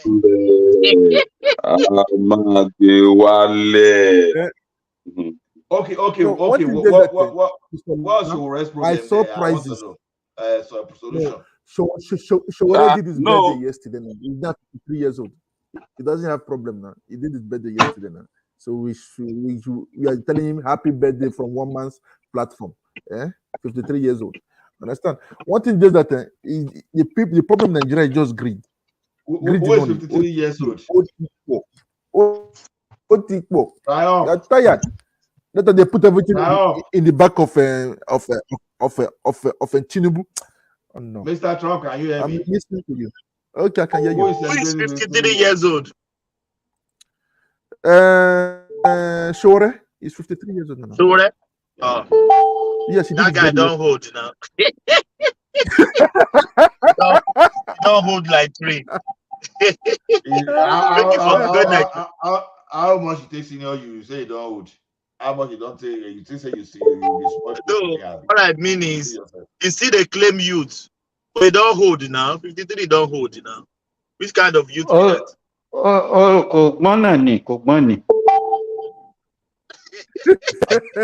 Which kind of youth be that one? 53 years old. Aburo Simba Shinio, but Simba will still be claiming you too. So you're just and if you leave Ajale Gogo, say Ajale Gogo still claim youth. But Shora is not young. He's getting to a old man. In 7 years now, he will be 60. In Canada, that's not the youth now. It's just they can do us with youth. Who is playing Mario now? Nobody is doing anybody here. Try do whatever you want to do for your country as well. At any age you think you are, do your own best. Don't stop castigating people here. Making this up. Nobody is cajoling you here. Just do whatever you think you can do for your country. That's my car sounding. Cow. We see big man. Thomas, shower Chinese carton yẹn náà ló ń dún báwọn.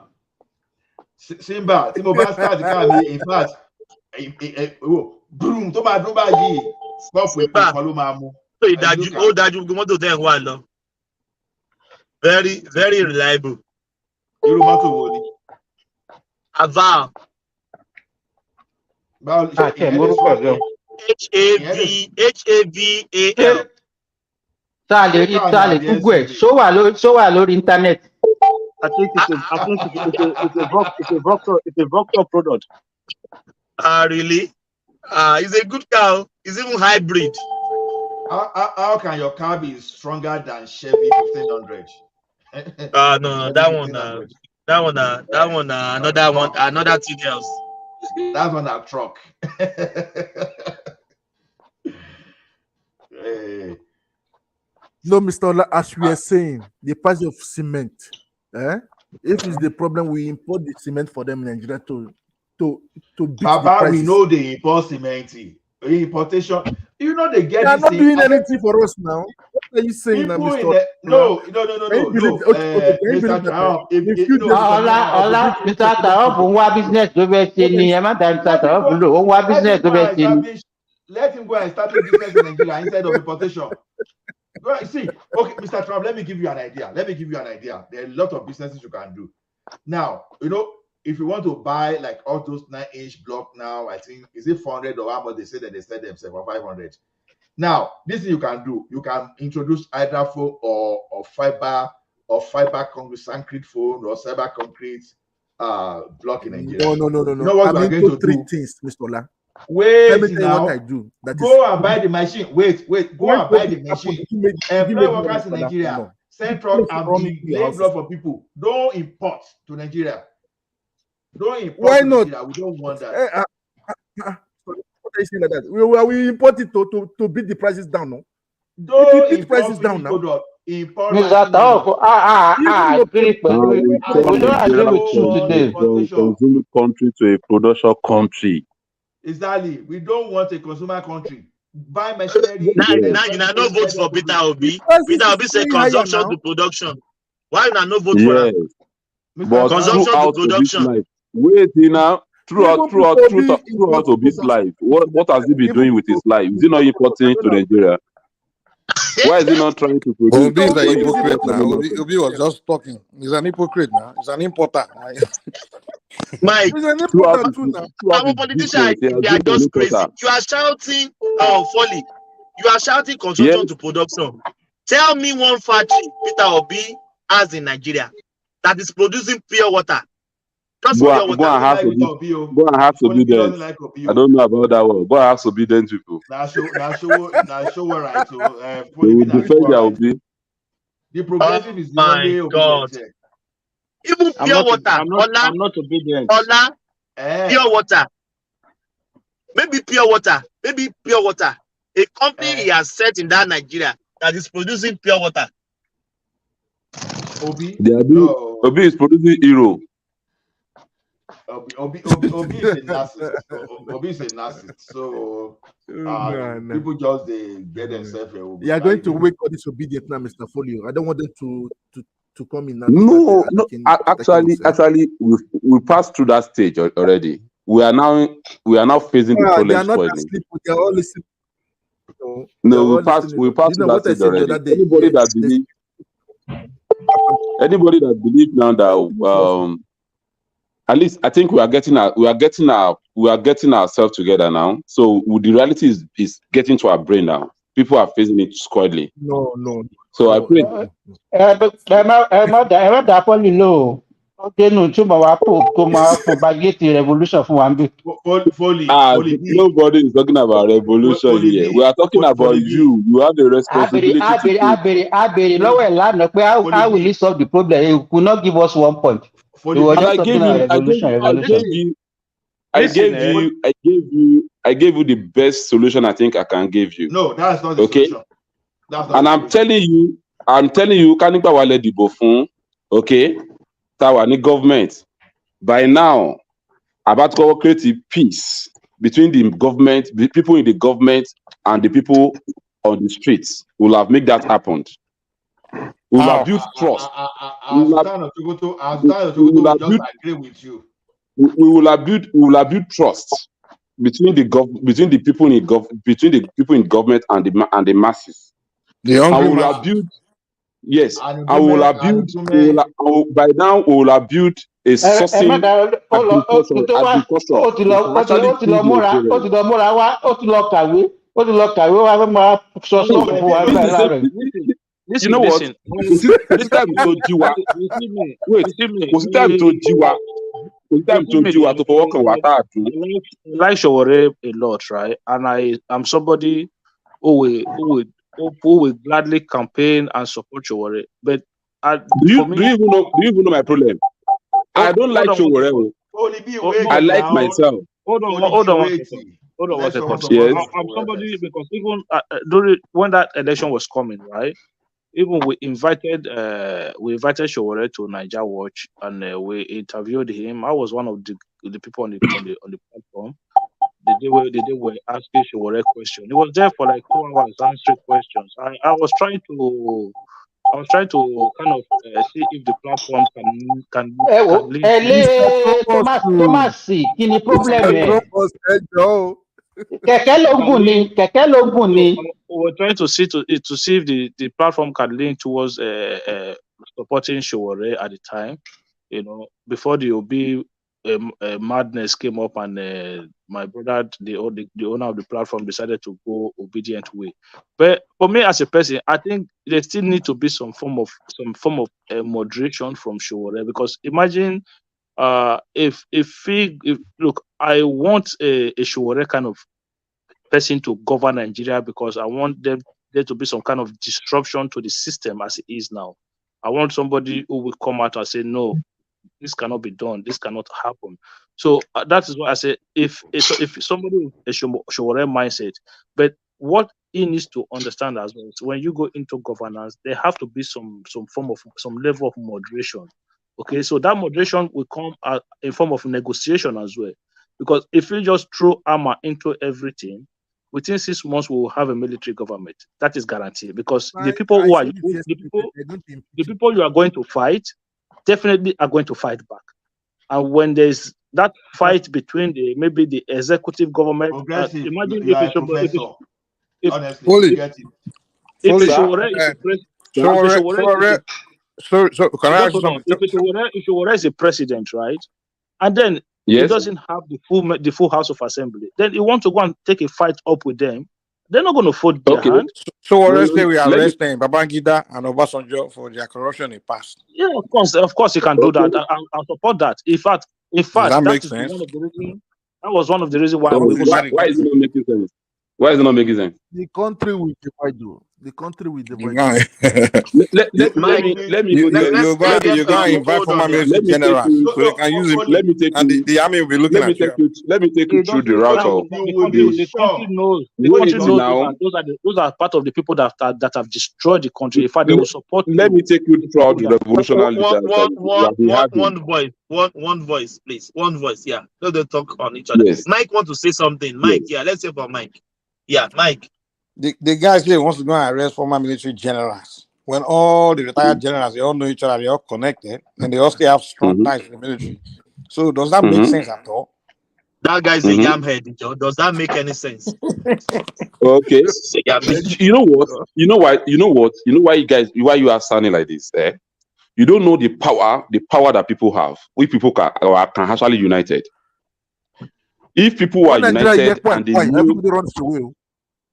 and they know what they want, they can bring everybody down. Poly B, you are just working on assumption. You are working on assumption. No, it's not an assumption. But my fear in that who wants to die? The guys in uniform will use that as an excuse. Do you even know the guy in uniform? Do you even know the guy in uniform were actually also angry?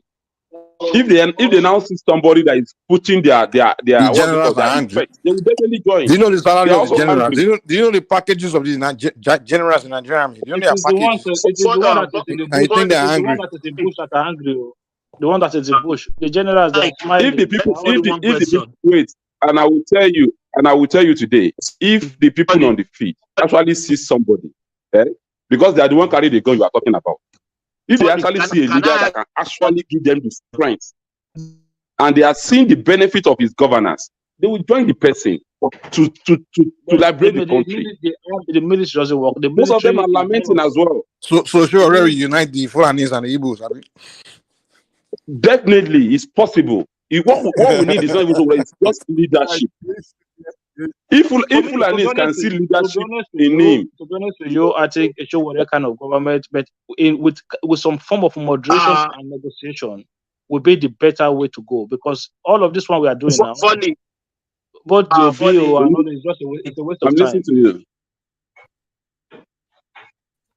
I'm listening to you, Timber. Yes, hear me.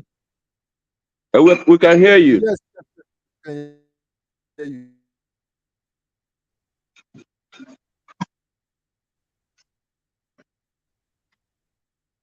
Thomas, if you're not speaking, stay. Let us carry on the conversation then. Okay. Okay. I think the reason why we are all saying this is because the voices is not yet coming together. We are still separating. By the time we have one voice, we can move mountains. Hear me, please. Let me breaking up, Thomas. We can hear you.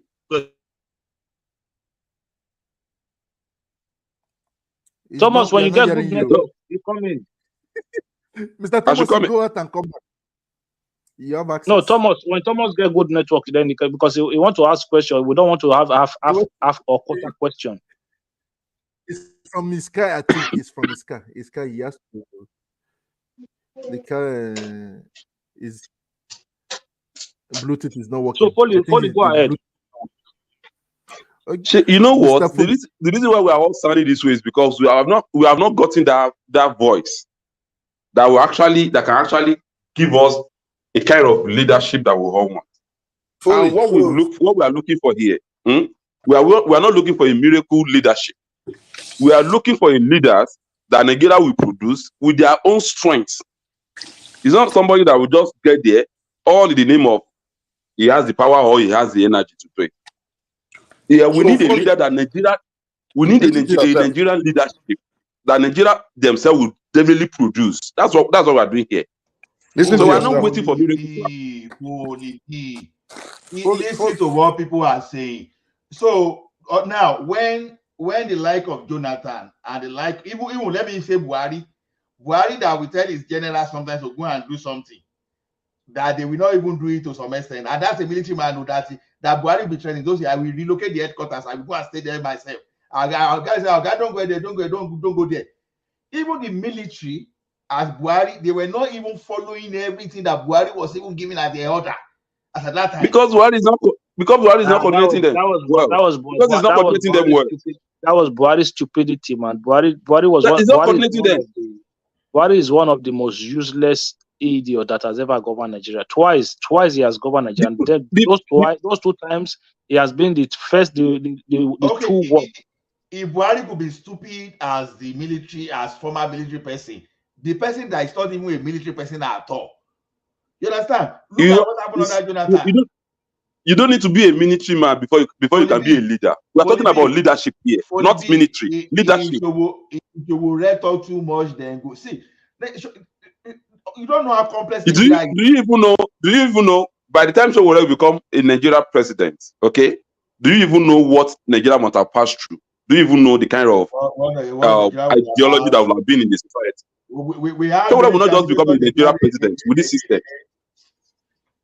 Sowore cannot just become a Nigeria president with this system. It has to be something changed. Sowore was just making mouth. I beg you. Let me tell you, whether Sowore make mouth, or Sowore do not make mouth, it's writing history. You have your name. Continue to write your own history as well. No, I'm not interested in what Sowore is doing. I don't care. You don't need to be interested, because you may not be a patriotic Nigerian the way he is. You may just be a selfish person that you just love your own life alone. I don't have Sowore capacity. I don't have his name, so I'm not after that too. So now you don't have.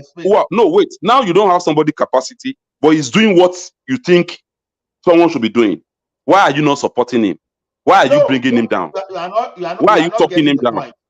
We are comparing what Sowore is suggesting to what is practicable. That's what we are talking about. If you start comparing, this is how our forefathers. This is how they compare. I said, even if I want to go into the political office, I say I want to become the chairman of my local government. How many times have I said it here? I'm not aspiring to become the president of the country. Can you just bring yourself out on that space and let another person start from the councillor, let another person go to Senate, let another person go to Assembly, or the same platform, and let's move forward and go and get something out of it. All of us cannot be a councillor. Someone has to be a leader. My brother, listen. I tell you something. Yeah, I tell you something. In Edo South, during the obedient election, or you see the obedient wave, right? It led to the election of an unknown guy to represent the largest zone in the state, which is Edo South, with over 60% of the voting population. You go ask me that Labour guy now as a senator, what is his impact in that place? And that is why our movement will not produce that kind of person. Exactly. This is what I'm saying, because the idea that you don't. Do you know 4 days before presidential election, we sack almost 4 governorship candidates in our party. 4 days. Labour Party was supposed to have the same impact too. The moment they enter, they started offering them car like this. And I'm just telling you, in our own party. In our own party, we don't see what Foley is doing. You see what Foley is doing. This is what all of us should be doing. If we truly want to change our country, this is what all of us should be doing. Look, you can want to make mockery or whatever, but sensitization and trying to create an ideological platform is the only way that country can even see any form of light. The idea that you think that what happened in that Labour Party where everybody will kadama, everybody will just get a ticket, they will just go there and do their own, make money for themselves. No, the progressive. But in the Mr. Simba, situation please whereby look at the private chat. Please look at the private chat and answer me, please. Progressive. You know where the thing goes wrong is this. who do you want to look at the private chat? No, it's from Mr. Simba. Mr. Simba. So what we are saying is this. Showore people, they are blaming us for not doing the right thing. This is where the friction started, right? No, it's not. They should not be blaming. There should not be a blame. We are not blaming. Wait. If you said we are blaming you, that means you are not being fair with us. You are not being fair with us. Let me tell you. We have never for once blamed anybody. We just believe people who are still studying the system. Who I'm telling you. Wait now. The question is this: you manufacture your products. You want to tell people that your product is the best. You are supposed to get a strategy to get people to buy your products. You not to be, but if you are presenting the thing in such a way that it's not convincing, and you don't tell me if I don't buy, we see now Awolowo promoted himself. We see how Abiola promoted himself. Even this Tinubu, he has always been there for a very long time. We know how Fayose, brother said. The question is the strategy those people use to get to power work for them. The strategy Showore is using is not getting him there. The strategy he is using is getting him attention. Because can you take that? Can you take this with me? That any new system that is coming on board cannot be that easily penetrated the system. Do you know that? Lula of Brazil is like Showore, although better version of Showore in the sense that he has political competence. It took him years, more than 15 years, to build his own political base. Okay. And so now, before Nigeria can buy into you, even this Buhari you are talking about, Buhari is a very popular figure. Have you ever seen us here as if we are desperate? Have you ever seen us here as if we are desperate? We are not desperate. What we are doing here, we will continue satisfying the system. Can use you as a model. Go to your local government, do some kind of significant. Okay, let me give you an example. Maybe which we are doing already. Do we know? We have to make us know. Those are the things I'm talking about. We have to make noise about whatever you are doing. How do we know you are contributing? When companies do social corporate services, they make noise. You understand? Publicity is key. Okay, look, I want to become a politician now. Maybe I look for maybe about 30 people in my village. I give them money. I'm not talking that I give them money. Do you know if you want to change a system? As a politician, I have to make noise that I get what you are saying. But if you want to change a system, you don't do what others were doing. If you repeat what others are doing, you are still doing the same thing with them. I hear you. See, publicity has no other name. Publicity. When Awolowo was doing free education, all those stuff, he made noise. When he was doing everything, in fact, there were do you know today? If me or you are ready, within now and the next election, we can get this country fixed. If me and you are ready. All this publicity we are talking about, we have been here. Me and you have been here. Funny. I don't fall for boastful because, like I told you, you did student journalism before, right? You know, I've never been in any journalism. I've never been. Okay. Foley, you know what? My suggestion, because for me as a person, I like the idea that your idea, your mindset is what I kind of buy into as a person. So that's why I've always looked at a way to kind of see if the Showore can be kind of elevated to certain level. But what my suggestion should be that it should be the platform that is being promoted, the political platform. Because I think there's too much Showore promotion. It's almost like it's a one figure movement. It should be seen as an idea, as an ideology, of people so that people can there are a lot of people don't want to buy into Showore, but they would Let- love to buy into my a brother, platform of ideas. my brother, Yeah. I listened to Dele Farotimi on Arise News when he was asking to choose between Obi and Showore. And Dele Farotimi said something. He said something that day. He said, if you are talking about the ideology, I will everly prefer Showore. But because the pendulum of the youth, the numbers have moved towards Obi, okay, and is moving with them because he believes if we move with them, and at last we are going to have a kind of total revolution, a democratic revolution that we all want. But what I told him that day, I talked to the by myself. I said, Baba, I love your spirit. I love you are moving with the trend, with the number of people going towards the era. But do you know that movement, the person that you guys will be waiting for to give you direction on how to go after the election is going to be Obi. And Obi will never for 2 hours champion a revolutionary movement because it's coming from the same system. Obi cannot destroy these people. It will only be always be part of them. They were all just joking with themselves, thinking that Obi was some kind of a different person. If this platform can actually reverse to what we have been saying before now, this is exactly what we put out to them. Then that you guys, you are revolutionists, you are soldiers, you are lions. You want change. You want something change for your space, for your country. But unfortunately for you guys, you are picking a ship to lead your movement, which will not lead you to anywhere. And that is why we are here. And then, the most annoying thing about the whole thing is that you have somebody with a record, a stellar record of being on the side of the people. Somebody who have made sacrifices for fighting for injustices. Like then you go to somebody who is part of the institution and you are trying to label him some different progressive.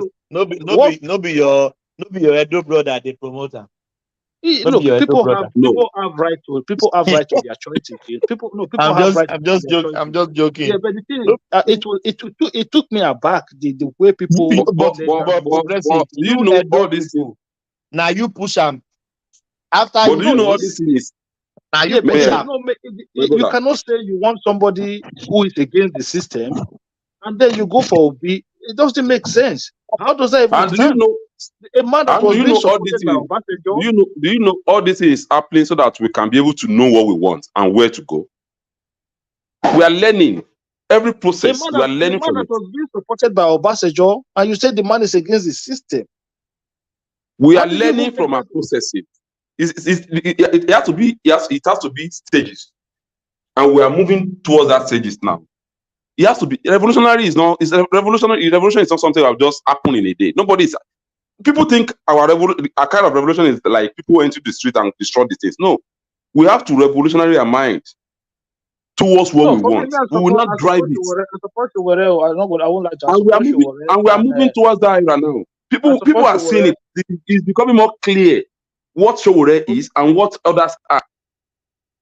When Obi started, that movement was more of. Do you know when Obi was coming out? I can bet you with obedient people that Obi will go and watch Showore's speech before coming out. Obi will go and watch Showore's speech. Revolutionary speech. He will come out and use that same speech to talk to the people. Folly B, this is yes, sir. I've heard you a couple of days talk, and you get a good head on your shoulder. But when you're saying that Peter Obi came from the system, which means it's somebody who came from being in politics in Nigeria, right? Somebody who's been in the Nigerian government as a governor, that kind of thing. Where is he supposed to come from? In essence, it's a weak argument to say. And sorry, me and you, we are trying to dislodge Tinubu and Atiku today, right?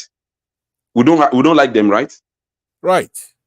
And the person you are following, don't say that because Atiku was the boss of Obi. No, but No, please, let me no, land hold on. now. Let me speak for myself. Let me speak for myself. Let me And land the first. person you are following Hold is on. telling me Atiku is my mentor, Yeah. Tinubu is my leader. Yes, let me tell you, because that is I hear that said a lot. It's not only you that says that, but it's just a stupid comment to make. Think about it. I want you to use your reasoning now, okay? When you have individuals, we're individuals as human beings, right? Our kind of government system is an individual is the highest order. You cannot say because even in a family, right?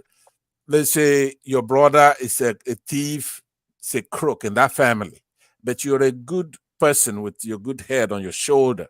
You do things the way things are supposed to be done. Nobody's supposed to punish you for the sins of your family, your father, or your brothers. That's not the way anything is done. So Pansat. Let me land now first. Progressive. Yeah, Now, land. this is not supposed to be an argument. This is something that is Sorry.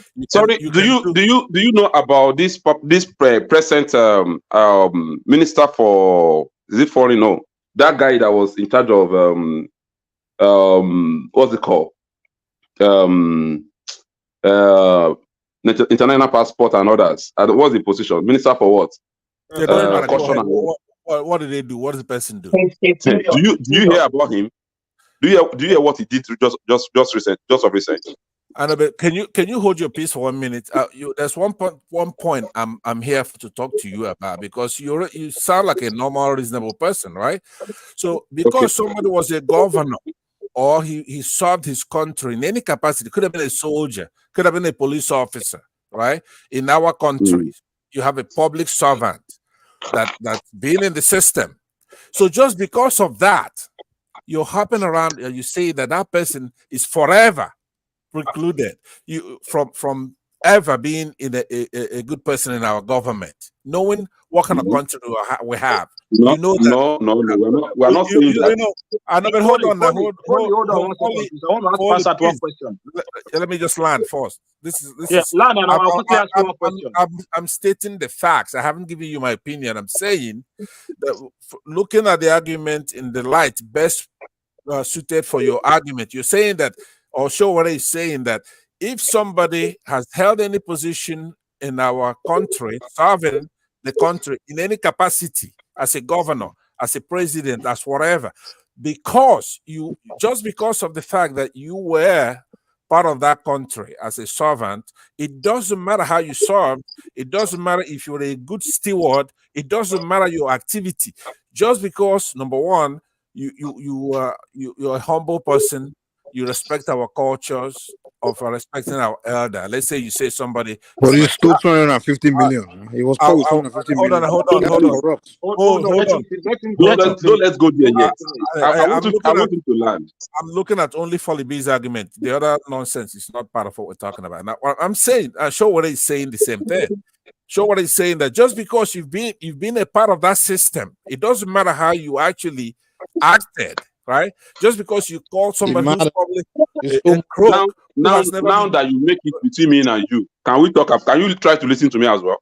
Yeah. Please be responsive though to what we're talking about. We're gonna debate. I just mentioned a guy. I just mentioned a guy now that is trending on social media that uses company to pack contracts.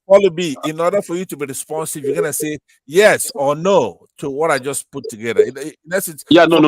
What you are saying is actually right. What you are saying is actually right, but not somebody that will actually find 40 in his system, in his governance. No. It's not right. It is not what Pansat said is not right. It's absolutely, look, Pansat, the question you need to ask yourself: if Atiku had called Showore to come and be his vice presidential candidate, this Showore will accept that call. No, let me tell you why. Hold on, let me elaborate on that, because Showore would not accept to be in that, to take that post, because Showore lacks judgment. Hear me. Listen to me.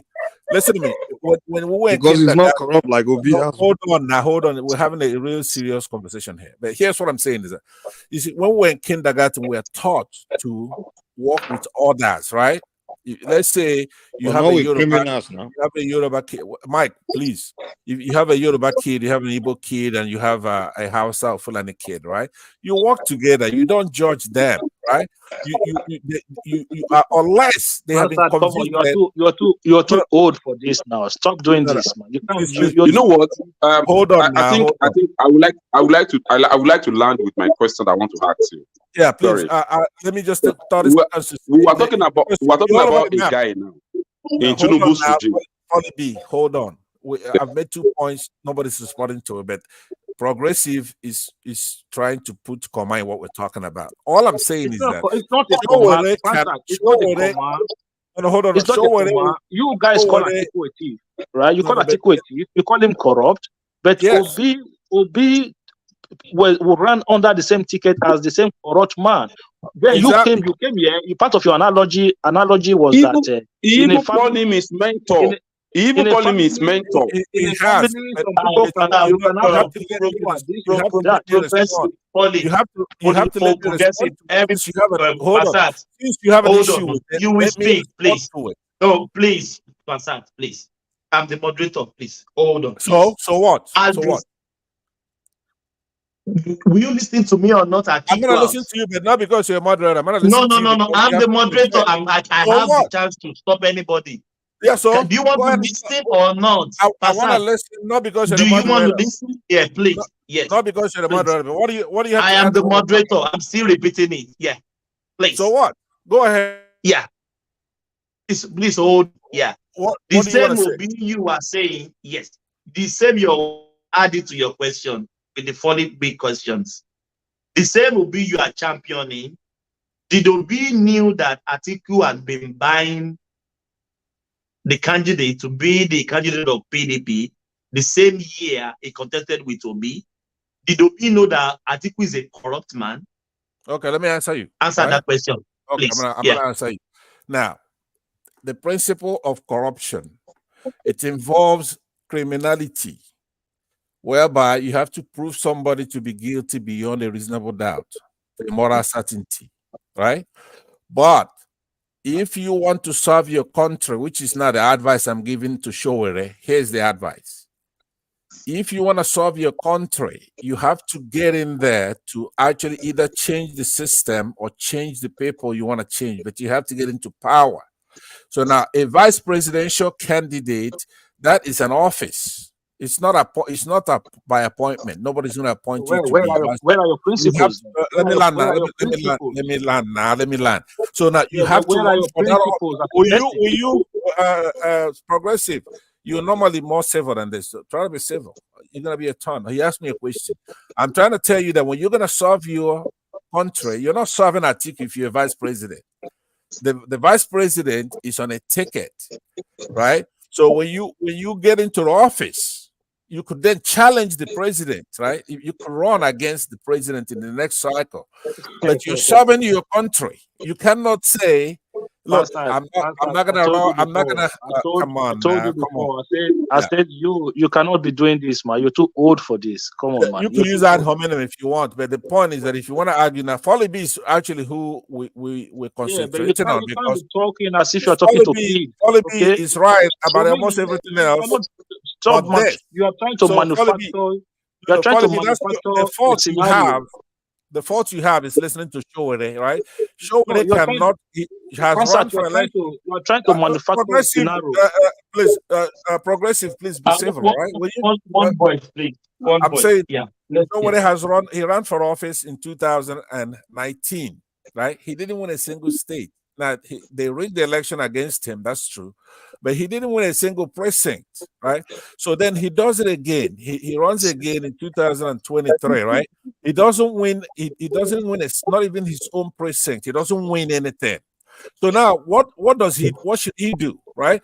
What he should do? Even his polling booth, his own polling booth. He didn't win his own polling booth. No, probably not even win his family, right? So now, do we throw Show away because of that? No, no. What we do, we advise him, right? Which I'm advising him. For example, I say to Follow B now, right? Which is important. What we're telling Follow B, because Follow B is good. Follow B can win an election. Follow B is smarter than Showore, right? Showore needs Wow. to learn. Showore needs to learn that he needs to learn how to work with others. He is not a Mr. Wow. Goody shoes like he pretends to be. He cannot wipe Obi's shoes when it comes to integrity. Obi has more Wow. integrity than he Wow. does, right? No, Wow. it's true. Now, this is true. Obi that stole Can you just allow us to talk about integrity? Can we talk Yeah, go about ahead. integrity? Yeah, let's do that. Okay. Go ahead. Go ahead. Okay. Okay. Do you so please can you just allow me to handle this for like just 10 minutes? Do you hear about this bitter Idu situation? This recent something that just happened. Do you hear about it? Go ahead and explain to me. Go ahead and explain. For those who don't know. I don't know. No. Go ahead. I want to just ask yes or no. Do you hear about it? No. Okay. What the lady did is this. He registered a company and she used her name to take over the contract that are supposed to be given out in his office. Okay. And I will tell you, when the something burst out, all of us condemn that. But do you know the same thing that we're all condemning about that lady is what Obi actually did when he was governor? Obi used Fidelity Bank to run all the business in Anambra. Obi also used his family's business to take over the contracts in Anambra. That alone, if you check the rule and regulation of civil servants, Obi you know that alone is enough to tell you that Obi is not what you are calling him. If you are talking about integrity issue, for me, okay. As a revolutionalist, when you land, I want to answer you. Go ahead. Yeah, for me as a revolutionalist, anybody that has that kind of character, I will never be in support of that person. I will never call him a messiah for me. It doesn't worth it for me on my own space. Let me ask you, co-host General Thomas, can you show something on the screen? If I sent you something in the private section, can you show it on the screen? It's not, yeah, you can send it. Yeah, send it. Oh, yeah. Okay, very good. Okay, let me send the first one first because I'm going to send you a few things. The first one I want to send you now is this. You could show it on the screen, and then I would when I address the other issues, I'll send it on the screen as well. Folly B. When it comes to Peter Obi, it's a known phenomenon now. I'll first start with these two, then I'll go ahead, Thomas. When you show that on the screen, then I will discuss it. If you know that, you know, Folly B. Do you know what Showore is accused of right now? He got just released by an Igbo judge. Igbo judges have been releasing him from his troubles. You know that. Igbo judge, man. Judge is judge. Yeah, that's right. But let me just tell you, even when he was released to be within Abuja itself, it's an Igbo judge that's the only judge that would do the right thing for somebody like that. It's an Igbo judge that released him from this travel. Yoruba judges won't do it. Hausa judges won't do it. But let me tell you, do you know what Showore is accused of doing? Right now, the case that got dropped. It's one of the highest crimes somebody could commit against the state, our country. Showore is Let me read accused. the first. Let me read the subhead. I'm not ready to read the subhead. I'll just read the title. Nigerian government accused Showore of transferring over $50,000 illicit fund. That's the subheading. Right. Okay. Right, but you cannot show it so he could see it himself. I want to show you that Showore. He has access to the private chat, so he too can have it. Yeah. Okay. Yeah. Now, you know, he's also accused of subverting the Nigerian state, trying to overtake the government by force. Right. A lot of crimes, felonies that he should not even be allowed to run. The only reason why he gets away with it is because it's the only the Igbos that are looked at that way. He's charged with the same thing Nnamdi is charged with, right? Mike, are you listening? By the government. Our government thinks that Showore. I'm trying to find exactly the what is accused of, basically, so you would know they're serious crimes. But look, we don't see it that way. Do you understand? We're supporters of Showore, right? Because you are not supporter of Showore. Yeah, I am a supporter of Showore. I'm a supporter of Showore, but I'm Why telling did you you vote for Obi and you didn't vote for him? because Obi is 10 Mike, times, Mike, 10,000 times. But let me land if, now. if, wait, You guys have this no your respect. Let allegation, me Let's eh? land. let's hold Yeah, on, let me land. Let's pass that land. Yeah, pass that. Yeah. Right. Yeah, we're talking accusation for accusation. Accusation for accusation. He was removed as chairman because he was corrupt. Now, Oh wow. yeah, but it's true. Maybe you don't know. I have another one. Just look on that. I'll show. He was suspended, removed as chairman because he's corrupt. He was removed because he received money from Saudi Arabia. Will you love me to school you on that? No, because you have to go and tell it to the judge. See, the problem you have is that you want to hold on now. You want to try your people on the press, right? Instead of going to court, you have to go to. Will you love me to school you on what you don't know on that aspect? Tell it to the judge, right? Tell it to No, the judge. It's you. Let me hold on now. I want to school you this morning on that. You are the one that raised the allegation now. You raised the allegation. I'm Why only did you showing tell it you. to the judge? I know because It's I'm an showing allegation. You, no, I'm it's an showing allegation. You, yes, I'm And showing anybody you that can have that kind of allegation. Exactly. You are not making my let point. them prove it. You're let making them prove my it. point. So for when it comes 5 years, when it comes for to 5 Peter years, none of them prove it. Okay, that's what I'm saying. Listen to what I'm saying. I'm on your side. You're making my point unwittingly.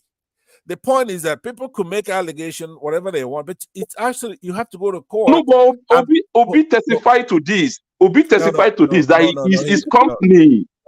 Obi actually said it. I can send you the video on NTA.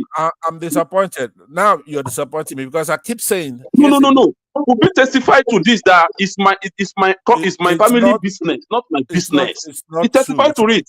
No, it's no, not I true. can send you the video. Put it here. Put it on NTA. I put mine here. I'm not making this up. No. Put it here because I want to tell you. Listen to me. There are two things that people are using. Obi has said, look, if you find one place where I am corrupt, I mismanaged money, I will quit. He's not playing around. So it's a laugh for somebody. The same way you are putting allegation on Tinubu as well. Tinubu has never been convicted. He's been convicted here in the United States, right? He forfeited 400. Now, not only that, if you Google Abubakar Audu right now, you're gonna see that Tinubu killed him. The same way Atiku has never been convicted in Nigeria. Follow me. I'm going to demote and you. We all know they are corrupt. You know how much I thought you were smart and all that, but I'm gonna bring you down to a couple of notches because you are not listening and you're not civil and you were wrong pretty much. You're not what I thought you were. Let me just tell you right now. You are not what I thought you were. I'm gonna put you on the same level as Mike. Thank you, my brother. Thomas. Thank you, I appreciate it. Tinubu is accused of killing Funsho Williams. He's accused of killing Audi Abubakar. Right? Look it up. Do you know Obi is also accused? Obi is also accused of killing IPOB member in Anambra. He was accused of that. Except he tell the police to go and throw their body in the river. That's what he's accused of doing. But he has explained it. That's why it's good for people. Hold on now. That's why it's good for people to be available to the press, right? Obi makes himself available so you could question him on these things, and his answers are on record. So hold on. Follow me. I'm trying to answer your question. You making the point that I'm not disputing. He's been accused of those things, but the difference between Obi and Atiku and Tinubu is that Obi then makes himself available to the press, right? Like I write. Yes. You know what? Obi is better than Atiku and Tinubu. I'm not doubting it. And I'm sure. But Obi is not better for me. Obi is not better for me to lead me. Fine, that's good for you. As a leader. The kind of leader that I want is not what Obi represents. That's what I'm telling you. You have the right for that. That's okay. But I want a leader that can tell all the criminals that this man, you are a criminal. Not a leader that will be telling him a criminal is his mentor. No, listen to me. And it is leader. The Obi is susceptible to that particular criticism, right? That is a fair criticism, right? It is. Except you have to read the tea leaves. Obi is going to be the worst terror any criminal will have. See, it's not when you come out mouthing off, right? Obi has been a governor for 8 years. So now we'll go to his state. Let's go and look at how he dealt with criminals in his state. And I will shock you today. Please let me land now. Let me land. I said that he's susceptible to that criticism. That is one of the fairest criticisms that he receives. So somebody who is not very sophisticated will criticize him for that, right? But what I'm saying though is that's why Obi is different from Showore, because in the case of Obi, we can then go to where he was the administrator, where he was the governor, the chief security officer, somebody who's responsible for And the for 8 budget. years, and for 8 years of his governorship, Hold on. he didn't conduct local government election for 8 years under democracy. Yeah, okay. Let me just land with 1 minute. To be fair, then I hand it over to you because you need to get your word in here. But what I'm saying is, running around like that is not going to get us anywhere. We do need progressive forces to come together to wrest power from the corrupt ones. But for somebody who cannot even shine to be shoes like Showore, right? Like me, if I run against, let me land. Shoes is good. No, hold on. No, like you cannot tell me that you want to land and you are insulting my insulting my leader in my presence. You are insulting him that he cannot shine the issue. What makes Obi different? Let me tell you why it's different. Number one, Peter Obi has been a governor for 8 years. He's been a vice president, and he embezzled the money of the state. I know, but when I'm answering your question. See, I left what I'm talking about to answer your question because I wanted to be done in 1 minute. Then you speak. What I'm saying to you that, I mean, like me even, right? If I run against Showore, right? He wouldn't even win a state. I wipe the floor with him, right? In a debate, I'm gonna destroy him. He wouldn't even open his mouth, right? So I know that. Wow. But I'm gonna tell you why. Even me, I'm calling Showore, you cannot defeat me. No, okay, well, we're gonna see. You cannot defeat me. When we bring ideas on table. Okay, we'll do it right now, right? I'm challenging you, but listen to what I'm saying. Okay, yes. Hear me out, because all of us are on the same side. The only reason why you and I argue and having a circular firing squad like is always the case is Showore. He doesn't know how to get along with others, right? He doesn't want to go around and be a house member or chairman in a party or something like that. He doesn't want to go join a major political party. Or local government chairman. Local government chairman. Okay, so here's what he did to us. I'll end with this. In 2015, we had a Democrat, a civilian, a gentleman named Jonathan, right? Somehow, by luck or chance, he became president, Jonathan. So he was corrupt, right? All of us knew that. That's a prima facie level that was met. You don't have to go to court to know that his administration was corrupt, but not more corrupt than any other administration. So when you do a comparative analysis, all of them will do pretty much the same thing that he was doing, but his will be benign because he's not violent, he's respectful, right? He's a Christian. That's a huge plus. So what does Showore do? Showore went out there and went after him. Went after all our public servants, including Ngozi Okonjo-Iweala, right? He wrote 151 articles with one neutral, 150 negative on such a person as with integrity, who loved a patriot like Ngozi Okonjo-Iweala, Harvard graduate, world-renowned person that was brought back to come and help save Nigeria. Showore stood on her, and so many others like Dora Akunyili. Just hold on, just 1 minute. Dora Akunyili, Showore was showing her picture when she was going through chemotherapy with her hair gone. Right, he went into the hospital rooms, gathered pictures, and was doing those kind of things. Right, so now there became a chance between Tinubu, Buhari, and Jonathan. Now Buhari had been a coup plotter, killed a lot of Yoruba leaders, wiped them, including Felara some Kuti, right? This guy is not educated. I'm talking about Buhari, right? We know his antecedents. And then he was challenging Jonathan. And Showore was on his side, was on the side of Buhari, right? When you ask him, he says, hey, look, I'm not INEC. Go blame yourself if Jonathan didn't win, right? But he was a liar there, right? And he had no judgment. He couldn't tell the difference between Jonathan and Buhari. Now, hold on, because during the primary, that's you said 1 minute now. You want me to come in more minutes? Right. 30 more seconds now. You're right.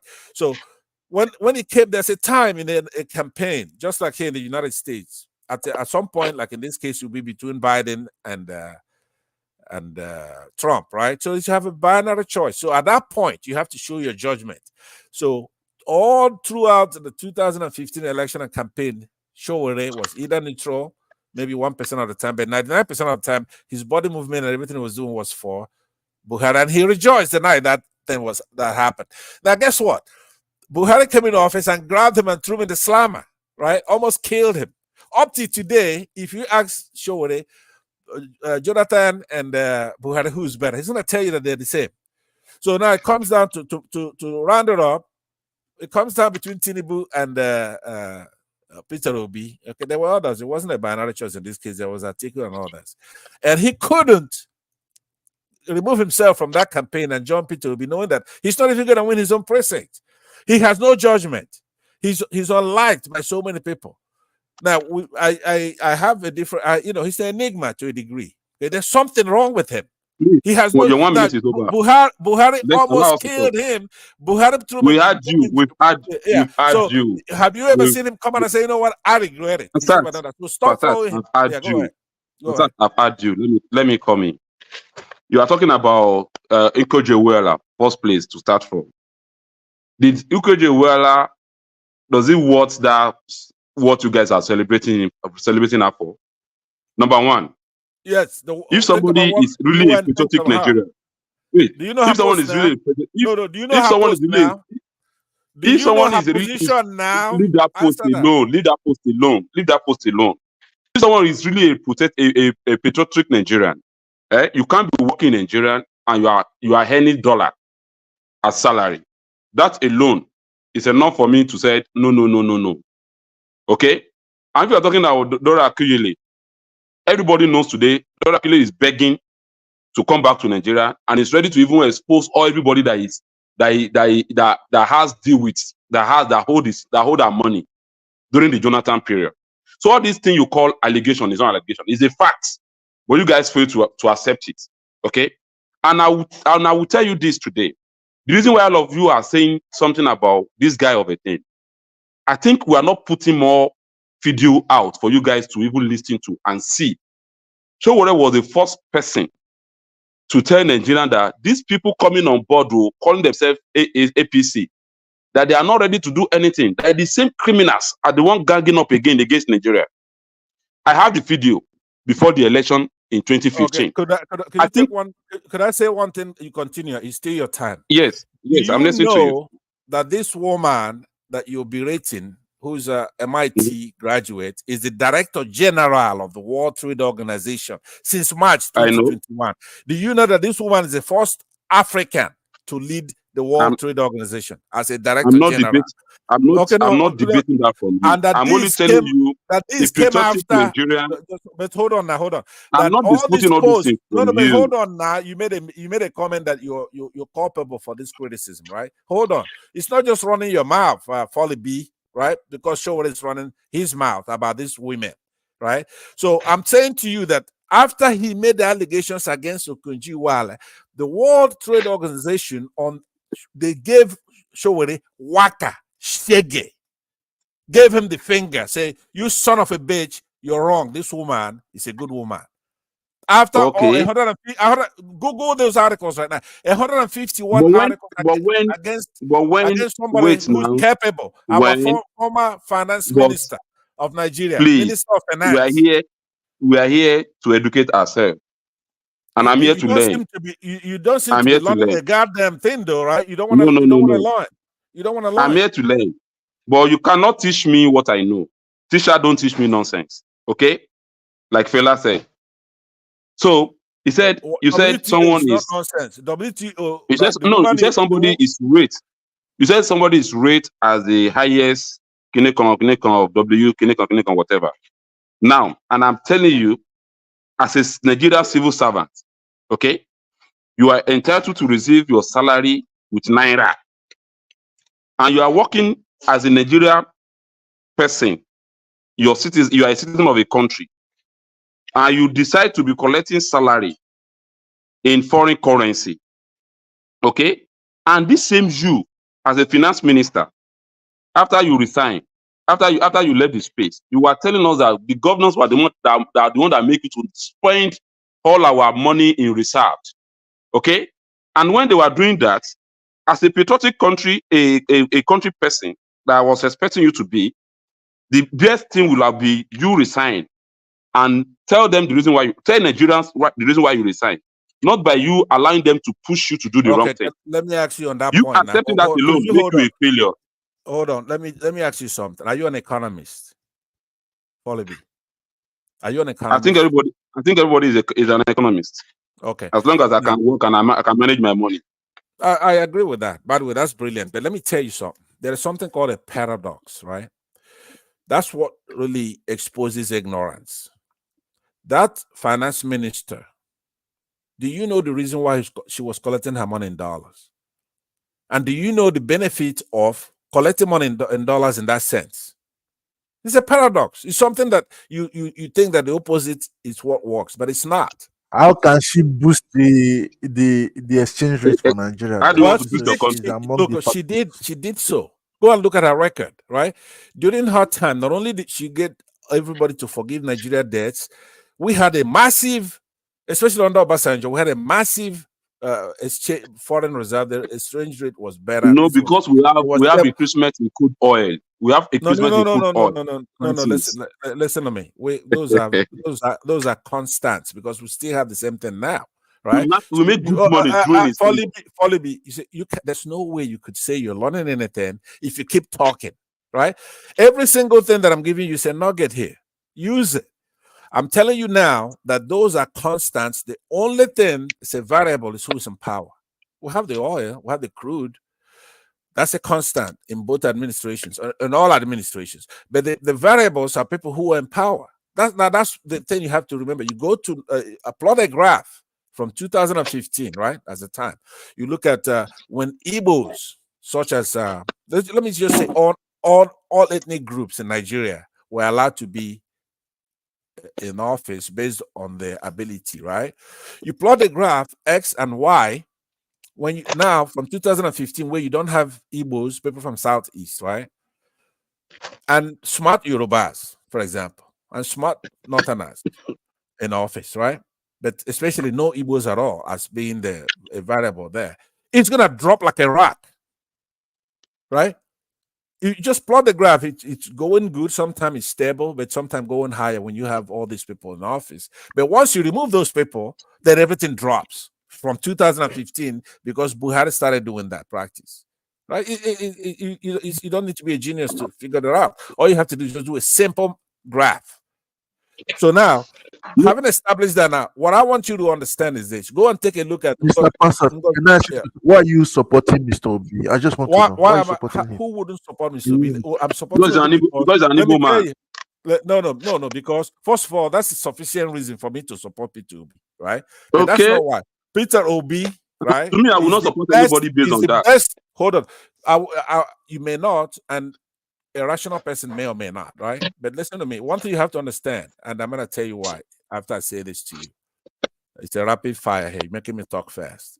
But I'm saying to you that Peter Obi is the best human being to come out of Africa since the beginning of humanity. The best human And being. what make him best?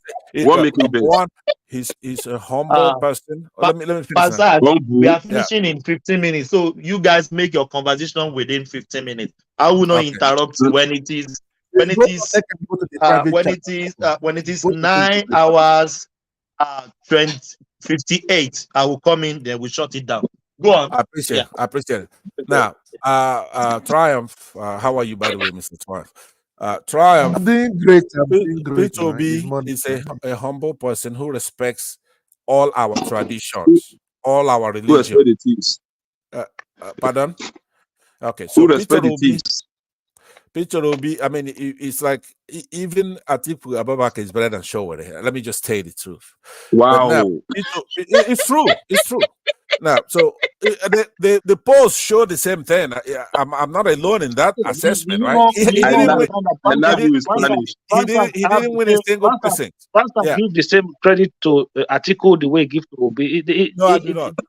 They're the same people. They're not different. They're not. Oh, then I mean, what's the difference but between Atiku that's and what the Obi? question I'm answering. Mr. Trump is inclusive in the thing you're talking about. How Peter can will be you saying, say that concept that Obi is the greatest, No, or why by did you their what ways, I know don't matter them. about the Obi people is you better just than now? Obama. Obi is better than Obama. No, Obi is better than Nelson find out Mandela. Wow. Let me land now. Let me which beer land. parlor did you come out from this morning? Which beer parlor did you come out from Why, this morning? why Man, you why you're you too losing? big that is I can be your dad. You know that progressive. Yeah, So you cannot be my that. dad. You let, cannot be let, my dad. That's Okay, that. You can be my dad, but I can screw you. you okay, cannot be hold my on. dad. I can screw My Mr. you. Trial, dad will not come on a Mr. platform and Trial. be talking this kind of gibberish Why now? Why wouldn't he? Now, listen because carefully. you're What not I'm making sense. You're just okay, saying things for saying its sake. you know, I have not When said there's a one thing.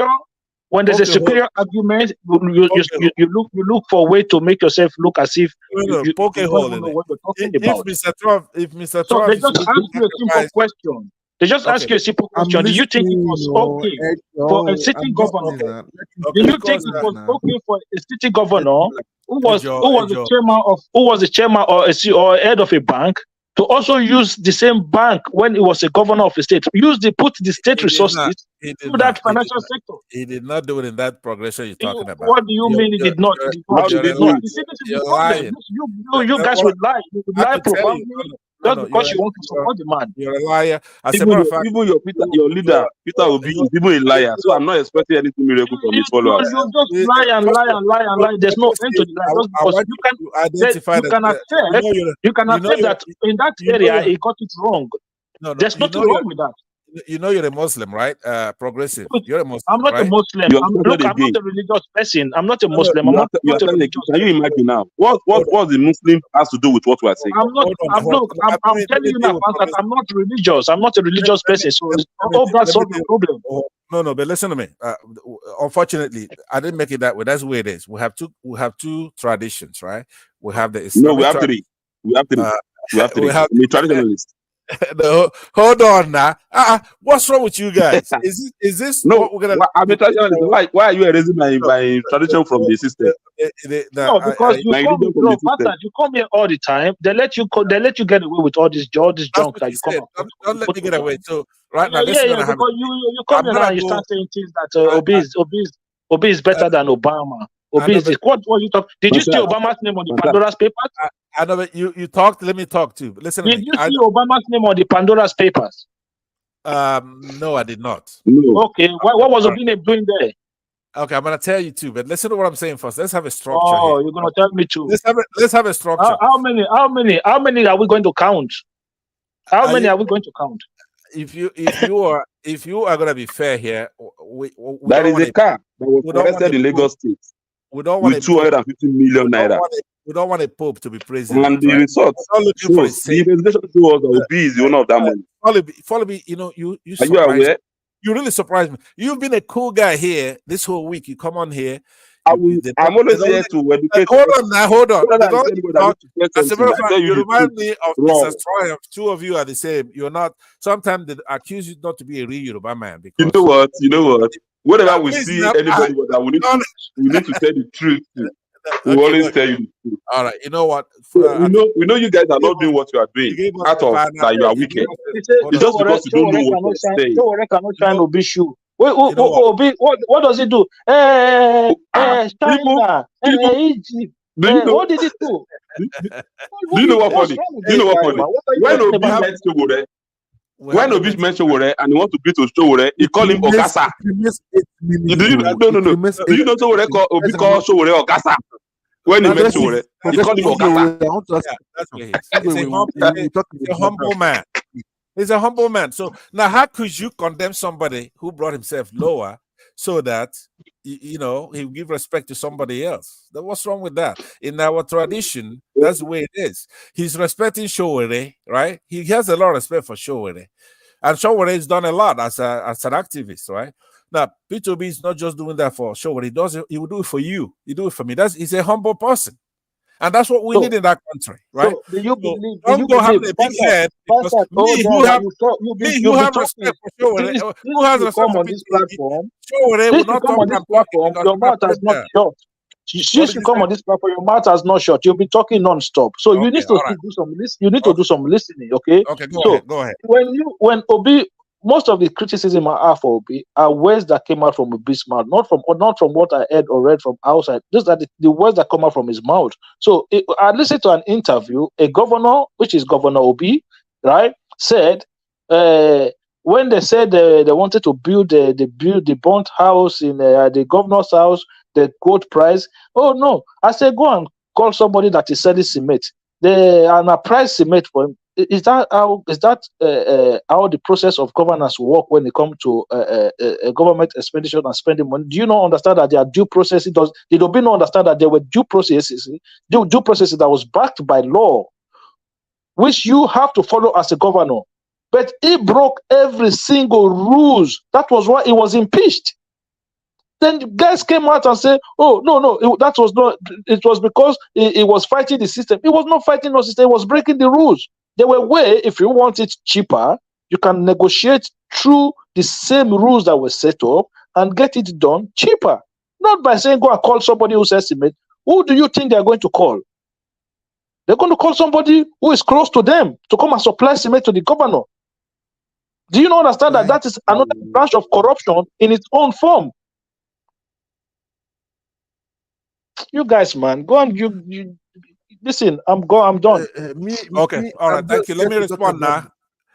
Mr. Traff, unfortunately, the progressive speaks for the rest of the panel. So it's that not for me, it's for himself. Me against the four. But what you doing here? I'm the referee here with Mr. Thomas. Have you had anything from me? No, you're right. I'm sorry, I take that back. So you're right about that. But let me say, the progressive, one of the things, and I want to appeal to you that from tonight, maybe you and I could get along, right? What I want you is to wax your ears, peel back your eyes. Listen. Those arguments you're making are silly arguments. We're not trying to elect a pope, somebody who doesn't have a single, who's beyond suspicion, because that's what you're doing. You're using suspicion standard with Peter Obi. Anything somebody says or something that's possible for him to do, right? You're not even. These are words from his own mouth. Okay, but fine. When somebody speaks words, you made a case now. It's my turn now. It's my turn. So hold on. The same way he said he went to Abacha. Those were not things people said on his behalf. These are words he said. He said he went to Abacha, and then he negotiated with Abacha. So those were words that came out from his mouth. But that's what I'm saying. So what, right? If he did all those things, if I look at it in the light most favorable to your position, right? Even if all those things are true, but so what? He's not a pope. We're not trying to elect a pope. So why are you then? Why are you then? Let me land. Be quiet. Be quiet. Please listen for a second. Why are you holding other people to a different standard? This is what I'm saying. I know, but I'm not, right? Because these are people who are accused of killing. I just told you that Tinubu must have had his hand in the death of Funshaw Williams. That's murder. Or Auda Abubakar, that's murder.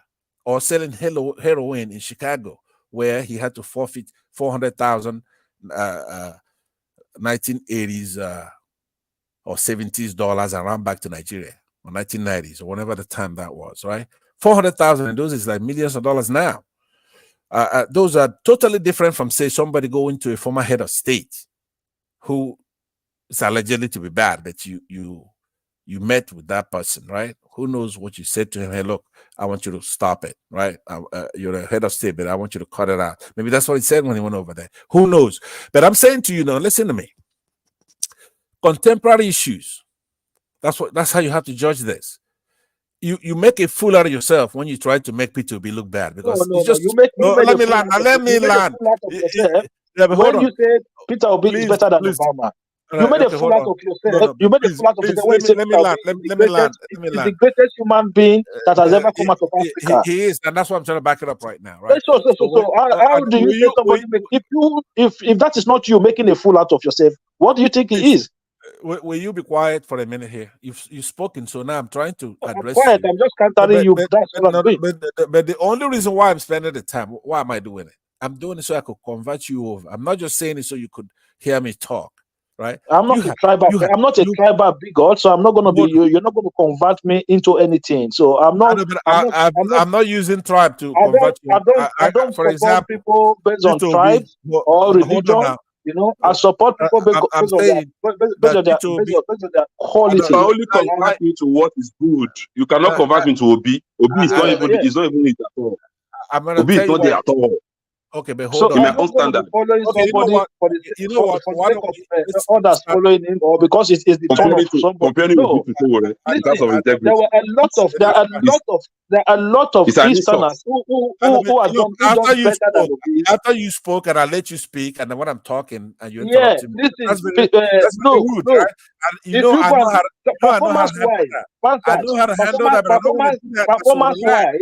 Okay, but please, performance-wise as a governor, let me talk. Be quiet. Oh You're no, gonna make performance-wise as a governor, Dave Umahi has done far better than Peter Obi, and he's still doing better than Peter Obi as a minister today. Okay, but progressive, please hold on. I've listened to you now. After I speak, then you speak again. Relax. Now, what I'm trying to say to you is that Peter Obi is an exemplary leader with a verifiable record. Period. That's not that nobody, not even Thomas is gonna debate that. Stop telling these failures to us. Stop telling these failures to us. You have this is the way. This is what you do that makes us to lose the opportunity that we have. Obi is a failure. No, but hold on. I haven't got to that far. I'm saying the first statement I made is that he's an exemplary leader with a verifiable record, right? He's been in office, as you know. Not only has he been chairman of banks, did business in the UK. Why is he an exemplary leader? Is it because he's very black and black? Is that why he's an exemplary leader? What make it exemplary leadership about him? Because it's important. Remember, let me tell you why. They embezzle Anambra State money now. Please hold on now. Hold on. You've spoken. You've said because he was the governor for 80 years without local government election. We have to go. You guys can discuss on that ground. We have to go. It's 10 hours. Yeah, we have to go. Yeah, you can stay. We can debate outside the platform. Yeah, but I have to shut it down. Yeah, go ahead. Yeah, we can do that here. So let me just shut it down. Here. Thank you. Yeah, thank you everyone. Yeah, thank you everyone. See you later. Thank you. Bye-bye. My convoy is 5 vehicles, and you cannot buy fuel unless I'm inside the car. So I will pay them. No more. I know. The governor was paying for petrol himself for his convoy. When they get to the gas station, he will come out and bring out money and pay. In fact, at Oka Government House, then when he was governor, forget about drinking champagne, what they are now doing there. Then he gave out old newspapers as substitute for toilet roll. If you are going to the toilet, he will just to save money. Yeah.